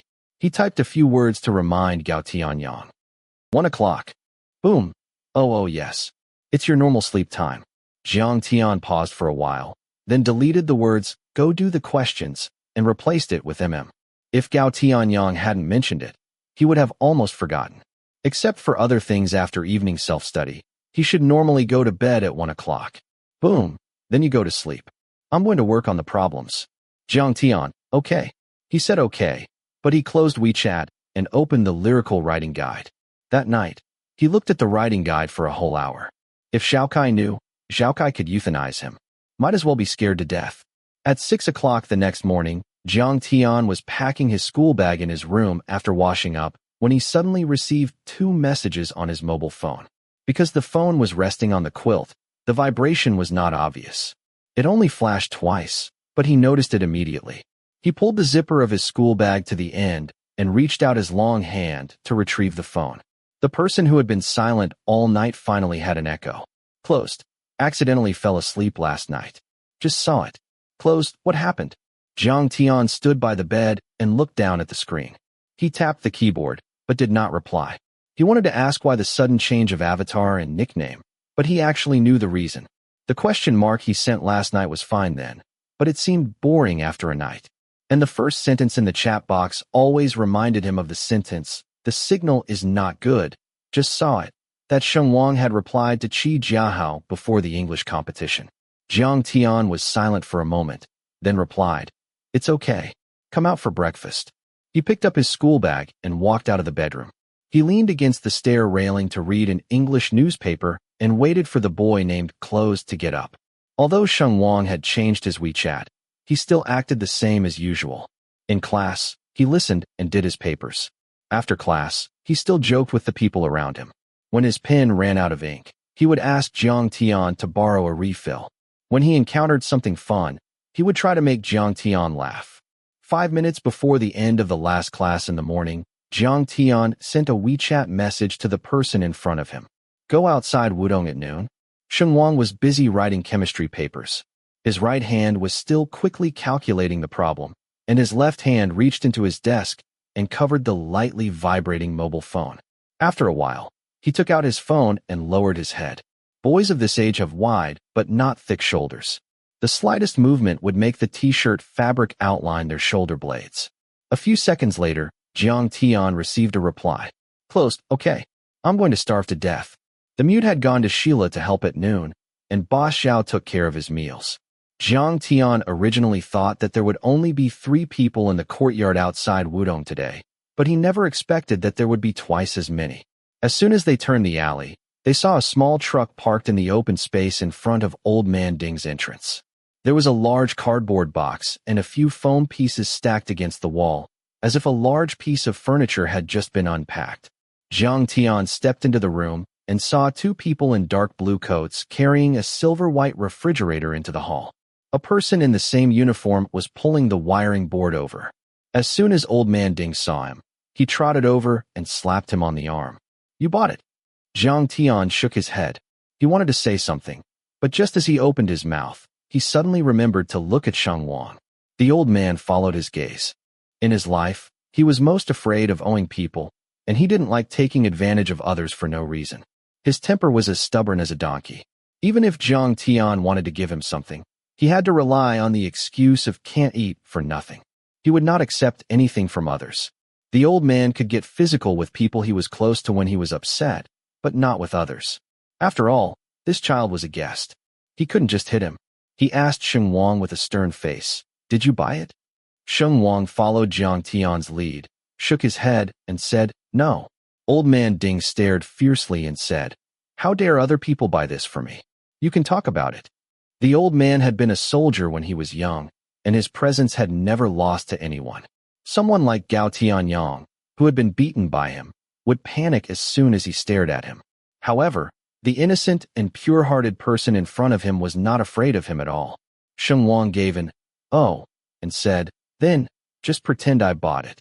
Old man Ding thought to himself what kind of nonsense this was. But the person who spoke was being humble, and he couldn't bear to be fierce. The old man glared at him for a long time, and finally let out his breath and said angrily, "Why did you buy this?"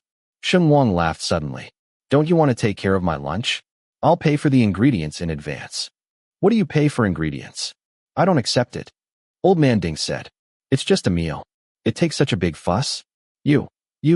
You move it out for me. Let them go back where they came from." Sheng Wang made another, "Oh," and said, "All right, then I'll go with the refrigerator." "Wait." Old man Ding said, "Okay, then I'll wait." Sheng Wang withdrew his hand that was about to call someone, looking very obedient. The old man almost coughed up blood.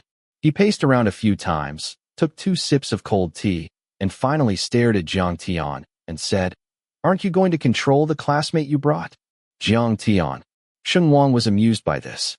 "My dad can't control me." Old man Ding flicked the tea leaves from his cup and said, "What kind of temper is this child's?" "A donkey's temper, pretty much the same as yours." Sheng Wang covered half his face after speaking, looking like he was about to be slapped. The old man laughed. He played the donkey in the courtyard. After a few minutes, he finally gave in. He muttered, "Stinky boy," and threw the door to the kitchen, compromising. The old man's psychology was similar to a child's. He said, "I don't want it." But then he took it more happily than anyone else. Old man Ding was hard to please. He wanted to touch the refrigerator but was too embarrassed, so he kept looking for excuses. After a while, he said the plug-in board was messy. While making lunch, he ran to the refrigerator 7 or 8 times. The 2 juniors knew not to call him out on it. Jiang Tian took the bench out of the room and saw Sheng Wang leaning against the door, playing a mobile game while looking at old man Ding, smiling at the corner of his mouth. Jiang Tian put the stool down, walked towards him, and asked, "When did you buy it?" Sheng Wang didn't look up from his game. "Just 2 days ago." He glanced sideways and killed a person in the game, then said, "The day you said you'd take care of my lunch." Jiang Tian's fingers hanging by his side moved. Sheng Wang's game had just ended. Before Jiang Tian could open his mouth, he showed him the score. "Is it handsome?" He really didn't seem to change. They went to school together, went to the convenience store together for lunch. If you treated him better, he would give you even better things in return. The only difference was that he no longer came over to study. Chapter 32. Aside from this subtle change, Beima Longtang number 7 had a good life, but it failed to last a few days. Sheng Mingyang's previous troubles have not been completely resolved, and new problems have arisen in business. On Friday morning, Sheng Wang came downstairs and bumped into an argument between him and Jiang O. The content of the dispute was actually very simple. The general idea was that Jiang O felt that she could help, but Sheng Mingyang wanted her to stay at home and take care of the 2 children. Jiang O is a mild-tempered person, and Sheng Mingyang is not irritable. It is just like this that when they are at a stalemate, there is a bit of a sense of nowhere to vent and helpless. Otherwise, what exactly do I want to get up so early in the morning? Sheng Mingyang said with his eyebrows pinched as he supported the glazed table in the kitchen. But, just as Jiang O was about to refute, he added, "You told me about Xiaotian before, and I know you definitely don't want to be like that again." Jiang O opened his mouth, but was suddenly cut off. She didn't know what to think. Suddenly, she lost the interest in arguing and fell silent. Sheng Mingyang held her shoulder and said, "So listen to me this time, okay?" After a while, Jiang O nodded. I don't know who saw Sheng Wang by the stairs first. The 2 quickly cleaned up their expressions and returned to normal. Sheng Mingyang opened the glass door and came out of the kitchen. Jiang O gave him a quick smile, took out a bowl, and scooped the porridge. "What's wrong with you?" Sheng Wang didn't really understand the content of the dispute. He looked at Jiang O's back and subconsciously glanced back at the stairs. Fortunately, Jiang Tian dropped 2 papers and went back to the house to get them. He didn't see this scene. Otherwise, he didn't know how he would react. Sheng Wang sometimes thinks the way Jiang Tian gets along with his mother is strange. To say that the relationship is not good, it is obvious that Jiang Tian's protective attitude can be seen in many details. No matter what, as long as Jiang opens his mouth, he will not be hard-hearted to refuse. But to say that the relationship is good, it always seems to be missing something.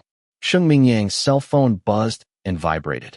He hurriedly connected it, then turned to Sheng Wang and said, "It's not a big deal. I just have to travel for a few days and go to the airport in a while." Sheng Wang is used to the situation of him flying around, and it is not surprising. "How do you get there?" "Hello." Sheng Mingyang said hello to the other end of the phone and took time to answer his son. "Xiao Chun will send you and Xiao Tian to school, and I will drive another car by myself. Let Uncle Chin take you there." "We have a school bus," Sheng Wang said. "What car?" Sheng Mingyang looked at his head and ignored his cheeks, busy on both sides, and didn't hear his son's words clearly. Sheng Wang waved his hand. "Call you. I'm having dinner." Sheng Mingyang raised 2 fingers and made a kneeling gesture of apology, then opened the glass door and went out to the terrace. After he answered the frustrating phone call and went back to the house, Sheng Wang and Jiang Tian had already finished breakfast and left, while Xiao Chun was still waiting for him outside the yard. Every old street in this city has phoenix trees. It has been a stop for many years at the seaside with traffic and people. The thick branches and leaves are intertwined, blocking the sky and the sun. The sun can only shine through the gap, leaving mottled traces on the ground, and pedestrians walk through the light and shadow.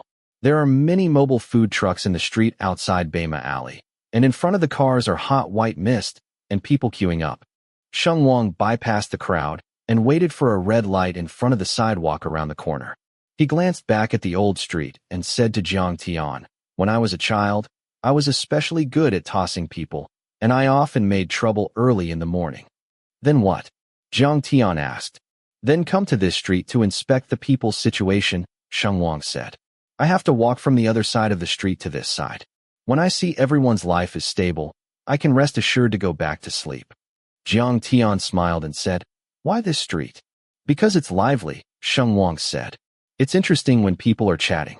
After he finished speaking, he caught a glimpse of Jiang Tian's dry expression and immediately smiled and said, "Hey, no, I'm not mocking you for being boring. You're fine if you're cold. I'll just say that. But seriously." Sheng Wang bent his eyes to look at the traffic lights. "If you had come a few years earlier, I would have welcomed you very much." "Why?" Jiang Tian asked again. "The way he chats in the past 2 days has changed. It is no longer the final and oh, and he actually throws the hook down. Because I really wanted a brother for a while. It's okay to be older or younger than me. It's better to be younger than me." After Sheng Wang answered, he suddenly patted Jiang Tian and said, "Let's go at the green light." "What time does the school bus arrive?" 6:30. "It's okay. It's not too late." Sheng Wang glanced at the time on his phone, walked across the sidewalk with Jiang Tian, walked to the platform on the other side of the street, and waited. The topic of brothers couldn't be brought back. In fact, Sheng Wang was a cheapskate when he was a child. He didn't like any living thing that robbed him of toys, his limelight, and his snacks. If he really had brothers and sisters, he would probably have to fight each other every day. Later, the grandfather who took him to the streets was gone, and the mother who called him On1y every day was gone. Gradually, Sheng Mingyang wasn't there too often, and he became less stingy. In those 2 years, he especially hoped that there would be more people in the house. It was better to be a younger brother, a little younger than him, and a little longer. One day later, he suddenly realized that even being a brother meant nothing. Come, always have to go. At 6:30, the school bus stopped at the station on time. As soon as Sheng Wang and Jiang Tian got on, the girls in the car started to babble and whisper, making Sheng Wang almost return to the platform. Seeing that the driver had a new face, he made such a big move again and immediately awakened his professional ethics. He pouted at the machine next to the driver's platform. "How old are you? Where's the card? Take it out and swipe it." Sheng Wang had never been on a school bus before, so he didn't understand the operation at all. He froze for a moment and asked, "What card?" "School card." "What kind of card?" The driver said. "The school card and the badge of the attached middle school are the same thing. They contain both student information and money. They are especially important for boarding students." They all depend on this for eating, bathing, and turning on water. But for Sheng Wang, they are dispensable. The Shilla convenience store can use mobile phones, and he has said goodbye to the cafeteria for a long time. He does not remember to bring his school card when he goes out. Didn't you bring it? The driver asked suspiciously. Sheng Wang touched his nose embarrassingly and was about to say, "Why don't I get off the bus?" when he heard Jiang Tian's voice behind him. "Take it." He reached out from behind, swiped the machine over Sheng Wang, and shoved the card into his hand. "When did you take it?" Sheng Wang was surprised. "When you sneaked out like a thief." Jiang Tian swiped his own on the machine. Some people are clamoring to get on the school bus, run faster than anyone else, and have more hands than anyone else. "Where's my card?" "On the entrance cabinet." "Don't stand at the door when you get on the bus." The driver was half a meter away from them, but he insisted on holding the horn to announce, "There are empty seats in the back." "Excuse me." Sheng Wang hurriedly walked into the car, and out of the corner of his eye caught a glimpse of the two girls in the first row with blushing faces, not knowing what they were whispering. Beima Longtang is not far from the affiliated high school. When they arrived at this station, the school bus was almost filled, and there were very few empty seats, and they were all scattered. Only the last row had 2 connected positions. The car started quickly.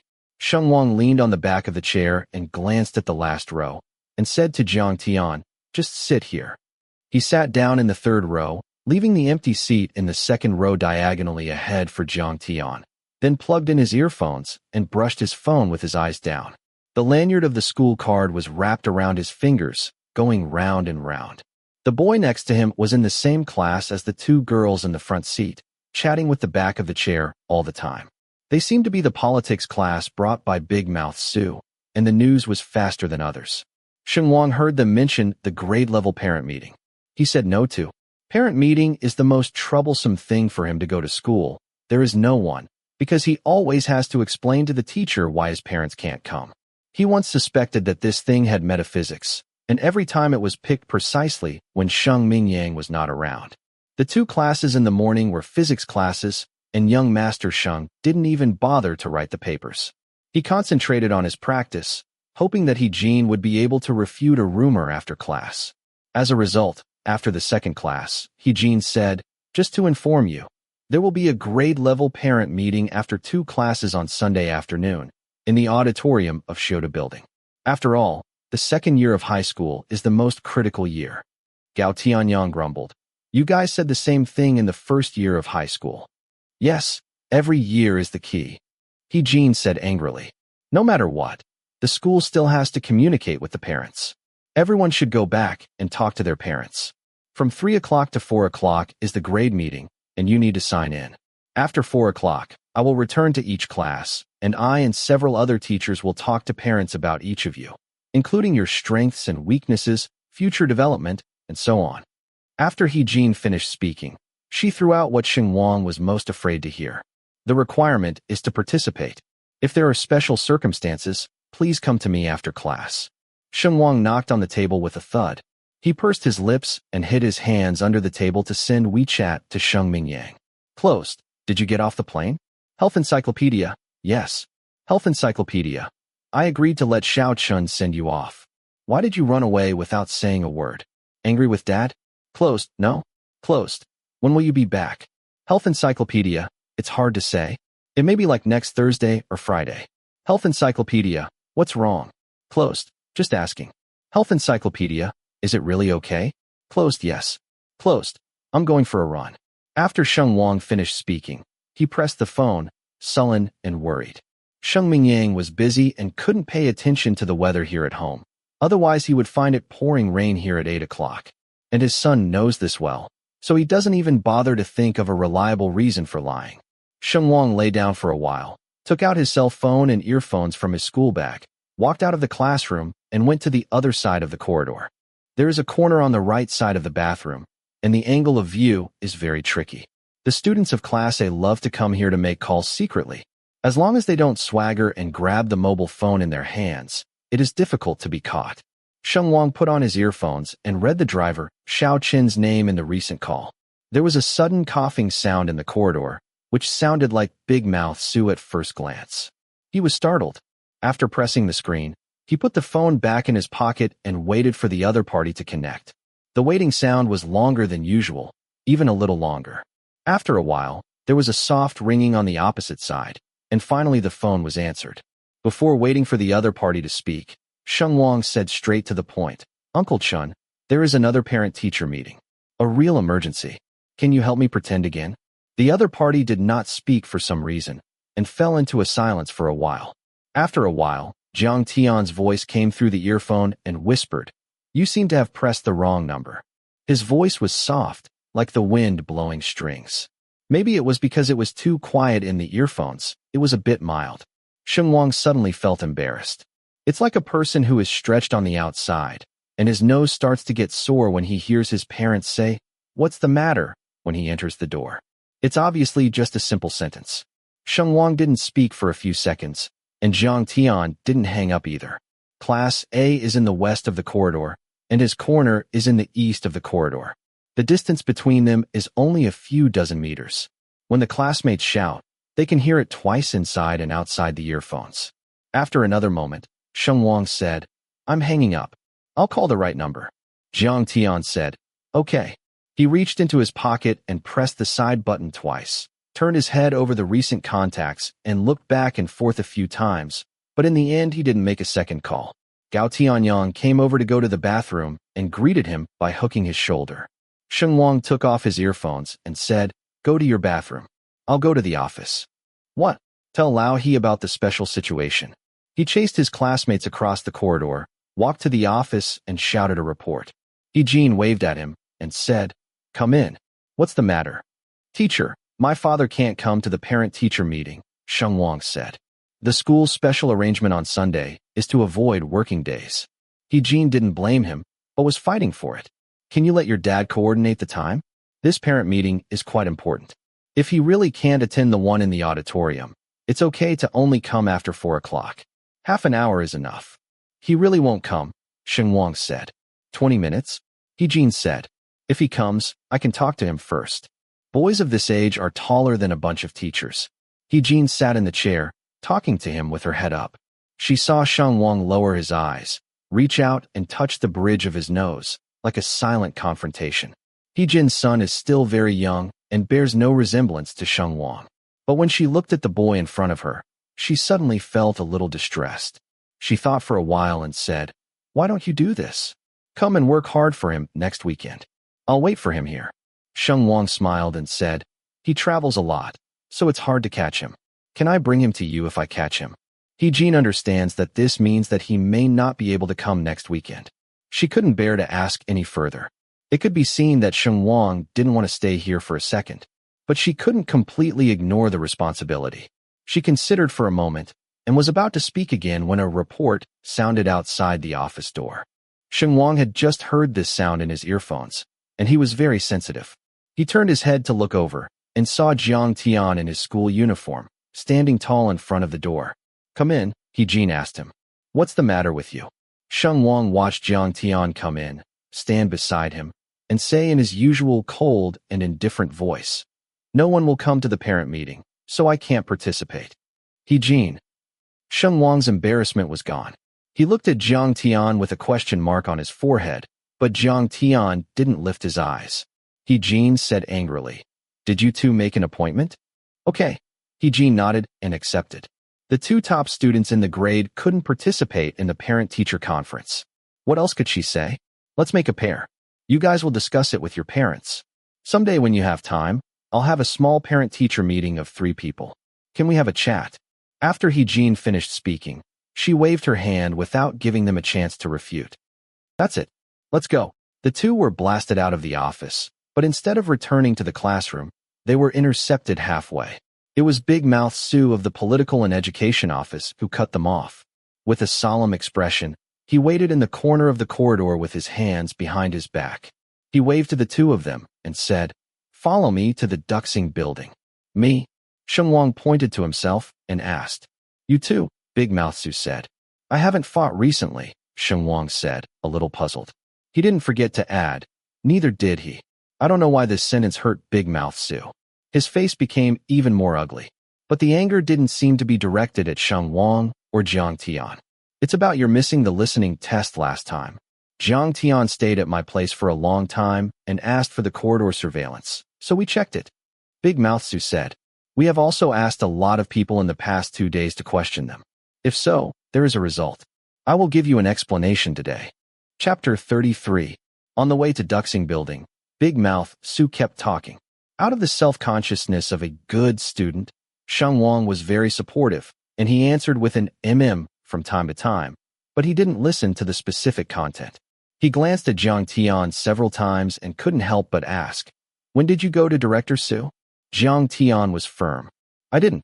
Big Mouth Su walked in front with his hands behind his back, several meters ahead of them. It stood to reason that he couldn't hear this kind of decibel chat, but as a good player in catching violations, he had practiced magic skills for many years as a coach, and his ears were sharp. He immediately turned his head to stare at Jiang Tian, pointed to his nose, and said, You still deny it? Then you mean I'm talking nonsense.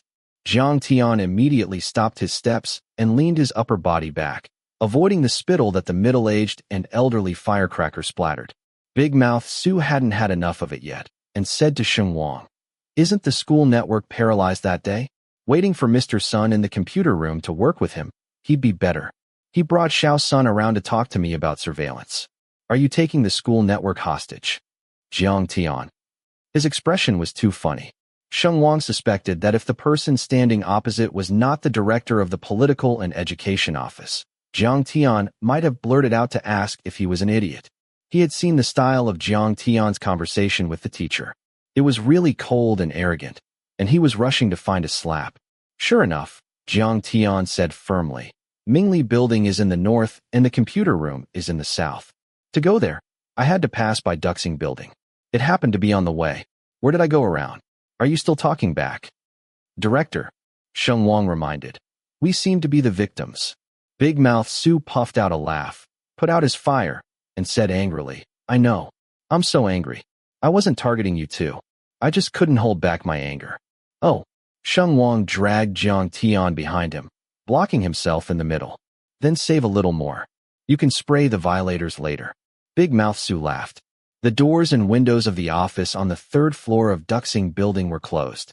The atmosphere inside could be felt stiff through the door.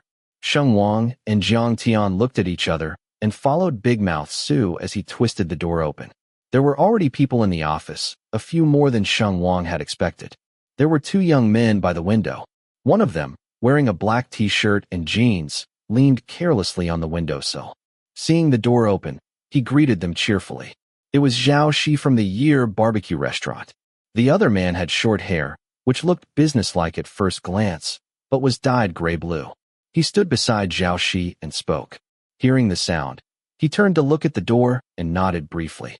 Sheng Wang calmly poked the back of Jiang Tian's hand and whispered, Who is that? The owner of the barbecue shop, Jiang Tian said, flexing his fingers and letting them go, a few words popping out of his lips. Nonsense. Of course I know Zhao Shi, Sheng Wang said.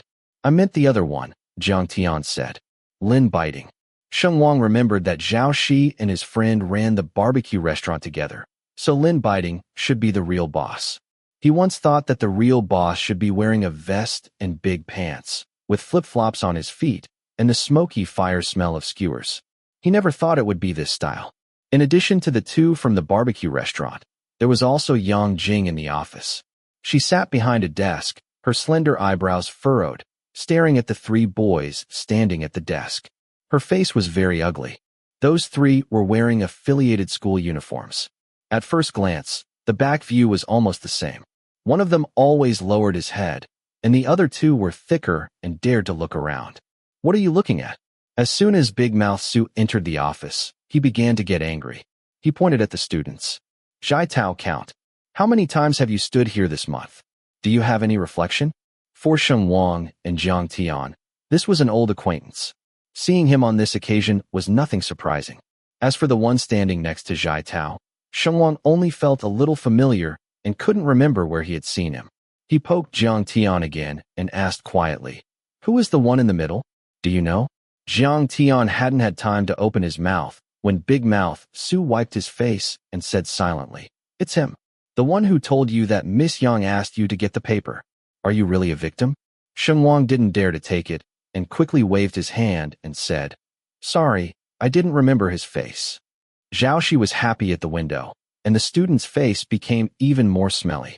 In order to cover up his own seriousness, Zhao Shi cleared his throat and walked from the window. I see Xiao Sheng is quite embarrassed. Director, haven't you told them what happened yet? Not yet. Do you want to listen to the whole school on the road? Big Mouth Su said angrily. Oh, let me briefly talk. Zhao Shi pointed to Lin biting. I caught 2 little thugs in the store that day. Do you know? Sheng Wang glanced toward Jiang Tian and nodded. I know. I even saw the photos. Thank you, Brother Shi. Hey, little thing. Zhao Shi said. Anyway, my dad has surveillance. Those 2 little thugs climbed over the wall of the residential building at 7:10 in the morning and ambushed on the Magpie Bridge. Big Mouth Su's face turned green. Which Magpie Bridge? Zhao Shi immediately changed his words. No, Xiaoshen They ambushed in Xiaoshen and waited. It wasn't until 8:20 that Sheng Wang came back, covered in mud and with a bloody nose. The police station explained it very clearly. They said that the younger brother had eaten a loss at the attached middle school and couldn't swallow this anger, so they came to block people and find a way to get back at him. He pointed at Zhai Tao and said, well, this is the younger brother who ate the loss. Zhai Tao's surname was Zhai. The one kneeling on his knees was named Ding Xiao, and the other yellow-haired one was named Lu. They called each other brothers and sisters in the streets and alleys. Boys of this age are in the golden period of rebellion, always wanting to strive for a sense of existence and a voice. Zhai Tao had no face on his own, so he had to rely on others. He couldn't stand out in his grades, so he could only support himself with a group of brothers and sisters. But he wasn't very successful because many people looked down on him in the grade. Those people still valued their grades. In that area, Jiang Tian was first. He couldn't complain about Jiang Tian directly, so he wanted to find a way to get back at him. He thought about it and set his sights on Sheng Wang, because he was a transfer student. No one supports a transfer student.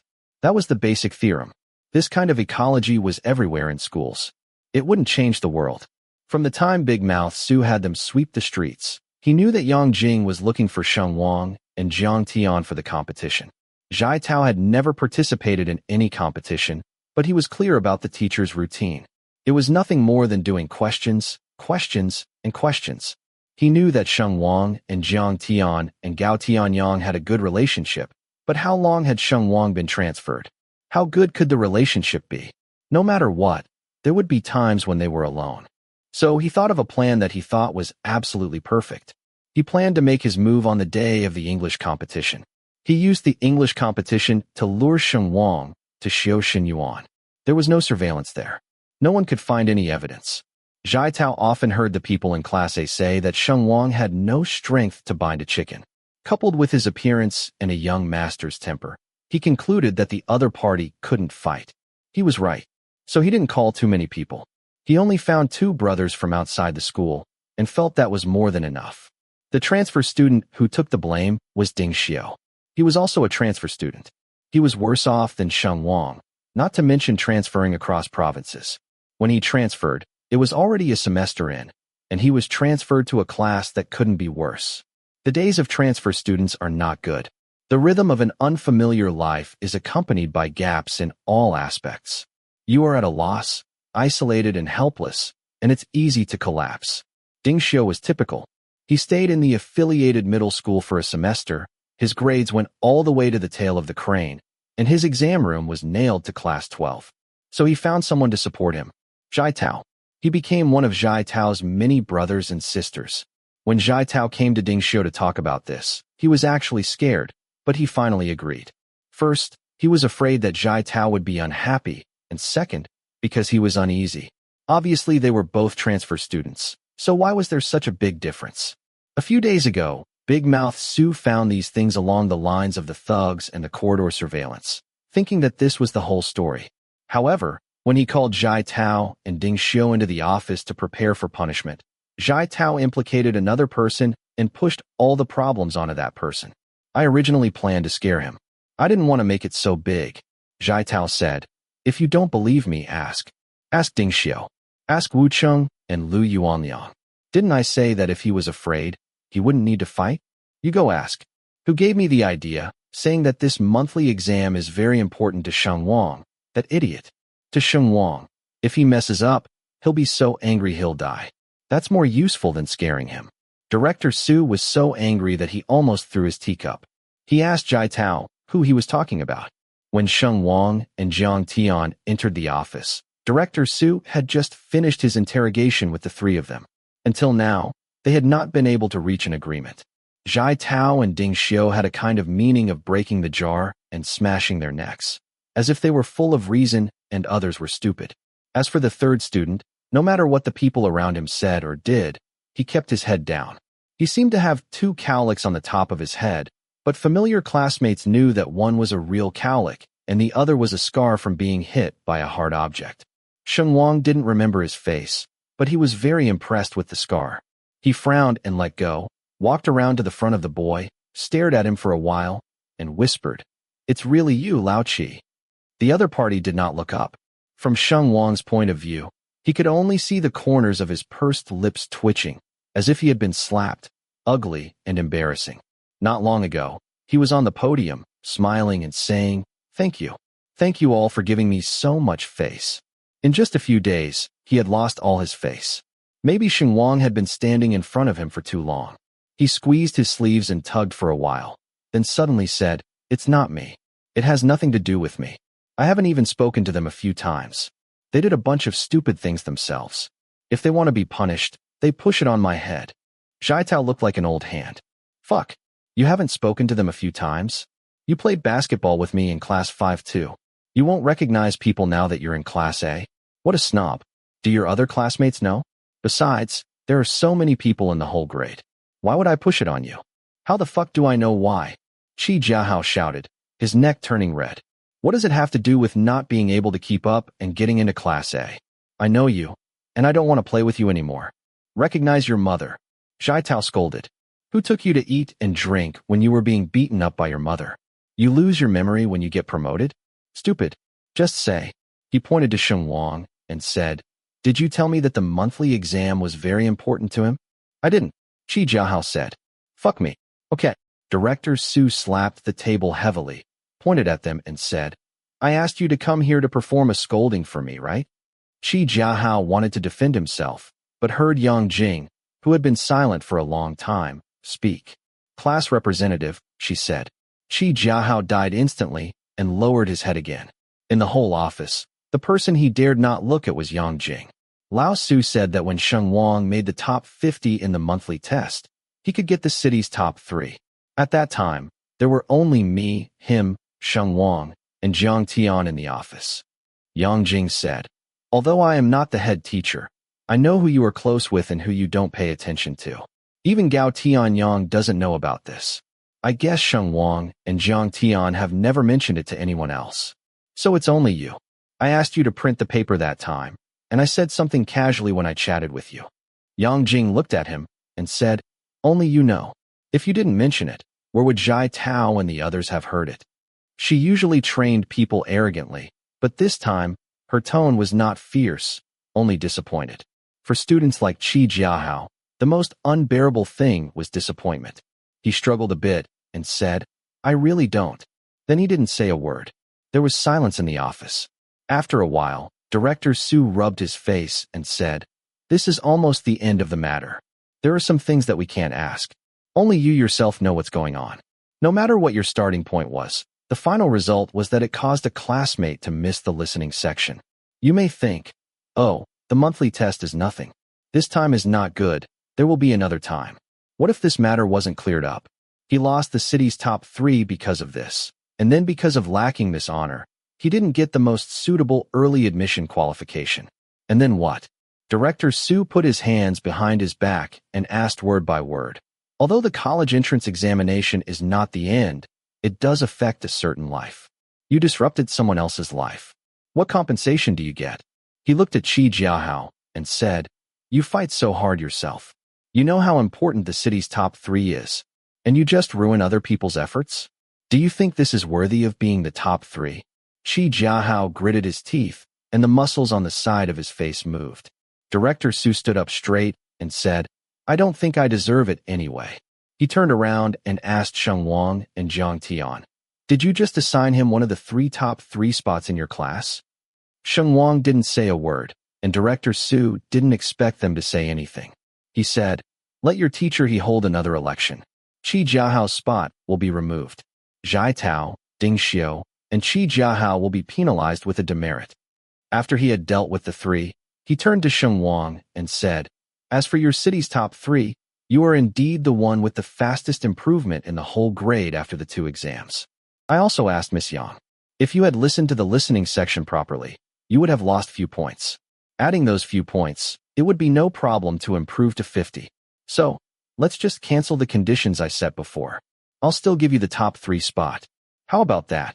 Sheng Wang did not respond immediately. He actually didn't care about the city's top 3 spot. All he cared about was whether the effort and reward were equal. Before, the city's top 3 spot was logically his, but he was told no. Now he had tacitly accepted not getting it, and someone was going to put the spot on his head. Why? Was he missing this one? Sheng Wang thought about it and said to Director Su, "I don't want it anymore." Big Mouth Su immediately widened his eyes.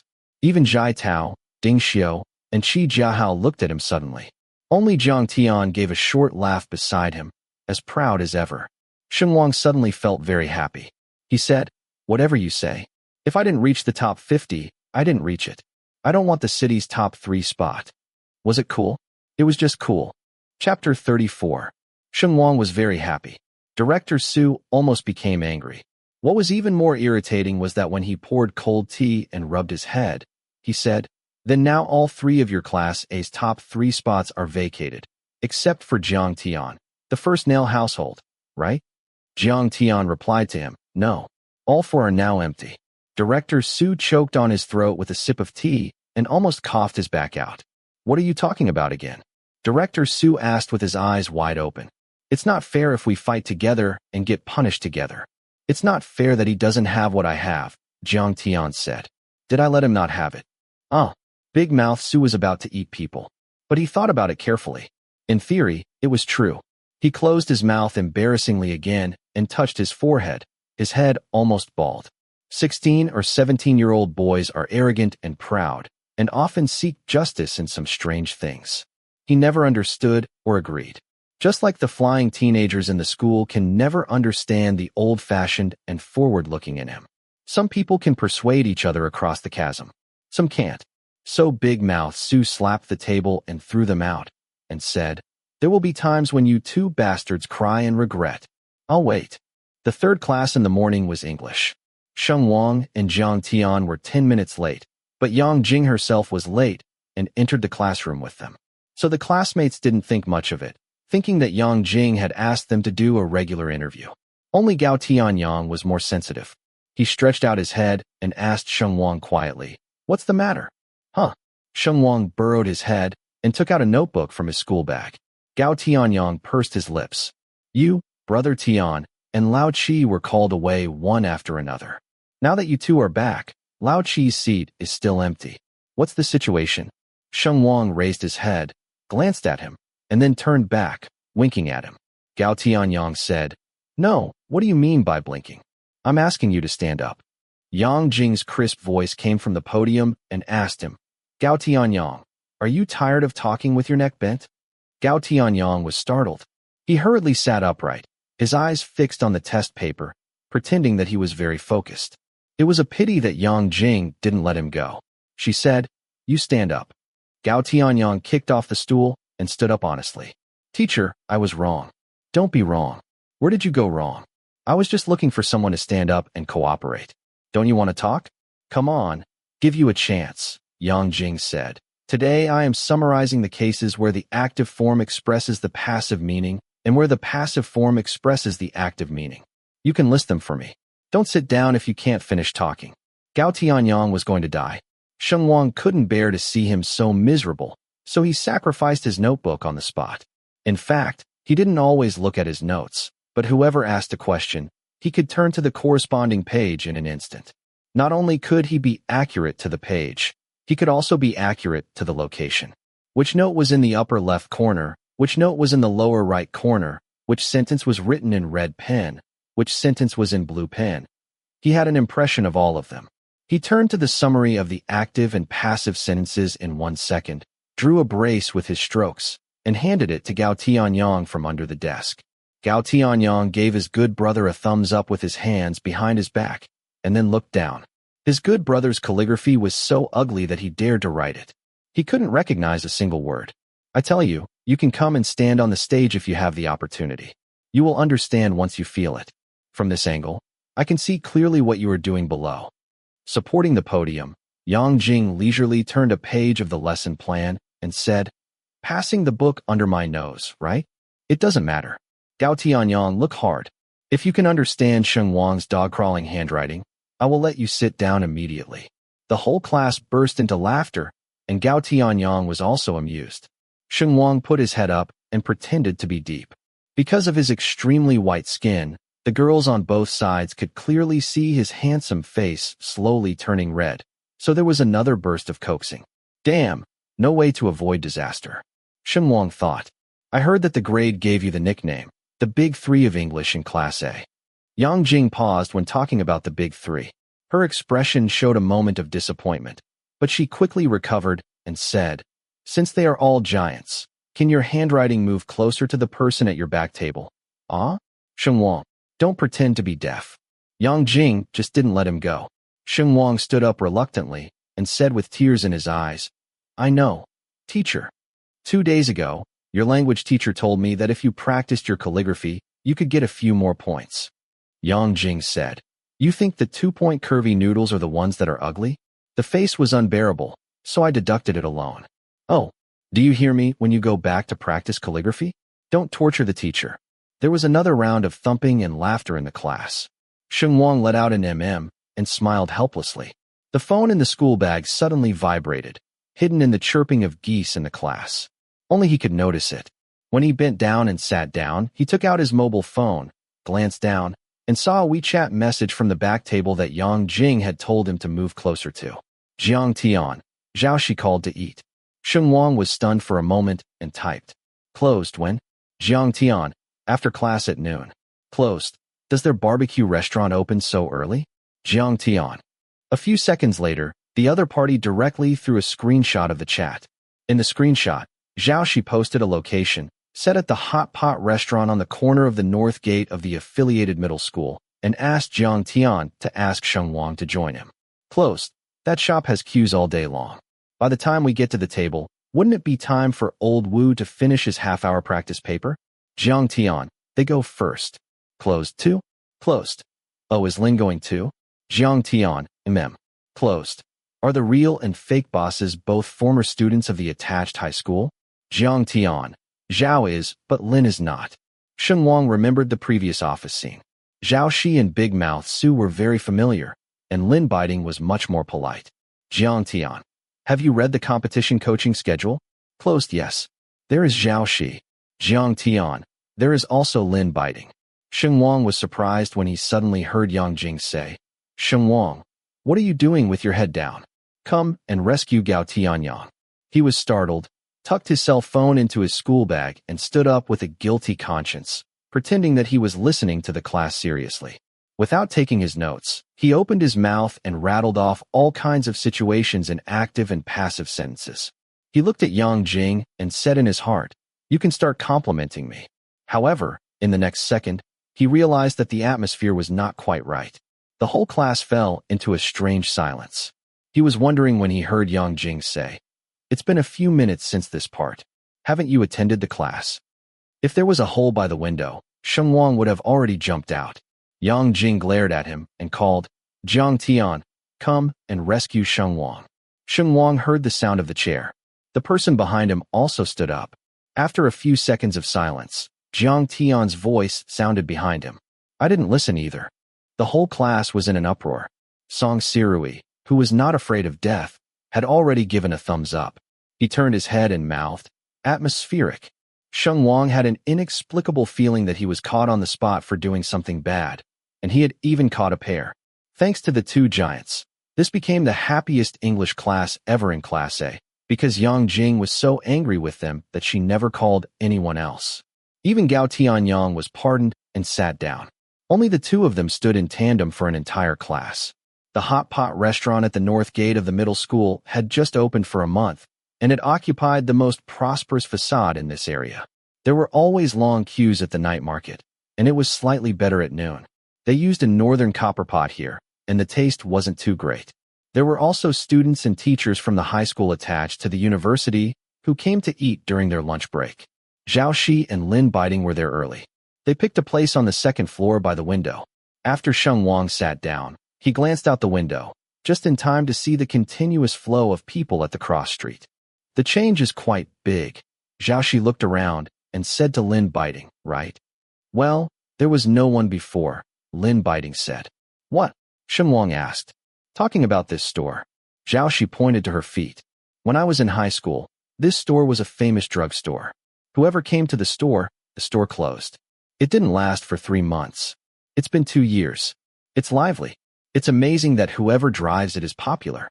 Lin Biding unscrewed the drink, poured some into the cups of Sheng Wang and Jiang Tian, and opened a can of cold beer for himself and Zhao Shi. Was this place still empty when we rented the store? Yes, Zhao Shi said. Both stores were renting at the time. Then why didn't you rent this one? Sheng Wang asked. Because we went to the other store. Zhao Shi laughed, holding a beer can to touch him. When I was in school, there was a barbecue restaurant there. It was the first time for me and Lindsay. We met there, and it was there every time we ganged up and had dinner parties. I heard Jiang Tian say that brother Lin isn't from the attached middle school. Sheng Wang asked curiously. Yes. Zhao Shi casually pointed in a certain direction. He was in number 1 middle school. He was the one who was in charge of number 1 high school back then, right? Brother Lin. He rushed to Lin Biding and raised his chin. When it came to being a tough guy, Sheng Wang thought of Zhai Tao. Zhao Shi knew what he was thinking when he saw his expression and quickly clarified. It's not the kind of guy you see with a bad mind. He was in the competition class of number 1 middle school. He had good grades and looked like a dog. He was warned by Lin Biding, smiled and said, anyway, many little girls were chasing him, which made a group of boys jealous. Number 1 middle school was more fierce than the affiliated middle school. There were people looking for him every 3 days. He was a person who was too lazy to talk nonsense. He fought when he couldn't make sense, and he beat himself into a legendary tough guy. Lin Biding fished out a bunch of things with a slotted spoon and put them in his bowl. You're almost done. See, don't let me talk about what I've done. Zhao Shi's personality was obviously out of control. You and brother Lin didn't know each other because of a fight, right? Sheng Wang guessed. Hey, smart. Zhao Shi pointed at Lin Biding and said, we both participated in the competition at the time, chemistry or physics, I can't remember. The test site for the preliminary test was in the attached middle school. After the test, I brought a group of people to the barbecue restaurant to make skewers. He was dragged by a few of his classmates. Then a few idiot classmates drank alcohol and argued about who was better between number 1 middle school and the attached middle school. Then what did you say? He looked at Lin Biding. He had forgotten some of the details of that year. Lin Biding glanced at him and said angrily, forget it. Anyway, when I went to the bathroom and came back, you guys were already fighting. You threw a punch at me without even looking. Zhao Shi smiled while holding the cup. I don't know. Those who don't wear the school uniform are all opponents. Lin Biding shook his head. Sheng Wang could almost hear it. As far as Zhao Shi's virtue was concerned, it was estimated that he was the school's top tyrant back then. After all, a slap wouldn't make a sound. And then you got into a fight and became friends? He asked. Of course not. Lin Biding said. After fighting no less than 10 times, we barely shook hands and made peace. Zhao Shi said. Because we both ranked well in the physics competition, we entered the provincial team and lived in the same dormitory. Later, our relationship inexplicably improved. And then you went to the same university? Sheng Wang felt that he could imagine a trajectory. Unexpectedly, Zhao Shi lowered his eyes and smiled, and said no. The universities were not the same, and we had not had much contact for a few years. Later, by coincidence, we went abroad and got in touch again. A while ago, we came back from front and back. I just heard that the store was for rent, so I decided to buy a barbecue restaurant to play around, and missed the silly years of my teenage years. He always spoke in a casual way, as if everything was just for fun. Sheng Wang somehow thought that these two were cool. When I heard you say you didn't want that award in the office today, I thought you were very angry with me. Zhao Shi pointed at Sheng Wang and said to Jiang Tian, you surprised me. Why? Jiang Tian seldom interjected before, and it was estimated that he had heard those past events before. It was only when Zhao Shi called him by name that he raised his eyes. You look like a teenager all day long. I thought you would think more. Zhao Shi took a sip of beer, clicked his tongue, and retorted, but yes, I remember you because I thought you were special. Oh, blame you for being so boring. I almost forgot. Jiang Tian took a sip of the iced drink with a cool expression, making Zhao Shi amused. Sheng Wang thought for a while and said, I thought you would think we were impulsive and stupid. Zhao Shi smiled for a long time and said, that's not true. After all, I have done similar things before. Rationally, it's quite stupid. There will be many people who will tell you that you will regret it later. Sheng Wang asked, then do you regret it? Zhao Shi said, do you see me as regretful? Sheng Wang also laughed. He really liked these two people now. I only know what to do at what age. If you don't go crazy when you should be crazy, it may be easier to regret it. He said, there will be decades in the future for you to look ahead and worry about things. Sheng Wang wiped the water mist on the glass with his thumb and caught a glimpse of Jiang Tian withdrawing his eyes from the window. The cross-street intersection was the busiest time at noon. There was a continuous flow of people coming and going again. It was not until the big break in the afternoon that Qi Jiahao returned to the classroom. He was sullen the whole time, and no one asked any questions. He was probably afraid that Sheng Wang and Jiang Tian would spread the matter to the whole class. The whole class looked surprised, occasionally glancing at the back of the classroom. Who would have thought that Sheng Wang had no time to take care of him at all, because the class monitor Li Yu was carrying the form again to perform official duties. She hesitated for a moment in front of Sheng Wang and Jiang Tian's desk and said, well, the application for accommodation is about to end. Do you still have to hand in the forms? This question was like a reminder. Sheng Wang was laughing because of Gao Tianyang's stupid thing 1 second, but the next second he stopped smiling. He wanted to ask a question, then quickly reacted, took a sip of water, and smiled apologetically to Li Yu. I'm not going to hand it in. You can ask someone else. Li Yu silently looked at the someone else at the back desk. Sheng Wang casually took a book out of his desk, stepped on the desk bar, and turned his head down. After turning 4 pages, he realized that he was reading the physics textbook he had already completed. He paused for a moment, then fell silent again. Immediately afterwards, he heard Jiang Tian say to Li Yu, I'm not handing it in anymore. When Li Yu left, he had no idea. He just remembered that when he came back to his senses, he felt that the person behind him tapped his back with a pen.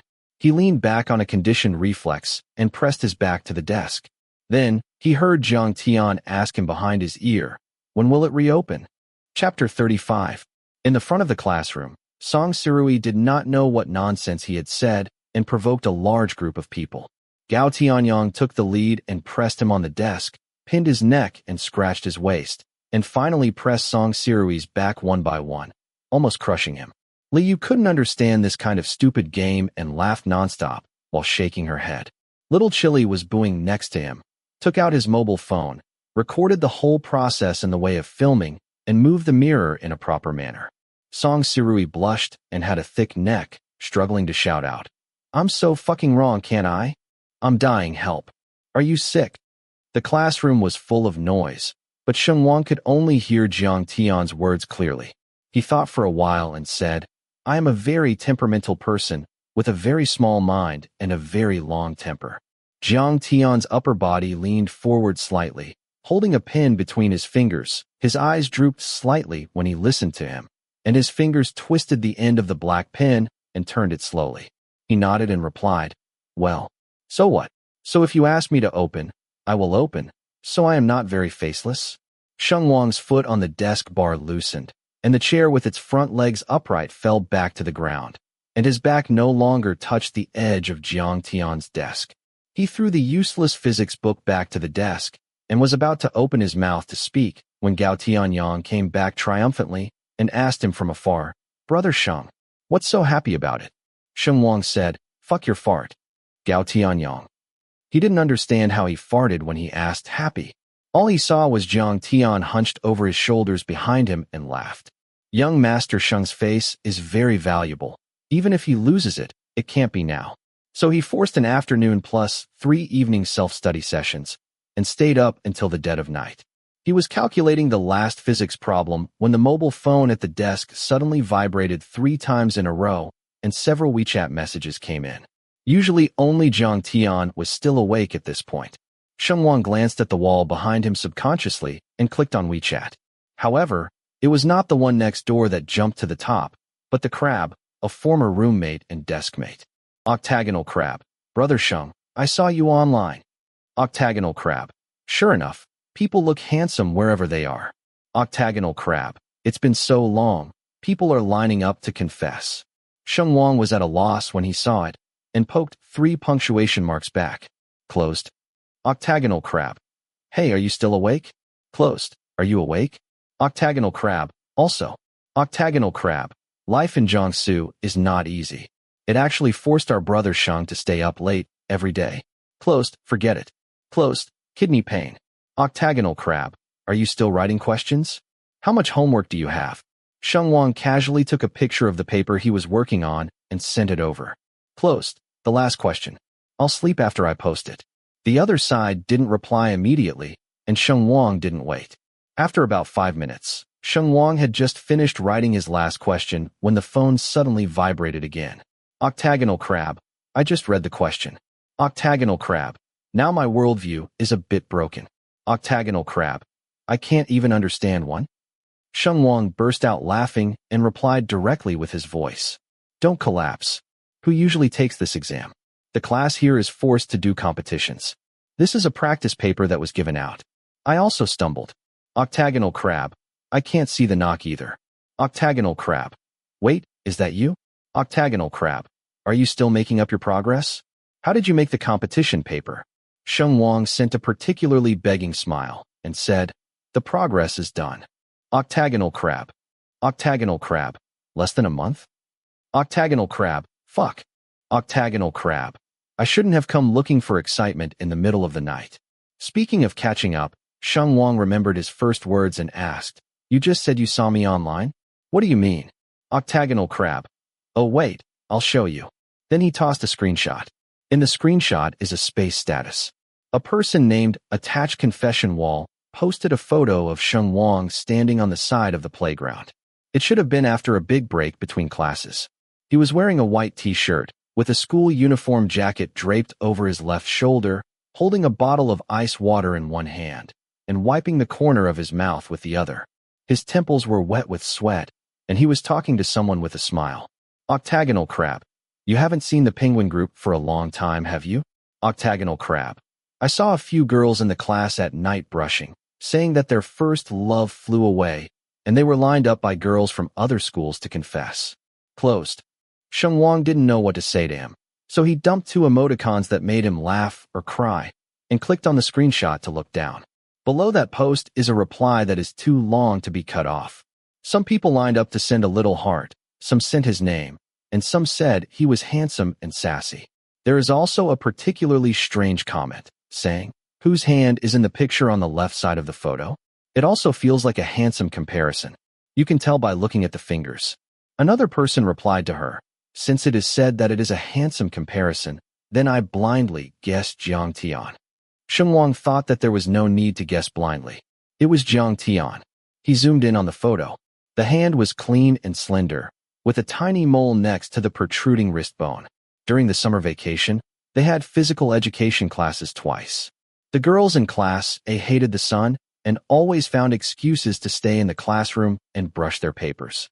The boys were active. They usually went to the equipment room to get a basketball and play half court, and the teacher would be the referee. Sheng Wang was relatively lazy, but he gave Gao Tianyang a lot of face as the sports committee member. He played on the court twice, but unfortunately, he was opposite Jiang Tian. Jiang Tian wore a wrist guard when he played. When dribbling the ball, the small mole was pressed against the edge of the wrist guard, looming as he moved. Indeed, that's pretty cool. The phone buzzed and vibrated again.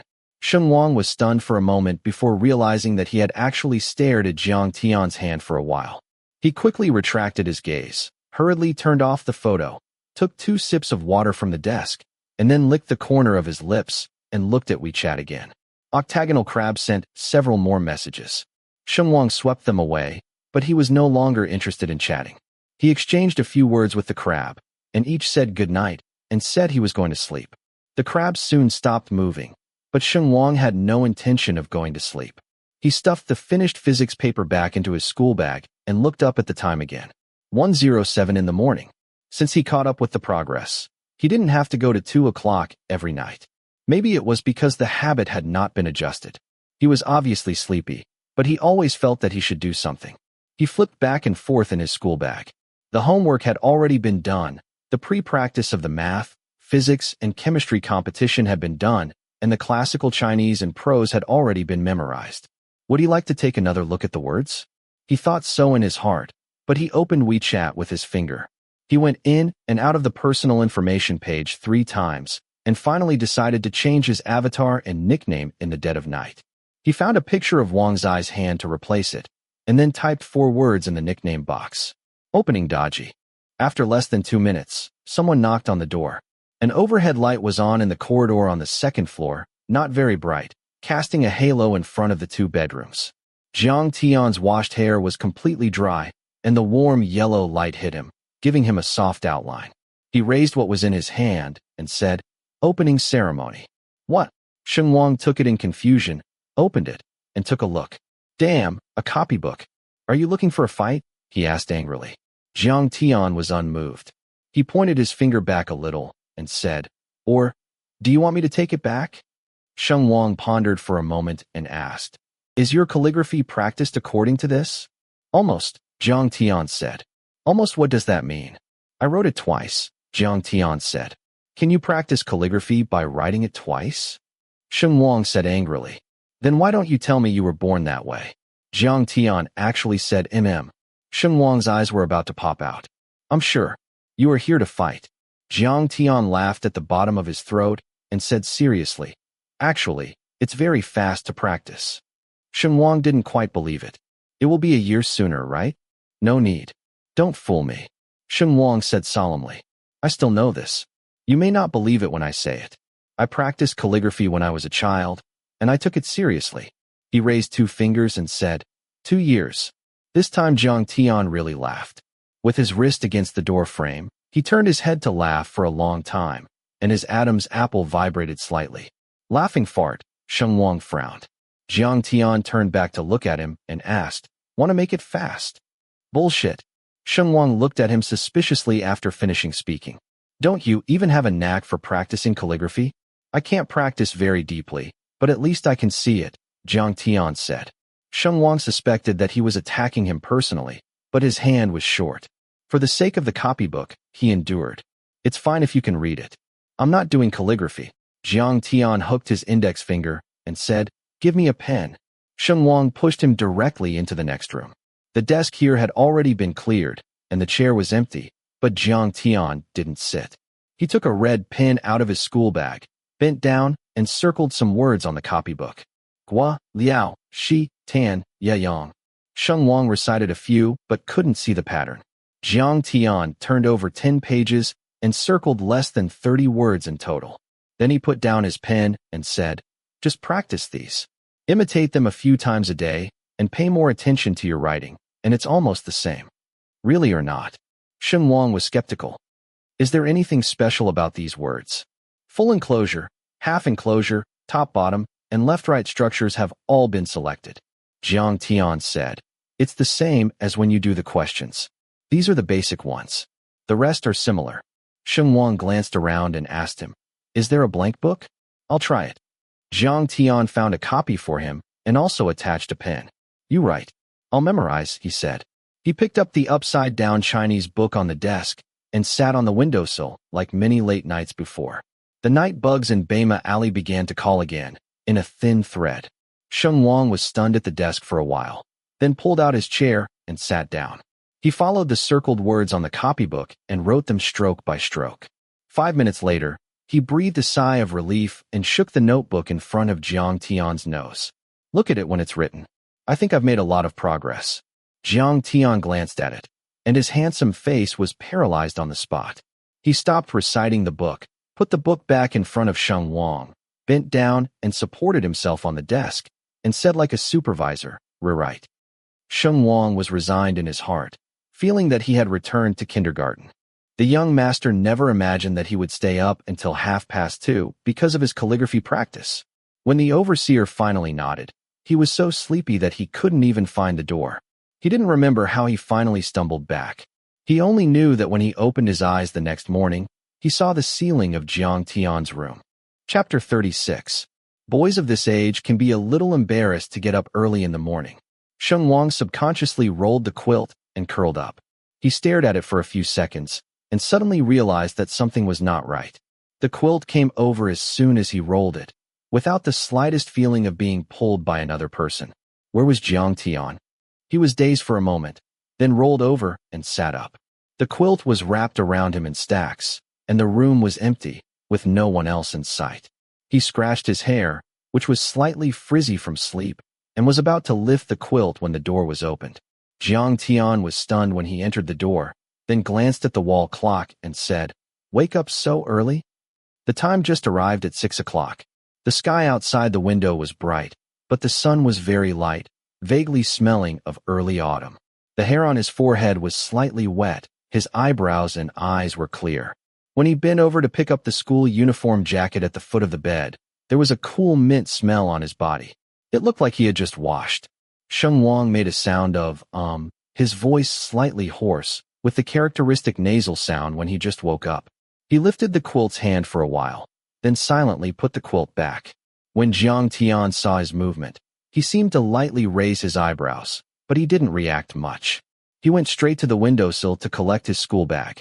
Sheng Wang scratched his hair again and asked, "Did you really sleep? Why didn't you wake up and didn't move?" "I slept." Jiang Tian threw the language book into his bag and said without raising his head, "Can you get drunk without drinking?" Sheng Wang defended, "If you are sleepy to the extreme, you will feel slightly drunk. I've seen it." Jiang Tian thought for a while, and finally looked back at him and said, "Are you a little drunk?" He also specially emphasized the little. Sheng Wang was damned. He propped up his legs with the quilt around his waist. He put his elbows on his knees and slowly rubbed his face until it was deformed. A little more than a little drunk. Last night, someone would do anything to sleep. He fell on the bed without taking one more step. He lay on the quilt and looked like he had 502 glue on him, and no one could tear him off. If you asked, he covered his head with the quilt. If you asked again, he added a pillow. Anyone could go, but he wouldn't go anyway. He woke up today and knew it was a shame. Or you could lose your memory, Sheng Wang said. Impossible, Jiang Tian replied simply. Sheng Wang was depressed, but glanced at the other half of the sheets and pillows. There were no wrinkles on them, and it didn't look like anyone had slept. "Where did you sleep last night?" he asked in confusion. Jiang Tian closed the zipper of his school bag and put on his coat again before replying angrily, "Where could I sleep?" True. Sheng Wang felt that it was a bit silly to ask this question. He was a boy, so he didn't need to lay a floor. Besides, it was impossible for him to have no impression of such a big event. He hummed and lowered his head lazily. Jiang Tian put the copybooks, notebooks, and pens that Sheng Wang used yesterday in the corner of the desk. Then he straightened up and said, "Go change clothes and have breakfast?" Sheng Wang moved his legs and said, "Wait a minute." Jiang Tian glanced at him and looked back, without saying a word. Only then did Sheng Wang react, and he wanted to interrupt himself. The room was very quiet for a moment. The bird song that belonged to the traffic flow in the early morning seemed to be suddenly pressed, and the tide came in from the window. The air conditioner had been off for a long time, then started by itself. The temperature in the room had not dropped yet, and it was a little stuffy. The curtains swayed under the air vents, lifted and fell. "My phone is on the washstand," Jiang Tian said suddenly, and rustled his slippers out of the room. The sliding door of the bathroom on the opposite side opened and closed. Sheng Wang released his hand from rubbing his face, lifted the quilt, and hurried back to his bedroom. What the hell was this called? He scratched his hair and went to the bathroom in the room to brush his teeth. He was annoyed for a while by the humming and light vibration of the electric toothbrush, and then found it a little funny. 16 years old, who hasn't done stupid things and said stupid things. When they lived in the dormitory before, those idiots dared to do anything. In order to get the rogue crab to get up and run in the morning, the head of the house often dipped his hand into the quilt for a while, and then ran away with his bag in the midst of Crab's wailing. Another roommate would sit on the bed and say calmly, "You guys go first. I'll come as soon as the flag is lowered. So don't panic." It was normal, the young master said to himself in his heart. After washing, he took off his sleeping short sleeves and put on a clean t-shirt. He grabbed his phone and thought about it, and then changed his personal information on WeChat. He chose a picture of a lump of dough, symbolizing him who had occupied the bed last night, as a self-mockery. As soon as he entered the classroom in the morning, he received a greeting from Jiang Tian. "Brother Sheng, you have changed your avatar a lot recently." Sheng Wang put down his school bag, and he didn't want to reply. "What's your intention to pay so much attention to me?" Jiang Tian defended. "I didn't find it. Shall lie in the morning." Before he finished speaking, he was kicked on the chair by the pepper next to him. Okay. Jiang Tian raised his hand and surrendered. "I'm plotting something wrong. I'll just stare at as we chat, okay?" Chili had been smothered in reading and ignoring people. Jiang Tian still owed his debts. Brother Sheng has the face, money, and arrogance. Where can you find such a good person? Oh shit, the more I say it, the more I think it makes sense. Brother Sheng, why don't you bend over and let me experience a taste of puppy love? Sheng Wang pretended not to see the little pepper with red ears, and calmly said to Jiang Tian, "Go away." The first 2 classes in the morning were all about physics, but she didn't rush to lecture. Instead, she took half a class to announce something. Shermaheo has to hold another election. It's similar to the last time. We will vote by secret ballot. I will send the ballot paper in a while. Write it down. Okay. Heejin's tone was normal. At first glance, it sounded as if Class A wanted another place in another democratic election. Sheng Wang tilted his head and glanced at Jiang Tian, then returned to his normal color to pick up the note for voting. He could fully understand Heejin's approach. The second year of high school had just started. Even if Qi Jiahao did something stupid, as the head teacher, she still had to think about the overall situation and couldn't point to his nose and say, "You have to alienate him and isolate him." This kind of student was always the most troublesome existence for the head teacher. The classmates in the class were not all fools.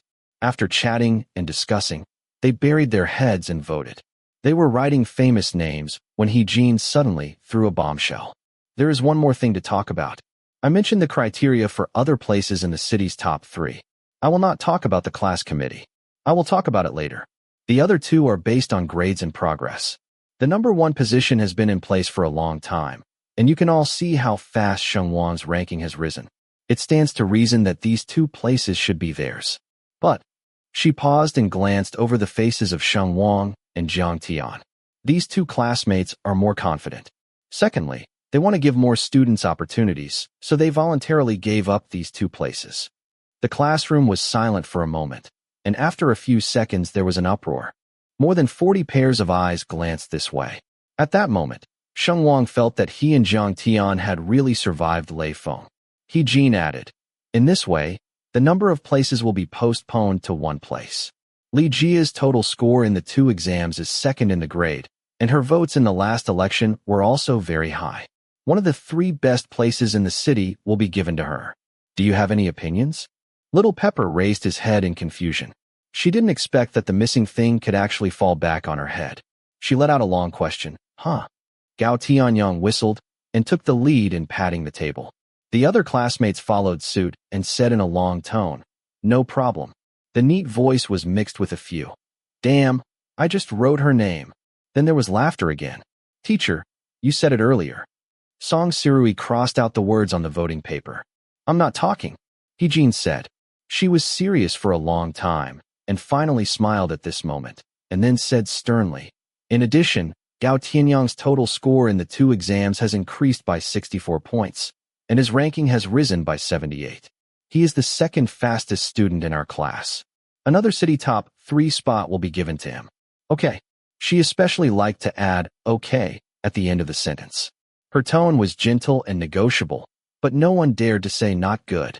What's more, Gao Tianyang was originally one of the most popular in Class A, so naturally no one objected. Sheng Wang saw that the person at the front table was coaxing the peppers, and his whistle was so loud that he got stuck halfway and choked to death. He was stunned for a while, then turned to look at Sheng Wang and said, "Damn." "Don't rely on it," Sheng Wang said. Applause. The others clapped their hands, screaming. Song Sirui threw the pin cap backwards, which smashed Gao Tianyang back to his senses. He covered the back of his head and blushed when he was coaxed. Then he threw his hands at Sheng Wang and Jiang Tian and said in a buoyant voice, "Thank you. Accept." Jean rolled her eyes on the spot, and the whole class laughed again.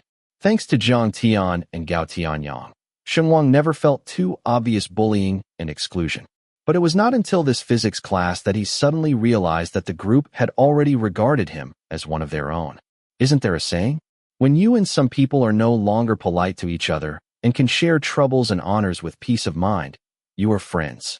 Class have finally reported the city's top 3. Li Jia, Gao Tianyang, Li Yu, who was selected from the class committee, and Su Tianshu, who was democratically elected. This was Su Xiaozui's name. Director Su held back his joy and sent all the city's top 3 in the whole grade to the Wall of Honor. Once the list was announced, someone found something wrong. Qi Jiahao was not on it. So there were some rumors in the grade about Zhai Tao and Qi Jiahao.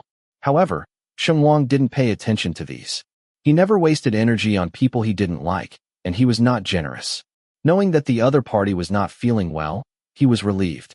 At noon that day, he followed Jiang Tian to Old Man Ding's place to eat as usual, but found that the old man was in a strange mood. He was always distracted while eating and seemed to be sulking. It wasn't an old-fashioned prank, but the one who pretended to be nonchalant when he was clearly unhappy. Sheng Wang was usually heartless, but his perception of emotions was actually very keen. He tried 2 times at the dinner table, but was diverted by Old Man Ding. It wasn't until Jiang Tian first put down his chopsticks to wash the dishes that Old Man Ding wrinkled his nose and waved to Sheng Wang quietly. "What's the matter?" Sheng Wang leaned over and asked in a low voice. "It's all right." Old Man Ding twitched his chin in the direction of the kitchen and said in a breathy voice, "Don't let him hear it. He'll worry." Was this related to Jiang Tian? Sheng Wang was a little worried while wondering. During the lunch break, old mathematician Wu came to hand out practice papers for half an hour as usual, but Jiang Tian didn't finish it. Just 5 minutes after he wrote, the teacher from the management office came over, negotiated with Lao Wu at the door, and called Jiang Tian away, saying that the school network was being upgraded. Sheng Wang did this practice paper faster than any other time. He turned in the paper in 20 minutes, and then slipped out of the west gate of the school on the pretext of going to the bathroom. Outside the phoenix tree at noon, there was comfort. The old people gathered under the shade of the tree to drink tea and chat or play chess on the stools. Other than that, there was a drowsy summer fatigue everywhere. In this environment, any accident was easy to be noticed. Sheng Wang was rushing to Old Man Ding's house. He was in a hurry, and when he came to the corner of the alley, he almost bumped into someone. It was a tall man. Because of his handsome face and well-dressed appearance, he didn't look very old, but Sheng Wang intuited that he was about the same age as Sheng Mingyang. Maybe because his temperament was somewhat similar, maybe because his eyebrows had a tired state. The man apologized to him and left absent-mindedly. Before taking a few steps, he shook his head and muttered something to himself. Sheng Wang pondered for a while and felt that he was saying, "Old stubborn." He couldn't help but look back. The man had already walked to the other end of the alley, turned a corner, and disappeared. Old stubborn? Who was he talking about? Sheng Wang grunted in confusion and continued to walk forward. When he saw the forehead of Old Man Ding's courtyard, he suddenly realized that the man just now seemed to have come from this side. He stepped into the yard with doubts, and sure enough, he saw the old man sitting by the bedroom door with his head bowed and closed. The bamboo chair was a few years old, and it creaked when it moved a little. Old Man Ding was wearing reading glasses, holding an old photo album with a sense of age in his hand, and muttering something in his mouth. "Grandpa," Sheng Wang walked over lightly. Old Man Ding was startled. "Why are you here? Didn't you go to school to take a nap?" "I didn't sleep. I handed in the papers ahead of time," Sheng Wang said. "What are you looking at?" He lowered his eyes and glanced. The page the old man was looking at contained 4 photos. One was a large group photo. Several adults brought 7 or 8 children. The old man pointed to a pair of adults and said that was him. There were 3 photos of what appeared to be the same little boy. "Old photos. They're some years old. You don't see photos like this anymore," Old Man Ding muttered. Sheng Wang pointed to the 3 photos and asked, "Who is this? He looks a little familiar." "These are 2 people," Old Ding said angrily. Ah. Seeing that he didn't mind, Sheng Wang bent down to take a closer look, only to realize that the boys were still different. The corners of two of their mouths were naturally slightly upturned, with a hint of smiling lips, while the other boy pursed his lips in a straight line. And the photos were not from the same era. He watched for a while and actually saw a bit of Jiang Tian's shadow in that straight line. He pointed to the photo hesitantly and said, "Is this Jiang Tian?" "Yeah." Old Man Ding smiled and nodded. The boy in the photo was about 5 or 6 years old. He hadn't opened his face yet, but his facial features were already extremely good-looking, especially his eyes. He stood by the door with his head raised, looking at a cat lying on the low courtyard wall. Sheng Wang took a few more glances and finally recognized it based on the texture. That was the cat in Jiang Tian's WeChat avatar, but it was much smaller. He was still young at that time, Old Man Ding said. Since this one was Jiang Tian, the other two boys who were very similar to him. Sheng Wang guessed, "Is this Jiang Tian's father?" Old Ding's smile disappeared instantly. The flesh on his cheeks was pulled down, and his old state was obvious. He looked down for a while, sighed and said, "Well, his father, Jiang. Sheng Wang was a little embarrassed. Hearing this, he knew that Old Man Ding didn't like Jiang Tian's father. The old man poked at the photo and said, "Jiang is not a special thing this time. Xiao Tian used to be pitiful." Sheng Wang's heart jumped inexplicably and asked, "Did he have a bad time when he was a child?" "No, it's like a wanderer," Old Man Ding said. "When he was a child, Xiao Jiang, and Xiao Jiang were both busy. So busy that they couldn't see a shadow at all. They put him here and let him live with his grandmother. You know, people get old, and the body can't tell." He lit his temples and said, "His grandmother is not very good here. She's a little demented. Sometimes she's not good for a while, and sometimes she doesn't remember to cook all day. When Xiao Tian was young, he couldn't do it very well. As for me, I couldn't stand it any longer, so I teased him over every day, brought him some food, and he ate with his grandmother. Later, his grandmother became completely awake and didn't recognize people. She always treated him as a child from someone else's family. She locked the door and wouldn't open it for him. As for the old man, I can't blame her. Xiao Tian came to me. He's thin-skinned. He was embarrassed to say that he couldn't get in, but I could see it. I knew it," Old Man Ding said. "Every time I said let him do me a little favor, and then I left him here to sleep. After 2 years, he was sent away to live with his father," Old Man Ding said. Because his parents didn't work together, they were split between 2 cities and ran on both sides. They sent him to live with his mother for a while, and then to live with his father. He couldn't stay long anywhere. I just watched him take things to this house and that house for a while, as if he didn't kiss anyone and nowhere would keep him. Chapter 37. 10 years ago, the yard was even more cramped than it is now. The residential building outside the Phoenix tree had just been painted. At first glance, it looked neat and beautiful. The old houses in the corners were particularly dilapidated. Old Man Ding's was the most dilapidated.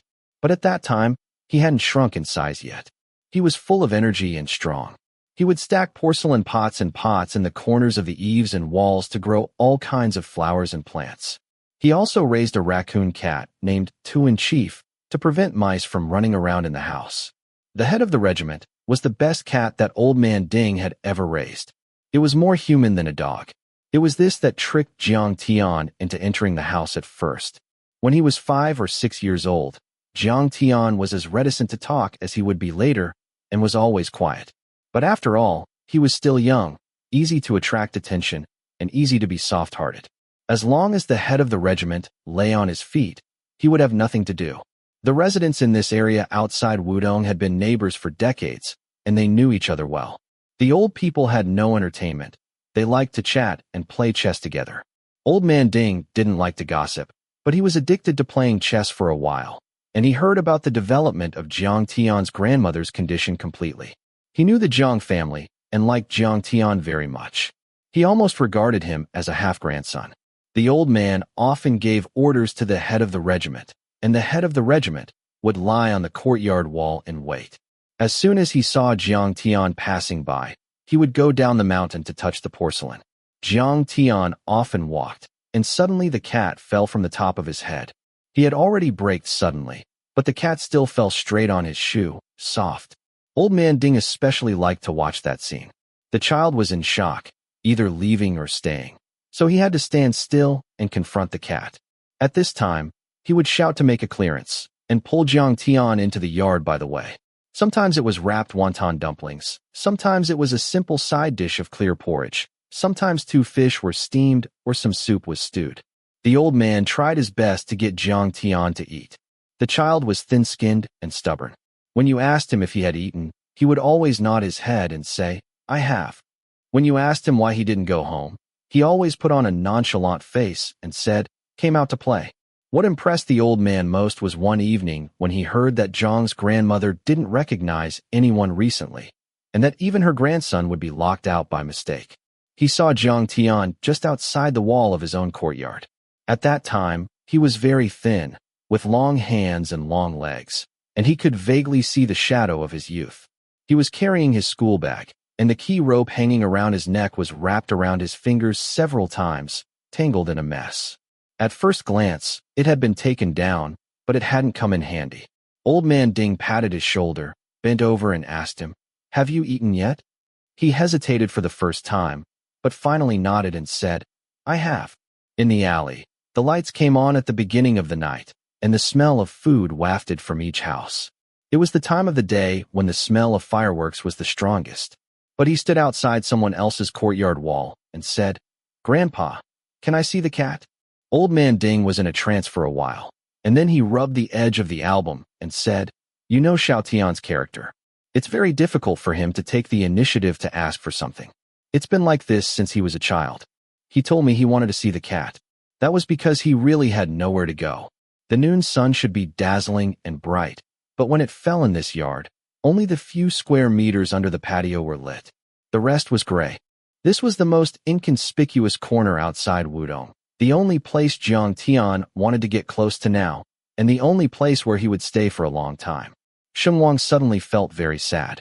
It was the first time he had fallen into a feeling that bordered on loneliness entirely because of what had happened to another person.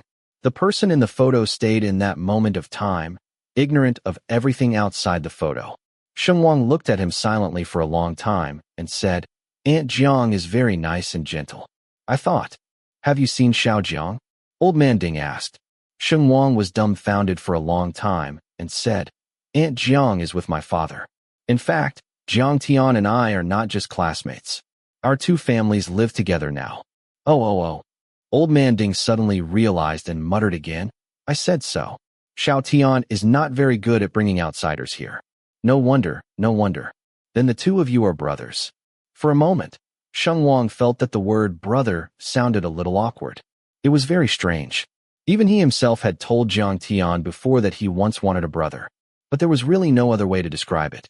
He hesitated for 2 seconds, then nodded and said, "That's right." After speaking, he added another sentence. "Anyway, we're very close." Old man Ding laughed. He usually looked like a tiger with eagle eyes, with a 7-point fierceness, but as long as he smiled, his kindness was revealed, even a bit of an old urchin.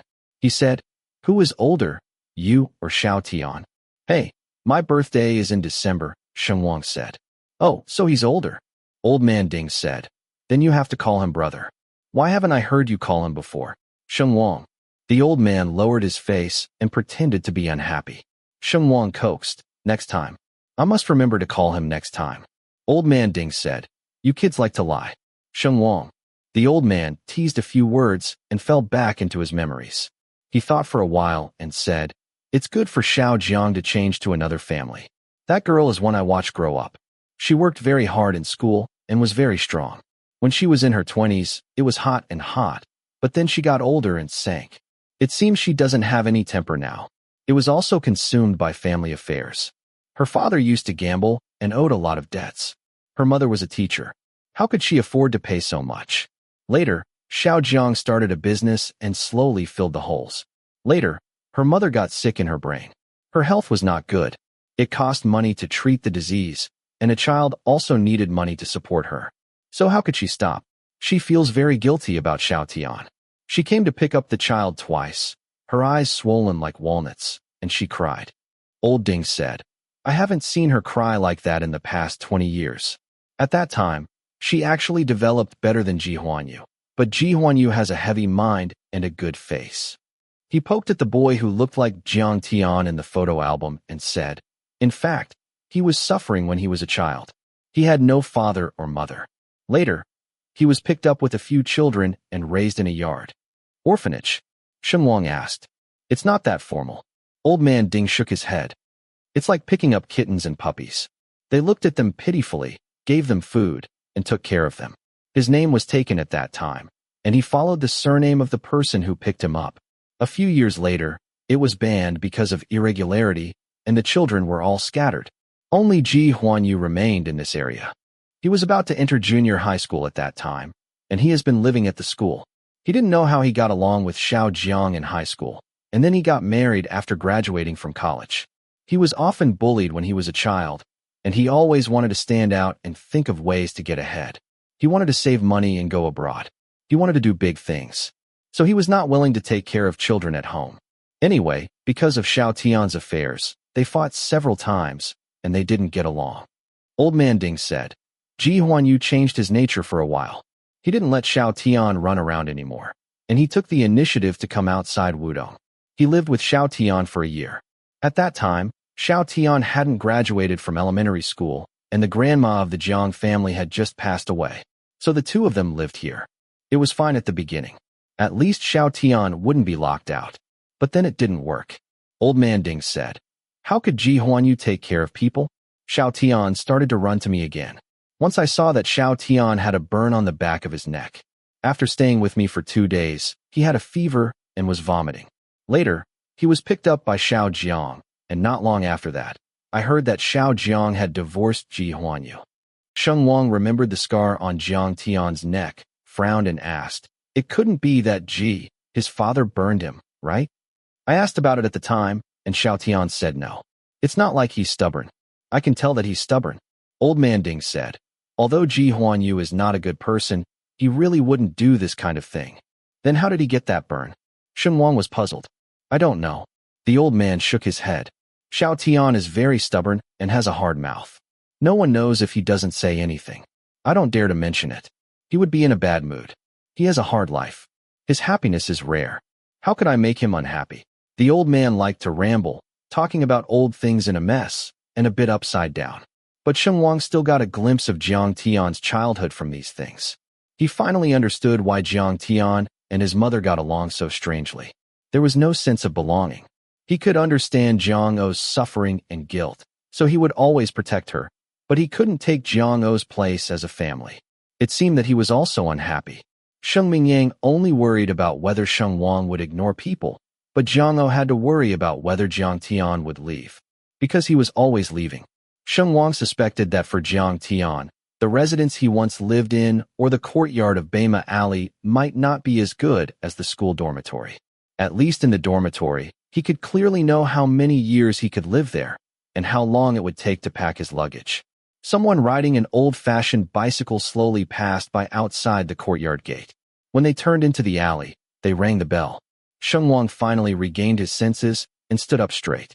The phone in his pocket vibrated suddenly. He took it out and saw that someone had added him as a WeChat friend through the class group. The verification message said Li Yu. Sheng Wang clicked to accept, and the other party immediately sent a message. Colorful Koi. Sheng Wang, where have you been? A teacher came to check the discipline of the lunch break. I am on duty today. There were regulations for the lunch break in the attached middle school. You could not enter and leave the classroom at will. Every now and then, there were teachers patrolling. If they caught you, disciplinary points would be deducted. Sheng Wang then remembered that the lunch break was almost over, and he had slipped out for half an hour. Sticker, sorry, class monitor. I'll be back in a while. Colorful Koi, hurry up. Colorful Koi. I said that you are not feeling well, so you went to the infirmary to get medicine. Don't let it slip. Sticker, thanks. Sheng Wang was going to put away his phone, but he remembered something. He asked, class monitor, can I still apply for the school dormitory? Colorful Koi. Sticker, hands together emoji. Sticker, I know this is a bit of a stretch. Colorful Koi also, okay. Colorful Koi, but the room may have to be last in line. Sticker, okay. Sticker, thank you. He said goodbye to old man Ding and hurried to the school. He stepped out of the door with one foot, then stepped back and asked, "Grandpa, where is the cat called the head of the regiment?" "It's gone," Old Man Ding said. "The old cat is gone." Sheng Wang lowered his eyes and nodded. He threw the phone back in his pocket and ran all the way to the school. Coincidentally, when passing by Duxing Building, he saw a familiar back. Jiang Tian had just come out of the computer room and was walking in the direction of Mingli Building. A wild cat ran through the flowers in front of the Duxing Building and jumped on the windowsill. Jiang Tian stopped for a moment, then looked up at the wild cat. At that moment, Sheng Wang seemed to see the unconscious boy in the old photo from 10 years ago outside Wudong. He passed through time and suddenly became clear. It was just that the cat who only came to him and kept him company was long gone. Sheng Wang paused for a while, then quickened his pace and ran towards Jiang Tian. The school that day was as peaceful as ever. The bell for the end of the lunch break had not yet rung. Even the birds were curled up in the shade and sleepy.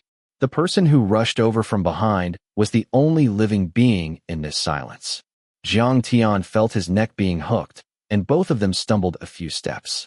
He turned his head in surprise and saw Sheng Wang's high-spirited smile. He heard the other party say, "Jiang Tian, let's live on campus together."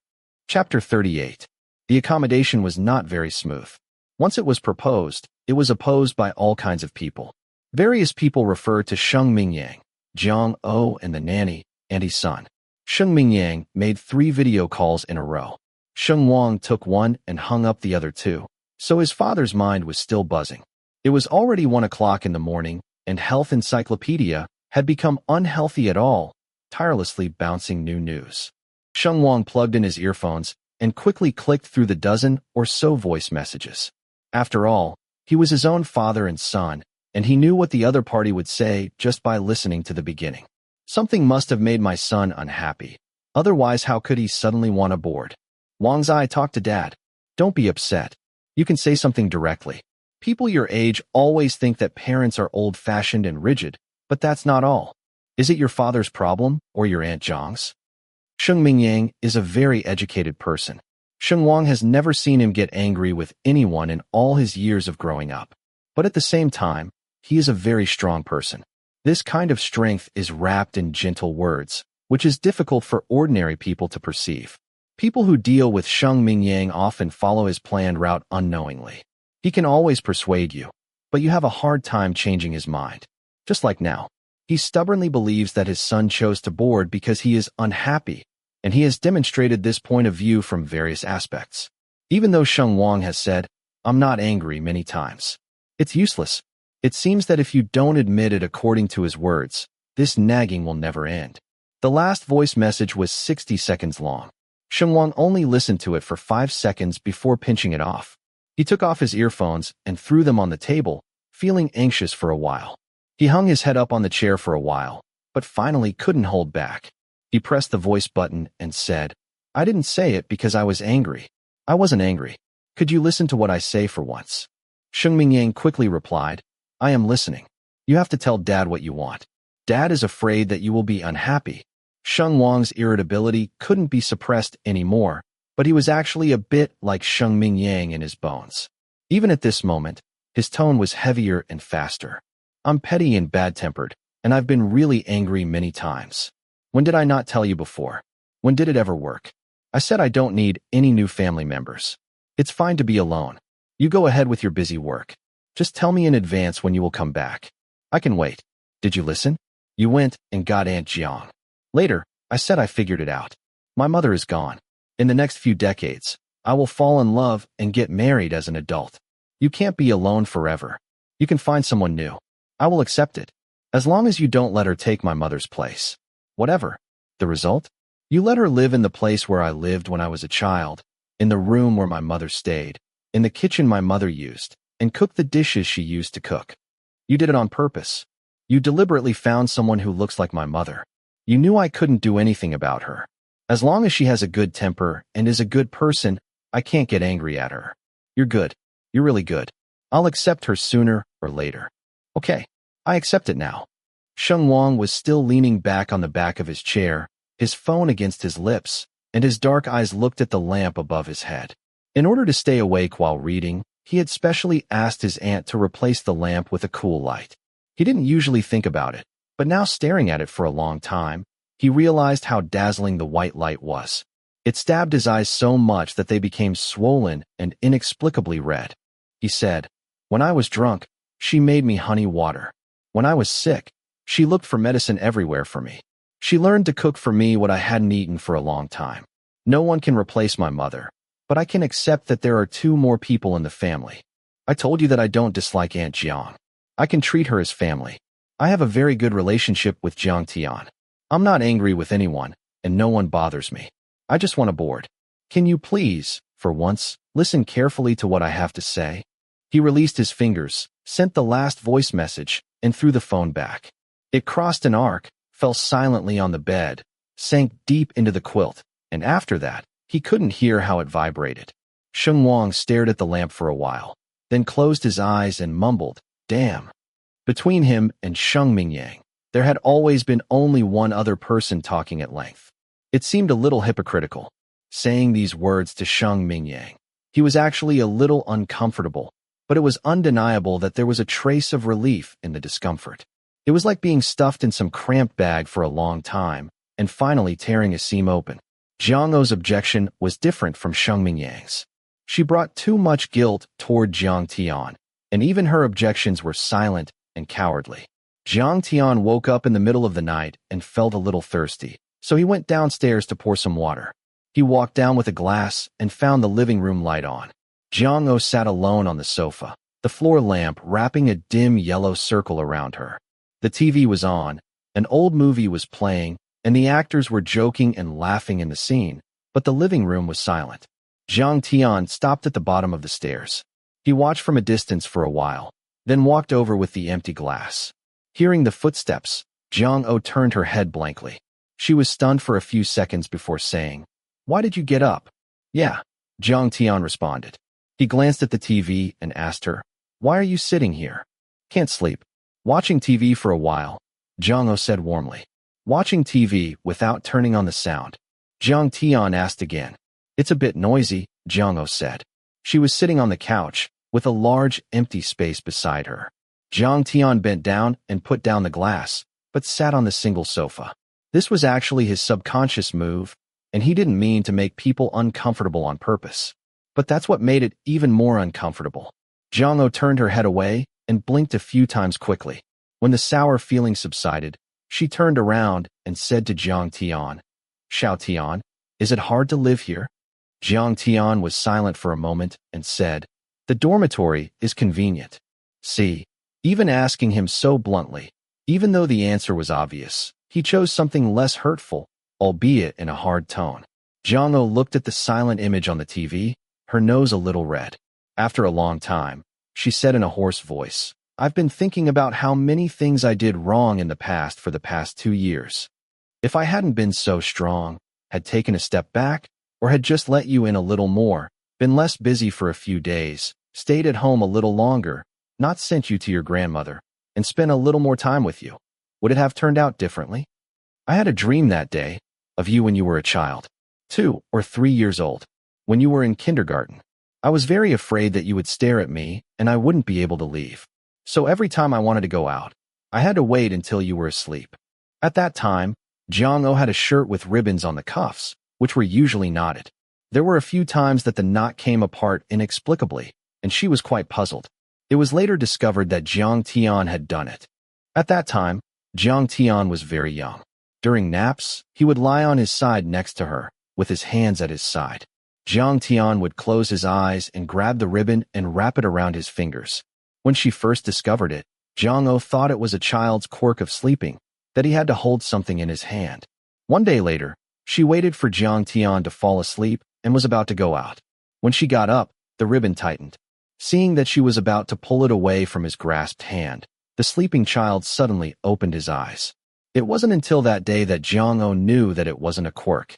It was just that the child wanted to catch her, wanted her to stay longer, and wanted to know when she left, so that he wouldn't open his eyes and find that she was gone forever. Jiang Tian wanted to say, "I don't remember," but saying that would probably make her sad, so he just pursed his lips and listened quietly. "Your uncle Sheng told me about Sheng Wang when he was a child. Sometimes I listen and think he is actually a little like you when you were a child. Maybe all children are the same. He was raised like that, and you were raised by me and became like this. Sometimes I see him chatting and laughing with people, joking with his dad, and I think, if I had taken care of you in a different way, would you be happier and laugh more? Would you joke around a bit? Jiang Tian didn't look at her. He was always not very good at dealing with people who were about to cry, especially Jiang O who was about to cry. His eyes fell on the TV screen, and he was silent for a moment before saying quietly, "There's no need to think about that." Jiang O suddenly stopped talking. "You said before that you wanted to resume work when you had time," Jiang Tian said. "That's good." Jiang O didn't speak for a while. She was very strong in nature, but she had been worn down by various things. She had changed from a person who ran around every day to a person who guarded the kitchen and TV every day. "I can work anytime," she finally said. "I don't want to see my son carry suitcases alone and live elsewhere," she said. "I've watched it so many times that I'm sick of it." There was another silence in the living room. The lights and shadows on the TV flickered, and the characters came and went. "This time is different." Jiang Tian finally took his eyes off the silent film. Jiang O didn't react. She froze for a moment and asked, "What's different?" Jiang Tian glanced somewhere upstairs and said, "Not alone." Someone was with him this time. Sheng Wang slept with his head down until it was bright, and then followed the sound of the alarm clock and found his phone in the corner of the quilt. He hesitated for a while, but finally opened WeChat. Sheng Mingyang, who was used to being long-winded, didn't say anything all night. He only sent an "okay" when he got up this morning. He said, "Listen to you this time." They submitted their application for accommodation late. The school reported that the first year of high school was in military training, and 2 cars of instructors had been brought in. Currently, they were temporarily living in the boys' dormitory, filling up the vacant seats. After this wave of military training was over, the dormitory would be vacated, and students who applied late would be able to move in. So the two lived in Bema Alley for a while longer. Sheng Mingyang was busy with some things, and finally came back to rest for a few days. The father and son tacitly put aside the late-night voice messages. Each took half a step back, and got along harmoniously. Jiang O and Jiang Tian also had some subtle changes, maintaining another balance. Since the 2 children had made up their minds to board, Jiang O didn't have to stay at home every day. She proposed again that she could help. This time, Sheng Mingyang took a step back, and the 2 negotiated and arranged the time. Boarding students in the attached middle school had monthly vacations, so they only needed to ensure they were at home for a few days. In this way, there was less guilt, but it seemed that they spent a lot more time with each other. This pieced-together family seemed to have found the most suitable mode, and even in an occasional moment, there was a taste of happiness. During this time, Sheng Wang was in a good mood. Of course, it wasn't only because of the improvement in family relations, but also because of Jiang Tian.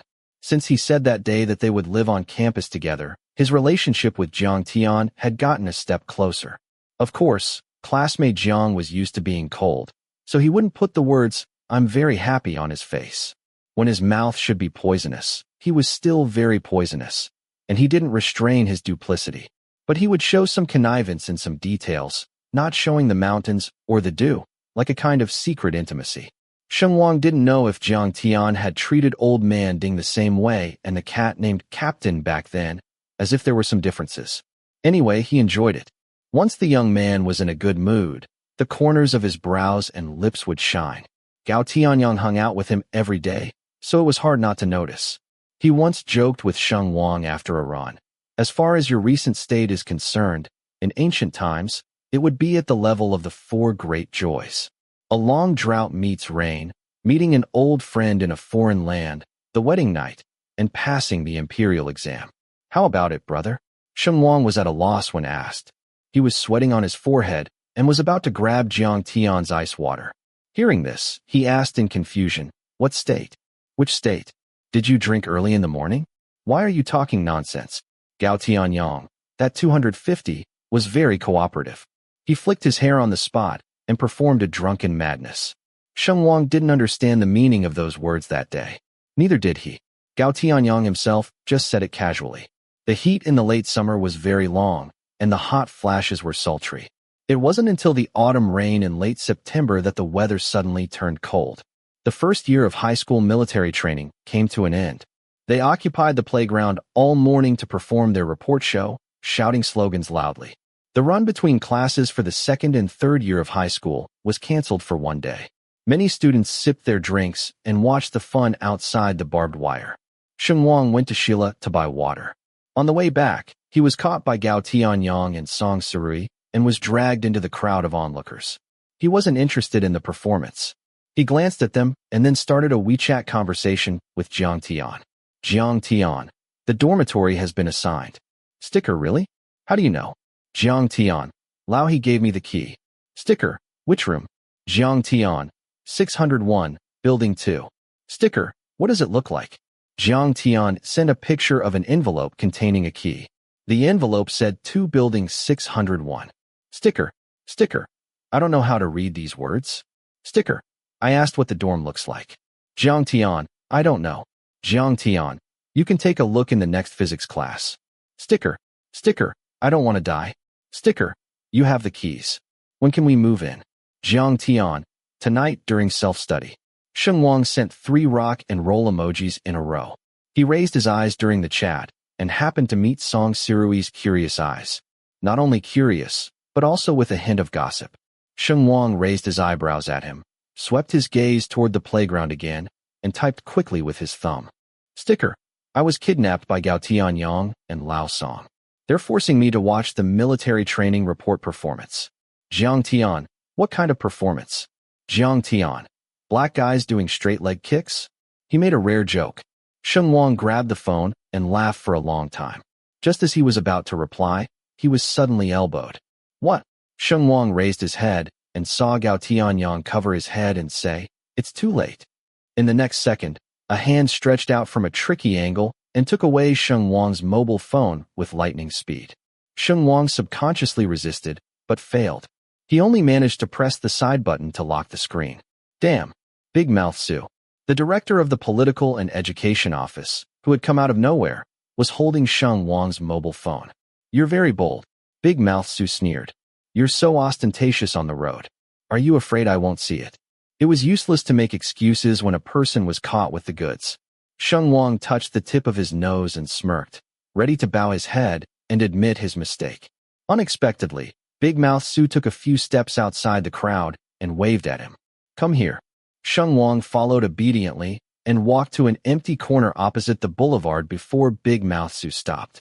He put his hands behind his back, raised his head slightly, and stared at Sheng Wang with a scrutinizing gaze until Sheng Wang felt a little uncomfortable. What's the matter, teacher? Are you in an early relationship? Big Mouth Sue looked serious. Sheng Wang said, Big Mouth Sue looked at him suspiciously, as if he wanted to see some flaw in his face. After a long while, he corrected his expression again and said in a relaxed tone, You are now at an age where everything is new and you want to try everything. Originally, it's easier to attract attention. Some girls are also more courageous. They are in a rebellious period, so they may show some affection. And there is no shortage of excellent ones. Sheng Wang was full of question marks. Big Mouth Sue continued, The teachers also came here at this age, which is understandable. But it's not. Teacher, wait a minute. Sheng Wang stopped him, a little dumbfounded. Did someone falsely accuse you? Why do you think I'm in a relationship? Big Mouth Sue squinted his eyes and asked, Who were you just messaging? Sheng Wang subconsciously choked. No one. Big Mouth Sue's expression became more subtle. Sheng Wang said, Jiang Tian. Impossible. I've caught too many puppy loves. Big Mouth Sue vowed. Don't play tricks with the teacher. Sheng Wang was stunned for a moment. So Big Mouth Sue had seen him chatting and mistakenly thought he was in a puppy love? The moment he reacted, Sheng Wang felt a little ridiculous. But after a few seconds, he remembered it again, and his heart skipped a beat. It was like stepping on the steps accidentally, or being scratched lightly in the palm of his hand. Unlock your phone, and I'll take a look. Big Mouth Sue held the phone in front of him. Sheng Wang's fingers, hanging by his side, curled up. Hurry up, Big Mouth Sue urged. Sheng Wang raised his hand and pressed it. The screen immediately lit up. The WeChat chat box had not yet been closed, and the other party's name was clearly displayed at the top. Okay, it's really Jiang Tian. Big Mouth Sue breathed a sigh of relief. That's my mistake. But what I just said can still be used as a reminder. Students should always focus on learning. You are excellent. I hope you can go through the last 2 years of high school smoothly and well without being distracted by other things. His starting point was good. He said a lot of truths in a sincere tone and then left with his mobile phone. But Sheng Wang didn't move. The wind swept down from the branches of the forest with the coolness of early autumn. Gao Tianyang trotted over from the playground and patted Sheng Wang's shoulder. What are you doing, Brother Sheng? Big Mouth is gone. Huh. As soon as Sheng Wang came back to his senses, he seemed startled by him. But soon he relaxed again and said, yeah, he's gone. Chapter 39. Where's the phone? Was it taken? Gao Tianyang looked at his empty hand. Big Mouth is the enemy of the whole nation. Gao Tianyang sighed for him, covering his pockets with lingering fears. By the way, who were you chatting with on WeChat just now? Sheng Wang was stunned for a moment before asking, what's wrong? Did Big Mouth see the chat box? If you chat with people outside the school, it's fine.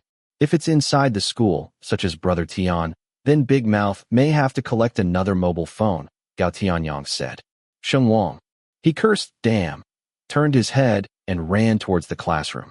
The students on road number 3 were not in a hurry. The girls were chatting and laughing, arm in arm. Sheng Wang almost bumped into someone. He turned sideways and said, excuse me. But he didn't stop. He turned into the flower bed to take a shortcut. His school uniform jacket was ripped up by the wind and disappeared at the end of the path in a blink of an eye.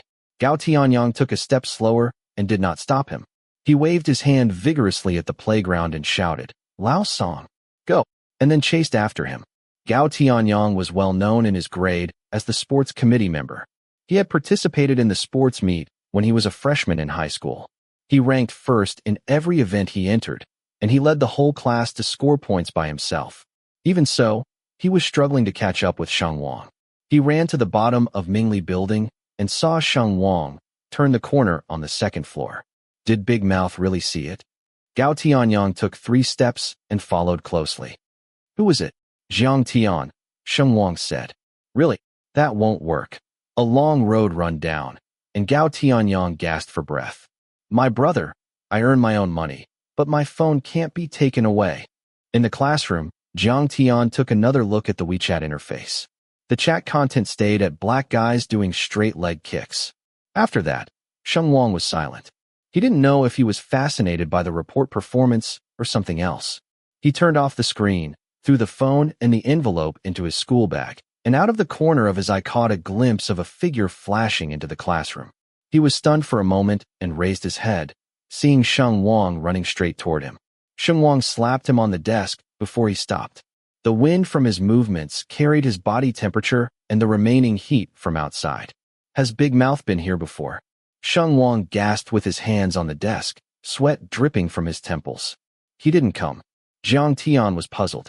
Why are you running in such a hurry? As soon as he finished speaking, Gao Tianyang rushed over and said, Brother Tian, did Big Mouth take your phone? No. Jiang Tian understood instantly and looked at Sheng Wang. Yours was taken? Sheng Wang nodded, but his expression was relieved. Running to death. I'm more tired than 3 kilometers. He looked relieved and lowered his head crookedly to slow down. The lines of his neck tightened with his breath, but his lips were dry and white. Jiang Tian took out a bottle of water from his desk, unscrewed it, and handed it to him. Did you run back from the playground? Yeah. Sheng Wang was not polite and took it to drink. He usually took Jiang Tian's water a lot, and boys didn't pay much attention to each other. When he thought about it, he would pay attention to the space between the mouth of the bottle. I was typing with my head down, and Big Mouth suddenly popped out. Sheng Wang raised his chin, his lips touched the mouth of the bottle, and suddenly paused. His dark eyes glanced down from the end of his eyes, swept across Jiang Tian's face, and converged back. He hesitated for a moment, wondering whether to lift the bottle a little. What's wrong? Jiang Tian asked. Sheng Wang suddenly came back to his senses, shook his head, and said, It's okay. He moved his fingers, but in the end, nothing changed, and he took a few gulps from the bottle. In the final analysis, Big Mouth Sue was just trying to scare the students by saying something casually. Like the wind on the playground, it passed and was gone. At most, at the very occasional moment, it would appear in the mind like a glimpse of light. Gao Tianyang collapsed on the seat and muttered, I actually let Brother Tian go. Has Big Mouth turned sexual? While speaking, the preparation bell rang. People in the corridor entered the classroom one after another, and Sheng Wang also sat on the chair. He was about to take out the physics papers when On1y stepped on the bell and rushed in. As soon as he entered the door, he shouted, "It's not a big deal." Big Mouth Su took the two teachers and went to collect phones. I saw it too. Another classmate who followed him shouted, "He's gone up to the 3rd floor. He's already collected a lot and put them in a plastic bag." Fuck me. The whole class burst out in a row. Everyone's first reaction was to push their phone deep into their school bag. The second reaction was to laugh. It's really in a plastic bag? How much did he collect? That's too bad, isn't it? It's the first time I'm so glad we're on the top floor. The top floor is good. We have time to tip off the news. Thanks to the friendly army downstairs. It seems that few people in our class have been caught except Lao Gao. Don't. Brother Xing just donated one. On1y said. How about we come back so fast? Everyone put their phones away. The enemy won't move me. As long as we don't feel guilty, then. Before the words were finished, a classmate rushed in from the direction of the stairs. It's a dog. Big Mouth has a metal detector. Everyone. There were many teachers who collected phones, but you rarely saw one with a metal detector. Sheng Wang was stunned. Is the political and education department of the affiliated high school so arrogant? The people of Class A who were calm just now turned into hot pot ants in an instant, scratching their ears and cheeks in their seats. What do we do? Sneak away with your phone. Where are you going? The school bell is ringing. To the bathroom. Just say it's urgent.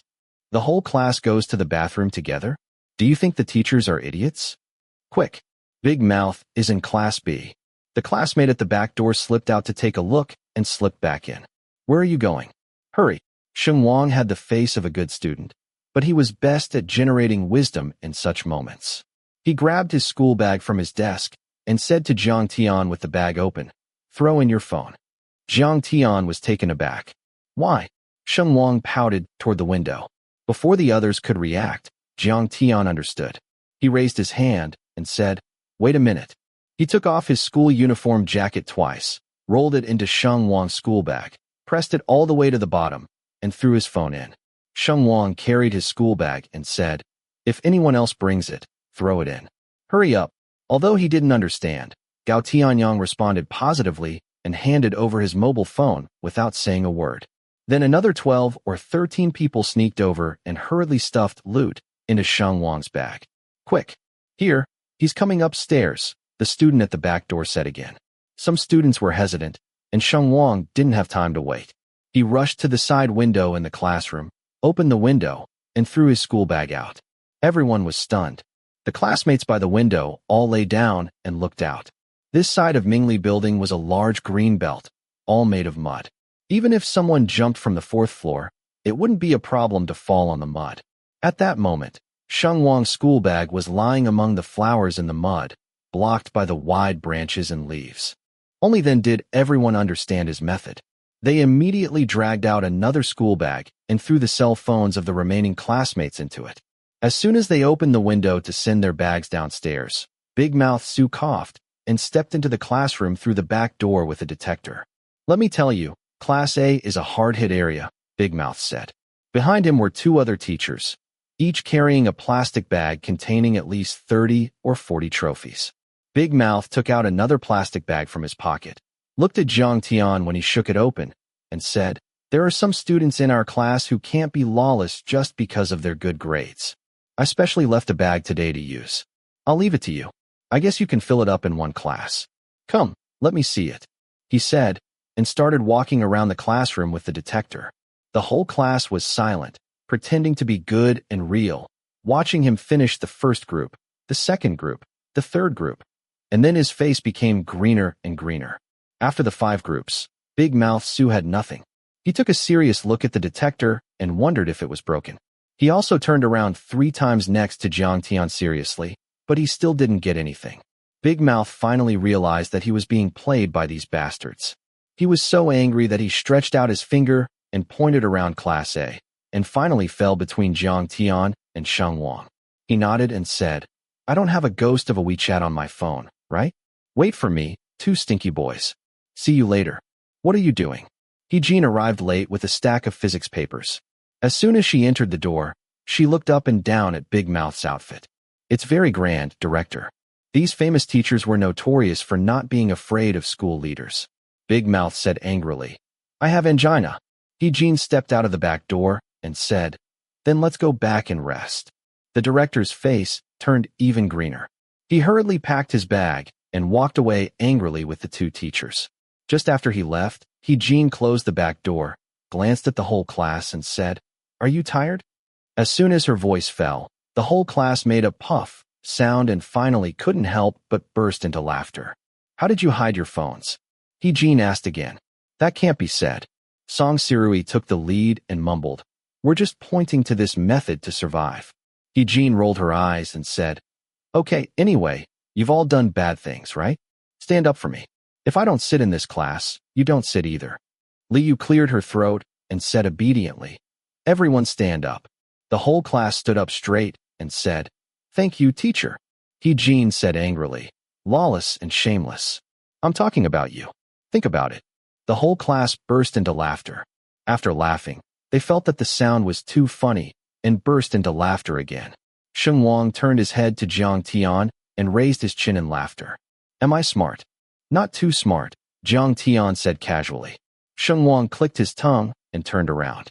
After a while, he put his hands behind his back and opened his palms to Jiang Tian. What? Jiang Tian leaned forward slightly. Sheng Wang leaned back a little, looked at the podium and said from his lips, Anyway, I kept your phone. Thank me. Be conscious.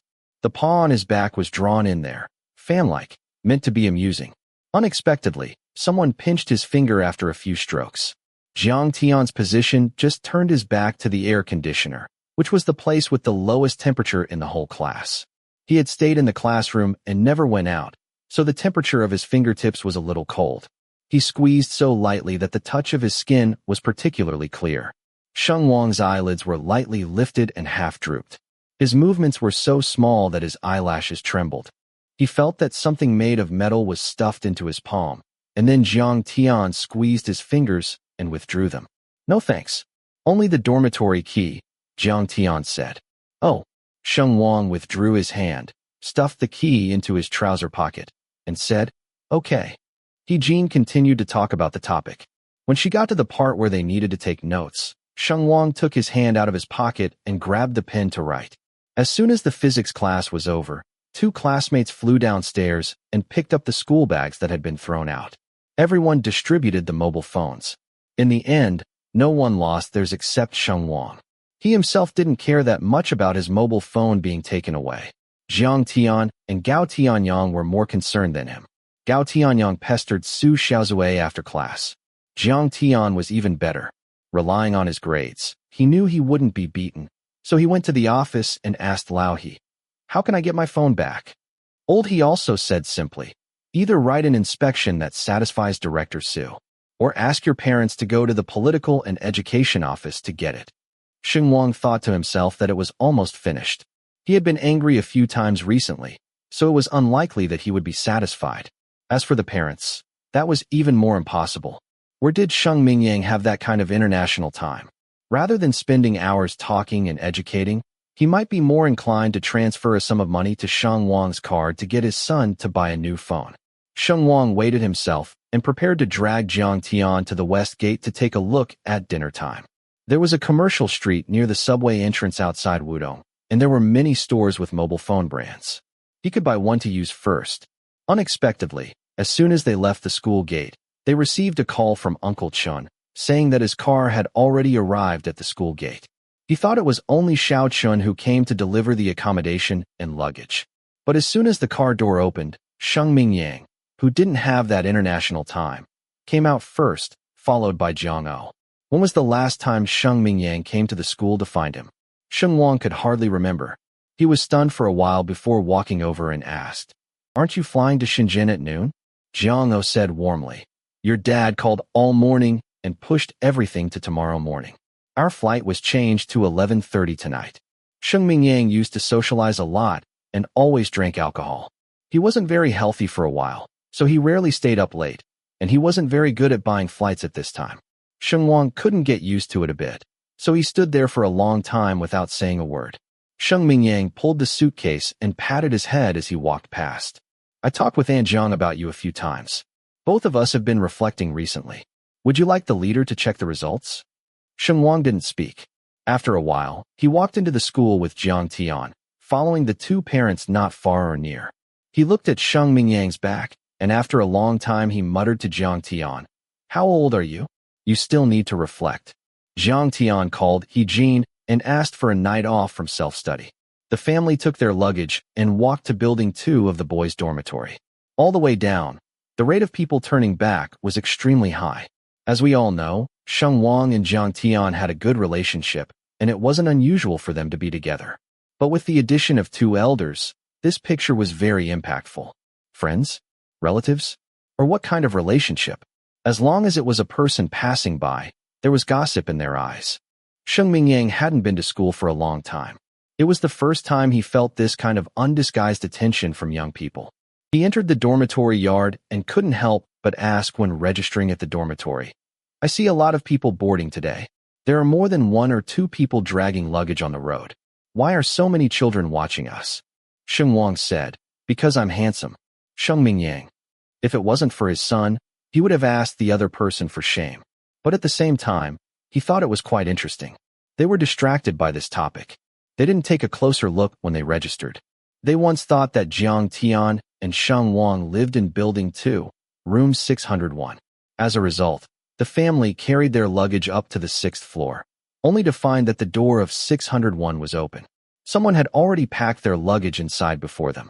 "Wrong way," Sheng Wang grumbled. Just as he was about to exit, he heard Jiang Tian knock on the door and say, "That's right. The name list is posted here." Sheng Wang looked up, and sure enough, there was a form posted on the gate with the names and classes marked. The dormitory was a 6-person room with 3 bunk beds. Room 601 was not full, and there were only 4 people's names on the form. The other 2 were called Shi Yu from Class B, and the other was called Qiu Wenbin from Class 11. The 2 of them had arrived early and already occupied 2 lower bunks. Sheng Mingyang greeted them politely, then stood in front of the only empty bunk bed and looked at it. Then he turned his head and said, "It's better for Xiao Tian to be taller and live in the bottom bunk. Wangzai, you live in the top bunk." "How about that?" "I don't care," Jiang Tian said. Sheng Wang made an "oh" and mumbled, "I'm still tall. What if I get taller after a while?" Jiang Tian glanced at him and said, "Forget it. I saw my legs faster." Damn, Sheng Wang wanted to saw his legs off on the spot. Jiang O took 2 wet wipes and smiled while wiping the cabinet. After laughing, she asked, "How do you put your luggage away?" Sheng Wang looked at Jiang Tian subconsciously and then replied, "We'll do it ourselves. You two go back quickly. Aren't you still catching a plane?" Jiang O was a little hesitant. Sheng Mingyang went to the balcony to answer the phone, whispered a few words to her, and then said to Sheng Wang, "I just said a few words to your director Su. He said your phone is with him? We'll go to the political and education office in a while." "Go, go." Sheng Wang waved his hand and said, "Just remember to ask for my phone for me." Boys of this age were always too embarrassed to stay with their parents for a long time. It seemed that whoever got more help from their parents would lose. So most parents came in a hurry and were pushed away in a hurry. Sheng Mingyang and Jiang O were not abrupt among them, but they left a sentence before leaving that surprised the other 2 dormitory students. Sheng Mingyang said, "Then you 2 brothers take care of each other a little." He was indifferent. The boy named Shi Yu was laying down a stack of books and almost fell off the ladder. He looked at Qiu Wenbin for a moment, his eyes widened. Qiu Wenbin asked with an exaggerated mouth shape, "What did he say they are related to?" "Brother?" Chapter 40. The dormitory area of the attached middle school is large. Shi Yu and Qiu Wenbin's beds are on the same side. Sheng Wang and Jiang Tian's beds and a row of wardrobes are on the other side. And there is a long table enough for 6 people between them, as if it was moved from the library. As soon as Sheng Mingyang and Jiang O left, Shi Yu rolled out of bed and asked, "You 2 are actually from the same family?" Sheng Wang nodded. "Yes." "Real brothers?" Shi Yu was extremely curious. "Do you really mean that kind of real?" Sheng Wang said. "Blood brothers?" "No." Sheng Wang shook his head. "I'll just say, you 2 don't look alike." "Is it like that? Like sworn brothers?" "No." Sheng Wang glanced at Jiang Tian, and seeing that he didn't care, he said, "We are both from single-parent families. Do you understand? Since living in the dormitory, sooner or later you have to know." Besides, Sheng Mingyang and Jiang O had both come to the school for a walk, so there was no need to hide it. When Sheng Wang explained this, Shiryu immediately understood. He was still able to speak, so he ended the topic and said, "I saw the list at the door today and felt like I was out of luck. I'm Shiryu from Class B. Last week, our two classes had a sports activity, a basketball game. Remember? Remember. I know you." Although Sheng Wang was face-blind, he really had an impression of the new roommate in front of him, because he was the darkest person on the entire basketball court, and he played wild and rampaged with the ball. Sheng Wang had asked Gao Tianyang who this guy was, and remembered his name. "You actually know me?" "Sure, you look surprised. I'm quite low-key in Class B." "I don't know if you're low-key in class. Anyway, on the court, you're quite explosive. I played half court, and I was stepped on by you 6 times.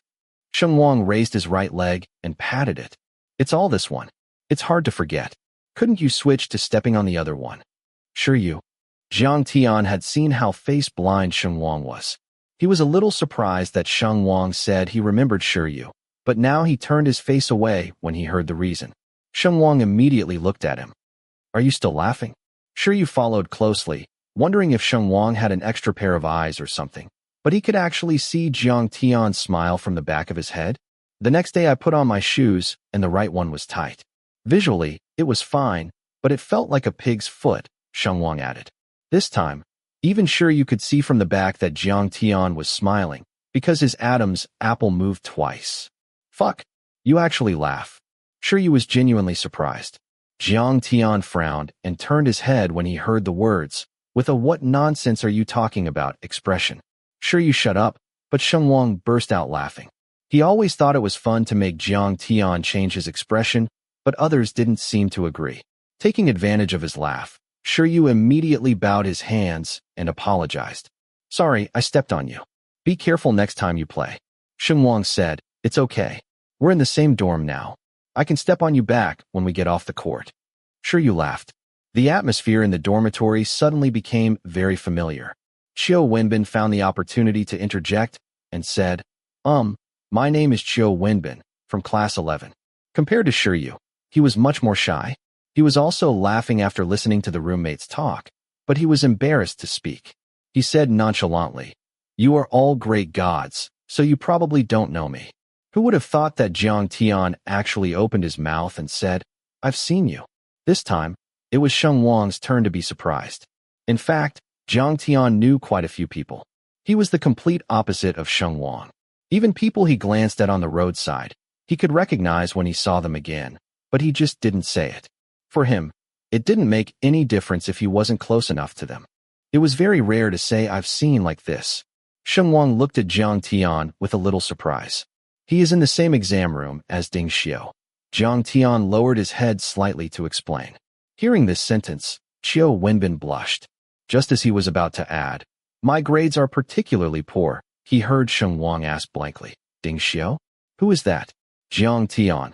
He was speechless for a moment, and then asked Sheng Wang, "Do you still remember who Zhai Tao is?" These words were very sarcastic. Sheng Wang laughed dryly and finally remembered the last time his English listening was tricked. "Oh, yes, I remember. Ding Xiu was the one who tricked me into finding Sister Jing." Jiang Tian pointed at his temple and said, "I suggest you go to the hospital if you can't remember." "Go away," Sheng Wang said. He turned and wondered, "Ding Xiu, you know it's normal. And you know him from the exam room." Jiang Tian looked at him with a very subtle expression, stuck between wanting to say and not wanting to say it. Sheng Wang said, "Oh, again," indicating that he remembered. "You asked Director Su to adjust the surveillance." As soon as he finished speaking, he found that Jiang Tian's expression was even more subtle. So he coaxed, No, you didn't find it. Director Su took the initiative to find you, arguing and insisting on showing you the surveillance." Jiang Tian. "Shut up." He moved his lips and threw out a sentence. Sheng Wang put his shoulder on him and smiled for a long time. "Okay, I was wrong. I won't mention this. So you saw him on the surveillance?" He pointed to Qiu Wenbin. "Yes. Did Su come to you later?" Jiang Tian said. Ah. Xiao Wenbin was stunned for a moment before realizing that Jiang Tian was talking to him. Yes, Director Su came to me. Actually, not only me, but also 2 other classmates. He asked us when Ding Xiu left the exam room and when he came back in. Just to confirm. Although Big Mouth Su only announced the punishments for Zhai Tao, Ding Xiu, and Qi Jiahao at a later flag-raising ceremony, and didn't say anything specific, many people in the grade were called to ask questions like Xiao Wenbin. Rumors were patched together, and most of them could be restored. Sheng Wang nodded to Xiao Wenbin and said, "Thank you." Xiao Wenbin was startled. "Thank you for what? Didn't Big Mouth ask you about it? If you didn't confirm it, the matter wouldn't be determined, and I would have been fooled for nothing." Sheng Wang said with a smile. "Isn't it right to thank you?" This was actually a bit exaggerated. After all, the key to clarifying the matter lay in Jiang Tian. The surveillance was enough to nail things down. Xiao Wenbin and the others were at best assistants, and if he hadn't asked them, he would have asked someone else. But when Sheng Wang said this, Xiao Wenbin had an inexplicable feeling that he had done a good deed. His skin was pale and a little fat, and his cramped appearance was very honest. No, we're roommates. Probably because of this thank you, after finishing his luggage, he went to help Sheng Wang and Jiang Tian. He was so busy that he went out to the administrator and asked for 2 more accommodation guides. "This is a dormitory sheet. It's posted behind the door," Xiao Wenbin said. "We moved in late, and the guide seems to have been lost." Sheng Wang took it. The guide said the dormitory maintenance, management, and the phone number of the service center. It also drew an instruction map, indicating the hot water room and the laundry room. When he saw the laundry room, he immediately said to Xiao Wenbin, "You are a living Buddha. What's wrong?" Xiao Wenbin was at a loss when praised. Sheng Wang picked up the school bag that had been in the corner and showed him the mud at the bottom of the bag. "I'm looking for the laundry room." The dormitory service in the attached middle school was not bad. Not only did the laundry room have a row of washing machines that could be used with a scan code, but there were also aunts who provided cleaning services. Some things that were inconvenient to use a washing machine or troublesome to hand wash could be registered with the aunt. Sheng Wang sent the school bag over. Jiang Tian was the only one left in the dormitory. Shiyu and Xiao Wenbin had gone to get hot water. He was putting the last few books into the cabinet. When he sorted out those things and raised his head, he found that Sheng Wang had come back from the laundry room. He was leaning on a wardrobe door and peering in. "What's wrong?" Jiang Tian asked straight up. "It's okay. Just taking a look." Sheng Wang looked at him and seemed to be in a good mood. Jiang Tian was a little puzzled and walked over. The wardrobe was the one he had just opened. A neat row of clothes was hanging in it, and at the bottom was the suitcase he hadn't had time to close. For a long time, his suitcase was always full, and everything was sorted into categories, ready to be taken away at any time. It was almost a good habit, convenient and easy. So much so that he himself almost forgot what this habit was for. It wasn't until this moment that the empty box was spread out in front of him, and he felt a momentary sense of strangeness. He only briefly realized that he hadn't really settled in a place for a long time. Something he hadn't noticed himself, but someone had noticed it for him. "Is the box going to be closed?" Sheng Wang muttered. He paused, bent over and closed the empty suitcase, zipped and locked it, and pushed it into the corner of the closet. Then he looked up again and saw Sheng Wang leaning against the cabinet door, with a smile hidden on the corners of his brows and lips. His eyes were long but not narrow, with shadows falling from the ends of his eyelashes. The lights were mixed in the shadows, like long curved shallows, clear and bright. Jiang Tian was stunned for a moment. The Chinese teacher, Zhao Kai, once read a classmate's model essay in a composition class. She said that 16 or 17-year-olds always shine. He was calculating a math problem at the time, and he only heard this sentence in the gap between calculations. There was no beginning or end to the sentence, and he listened casually. But a long time later, he suddenly remembered this day. The dormitory became very quiet at a certain moment. Sheng Wang saw Jiang Tian's thin lips move, as if he wanted to say something. However, there were voices coming from the corridor, and Shiyu's hoarse voice was easy to recognize. "Hey, let go. The hot water is full." He and Shiyu came back with the kettle. Sheng Wang turned sideways to let them in. When he turned back, Jiang Tian had already taken a data cable out of the closet, walked to the table, and turned on the power to charge his phone. He had taken leave from evening self-study, so he didn't need to go to the classroom. Sheng Wang touched the tip of his nose and also pulled out 2 books from the cabinet, walked over, pulled out a chair, and sat down. Xiao Wenbin had already placed a row of books on the other side. Sheng Wang glanced at it. There were 7 or 8 problem sets and a pile of papers for unknown subjects, and there was a charging desk lamp beside the books. He made himself a cup of tea, smiled embarrassedly at Sheng Wang and Jiang Tian, and then sat down. You actually read? Sure, you looked at Jiang Tian in surprise. Jiang Tian took off one of his earphones and looked back at him even more surprised. He frowned and asked, "Why wouldn't I read books?" No, that's not what I meant. Sure, you said, isn't there a rumor before that there were a few top students in Class A? And no, the great gods are so bad. Even if you don't listen in class, you'll still get full marks. Jiang Tian didn't like to talk to people at first, and he was even more bored when he heard this.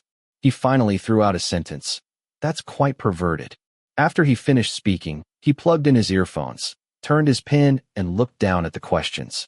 Sheng Wang laughed for a while and said to Shiryu, "If you're talking about not taking notes in Chinese class or not taking notes in math class during physics, then we have a lot of that in our class."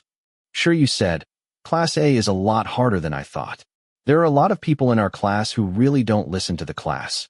Actually, including me, the class time is too long and I can't hold on, so they will secretly play games on their desks or something.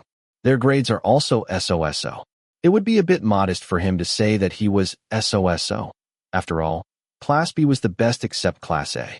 Back in junior high and high school, there was an earlier admissions test, which was a disguised referral test. Those who passed the test didn't need to take the high school entrance exam, but started high school classes 1 semester in advance. It was this group of people who made up the 2 classes, A and B. Oh, Sheng Wang nodded, gave him a thumbs up, and joked, "Awesome." In front of the 3 reading people, Shiryu was a little out of place. He wandered around for a while, bored, took his school card into the bathroom, and said, "Then I'll take a shower first, so I won't be crowded for a while." The dormitory of the attached middle school had a shower. When the school card was inserted into the card slot, hot water came out, and the fee was automatically deducted. Shiryu usually took a battle bath, but today he got up in a hurry. Anyway, the other people weren't in a hurry for the time being. The way Jiang Tian and Sheng Wang had just spoken suddenly calmed him down. He always felt that the top students in Class A were monsters, and they would be unmatched by others if they just studied a little. Now it seemed like that was it. His grades had always been pretty good, and his grade ranking had been hovering around the top 60 to 70. Compared to the ups and downs of Class A, he was much more stable, and he hadn't even put much effort into it. Sheng Wang was a transfer student, and with hard work, he could go from the bottom of the grade to the top 100 within a month. At least he started from a higher starting point than others, right? What if he put in a little more effort? Shiryu thought to himself, if nothing else, entering Class A should be more than enough. Sheng Wang didn't put in much effort today. Now he was improving in leaps and bounds in every subject. There were fewer and fewer wrong questions, and his speed at doing questions was getting faster and faster. He didn't need to wait until 1 or 2 o'clock in the morning anymore. Jiang Tian watched the competition questions next to him, which was the icing on the cake. He was also icing on the cake. He was practicing calligraphy. He persisted for half a month according to Jiang Tian's method, as if he had opened up the 2 main meridians. At least his handwriting had changed from crawling to walking upright. There was no homework to be submitted for correction recently, so Zhaokai and Sister Jing hadn't reacted yet. Otherwise, they would definitely praise him. Sheng Wang thought as he wrote a page of the book. When he looked up, he saw that Xiao Wenbin was also copying a lot of things into his book. He glanced at it and asked, "Are you practicing calligraphy too?" Xiao Wenbin was silent for a moment and said, "I'm doing the wrong question set." Sheng Wang said, "Sorry." Jiang Tian, that bastard, devoted himself to watching his jokes every day. He didn't lift his head with the earphone plugged in and gave a short laugh. Xiao Wenbin blushed and said, "I have a lot of wrong answers, so I copy a lot." Sheng Wang quickly waved his hand. "No, I didn't say anything about you." If he shared an exam room with Ding Xiao, it would be the bottom of the grade. Sitting face to face with Jiang Tian, the top student, all day long was really heart-wrenching. Sheng Wang couldn't help but feel depressed for him. He glanced at the opposite side, couldn't hold back, and asked him, "Are you copying all the wrong questions like this?" Copying the questions in their entirety. Xiao Wenbin raised his head blankly. Yes. The teacher said to do a wrong question set. This is clearer. Sheng Wang was considering how to explain. Maybe there was a big movement in his consideration, or Jiang Tian had eyes on the back of his head. He didn't read any longer, took off his earphones, and asked Xiao Wenbin in a low voice, "If you copy like this, can you finish copying all the wrong questions that day?" Sheng Wang, how could you talk like that? Xiao Wenbin's face turned the color of pig liver on the spot. Sheng Wang hurriedly said, he didn't mean anything else. He just wanted to say, no, actually, I also want to say that it takes too much time to do wrong questions like that.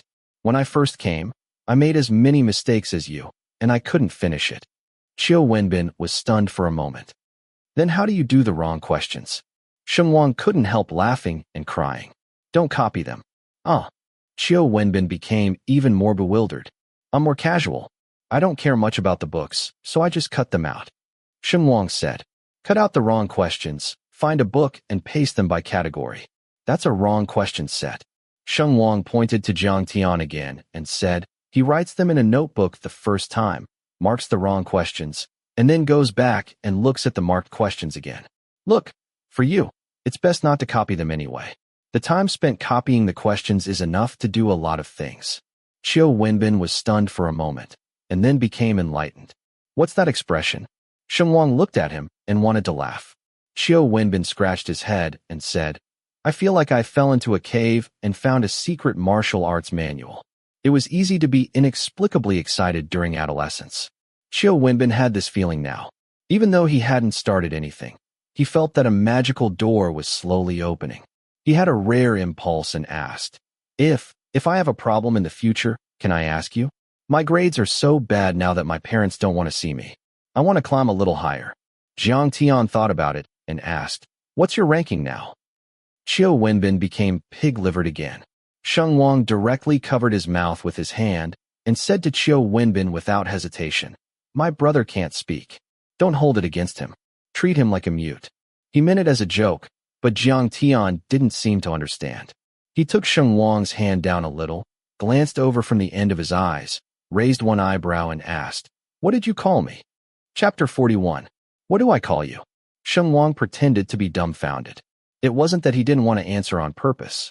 He had just said, my brother, so naturally to others, but he couldn't say it to Jiang Tian, probably because of the boy's inexplicable sense of victory and defeat. Sheng Wang thought to himself. Jiang Tian still half raised his eyes to look here. Sheng Wang wanted to confront him, but he was defeated in less than half a second. He withdrew his right hand from Jiang Tian's fingers and said, I'll call you brother. The honest boy Xiao Wenbin laughed from across the table. Sheng Wang, like a general who had finally gained the upper hand, raised his chin proudly and said, Okay, stop messing around. Read your books. He squeezed the knuckles of his right hand, lowered his head, and read the book seriously. In the corner of the light, Jiang Tian took another moment to look back and plug in his earphones. The pen spun silently between his fingers, occasionally being stopped, and the sound of rustling strokes fell on the notebook. On the opposite side, Xiao Wenbin frowned and studied the wrong question set. He took a pair of scissors from the pen holder and gestured toward the page for a long time. The head teacher of class 11 was an old-fashioned person who couldn't turn a blind eye. Xiao Wenbin was a disciplined student. Under the pressure of the head teacher, he had developed a good habit of not using his mobile phone. This was better than 90% of the students in the grade, but it was a little too much. He struggled for a long time before he remembered that a mobile phone was actually a tool. He glanced awkwardly at the two top students and found that the two of them had never raised their eyes and were extremely focused. So he hurriedly pulled out his phone to check the efficient way to do the wrong question set, and then temporarily downloaded a scanning app to take pictures of the wrong questions. This method was indeed easier than copying. There was a self-service printer in the dormitory building. He only needed to print out the wrong questions regularly and bind them. He used to copy the wrong questions all night, but today he only took 5 minutes to save them. God knows how long it had been since he experienced this feeling of completing a task ahead of schedule. This was the first time he had felt good about his studies since he entered the affiliated high school. Qiu Wenbin wanted to say thank you to Sheng Wang for the reminder, but he was a little embarrassed. He glanced at the other party and was about to speak, but saw the top student suddenly release his fingers, grab the pen that had been idle for a long time, and start writing on the notebook. Qiu Wenbin was stunned for a moment before he remembered. Yes, wasn't the top student practicing calligraphy? Then what had he been looking at so seriously for a long time just now? A copybook? A question mark slowly appeared above Qiu Wenbin's head. He suspected that the top student was distracted, but he had no evidence and didn't dare to say it. Sure, you came out of the bathroom. His hair was only slightly longer than a buzz cut, and after rubbing it twice with a towel, it was 70 to 80% dry. He shook the water out of his ears and said to the others, I'm done. Who's going to wash up next? Sheng Wang made an sound, and after writing the last two words, he raised his head and asked him, What time does the attached middle school turn off the lights? 11:20, sure you said. Oh, not in a hurry. Sheng Wang put away the book after finishing his practice for today, but picked up another book. Sure you sat down by the bed, replied to a few WeChat messages, and played a small game. Feeling that his hair was dry, he stood up. He was a bit restless tonight. After a long time, he wanted to try the feeling of working hard. But he had finished all the papers assigned during the day before evening self-study. Even though he had copied the Chinese and half of the English, he couldn't take them out and redo them all, right? He had been living like this for too long, and besides these, he didn't know what else he could do for a while. Sure you turned around, stopped beside Jiang Tian, and patted him. Brother Tian. Jiang Tian frowned slightly, then took off one of his earphones. He didn't like the feeling of being interrupted by others, and his face, which was not enthusiastic to begin with, became colder. Sure you was a little embarrassed, but still asked, What are you looking at? Jiang Tian lifted the book cover and motioned for him to read it himself. Oh, this book. Sure you stood up straight and said, Our physics teacher also recommended it. He said your class uses this book for the competition. Is it useful? I'll buy a copy if it's useful. Jiang Tian said, Not much. Sure you. You could feel him freezing to death from across the table. Sheng Wang thought to himself, I'm really an angel, and added from between the questions, That book is really not that good. Lao he only picked a dozen or so questions from it. She should change it when she's done. Doing only a dozen questions from this book is useless. Sure you was speechless. Then what else do you use? There are quite a few, but only a part of each book is selected. Sheng Wang asked, Do you want to do them? The books are all in the cabinet over there. You can write down the names. Sure you waved his hand again and said, I'm not that skilled. I'll just ask. Sheng Wang smiled. He had originally wanted to say that Class A's competition class could be audited, and Class B had recently been moving stools in one after another. He could come if he really wanted to participate in the competition. But when he saw Shi Yu's reaction, he felt that there was no need to say it. Shi Yu had been standing next to Jiang Tian, and after a few chats, he finally moved behind Sheng Wang.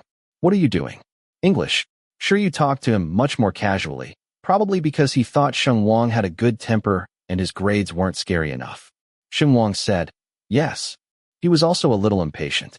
While scanning the question, he responded, Sister Jing said the competition results are coming out soon. I'll take a look first. Competition?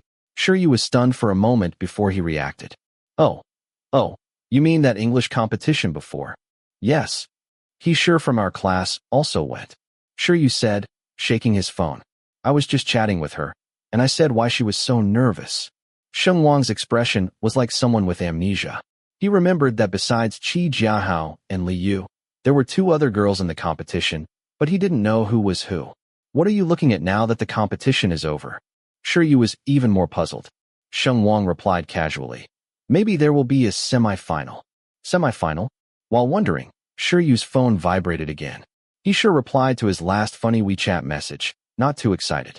Shi Yu took the opportunity to ask, Is there a semi-final for your English competition? This time, he sure responded faster. Yes. Why are you asking this all of a sudden? Shi Yu took another look at the set of questions that Sheng Wang was working on and typed. Do you need to prepare? I saw a good competition book. Should I send it to you? He sure sent an emoji. Are you fucking kidding me? Shi Yu. Who the fuck is kidding you? Shi Yu really. Do you want it or not? He sure. Do you want to look up the conditions for entering the semi-final? Shi Yu. I'm too lazy to look it up. What are the conditions? He sure, top 40 in the province. He sure, do you know the concept of top 40 in the province? He sure, it's a concept you can't understand. Sure you didn't expect to be ridiculed for asking a question. Even if it was the girl he liked, he couldn't save face. He typed heavily and said, I was just asking. Don't take it if you don't want to. He sure, your question is so harsh. Seeing her crying face, Shiryu was a little soft-hearted and replied, I didn't mean to hurt you. I saw that Sheng Wang was preparing, so I wanted to get you a set too. He sure, Sheng Wang is preparing for the semi-final? He sure, he transferred from a different province. Maybe he doesn't know much about this system. She added a few more embarrassed expressions. Shiryu pondered and asked, is the top 40 really that hard? He sure, nonsense. He sure, didn't you notice that our school didn't even mention the semi-final? Did you see anyone else preparing for it?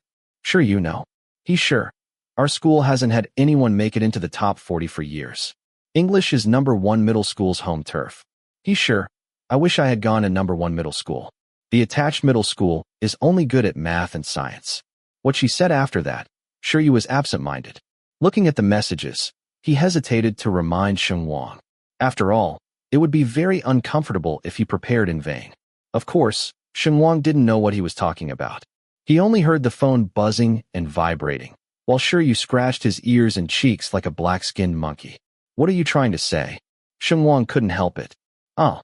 Shiryu laughed dryly, pointed at the phone, and said, no, I'm chatting with he sure. I want to buy her a competition book too. She said she definitely won't make it to the semi-final, so she doesn't need it. Is it very difficult to make it to the semi-final? Shiryu, like a long-legged egret, began to stretch his feet to test the waters. He was a little more tactful than Jiang Tian, and he knew how to create context. Sheng Wang was calm. A little bit. Sister Jing said the top 40 in the province can get in. Shiryu said, you know that? Sheng Wang said, ? It's okay. Shiryu pointed to the book and said, you continue. After he finished speaking, he quickly typed on WeChat. Sheng Wang knows what the conditions for the semi-final are. He sure, huh? Shiryu. He probably thinks he can make history for the attached middle school. Shiryu, confidence. Shiryu, awesome. Shiryu, we'll see. He sure. In fact, Shiryu didn't hate Sheng Wang, nor was he targeting Sheng Wang. He was just not used to such a frank personality. He himself didn't work too hard on weekdays. When he encountered an exam or competition, he would say modestly, I can't. I haven't prepared much. I'm just here to make up the numbers. This kind of person saw a lot of the same type, and when he suddenly saw a person who said, I'm okay, he felt that the other person was a little crazy. Probably because of his rebellious streak, he wanted to watch the crazy person fall flat on his face. They had looked at Jiang Tian the same way at first, but Jiang Tian was too stable. He never fell, and even crushed them. A few of his buddies who played games, drank, and played football secretly called Jiang Tian a hacker. Unexpectedly, fate had sent another Sheng Wang. According to probability, he was bound to fall. Shiryu thought to himself, how could they get two for the price of one? On the third day after this chat, the results of the English competition came out. Yang Jing walked into the classroom wearing a gold-trimmed little black dress and opened the door with a gust of wind. She slapped the papers to be commented on the podium, supported the edge of the podium with one hand, and surveyed the class condescendingly. She frowned, and the students below became nervous. Gao Tianyang leaned back and asked Sheng Wang in a low voice, why does Sister Jing have a funeral face? Did the competition tank? Sheng Wang's lips barely moved, and he hummed, I don't know. Those teachers have tight lips. I haven't heard a thing yet. Gao Tianyang said. So Sister Jing didn't say anything to you and Brother Tian? You two have the most potential to win awards. Sheng Wang thought about it and said, let's put it this way. Gao Tianyang said, what? Sheng Wang said, we handed in our papers early. She said last time that we should wait and settle the score when the results come out. Gao Tianyang. Yang Jing pursed her lips, her already straight lip line pulling down even further. Just when the atmosphere in Class A was about to solidify, the lady opened her mouth in a condescending manner. The competition results are out. Let me tell you. She spoke lightly, and the classmates didn't dare to breathe.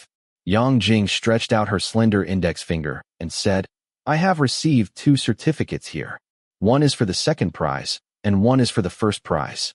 Most of the classmates breathed a sigh of relief and thought to themselves, that's fine. Otherwise, Sister Jing would die with them. Gao Tianyang collapsed even more and gave a thumbs up to the back. Sure, it depends on who got second and who got first. Actually, it's not bad. If there's a prize, you'll be happy. Sheng Wang raised his eyebrows and quietly put his hand into his school bag.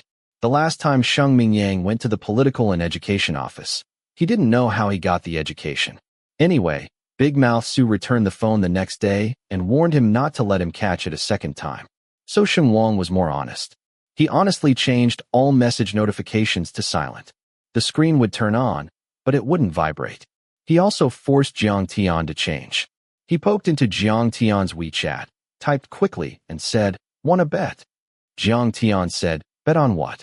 Sticker, "Who is first and who is second?" Jiang Tian, "Okay." Sticker, "I want to have skewers." Jiang Tian, "Good." Sticker, "Then guess how long did you wait?" Jiang Tian, "Anyway, it's not second prize." Sticker, "Coincidentally, I also don't think I'm second prize." He was unilaterally fighting with Jiang Tian with emojis, and Yang Jing spoke again. "Congratulations to the class representative first." Yang Jing said. Qi Jiahao performed well this time and won the second prize. The class was quiet for a moment, and then there was a few sporadic applause. Then a small number of people looked toward the back row of the classroom, including Gao Tianyang. "What's the situation?" Gao Tianyang asked with an exaggerated mouth shape. "Do you two have one?" Sheng Wang squeezed his fingers, signaling him to calm down. As soon as Gao Tianyang turned back, he launched a new WeChat message to Jiang Tian. "Well, now I can guess whether it's your prize or my prize." Jiang Tian said, "I don't think I have a prize." Sheng Wang began sending emojis to unilaterally fight. The sparse applause stopped, and Yang Jing added, "Congratulations to our class monitor, Li Yu. The class monitor surprised me this time. But I don't think it's called an extraordinary performance. You are easily nervous.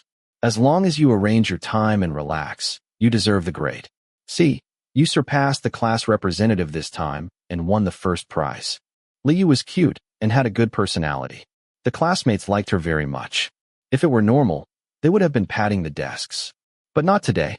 Even Li Yu herself didn't care about being excited, because everyone was looking at Sheng Wang and Jiang Tian at that moment. Gao Tianyang's eyes were about to pop out. "Isn't it? You too." Sheng Wang was a little innocent, but at the same time, he felt quite surprised. He thought he had done well on the test, otherwise he wouldn't have handed in the paper early. As for Jiang Tian, he was a little arrogant on the exam, but he was by no means a careless person, and he should have done well. At this moment, Yang Jing spoke again. "I just said that there are only 2 certificates I have received. 1 first prize and 1 second prize. Now the announcement is over, but there are 4 people in our class who took the exam. What about the other 2 who didn't get certificates?" Yes. More than 40 pairs of eyes looked at her, waiting for her to continue. Yang Jing took a breath and said, "Because they have to take the next round of exams." The whole class was stunned for a while, and then suddenly reacted. The buzzing discussion sounded like hot water poured into boiling oil. It exploded. Yes. The top 40 in the province will enter the training camp and participate in the semi-final after training. If they can still get a place, it will be a national award. If not, it will be a provincial first prize. Yang Jing pointed to Jiang Tian and said, "You, 11th in the province." She nodded again and said, "You, 5th in the province. You two are only 2 points apart. The little bastards in between are all from number 1 middle school. But it doesn't matter." Yang Jing finally couldn't hold it anymore. She grinned, raised her chin, and said, "You have already secured a ticket for early admission. 2 top 40 spots in the same class. This is the first time for our school. You have made history. So the wall of honor is up." She raised her voice and asked with a smile, "Is our class awesome?" "Awesome." The entire Mingli building could hear the ghosts of Class A screaming. Class B felt like the ceiling was about to collapse. The other classes were taken aback, and then they all learned the news from their own teachers, and then the entire building boiled. Gao Tianyang grabbed Sheng Wang's shoulder and shook it, ecstatic. In the dizziness, Sheng Wang sent the last 2 messages to the back table. Sticker, "We tied." Sticker, "So we eat twice." After posting, he smiled at Yang Jing and said, "Sister Jing, Do you still want me to settle the score with Jiang Tian? Yang Jing laughed and scolded. What a piece of shit. You're just being cheap. Chapter 42. After class, almost the whole class gathered around. 1, 2, 3. Song Sirui squeezed his fingers and shook his head like the conductor of the band. Everyone stretched the tune and coaxed. Treat, treat, treat, treat. Fuck, counting beats. Sheng Wang almost choked to death while drinking water. Yeah, it's neat and imposing.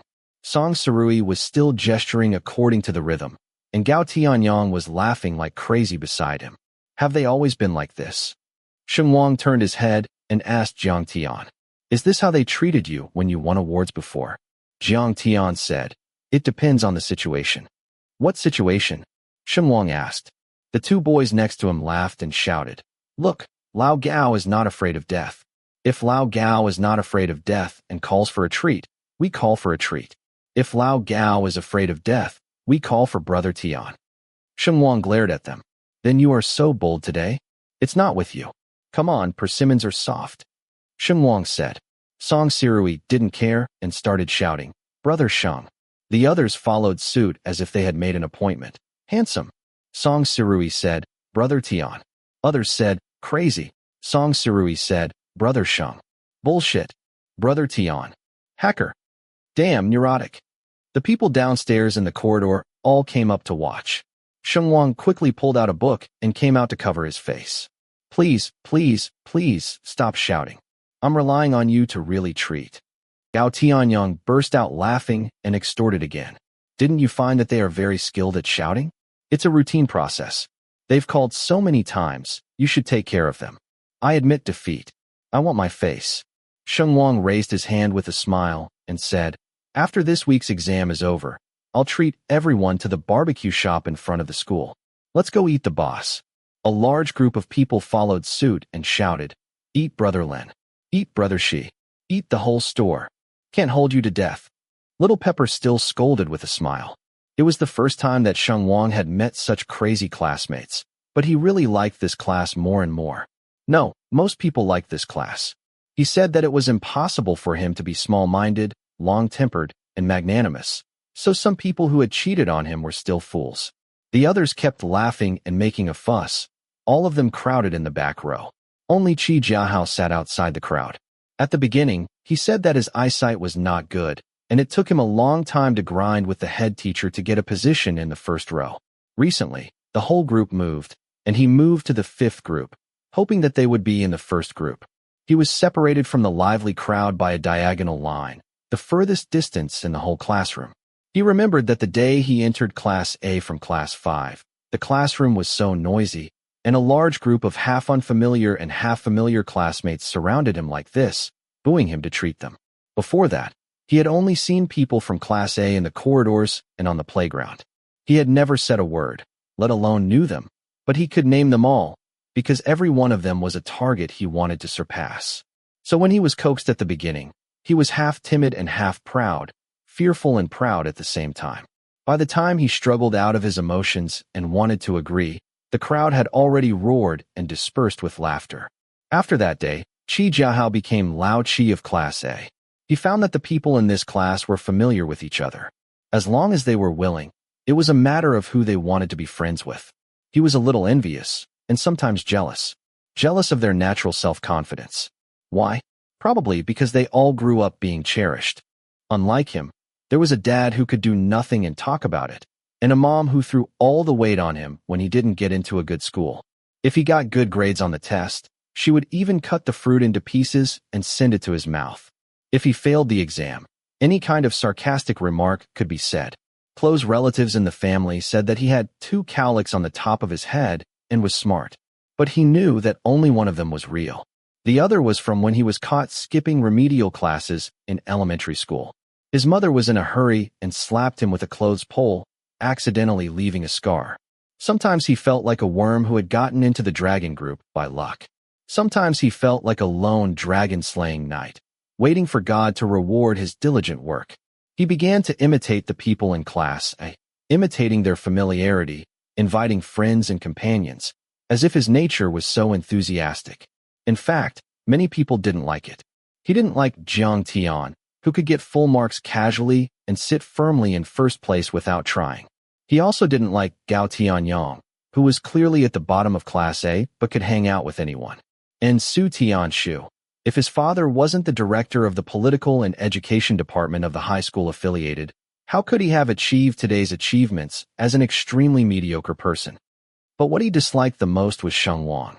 He was clearly a person who came in halfway, and his grades were 108,000 miles worse than everyone else's. He didn't even show any enthusiasm on purpose, yet this class easily accepted him. Why? Why did he have the confidence to be the same as, or even better than, the rest of Class A without even working hard? Qi Jiahao felt that he was being crushed everywhere, with the exception of English. Only in Yang Jing's class was he a veritable Class A person. He never worried about being called, and even hoped to be called. His papers could almost be regarded as the standard answer, and his notes would be copied by others. Even Jiang Tian almost wanted to let him go. Unfortunately, Sheng Wang came out, turning all his almost into certainly. In Class A, in the English class, Sheng Wang was the standard answer, and Jiang Tian wanted to let him go. How could Qi Jiahao like such a person? He sat down with his head down, flattened the newly obtained certificate, carefully clipped it into the large format workbook, and put it in his school bag, waiting for his parents to be happy after evening self-study. Since the last time he lost the city's top 3 spot, his mother hadn't had a good look at him yet. Other classmates were still surrounding Sheng Wang and talking to Jiang Tian. If there hadn't been that incident, he would have been surrounded by them. He felt a little regret and a little sour grievance, thinking that the friendship of Class A was nothing more than that. Whoever has no fault. He just made a mistake. From then on, the excitement had nothing to do with him, the cheers had nothing to do with him, and the glory had nothing to do with him. Was it worth it? He was still in Class A, and yet he seemed to have been eliminated. Jiang Tian called Zhao Shi on Friday morning. He was afraid that the group of hungry wolves in the class would really eat up the barbecue restaurant supplies, and wanted to let the boss have a psychological preparation in advance. Sheng Wang sat back in the chair, the tip of his chin resting against the back of the chair, listening.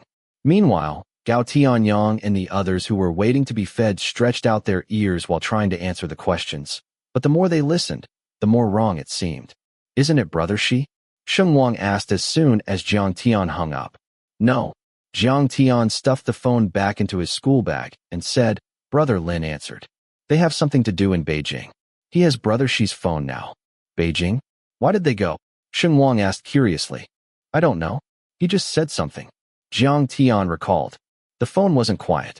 Lin Biding was in a noisy public place, and a computer voice was calling. It should be in a bank or a hospital. Sheng Wang said, Hospital? Jiang Tian said. Uncle Zhao has had surgery before and occasionally goes to the hospital for a checkup. I guess he took him to Beijing. I didn't see him in Chile yesterday. What disease? Stomach cancer. Sheng Wang was stunned. He just remembered that when he saw Boss Zhao for the first time, he looked like a big mantis with slightly bulging eyes. He was indeed a little too thin. Maybe because of the death of a close relative, Sheng Wang was a little sensitive to things like birth, old age, sickness, and death. Jiang Tian paused for a moment, then added, The surgery was 7 or 8 years ago. Sheng Wang didn't react. What happened 7 or 8 years ago? The doctor said that if there is no recurrence 5 years after the surgery, there is no major problem. Routine examinations are enough, Jiang Tian said. Sheng Wang was stunned for a moment, thinking that Boss Zhao was not a patient except for his appearance. He was more energetic than anyone else when he laughed and scolded. He was really relieved. As soon as he came back to his senses, he met Jiang Tian's gaze. Maybe due to his drooping eyelids, it seemed a little gentle. What are you looking at me for? Sheng Wang touched the back of his neck and sat up straight. Jiang Tian's brows quickly furrowed and then loosened. His expression returned to normal. He took a water bottle and took a sip of water and said, Is your face a scenic spot? Can you only see it if you buy a ticket? Sheng Wang sneered and glanced under the table. Jiang Tian's basketball shoes were white today, so he said nothing and stamped a seal on the other party. Jiang Tian. They were all boys, and they knew what hurt the most. Gao Tianyang turned his head and announced the absence of Zhao Shi and Lin Biding, causing a wave of wailing. The competition class of Class A had been held for a while, and both of them had been invited to attend the class. When they first arrived, a few fools who came to Class A to audit were shocked and said, "Isn't this the owner of the barbecue restaurant outside the school gate, who took the wrong medicine and let the skewer guy teach us physics?" At that time, Jean was coming in through the back door with a notebook to listen to the class and replied with a sullen face, "I asked for it." The students were so frightened that they almost went back the same way. When the representative of the physics class submitted the prepared PPT profiles, Zhao Shi and Lin Biding's extremely beautiful resumes were presented to everyone. The idiots shut up and were amazed. Zhao Shi went to the podium and joked, saying, "When Mr. Yi told me about this, Lin Z and I..." Oh no, Mr. Lin was abroad and hadn't yet gone down the wrong path of making skewers. Don't look at her now with a sullen face. She doesn't regret it in her heart. Jean laughed and scolded behind him. "Fuck you." "See, that brings emotions," Zhao Shi said. The tone of his speech was not high, but it was very clear. The smile in his words was a bit ruffian, and he was calm. He said, "Don't worry. Lin Z and I are just here to give you an introduction and tell you what physics will be like if you keep learning it. The essence is chatting. It won't pollute the physical system constructed in your mind." Lin Biding was more serious than him, but he also made a little joke at the end of the whole class. He pointed to Zhao Shi, who was sitting back in the back row of the classroom, and said, "In addition, to clarify, learning these things will not necessarily make you bald, as long as you don't stay in the UK." After that, the whole grade knew that the competition class of Class A had two handsome teachers for guidance. One of them was an alumnus of the affiliated high school, who could be called a leader if rounded up. This was true of other classes, and even more so for Class A. Everyone liked them very much. The treat was said to be for skewers, but in fact, they wanted to find Zhao Shi and Lin Biding for dinner. Neither of them were there, so the meal wouldn't be enjoyable. Lin Biding said that they wouldn't come back until after the National Day, so Sheng Wang postponed the meal. The weather turned cold only suddenly. At the end of September, the affiliated high school sports meet came one step ahead. Gao Tianyang finally had the momentum of the class committee member. He wandered around the classroom every big class break, mobilizing everywhere. The students in Class A lacked interest in the sports meet, mainly because those events were too unimportant. "What is the 8x200 mixed relay?" Sheng Wang asked. Gao Tianyang, that beast, risked his life to forcibly sign Sheng Wang and Jiang Tian up for several events, including this one. Male and female students are mixed. For males and for females. The order is random. It tests both physical strength and tactics, Gao Tianyang said unfathomably. "Test your father." Sheng Wang looked desperate. There were a total of 8 girls in Class A. Among these 8, only one Pepper could run. The others, every single one of them, had vomited during the 800-meter run, and 3 had failed. Who was this going to kill? Sheng Wang looked at Jiang Tian and said, "Is it too late for me to jump off the top bunk tonight and break my leg?" Jiang Tian said, "It's better that I break it for you sooner." Sheng Wang. Chapter 43. For most students, the significance of the school sports meeting is not to compete for youth to show vitality, but to relax and breathe in the mountains of exam papers. No classes were arranged for these 2 days, which was equivalent to a monthly vacation. All the students in the school were very excited and prepared extremely hard. In comparison, the teachers were much calmer.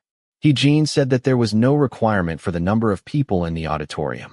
Everyone could go to watch if they wanted, or stay in the classroom for self-study if they didn't want to watch. The bosses of Class A had always put their schoolwork first. Only fools stay in class for self-study. She went into the office to get a badge and came back. All the people in the classroom had slipped away. There wasn't one left. These little bastards.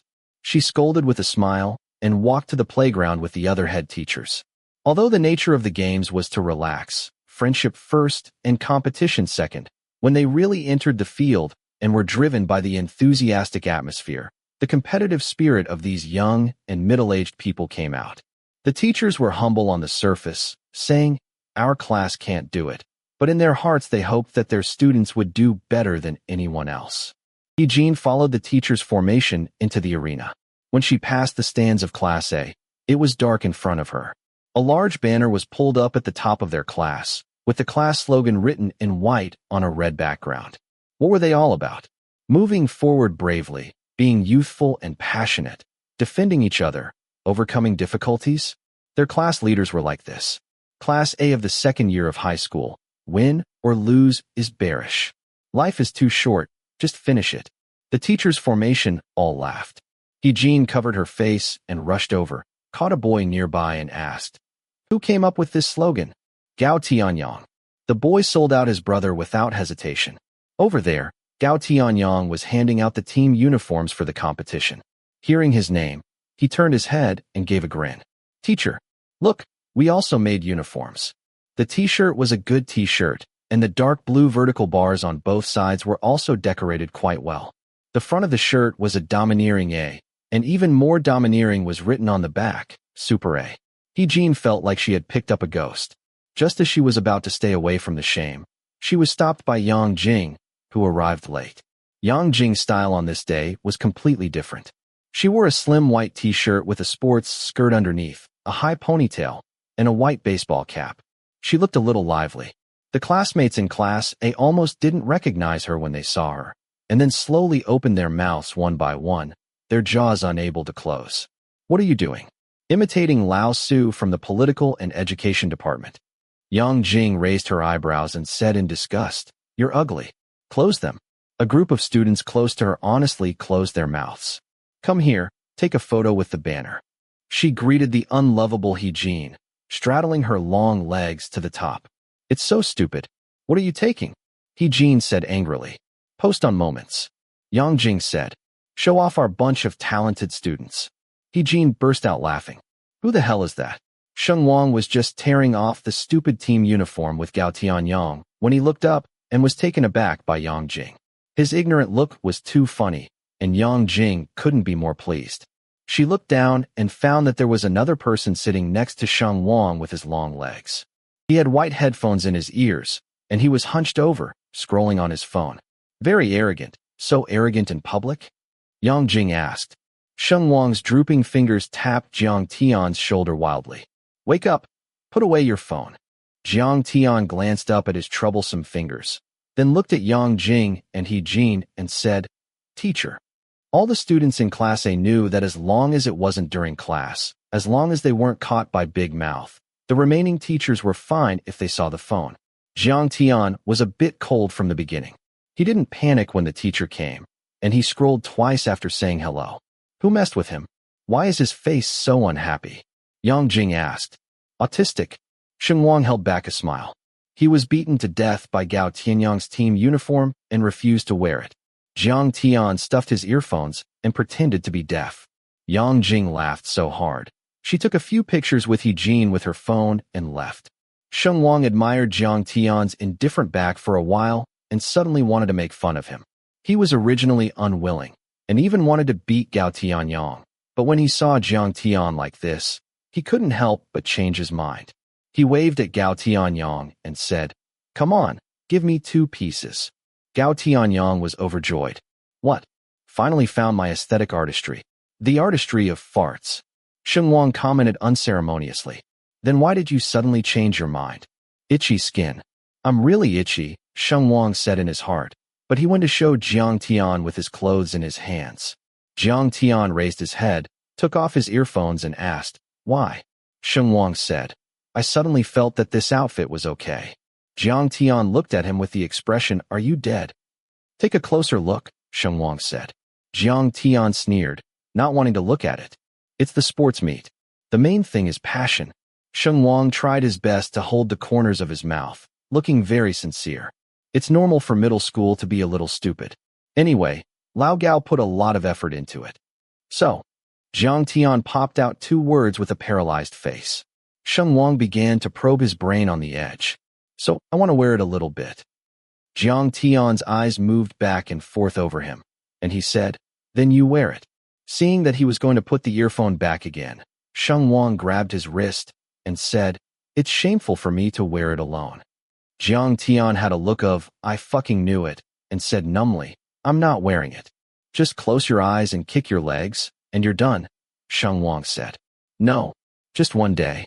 "No. Brother." Jiang Tian also felt that he had picked up a ghost.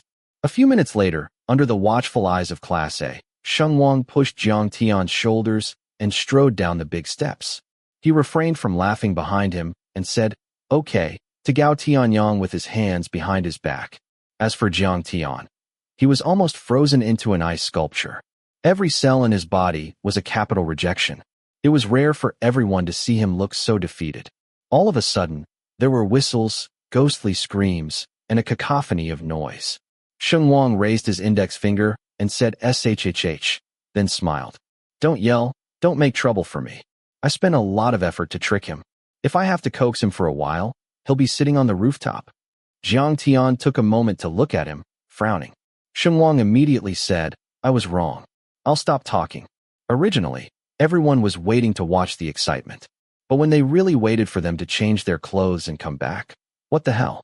Gao Tianyang, like a big monkey jumping up and down, pointed at the two live signs and said, "Look, isn't it? What did I say? Isn't it explosive? It's crazy, wild and handsome. Who the hell dares to say that my aesthetics are dead? Who? There's no one left."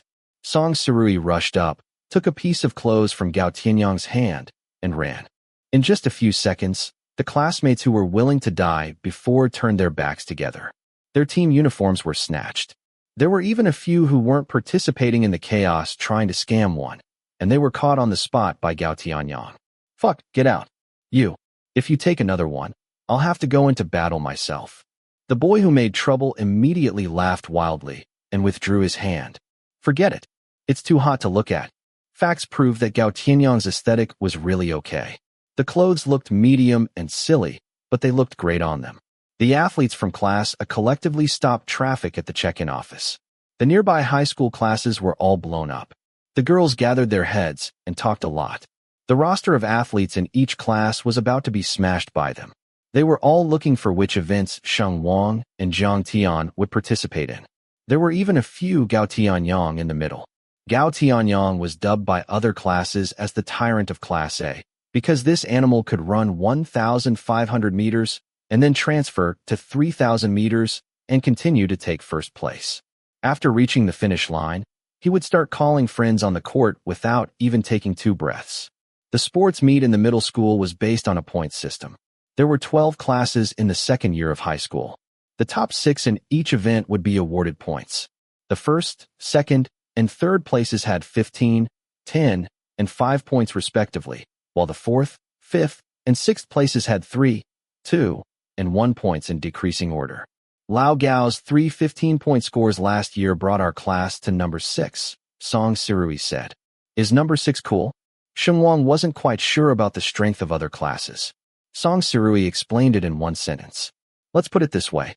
If our class didn't have the boss, the total score last year would have been about 15, ranking last in the whole grade." Sheng Wang. His first reaction was to look at Jiang Tian with an expression of disbelief. Jiang Tian didn't care about these things at first, but seeing Sheng Wang's suspicious eyes, he couldn't help but add, "Don't look at me. I wasn't here last year." "Ah, yes," Gao Tianyang said. "He just went out to attend the training camp and wasn't at school." Sheng Wang said, "Oh, I'll just say, you don't look like someone who can't get points. Where was our class's relay last year?" Sheng Wang said, "I'm so sure." Gao Tianyang laughed dryly. "Last year, I got the bottom line. But this year, how about we protect the 6th and fight for the 3rd? Everyone, give me some strength." Song Sirui cried. At 2:30 in the afternoon, the roll call for the 8x200 mixed relay officially began.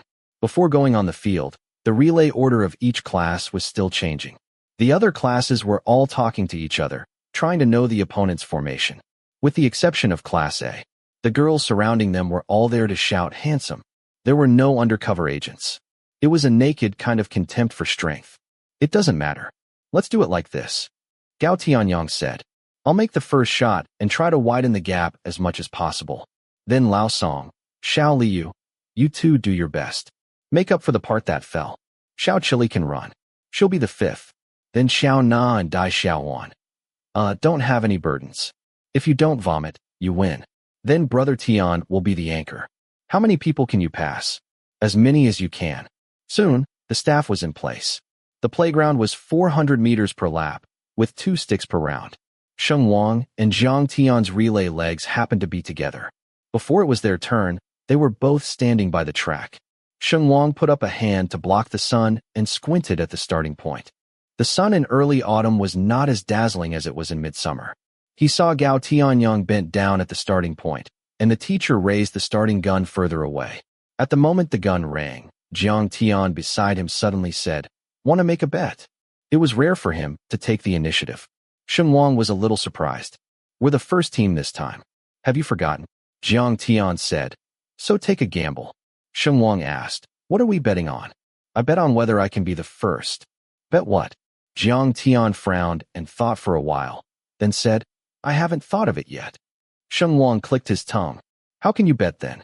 Gao Tianyang galloped all the way in the distance, galloping like the wind. Sheng Wang watched him leave the other 11 athletes behind, and then he handed the stick to On1y. The cheers of Class A came from across the grass. They shouted with enthusiasm. Gao Tianyang walked over, sweating, and Sheng Wang waved at him. Just when he thought the bet was over, Jiang Tian suddenly retracted his gaze from a distance, glanced at him, and said, "Do you want to stop calling me brother?" Chapter 44. The sun was streaming on the tip of the grass, and the greenery was dripping. He suspected that it was the hot air brought by Gao Tianyang, and fanned his collar twice before saying to Jiang Tian, "How can this be a bet? It's all my loss."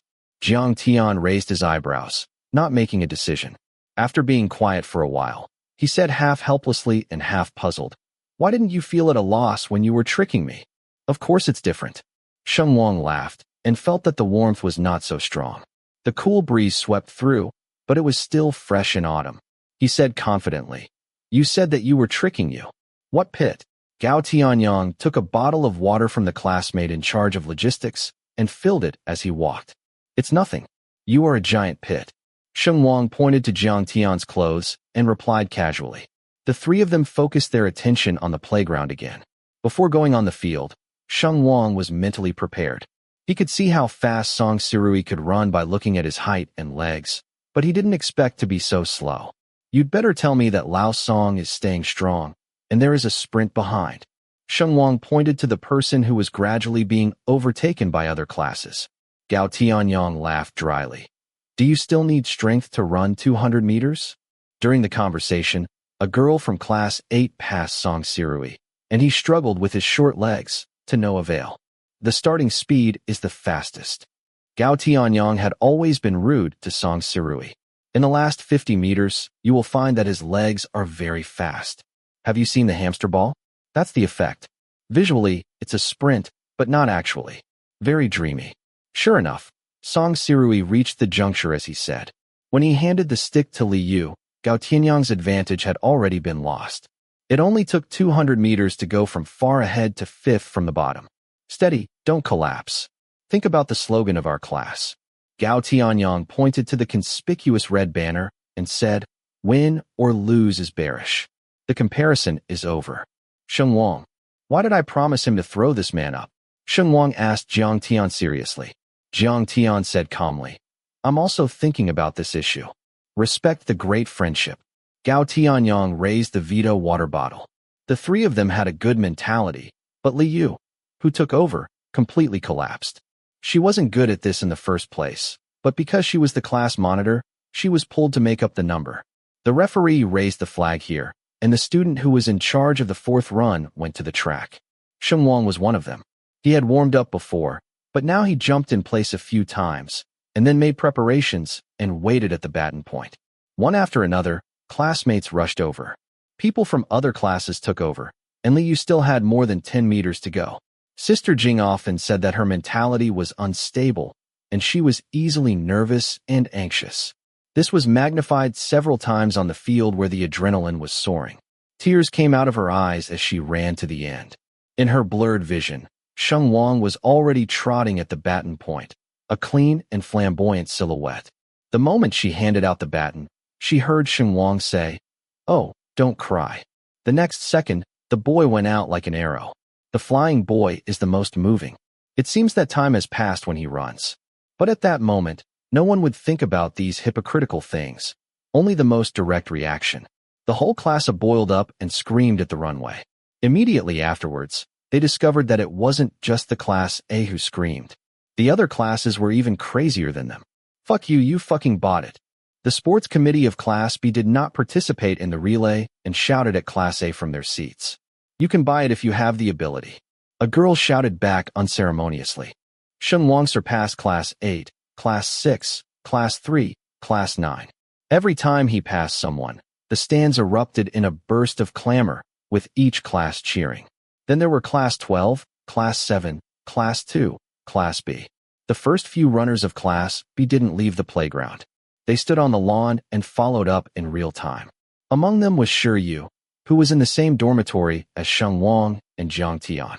After the results of the English competition came out, he was in an awkward state for a long time. Although Sheng Wang didn't know his mentality of waiting to see the joke, Shi Yu still felt that his face was swollen and he was ashamed to meet people. It may be because he sure had praised Sheng Wang for several days, or it may just be the boy's desire to win or lose. Shi Yu suddenly entered a competitive state, listed Sheng Wang as the object of comparison, and began a unilateral and quietly competitive competition. Sheng Wang did a week of competition questions, and his weekly physics and chemistry exam was only 10 points higher than Shi Yu's, but that was the case. Sheng Wang memorized his ancient poems and prose seriously and did his usual homework by himself, and his weekly Chinese test was only 126, but that was all. Sheng Wang's English. English was probably a talent. Well, people will always have one or two talents. Sheng Wang focused on English, and he focused on sports.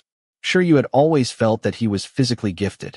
His speed, explosiveness, and jumping were all good, and he was better than others casually. He always believed that the natural gap was impossible to catch up, and it was fate. That was why he often repeated his homework, played games, and didn't review. But at this moment, what he had been talking about for many years was suddenly shaken. He watched Sheng Wang even surpass a dozen people, getting closer and closer to the second place, as if he was the most dazzling existence in the entire playground. Suddenly, he felt that his so-called talent was not so outstanding. Damn, it's too showy. A few people in Class B couldn't help but sigh. One of them hooked Shi Yu's neck and said, "You're fucking awesome. Do you know that your roommate is so good?"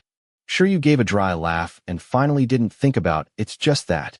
He replied, "What do you think?" When Sheng Wang ran to the baton point, he was side by side with the second place, only 2 steps away from the first place. When he handed the baton to Chili, he couldn't stop his momentum. He ran forward for another 7 or 8 meters before stopping, and the wind he brought hit Chili's face. The next moment, Chili rushed out with a flushed face. Most of the middle 2 legs are boys. Class A students thought that their advantage would be lost again. They never imagined that anything is possible when girls go crazy. Mom, the sports committee of Class B didn't know what to say. Class A was stunned for a moment and then boiled again, as if they were loud enough to put Chili in the stall. Chili Pepper will officially change its name to Hot Wheels today.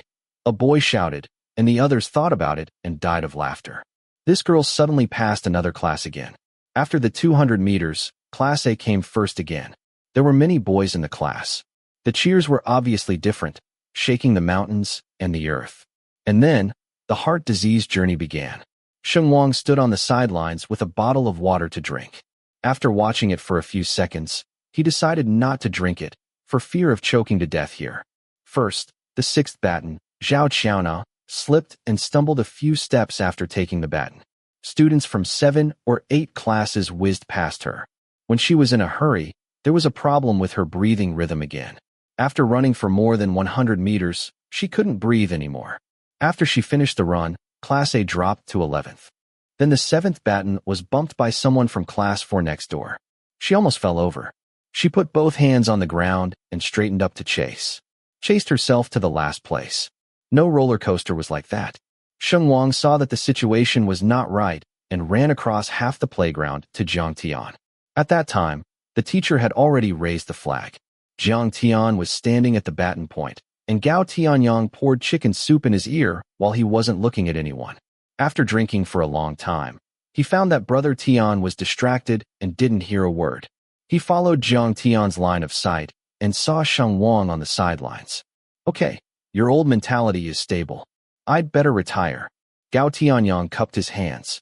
Just as Sheng Wang was about to cross the runway line, the grounds teacher started to shoo people away. Gao Tianyang ran over and said, "Don't let it pass. Just shout what you want to say." Sheng Wang was stunned for a moment and suddenly realized that he didn't know what to say. So what was he doing, running across the playground and over the runway? Just standing on the sidelines? Just come and see? Oh, I thought you had some precautions or tactics for running here in a hurry. Gao Tianyang waved his hand and said, "Then let's be honest. Brother Tian, run well." Jiang Tian was moving his ankles. His light eyes were looking over the runway. The seventh leg of the other classes had already rushed around the corner, and Class A was at the end. Sheng Wang frowned, looking worried. When he looked back from a distance, he saw Jiang Tian raise his thumb at him, then turn sideways, stretch out his hand, and wait steadily for the girl rushing from behind. Sheng Wang suddenly felt relieved. On this day, the students of Class A seemed to be on the roller coaster of death. The heart attack was cured, and the crime was fine. When they finally saw Jiang Tian's superhuman performance, the crowd was so excited that they just started counting.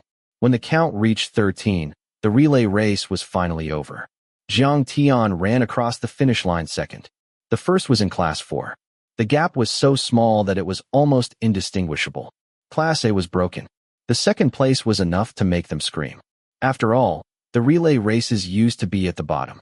The representative of the Chinese class even wrote the broadcast script, but the referee made a gesture and called a few students around the corner to ask a few words. A few minutes later, the scorecard of Class A was turned over by someone. 15 points were directly added. What's the situation? Everyone in Class A thought they had added the points wrong, but Gao Tianyang, who heard back, shouted, "Class 4 hit someone against the rules. Their ranking is cancelled. The other classes move forward in order. Our class is first." Jiang Tian was unaware of this and was walking back from the finish line, holding water in his hanging hand. He had rolled up one of his short sleeves to his shoulder and was soaking up the heat when he suddenly heard someone running from behind, hooking him around the neck and saying, "We came first." It was Sheng Wang. Except for him, no one dared to be so obsessed with himself. Jiang Tian lowered his head, staggered 2 steps with hunched shoulders, and calmly twisted the water to drink. "Did you hear that? We are first. First, some people have to take an inch." Not only did he dare to strangle Jiang Tian's neck, but he also dared to slap his head. "I heard." Jiang Tian replied with his lips pressed against the mouth of the bottle. He took a few sips of water before putting the bottle down, showing a smile. They were going to go to the back of the stands and go to the check-in office to register. But as soon as they turned the corner, Jiang Tian suddenly looked at somewhere ahead and stopped. Sheng Wang still had his arm hooked around Jiang Tian's shoulder. He saw Jiang Tian's smile disappear and his expression turn cold. He was stunned for a moment and followed Jiang Tian's line of sight. From the west gate to the playground, you have to take road number 3, and there are steps extending in the middle. A well-dressed man was coming down the steps and stopped in the middle of the steps after seeing Jiang Tian. Sheng Wang's first reaction was that the other party was a little familiar. He could rarely remember faces, but if he had an impression, there must be something special. He was stunned for a moment and suddenly realized that the special thing about that person was that he was somewhat similar to Jiang Tian. Then he remembered that he had met this man just outside Wudong, in the alley near Ding's house. "Xiao Tian," the other party called out. Sheng Wang knew that this was Jiang Tian's father, Ji Huanyu, who had never appeared before. He remembered Old Man Ding's description of Jiang Tian's childhood and felt that this man's outstanding temperament became disgusting. Jiang Tian didn't answer. Sheng Wang saw Ji Huanyu's gaze sweep toward him. Before he could react, he felt Jiang Tian stand up straight.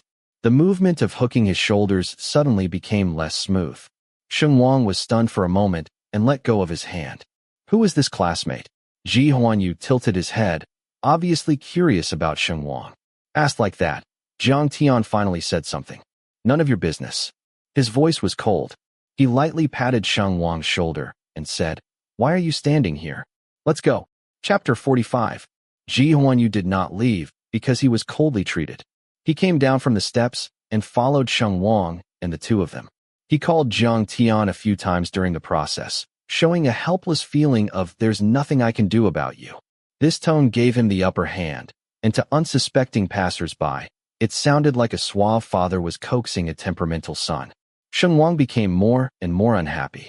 On the back of the stands were the reception desk, check-in desk, and help station of the broadcasting station, where students and teachers kept coming and going. People frequently cast their gazes at them, but because of Jiang Tian's cold face, they didn't dare to look for long. 8 by 200 mixed relay, right? The teacher at the check-in office waved to the two from a distance. Everyone knew everyone. The teacher didn't ask any more questions. He just turned over the form and pointed to the empty space and said, "You are the only two left in your class who haven't registered. Sign your name here." Jiang Tian took the pen and wrote his name with a blank expression. Sheng Wang bowed to him lightly and said, "Sign for me too. My handwriting is too artistic. I'm afraid the teacher won't accept it well." The way he spoke was so stinky, the teacher snorted angrily. Jiang Tian paused for a moment. His expression softened at that moment. He signed Sheng Wang's name and said, "Didn't you practice?" It was okay, not too angry to speak. Sheng Wang breathed a sigh of relief in his heart, but continued on his mouth. "I'm almost done practicing, but I have to save my strength and wait for the midterm exam to scare Sister Jing." If no one was talking, Jiang stood 2 steps away and waited. The teacher at the inspection office raised his head and said politely to him, "Parent came to watch the children's competition?" Jiang nodded and smiled slightly with guilt. "It's rare to have such an opportunity. I came to see." The teacher politely expressed that he was busy, which was understandable.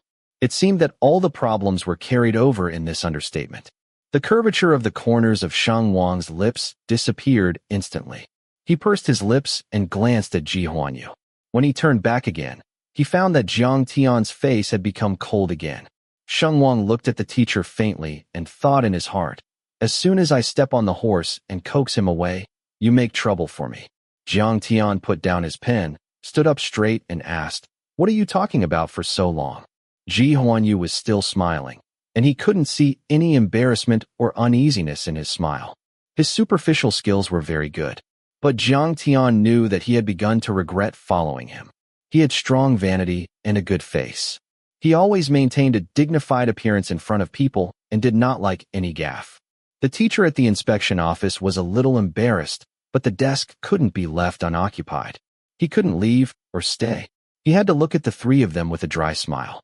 Jiang pointed to an open space in the distance and said, "Teacher Rin still has something to do. Shall we go over there?" "It's not right," Jiang Tian said. Jiang sighed and called him again, "Xiao Tian." Jiang Tian was still cold and unmoved. The teacher at the inspection office watched eagerly. Jiang finally gave up. Up to this moment, he still maintained a gentle and polite appearance. He smiled and said, "Okay, I won't mention anything unpleasant today. I just heard about the sports meet at the high school affiliated, so I came to have a look." "Then look for yourself." After speaking, Jiang Tian glanced at Sheng Wang, and the two entered the playground without looking back. Sheng Wang glanced back halfway and found that Jiang actually entered the stands. He found a marginal seat in the parents' viewing area, said hello to the people next to him, and watched the game quietly. This afternoon was supposed to be the highlight of the games, and most of the track events were concentrated here. The events that Class A had a chance to get points in were also included. Gao Tianyang was 1 lap ahead of second place in the 1500 meters and 1.5 laps ahead in the 3000 meters. Chile's 200 meters and 400 meters were both second. Li Yu and Zhao Qiaona performed exceptionally well in the three-legged fun competition and took third place. The others also took spots. Class A had been living in heaven for a long time. Watching their points jump and jump for a while, they unexpectedly jumped to third place in the grade, only 10 points away from second place in Class 5, and only 18 points away from first place. Everyone's expectations fell on Jiang Tian and Sheng Wang. The former was doing the high jump, and the latter was doing the hurdles. The high jump was in the southeast corner of the playground. Because of the run-ups involved, the field was very clean, so they could only wait on the grass about 10 meters away. The stands of Class A were more than half empty, like dumplings. Almost all the boys and girls came around. The field attendant had to bring a few white guardrails over and pull a line. A large group of people stood outside the guardrails. Song Sirui looked around and said, "When did our class have so many girls?" Gao Tianyang sighed. "Hey, dream on. If there were that many, I would die laughing here." A group of girls from other classes laughed and said to him, We would like to come in, but your class A won't accept us. Tianyang took Sheng Wang's shoulders and asked, Then are you here to see my brother Tian or my brother Sheng? The girls shoved and laughed again, but they didn't answer. The crowd was noisy and lively, but Sheng Wang was absent-minded, because Jiang Tian didn't smile again all afternoon. The height of the bar had been raised again and again. Jiang Tian had run up again, and then jumped with his back. He was tall and had long legs, and the moment he leaped over the bar was really eye-catching. The crowd always held their breath when he started, and burst into cheers the moment he landed, each time getting more emotional. The hotter the surroundings became, the colder he was. The group of girls next to them seemed to eat this up. One girl even whispered to her companion, He's actually sweating. I think he feels cold. Sheng Wang listened to the general idea, not knowing whether to laugh or cry. A whistle sounded not far away, and the broadcast on the playground began to ask the hurdlers to go to the check-in desk for roll call. Sheng Wang glanced over there, and a few boys without number plates walked to the back of the stands. The girl next to him suddenly exclaimed. Sheng Wang turned around and saw that Jiang Tian did not return to his original place after jumping, but walked toward the guardrail. Tianyang asked, Brother Tian, are you tired? Jiang Tian stood by the guardrail and took the water bottle from Sheng Wang's hand. It's okay. The people from Class 3 and Class 9 were very difficult to deal with. After jumping 3 heights with him, no one was eliminated. His forehead and temples were sweating, sliding down his jawbone to his neck. When he raised his head to drink water, his Adam's apple was wet. Sheng Wang squeezed the bottle cap and squinted his eyes abruptly. Are the hurdles about to start? Jiang Tian asked suddenly. Huh?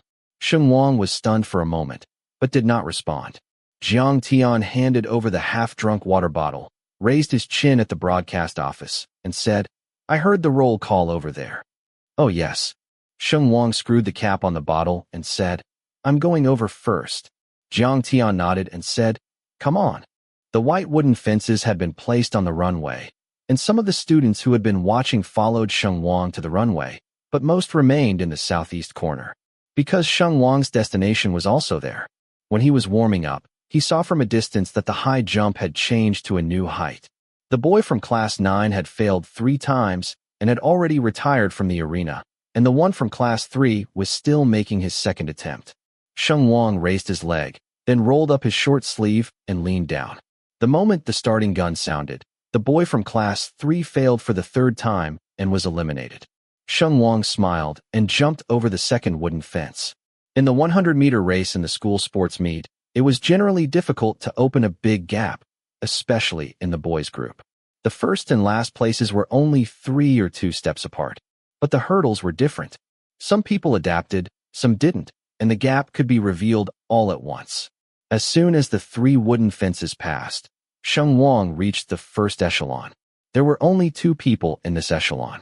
One was him, and the other was the sports committee member of Class B. Before this, the sports committee member had been running on the playground for a week. His amount of practice was much more than Sheng Wang's. His stride was smooth, and he never made a mistake. But maybe Sheng Wang's performance in the mixed relay was too eye-catching, and he was under pressure all of a sudden. At this moment in the official competition, he actually stumbled a bit and knocked down several wooden bars. When the last railing was reached, a mountain roar suddenly erupted from a corner of the playground not far away. Tianyang's hoarse voice spread very far. Brother Tian is awesome. He won. Sheng Wang glanced over there subconsciously, only to see the crowd gathered around and the girls jumping for joy. Facts proved that lack of focus could easily be punished. Before he was distracted for less than a second, the sports committee member of Class B next to him was startled by the cheers. He even fell hard, man and pole together, and landed on Sheng Wang's runway with a face full of mud. Sheng Wang subconsciously wanted to avoid him, but his feet were already in the air. He only had time to curse grass in his heart before falling back to the ground. With a click from his left ankle, he immediately knelt down. At that moment, Sheng Wang was stunned with pain. There were exclamations from the field. Some people were worried, some were calling his name, but he couldn't hear them very well. He only felt a buzzing sound in his ears and noise outside his ears. Soon, the tinnitus caused by the pain subsided like a tide. He covered his ankle and opened his eyes. He saw the animal from class be covering his buttocks, saying, "Ouch, hello." He thought the scene was quite funny. One or two of them had fallen into a ball. What a shame. Sheng Wang frowned and couldn't help laughing again. Still laughing? A voice fell. Sheng Wang looked up and saw Jiang Tian had run over from the high jump field at some point and crouched down in front of him. "Don't squat. Just grab me." Sheng Wang grabbed him and stood up on one foot. Jiang Tian didn't know what kind of demon he was going to do, so he frowned and stared at him. "What are you doing? There are still a few meters left. I'll jump over and then talk about it." Sheng Wang let go of his hands, curled his left foot, and jumped forward. "You." He didn't even have to look at it. Just by hearing this word, he knew that Jiang Tian wanted to hang him up and beat him. The people from the other classes were already far behind them, and they had braked because of the sudden change. At this moment, it took them a little time to react and run forward. "My day." Sheng Wang scolded the pain as he watched the people from Class 9 pass him and cross the finish line first. He ran and jumped with a light and sassy feeling. Even though he was standing on one foot at the moment, his jumps were larger than ordinary people's. It was almost the end in 2 seconds. On the other side of the stands, they thought he was at the bottom, but they never expected that he would still be able to do this. They immediately shouted at him. The sound of cheering from Class A was earth-shattering. The people from Class 2 passed by and arrived one step ahead of him. Sheng Wang jumped again and finally caught up. The white horizontal line crossed the bottom of his feet, and the dust settled. The next second, he saw Jiang Tian come in from the sidelines and pinch him to hold him back. "Fuck, it hurts to death." Sheng Wang unceremoniously put his weight on him. The sports committee member of Class B had planned to lie down, but he was so excited that he turned over again. He even rolled and crawled across the line, and even made it into the top 6, earning 1 point. "You're fucking awesome." He sat down on the track and shouted at Sheng Wang while dealing with his scraped knee. "You're almost the same." Sheng Wang replied with a big laugh, imitating his tone, and turned his head to meet Jiang Tian's coffin face. Sheng Wang immediately stopped laughing, calmed down, and shrank his left foot, and said, "Oh, hello." "Oh shit." Jiang Tian pulled his face and said, "I'll take a look." He squatted down as he spoke, and Sheng Wang put his 3 fingers against his shoulders to maintain balance. "Can you move?" Jiang Tian asked. Sheng Wang tried to move a bit and said, "It's okay. It hurts, but it's completely impossible." He got stuck in the middle of his words, because Jiang Tian's fingers lightly pressed his ankle twice. "What are you hiding from?" Jiang Tian looked up and asked, "Does it hurt?" Sheng Wang felt that the whole school was watching his foot. A thin layer of blood rose on his neck. "It's okay. You get up first. Let's go back to the stands." "Go back to what stands?" Gao Tianyang rushed over with He Jin and a group of classmates. "Go directly to the infirmary," He Jin said with a serious face. "Next time, don't push yourself." "No." "Hey, wait, don't hold my hand." Sheng Wang felt that someone from the group wanted to help him. He immediately leaned against Jiang Tian, dumbfounded. "Just let me go over there.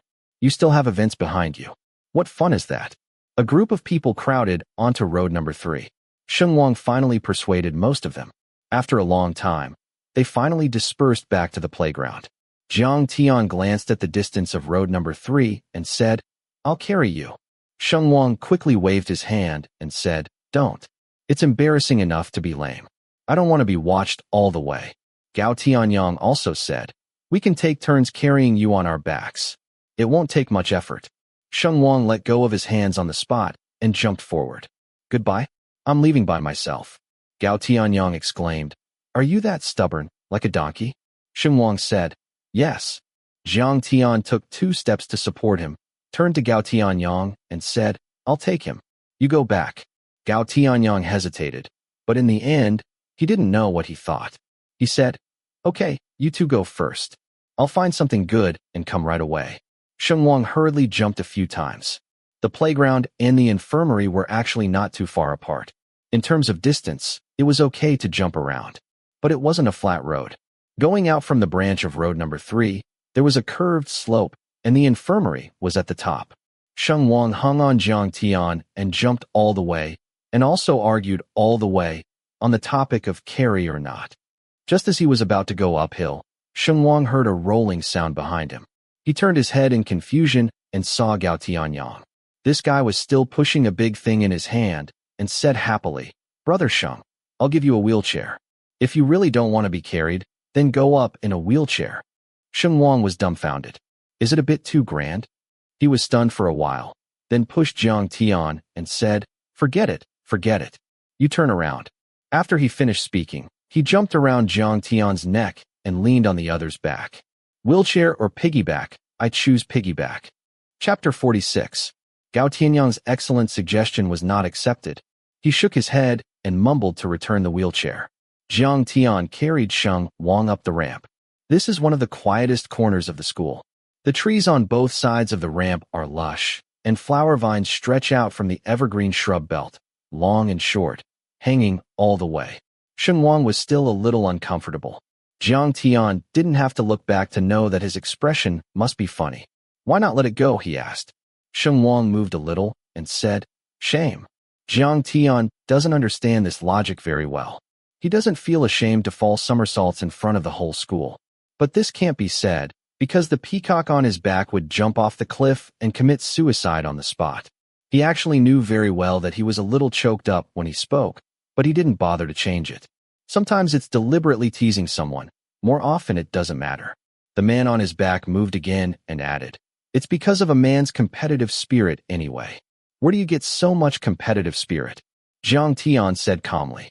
"Isn't that normal? Don't you?" "No." Jiang Tian answered firmly. Whether he has it or not, he's not going to admit it anyway. Sure enough, Sheng Wang was choked for a long time, unable to speak. Then he tightened his elbows and said, "You have your neck in my hands now.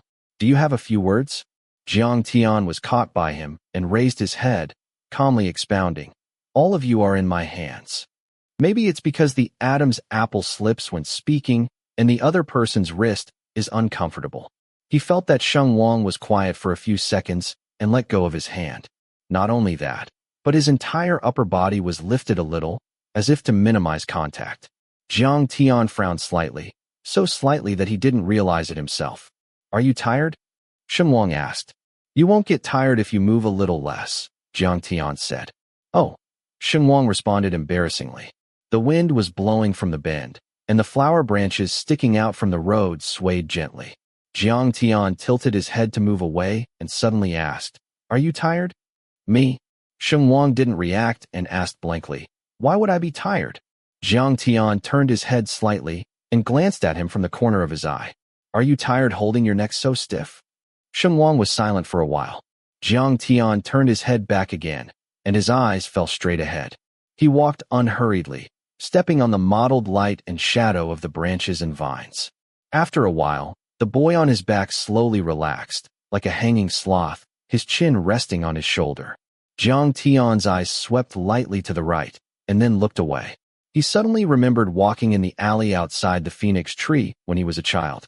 The head of the regiment had fallen from the sky without warning, rolled in front of his feet, and swept past his ankle with a spiky and fluffy tail. The feeling of this moment is hard to describe. He only felt that time was slow, and the road in front of him was long and comfortable. There was already someone in the infirmary. The handsome male teacher wearing glasses was looking down and sending a WeChat message. When he heard the door slam, he looked up. The male teacher is Zhuang Heng. He was dug out from another place the year before last. He has never changed grades since he entered the school. Among the middle-aged teachers in the attached middle school, he is so handsome that he is called a god by many students. Many girls desperately want to go to Class A for him. Sheng Wang heard a few pieces of gossip from Gao Tianyang and Song Sirui, saying that he seemed to be chasing Yang Jing, but he was more restrained. Sister Jing's love cells may have died out. He hasn't made much progress after chasing her for a year. What's the matter? Zhuang Heng put away his phone, strode over to give him a hand. Sheng Wang jumped off Jiang Tian's back and sat on the chair with one foot. Sheng Wang laughed dryly and said, "I crossed the hurdles, but I was crossed by the hurdles." "You really?" Zhuang Heng shook his head. "Teacher, what about Teacher Liu in the infirmary?" Jiang Tian asked. "He went to the back to help me get the medicine," Zhuang Heng said. "He'll be right away." While talking, the plump female teacher in the infirmary came over from the corridor and handed Zhuang Heng 2 boxes of anti-inflammatory drugs and a plate of throat lozenges. Then she turned to ask Sheng Wang, "Are you sick?" No, my foot is sprained. Sheng Wang patted his left leg. I'll take a look. She squatted down and lightly pressed Sheng Wang's ankle a few times. Her technique was actually similar to Jiang Tian's, but Sheng Wang didn't feel itchy and didn't flinch. It's already swollen. She demonstrated another movement and asked, will it hurt to move like this? Sheng Wang moved up and down. It's okay. What about turning? Hey. Sheng Wang took a breath and said, I can't turn very well. It's okay. No bones should be hurt, Teacher Lu said. But she still asked Sheng Wang to go to the other side of the corridor to take an X-ray. Then she said with certainty, the bones are fine. Just take care of them. I'll give you some medicine. These 2 boxes are anti-inflammatory, twice a day. 1 box for promoting blood circulation and removing blood stasis, 3 times a day. There's also an ointment. Apply it in the morning and evening. Sheng Wang took a serious look at the drug instructions and finally asked, is 1 ointment enough? Teacher, do you want to prescribe another one for me? It was the first time Teacher Lu had met such a precious student. She said with tears and laughter, just apply it on the ankle and around it. It's not body lotion. How can it be used up so quickly? But for the sake of the boy's likability, she still stuffed 2 more. Then she drew a form to fill in. Teacher, shall we go first? Sheng Wang stood up. Zhuang Heng had been waiting there, ready to help Jiang Tian give him a hand. But he heard Teacher Lu say, what are you running for? I'll sign the form for you. What form? Sheng Wang was lame, but restless. He leaned on Jiang Tian to support him and jumped back. Can you be more honest? Jiang Tian said, I'll look for you. That won't work. I have to reserve the right to know. Sheng Wang jumped to the desk and saw Teacher Lu opening a sick leave note. He stared at the mysterious handwriting on the note for a few seconds and honestly asked Jiang Tian for help. It's over. I can't read it. Jiang Tian moved his lips and said after a while, it is recommended that the student go home and rest for 15 days. Go home and rest. Sheng Wang refused without thinking. I won't. It's fine to stay in the dormitory. You won't what? Teacher Lu stared at him and said, let me ask you, what floor is your dormitory on? Sheng Wang opened his mouth and said embarrassingly, the 6th floor. Oh, I thought you lived on the 1st floor. You're so confident. If you don't go home, how are you going to get to the 6th floor? Tell me. He actually wanted to say that he would just jump up, but Jiang Tian would definitely not let him jump. And he didn't want Jiang Tian to climb such a long staircase carrying such a heavy person on his back. Also, what do you do when you go to the bathroom? Take a shower, put on and take off your clothes. Are your roommates going to serve you? Teacher Lu said unceremoniously. The school still has showers. Although the floor tiles are non-slip, what if? What if you fall while standing on 1 foot? It's okay to fall on the ground and hit the door, but what about falling into the pit? Sheng Wang quickly stopped her, touched his nose and said, I was just saying a few words. Didn't you take care of yourself when you asked me for the ointment? Not now, Teacher Lu said angrily. Zhuang Heng persuaded. It's really convenient to live at home. I heard from Yang, your English teacher, that you live in the city. Yes. Sheng Wang nodded and looked at Jiang Tian again. The other party hasn't spoken. At the moment when their eyes met, Sheng Wang suddenly had an intuition with no beginning and no end. He felt that Jiang Tian didn't seem to want him to go home. But in the end, Jiang Tian still took out his mobile phone and made a call. What are you doing? Sheng Wang asked. Jiang Tian said, let Uncle Chen pick you up. Zhuang Heng swept his gaze back and forth between the two. You two really belong to the same family? Sheng Wang responded, yes. No wonder you're so close. After Zhuang Heng finished speaking, seeing Sheng Wang's dejected appearance, he couldn't help laughing. If other students could get 15 days of leave, they would jump for joy even if they were crippled. Why are you so unwilling? When he asked this, Sheng Wang himself didn't know why. He just didn't want to go back anyway. And by the time he realized it, it was already 5 days later. In fact, Teacher Lu from the infirmary was right. It was much more convenient to live at home. Annie's son, the nanny, made tonic soup for him 3 times a day in different ways. Sheng Mingyang and Zhang O bought a flight and flew back that day. After that, Sheng Wang didn't even have to go downstairs. Whatever he wanted to eat or drink, Zhang O and Aunt Sun would bring it up. Even the fruit was washed, cut, and forked. Sheng Mingyang had a rough mind, but Zhang O was very careful. She remembered how to take each medicine and when to take it, and she reminded Sheng Wang on time. If it weren't for the young master covering his foot with a firm attitude, she would probably have to apply the ointment herself. Sheng Wang was very moved, but he still felt that she was overreacting. It wasn't until he accidentally saw Jiang O staring at Jiang Tian's bedroom in a daze that he suddenly realized that she was compensating. What she owed her son when he was a child, she was now diligently and exponentially making up for, both for Jiang Tian and for Sheng Wang. At that moment, Sheng Wang suddenly understood why Jiang Tian softened when he saw her. If he were in Jiang Tian's place, he would soften too. Sheng Mingyang still retained a bit of his father's sanity. In addition to staring at Sheng Wang's foot, he still remembered to ask, "Will you fall behind in your school classes?" This was also the question Sheng Wang had thought about at first. He wasn't worried. It was only 15 days. Even if he fell behind by a book's worth of progress, he could make it up quickly. It wasn't like he hadn't done it before. However, he soon discovered that he was thinking too much. The second day after the sports meet ended, he received the recordings sent by the teachers of each subject. The content of the lectures for the whole day was included. Nothing was missing. Relying on his good relationship with Yang Jing, he replied to Yang Jing when he received the English recording. "Sister Jing, you didn't bring any papers to class, but you still remembered to record?" Yang Jing replied first, "Fuck you. Your skin is itchy." Sheng Wang laughed and said, "Thank you, teacher." After a while, he received 3 WeChat messages from Yang Jing. "Yang, I'm rather careless. Actually, I didn't think to record it. Jiang Tian came to the office and told me. You have to thank him." "Yang, oh yes, you two are family." "Yang, even if he's your brother, remember to say thank you." Jiang Tian had no idea that he had been sold out again. Sheng Wang knew that he was stubborn. That day, he teased him around in circles all night. In the end, he almost fell off the bed with laughter and injured himself a second time. Probably because he was too funny that day, classmate Jiang didn't pay much attention to him for a few days after that. He was frozen stiff.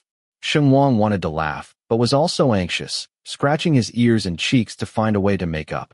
Until last night, a certain someone finally deigned to follow him down the steps. The phone buzzed until nearly 1 o'clock, and it was quiet again today. This day is the weekly test of the affiliated high school. Sheng Wang doesn't need to take the test under special circumstances, but Jiang Tian and the others are locked in the exam room all day, taking tests from morning to night.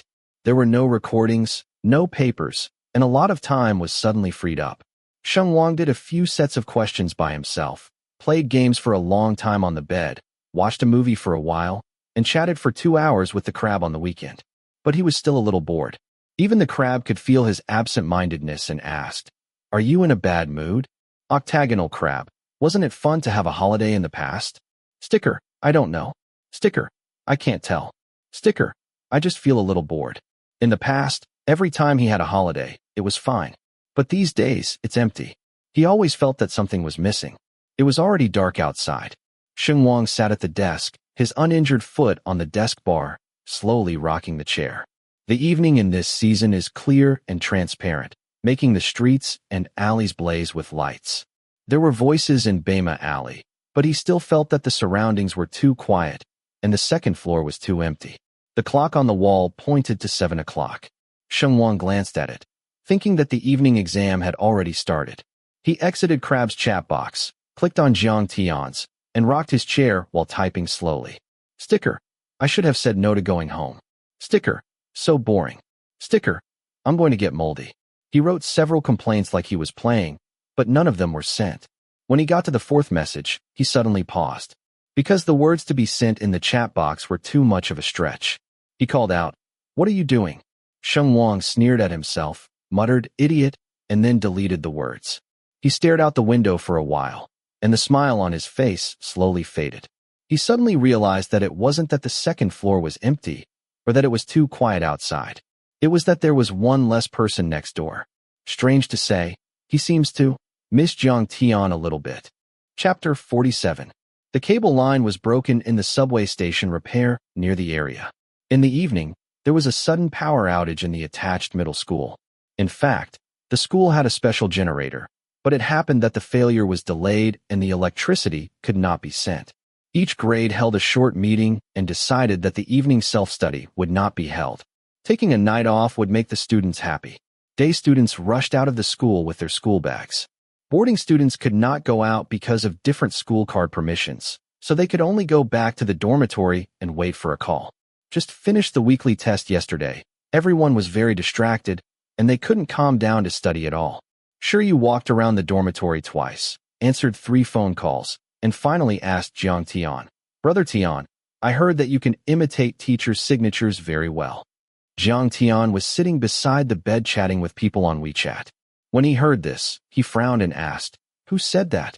This rumor had been around for a long time, and everyone in Class A had mentioned it more or less. Mainly because Jiang Tian wrote beautifully, and he could also do cursive. It was said that he only needed to glance at a teacher's signature, and he could write it indistinguishably.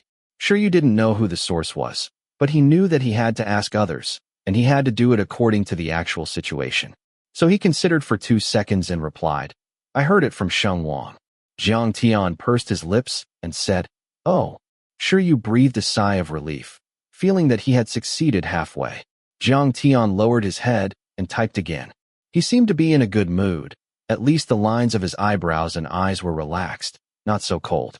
Sure, he was a little curious about who the other party was, but he didn't dare to peek at the screen. There were so many girls chasing Jiang Tian in the school. As a roommate, he was often asked for Jiang Tian's WeChat. This might be one of them, and after all the hard work, the eye sculpture was finally melting a little. Sure, you pulled out a going-out note and wanted to take advantage of Jiang Tian's good mood to ask him to imitate Big Mouth Sue's signature. Who knew that just as he handed it over, Jiang Tian turned his phone screen toward him. On the screen was the WeChat chat interface, and at the top was the other party's nickname, called Sticker. Sure, you thought to himself, after all that, you're chatting with your brother? As soon as he finished slandering, he saw the following dialogue. Jiang Tian, you told people that I can imitate teacher signatures? Sticker, no? Sticker, heaven and earth conscience. Sticker, which animal is slandering me? What is public execution? That's it. The animal who spread the rumor knelt on the ground while hugging the bed rail and said with a sad face, "Brother Tian, I was wrong. Please sign my name for me. Brother Tian, I want to go out to play." "Sign it yourself," Jiang Tian said.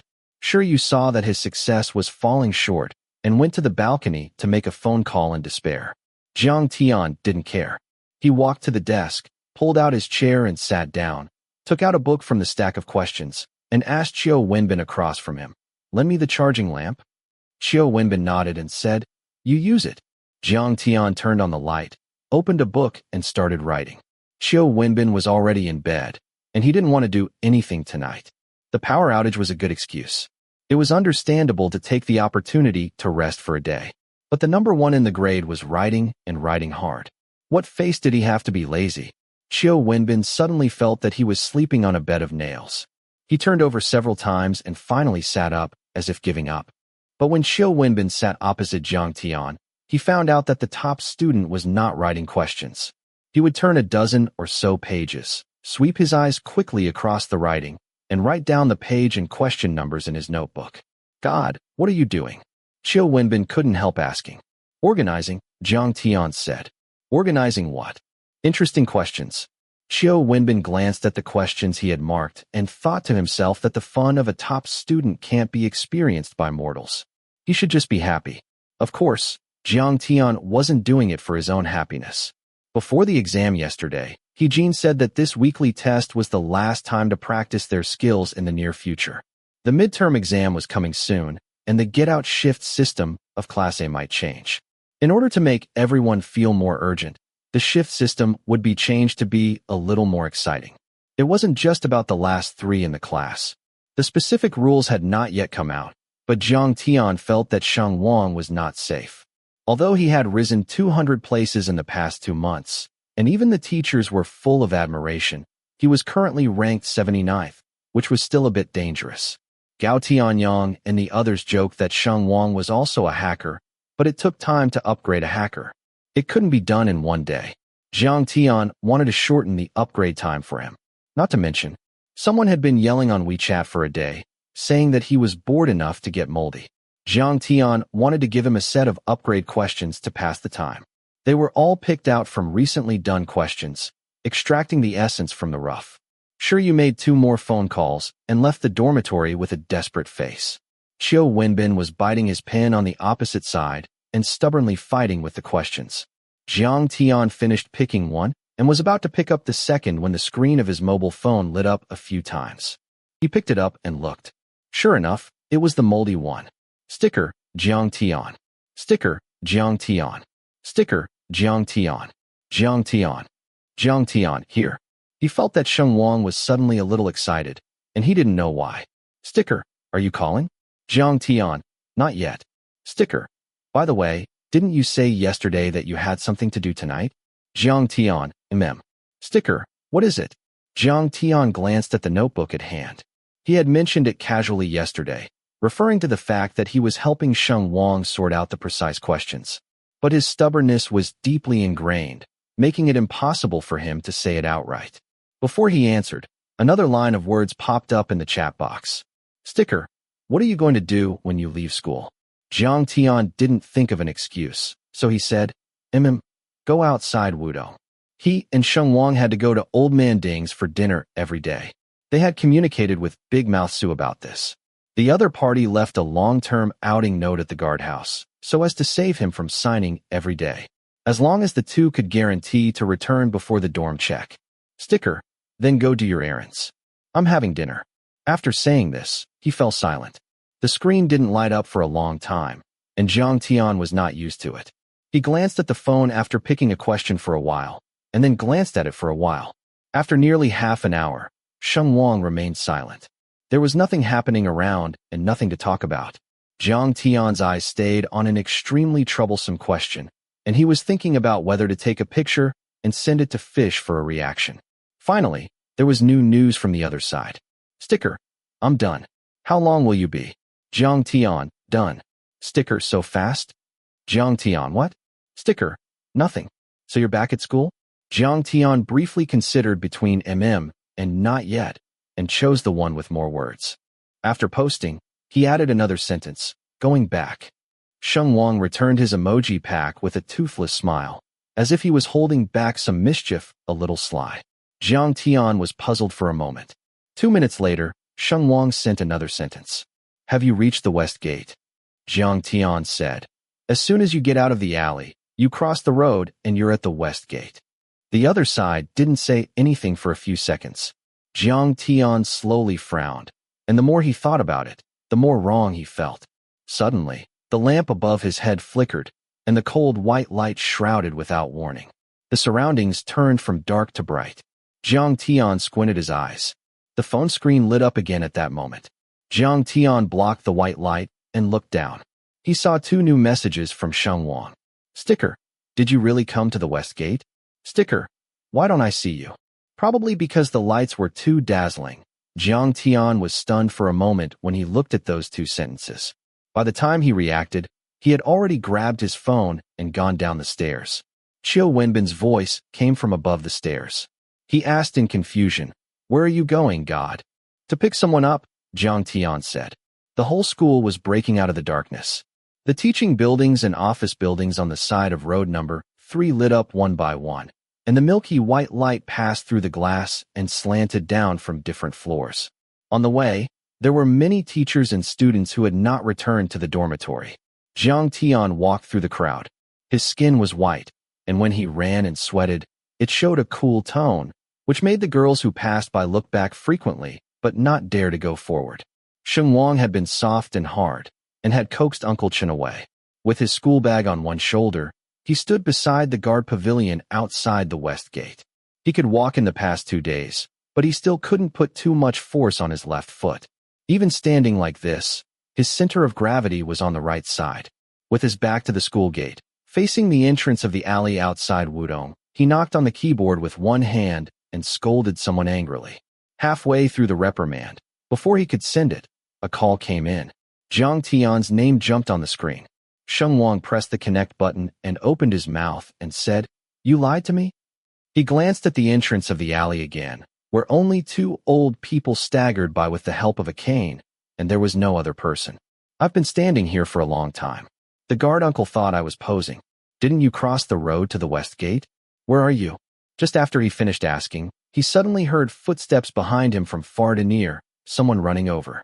He turned around and saw Jiang Tian stop in front of him. Probably because he ran too fast all the way, his breath was a little heavy. His slender and thin arms hung down by his side, and slightly protruding blue veins could be seen near the inner wrist. He lowered his head and caught his breath for a while, then took off an earphone and said to Sheng Wang, "I'm here now." Sheng Wang suddenly didn't know what to say. He stared at Jiang Tian for a while, and then quickly looked away. "Oh," he said, "for the sake of you being fast enough, I can be generous. Why did you suddenly go back to school?" Jiang Tian asked. "Why else?" Sheng Wang said angrily. "I can move around more when I come to school. At home, they won't let me out of the bedroom at all. You'll know how uncomfortable it is when you go back and lie down for 5 days." Jiang Tian took his school bag. Sheng Wang refused to give face at first, but after thinking about how long road number 3 was, he compromised. It would be good if he could walk straight. Forget about the weight. Also, can you believe that Auntie Sun stewed pig trotters for me 3 times a day? Sheng Wang complained ramblingly. He opened his mouth to list countless reasons why he was forced to go back to school. If other people break their legs, they get steamed buns. What does she mean by stewing pig trotters? Jiang Tian said, "You eat what you need to replenish. Go away." Sheng Wang said this, but he turned sideways uneasily and asked Jiang Tian, "Have I changed?" Jiang Tian said, "Yes." Sheng Wang stared at him. "Think it over before you speak." Jiang Tian nodded and said, "You've gained weight."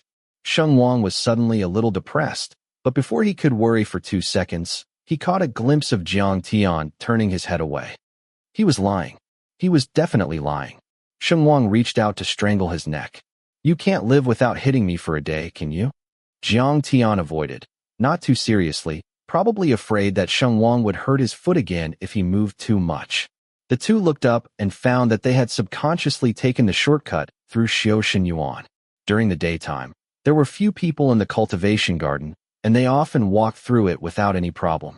But this time, the cultivation garden was a bit different. Sheng Wang could see at a glance that there were 2 figures walking in the woods holding hands and whispering privately. A little further away, a boy pretended to be bold. He put his arm around the girl's shoulder and rubbed his forehead against her face.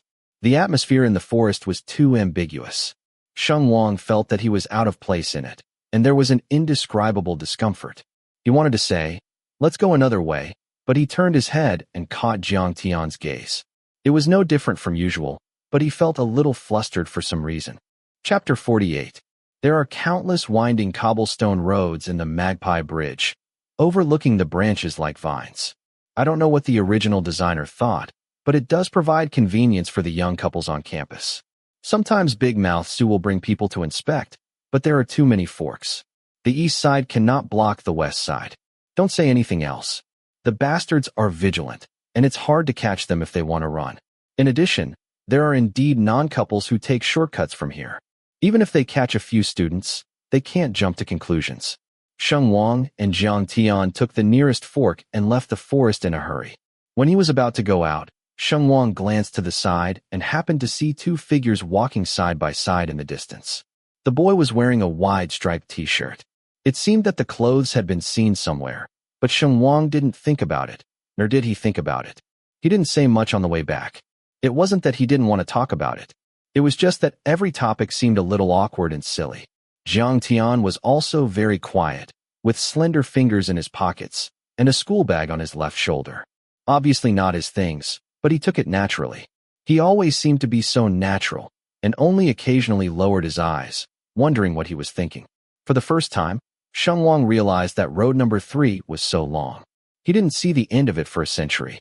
Fortunately, he met someone when he passed the playground, and finally rescued them both from this inexplicable atmosphere. "Sister Jing," Sheng Wang greeted. Yang Jing wore a high ponytail and walked over to the side door of the playground wearing a running suit. She waved at them and took off the sweat-proof belt on her forehead. "It's only been a few days, and you're in a hurry to come back. You want to go to class?" Yang Jing asked.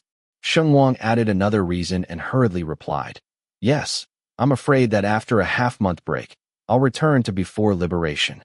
"That's impossible." Yang Jing knew that he was being good-natured. She rolled her eyes and said, The foundation and brain are all there. Even if you don't learn, you won't be far behind. She had always spoken directly, but she still added, I don't mean to let you be lazy. When you should work hard, try harder. The result is always better than no effort, right? That's for sure, Sheng Wang replied. But don't be too arrogant. Yang Jing looked down at his ankle and doubted. I twisted my hand for more than a month last semester, and now it's still uncomfortable if I write too many papers. Have you taken good care of your foot? You just go down to the ground and walk around without leaving any sequelae. Let me tell you, if you don't take care of it well, it will be very easy to get a second time. If you repeat it a few times, you will be a lame person in the future. Sheng Wang's face turned a little green when she said it. Don't scare the students. A voice crossed over. Sheng Wang turned his head and found that it was Zhuang Heng, the male teacher he had met in the infirmary.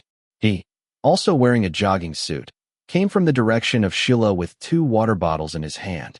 Yang Jing took the water from him and said, Who scared him? Did I say something wrong? Please correct me. The school leaders didn't dare to correct her. How would Zhuang Heng dare? He continued, No, you, Teacher Yang, are right. He coughed, turned his head, and said to Sheng Wang, You still have to be careful. It's really useless if you have too many wobbles. Such a handsome face, with a limping leg, what a pity. Just imagine, isn't that true? Sheng Wang didn't imagine it. He saw Mr. Zhuang's turmoil like the wind, and only felt that Gao Tianyang's gossip was true. People who are in love or who are about to be in love have more or less brain problems. Yang Jing tapped Zhuang Heng's arm with the bottle and said, I want ice. May I ask, is this ice? There was no water mist on the bottle, and it looked like room temperature. Zhuang Heng said, The ice in the store is sold out. I just put in a batch. The one I got for you is already the innermost one. Yang Jing looked at him suspiciously, and Zhuang Heng looked calm. Sheng Wang thought to himself, he was lying. The Shilla convenience store was close to the playground, and the best-selling item was ice water. Sister Jing wasn't stupid. How could she believe such nonsense? As a result, Yang Jing stared arrogantly for a long time, then glanced at the room temperature water with disgust, and reluctantly unscrewed it, and said, Okay. Sheng Wang said, ?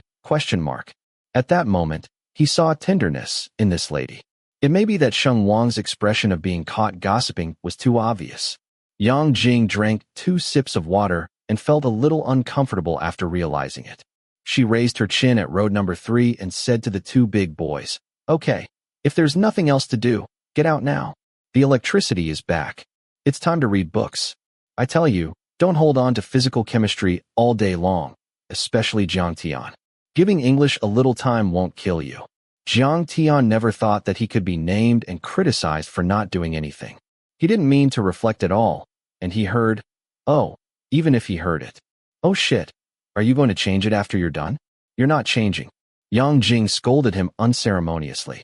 Anyway, we will train next month, and we will have an exam after training. Since you have entered the semifinals, bring me back a higher prize, or see how I clean you up. Understood. Then, teacher, let's go back to the dormitory. Sheng Wang touched Jiang Tian's hand and motioned for him to leave quickly. After walking out a few steps, Sheng Wang analyzed it like an expert. I suspect that Sister Jing is shy and wants to hide it. Sheng Wang, what are you talking about? Yang Jing asked sharply. Oh no, she heard. Sheng Wang wanted to run, but as soon as he lifted his foot, he realized that he was widowed and sick. So running turned into hopping on one foot. Jiang Tian also helped him a few steps. His desire to survive was extremely strong, but he was dragged down by reality. This scene was too funny to think about at all. When he was hopping around the corner of the Duxing building, Jiang Tian couldn't help laughing. Sheng Wang resigned himself to the edge of the flower bed and sat down, laughing almost crooked into the bushes. He held his knees and shook his head for a long time, and finally stopped laughing with a swear word. He pointed at Jiang Tian and said, Shut up and don't laugh. I blame you. Can't you hold it in? Jiang Tian restrained his expression, but there was still a smile in his eyes. He pulled the strap of his school bag, lowered his eyes, and said, Who is it that you're talking about again? You. The young master didn't blush when he played the rogue. Aren't you aloof? Who is so easy to laugh? I've never seen you laugh so low. But as soon as I arrive, you collapse. How can you respond to that? Jiang Tian was a little helpless. He gave a short laugh at the beginning, then turned around and asked, "Are you being unreasonable?" Sheng Wang shrugged and said no. Jiang Tian laughed angrily. Sheng Wang's mood instantly became very good, and the boredom and depression that he had been stuck at home for a few days were swept away. He continued to laugh for a while, his expression slowly fading again, because he suddenly realized that as long as Jiang Tian showed such a helpless appearance, he would be very happy. Probably because Jiang Tian was too cold to people, these reactions were very special, and he enjoyed this specialness. Why? Was it because there were too few people to be close to? Or something else? In the Duxing building, only the top office had 2 lights on. The night in the garden in front of the building was so dark that you could see sporadic fireflies flashing through the trees. Probably tired of laughing, neither of them said a word. After a while, Jiang Tian withdrew his gaze from a void in the distance, glanced at Sheng Wang's lowered eyebrows, and asked after a moment of silence, "Are you finished?" Sheng Wang was a little distracted. He was stunned for a moment before raising his head. "Huh. Go back to the dormitory after a break," Jiang Tian said. "Oh," Sheng Wang responded, and saw Jiang Tian stretch out his hand. He tilted his head and said, "Let's go." His hands were large, but not thick. His knuckles were long and straight, with a dry and slightly cool touch. Sheng Wang's fingers on his knees curled up. He held Jiang Tian's hand and used his strength to stand up. Jiang Tian didn't let go of his hand immediately, but steadily supported him for a while. It wasn't until he heard the loud voices of the dormitory and the bright lights came into view that Sheng Wang suddenly came back to his senses. He withdrew his hand and changed his posture, grabbed Jiang Tian's arm, and said in the face of the other party's glance, "Support me for a while. Fortunately, this is the 6th floor, not the 6th floor. I found that this foot is fine going up, but it hurts a little bit." "Have you brought the anti-swelling medicine?" Jiang Tian asked. "I almost forgot to take it when I went out, but Aunt Jiang grabbed my school bag and stuffed it in," Sheng Wang said embarrassingly. Jiang Tian looked like I knew it. As soon as the dormitory door opened, Xiao Wenbin hurried over. "Why are you back?" Sheng Wang joked. "What? You're not welcome? Are you 3 worried that I'll disturb your cohabitation?" No, Xiao Wenbin said. "I wish you had come back." After speaking, he touched it and found that there was ambiguity in what he said, as if he and Jiang Tian and sure you couldn't stand each other anymore. So the honest guy added, "Everyone wants you to come back." It seemed even weirder. Xiao Wenbin thought for a while and then added, "Just now, when the great god knew you were back, he rushed down." Jiang Tian. He finally couldn't hold back. He turned his head and said harshly to the 250, "Have you taken a shower? The call is coming." In other words, hurry up. Xiao Wenbin took his clothes and went into the bathroom sullenly. It was past 11 o'clock when Shiyu came back, and it was close to rounds. Sheng Wang took a call from Sheng Mingyang, listened to him nagging and telling him to pay attention to his hoof, and finally said, half happy and half emotional, "My father and Aunt Jiang are very happy to see that your relationship with Xiao Tian is getting better and better." "Really, I'm very gratified," Sheng Mingyang said again. "But don't use him just because your foot is lame. That's your brother, not a nanny." "Oh," Sheng Wang responded perfunctorily, came back from the balcony, and when he saw Shiyu, he said with an "Ah. Is it you I saw before? I said why this horizontal t-shirt looks so familiar." Shiyu seemed to be in a good mood.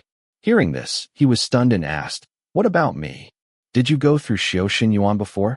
Sheng Wang asked. Shiyu was stunned for a moment, and his face flushed instantly, like a boiled shrimp. Then what?"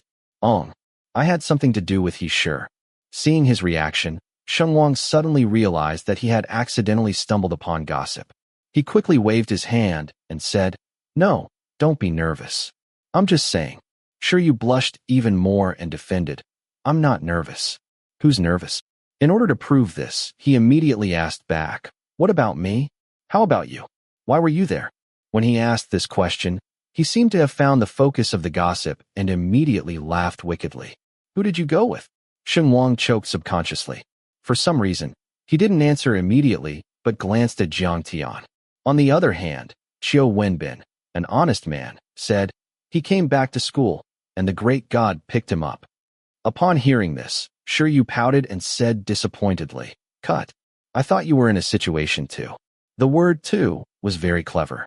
He immediately reacted after saying it himself, turned around, and went to the closet, flipped through the towel and t-shirt, and shouted that he wanted to take a bath.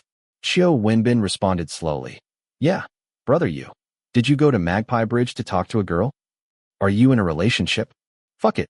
Sure you finally turned into anger and got into the bathroom with a red face from the neck up, slamming the door. Qiu Wenbin scratched his head and said dryly to Sheng Wang, Brother Sheng, do you want me to remind you? Remind me of what? Sheng Wang asked. Puppy love affects grades, Qiu Wenbin said solemnly. Sheng Wang didn't know what to say for a while, so he laughed dryly and said, Indeed, but if you say that, you'll get beaten. Qiu Wenbin sighed. Sheng Wang was a little amused to see him like that, but also inexplicably a little uncomfortable. He wanted to turn his head to talk to Jiang Tian, but saw that his frozen brother was moving down a series of sundries such as a PSP, earphones, notebooks, and a desk lamp that were piled on the side of his bed. What are you doing? He asked blankly. Jiang Tian took out his notebook from the desk and threw it on the upper bunk, and replied, Changing the bed. You sleep down here. Sheng Wang glanced at Jiang Tian's bed and said subconsciously, Isn't it necessary? I'm already on the 6th floor. Am I still afraid of these iron rods? In fact, rationally, he really shouldn't have climbed onto the bunk. Just after walking the 6th floor, his ankle was a little hot and swollen. But he couldn't help but say a few words, showing that he was strong. As a result, his brother didn't give him a chance at all. He saw Jiang Tian ask calmly, Do you think I'm negotiating? Sheng Wang. It didn't seem like it. That night, for some reason, Sheng Wang had a rare bout of insomnia.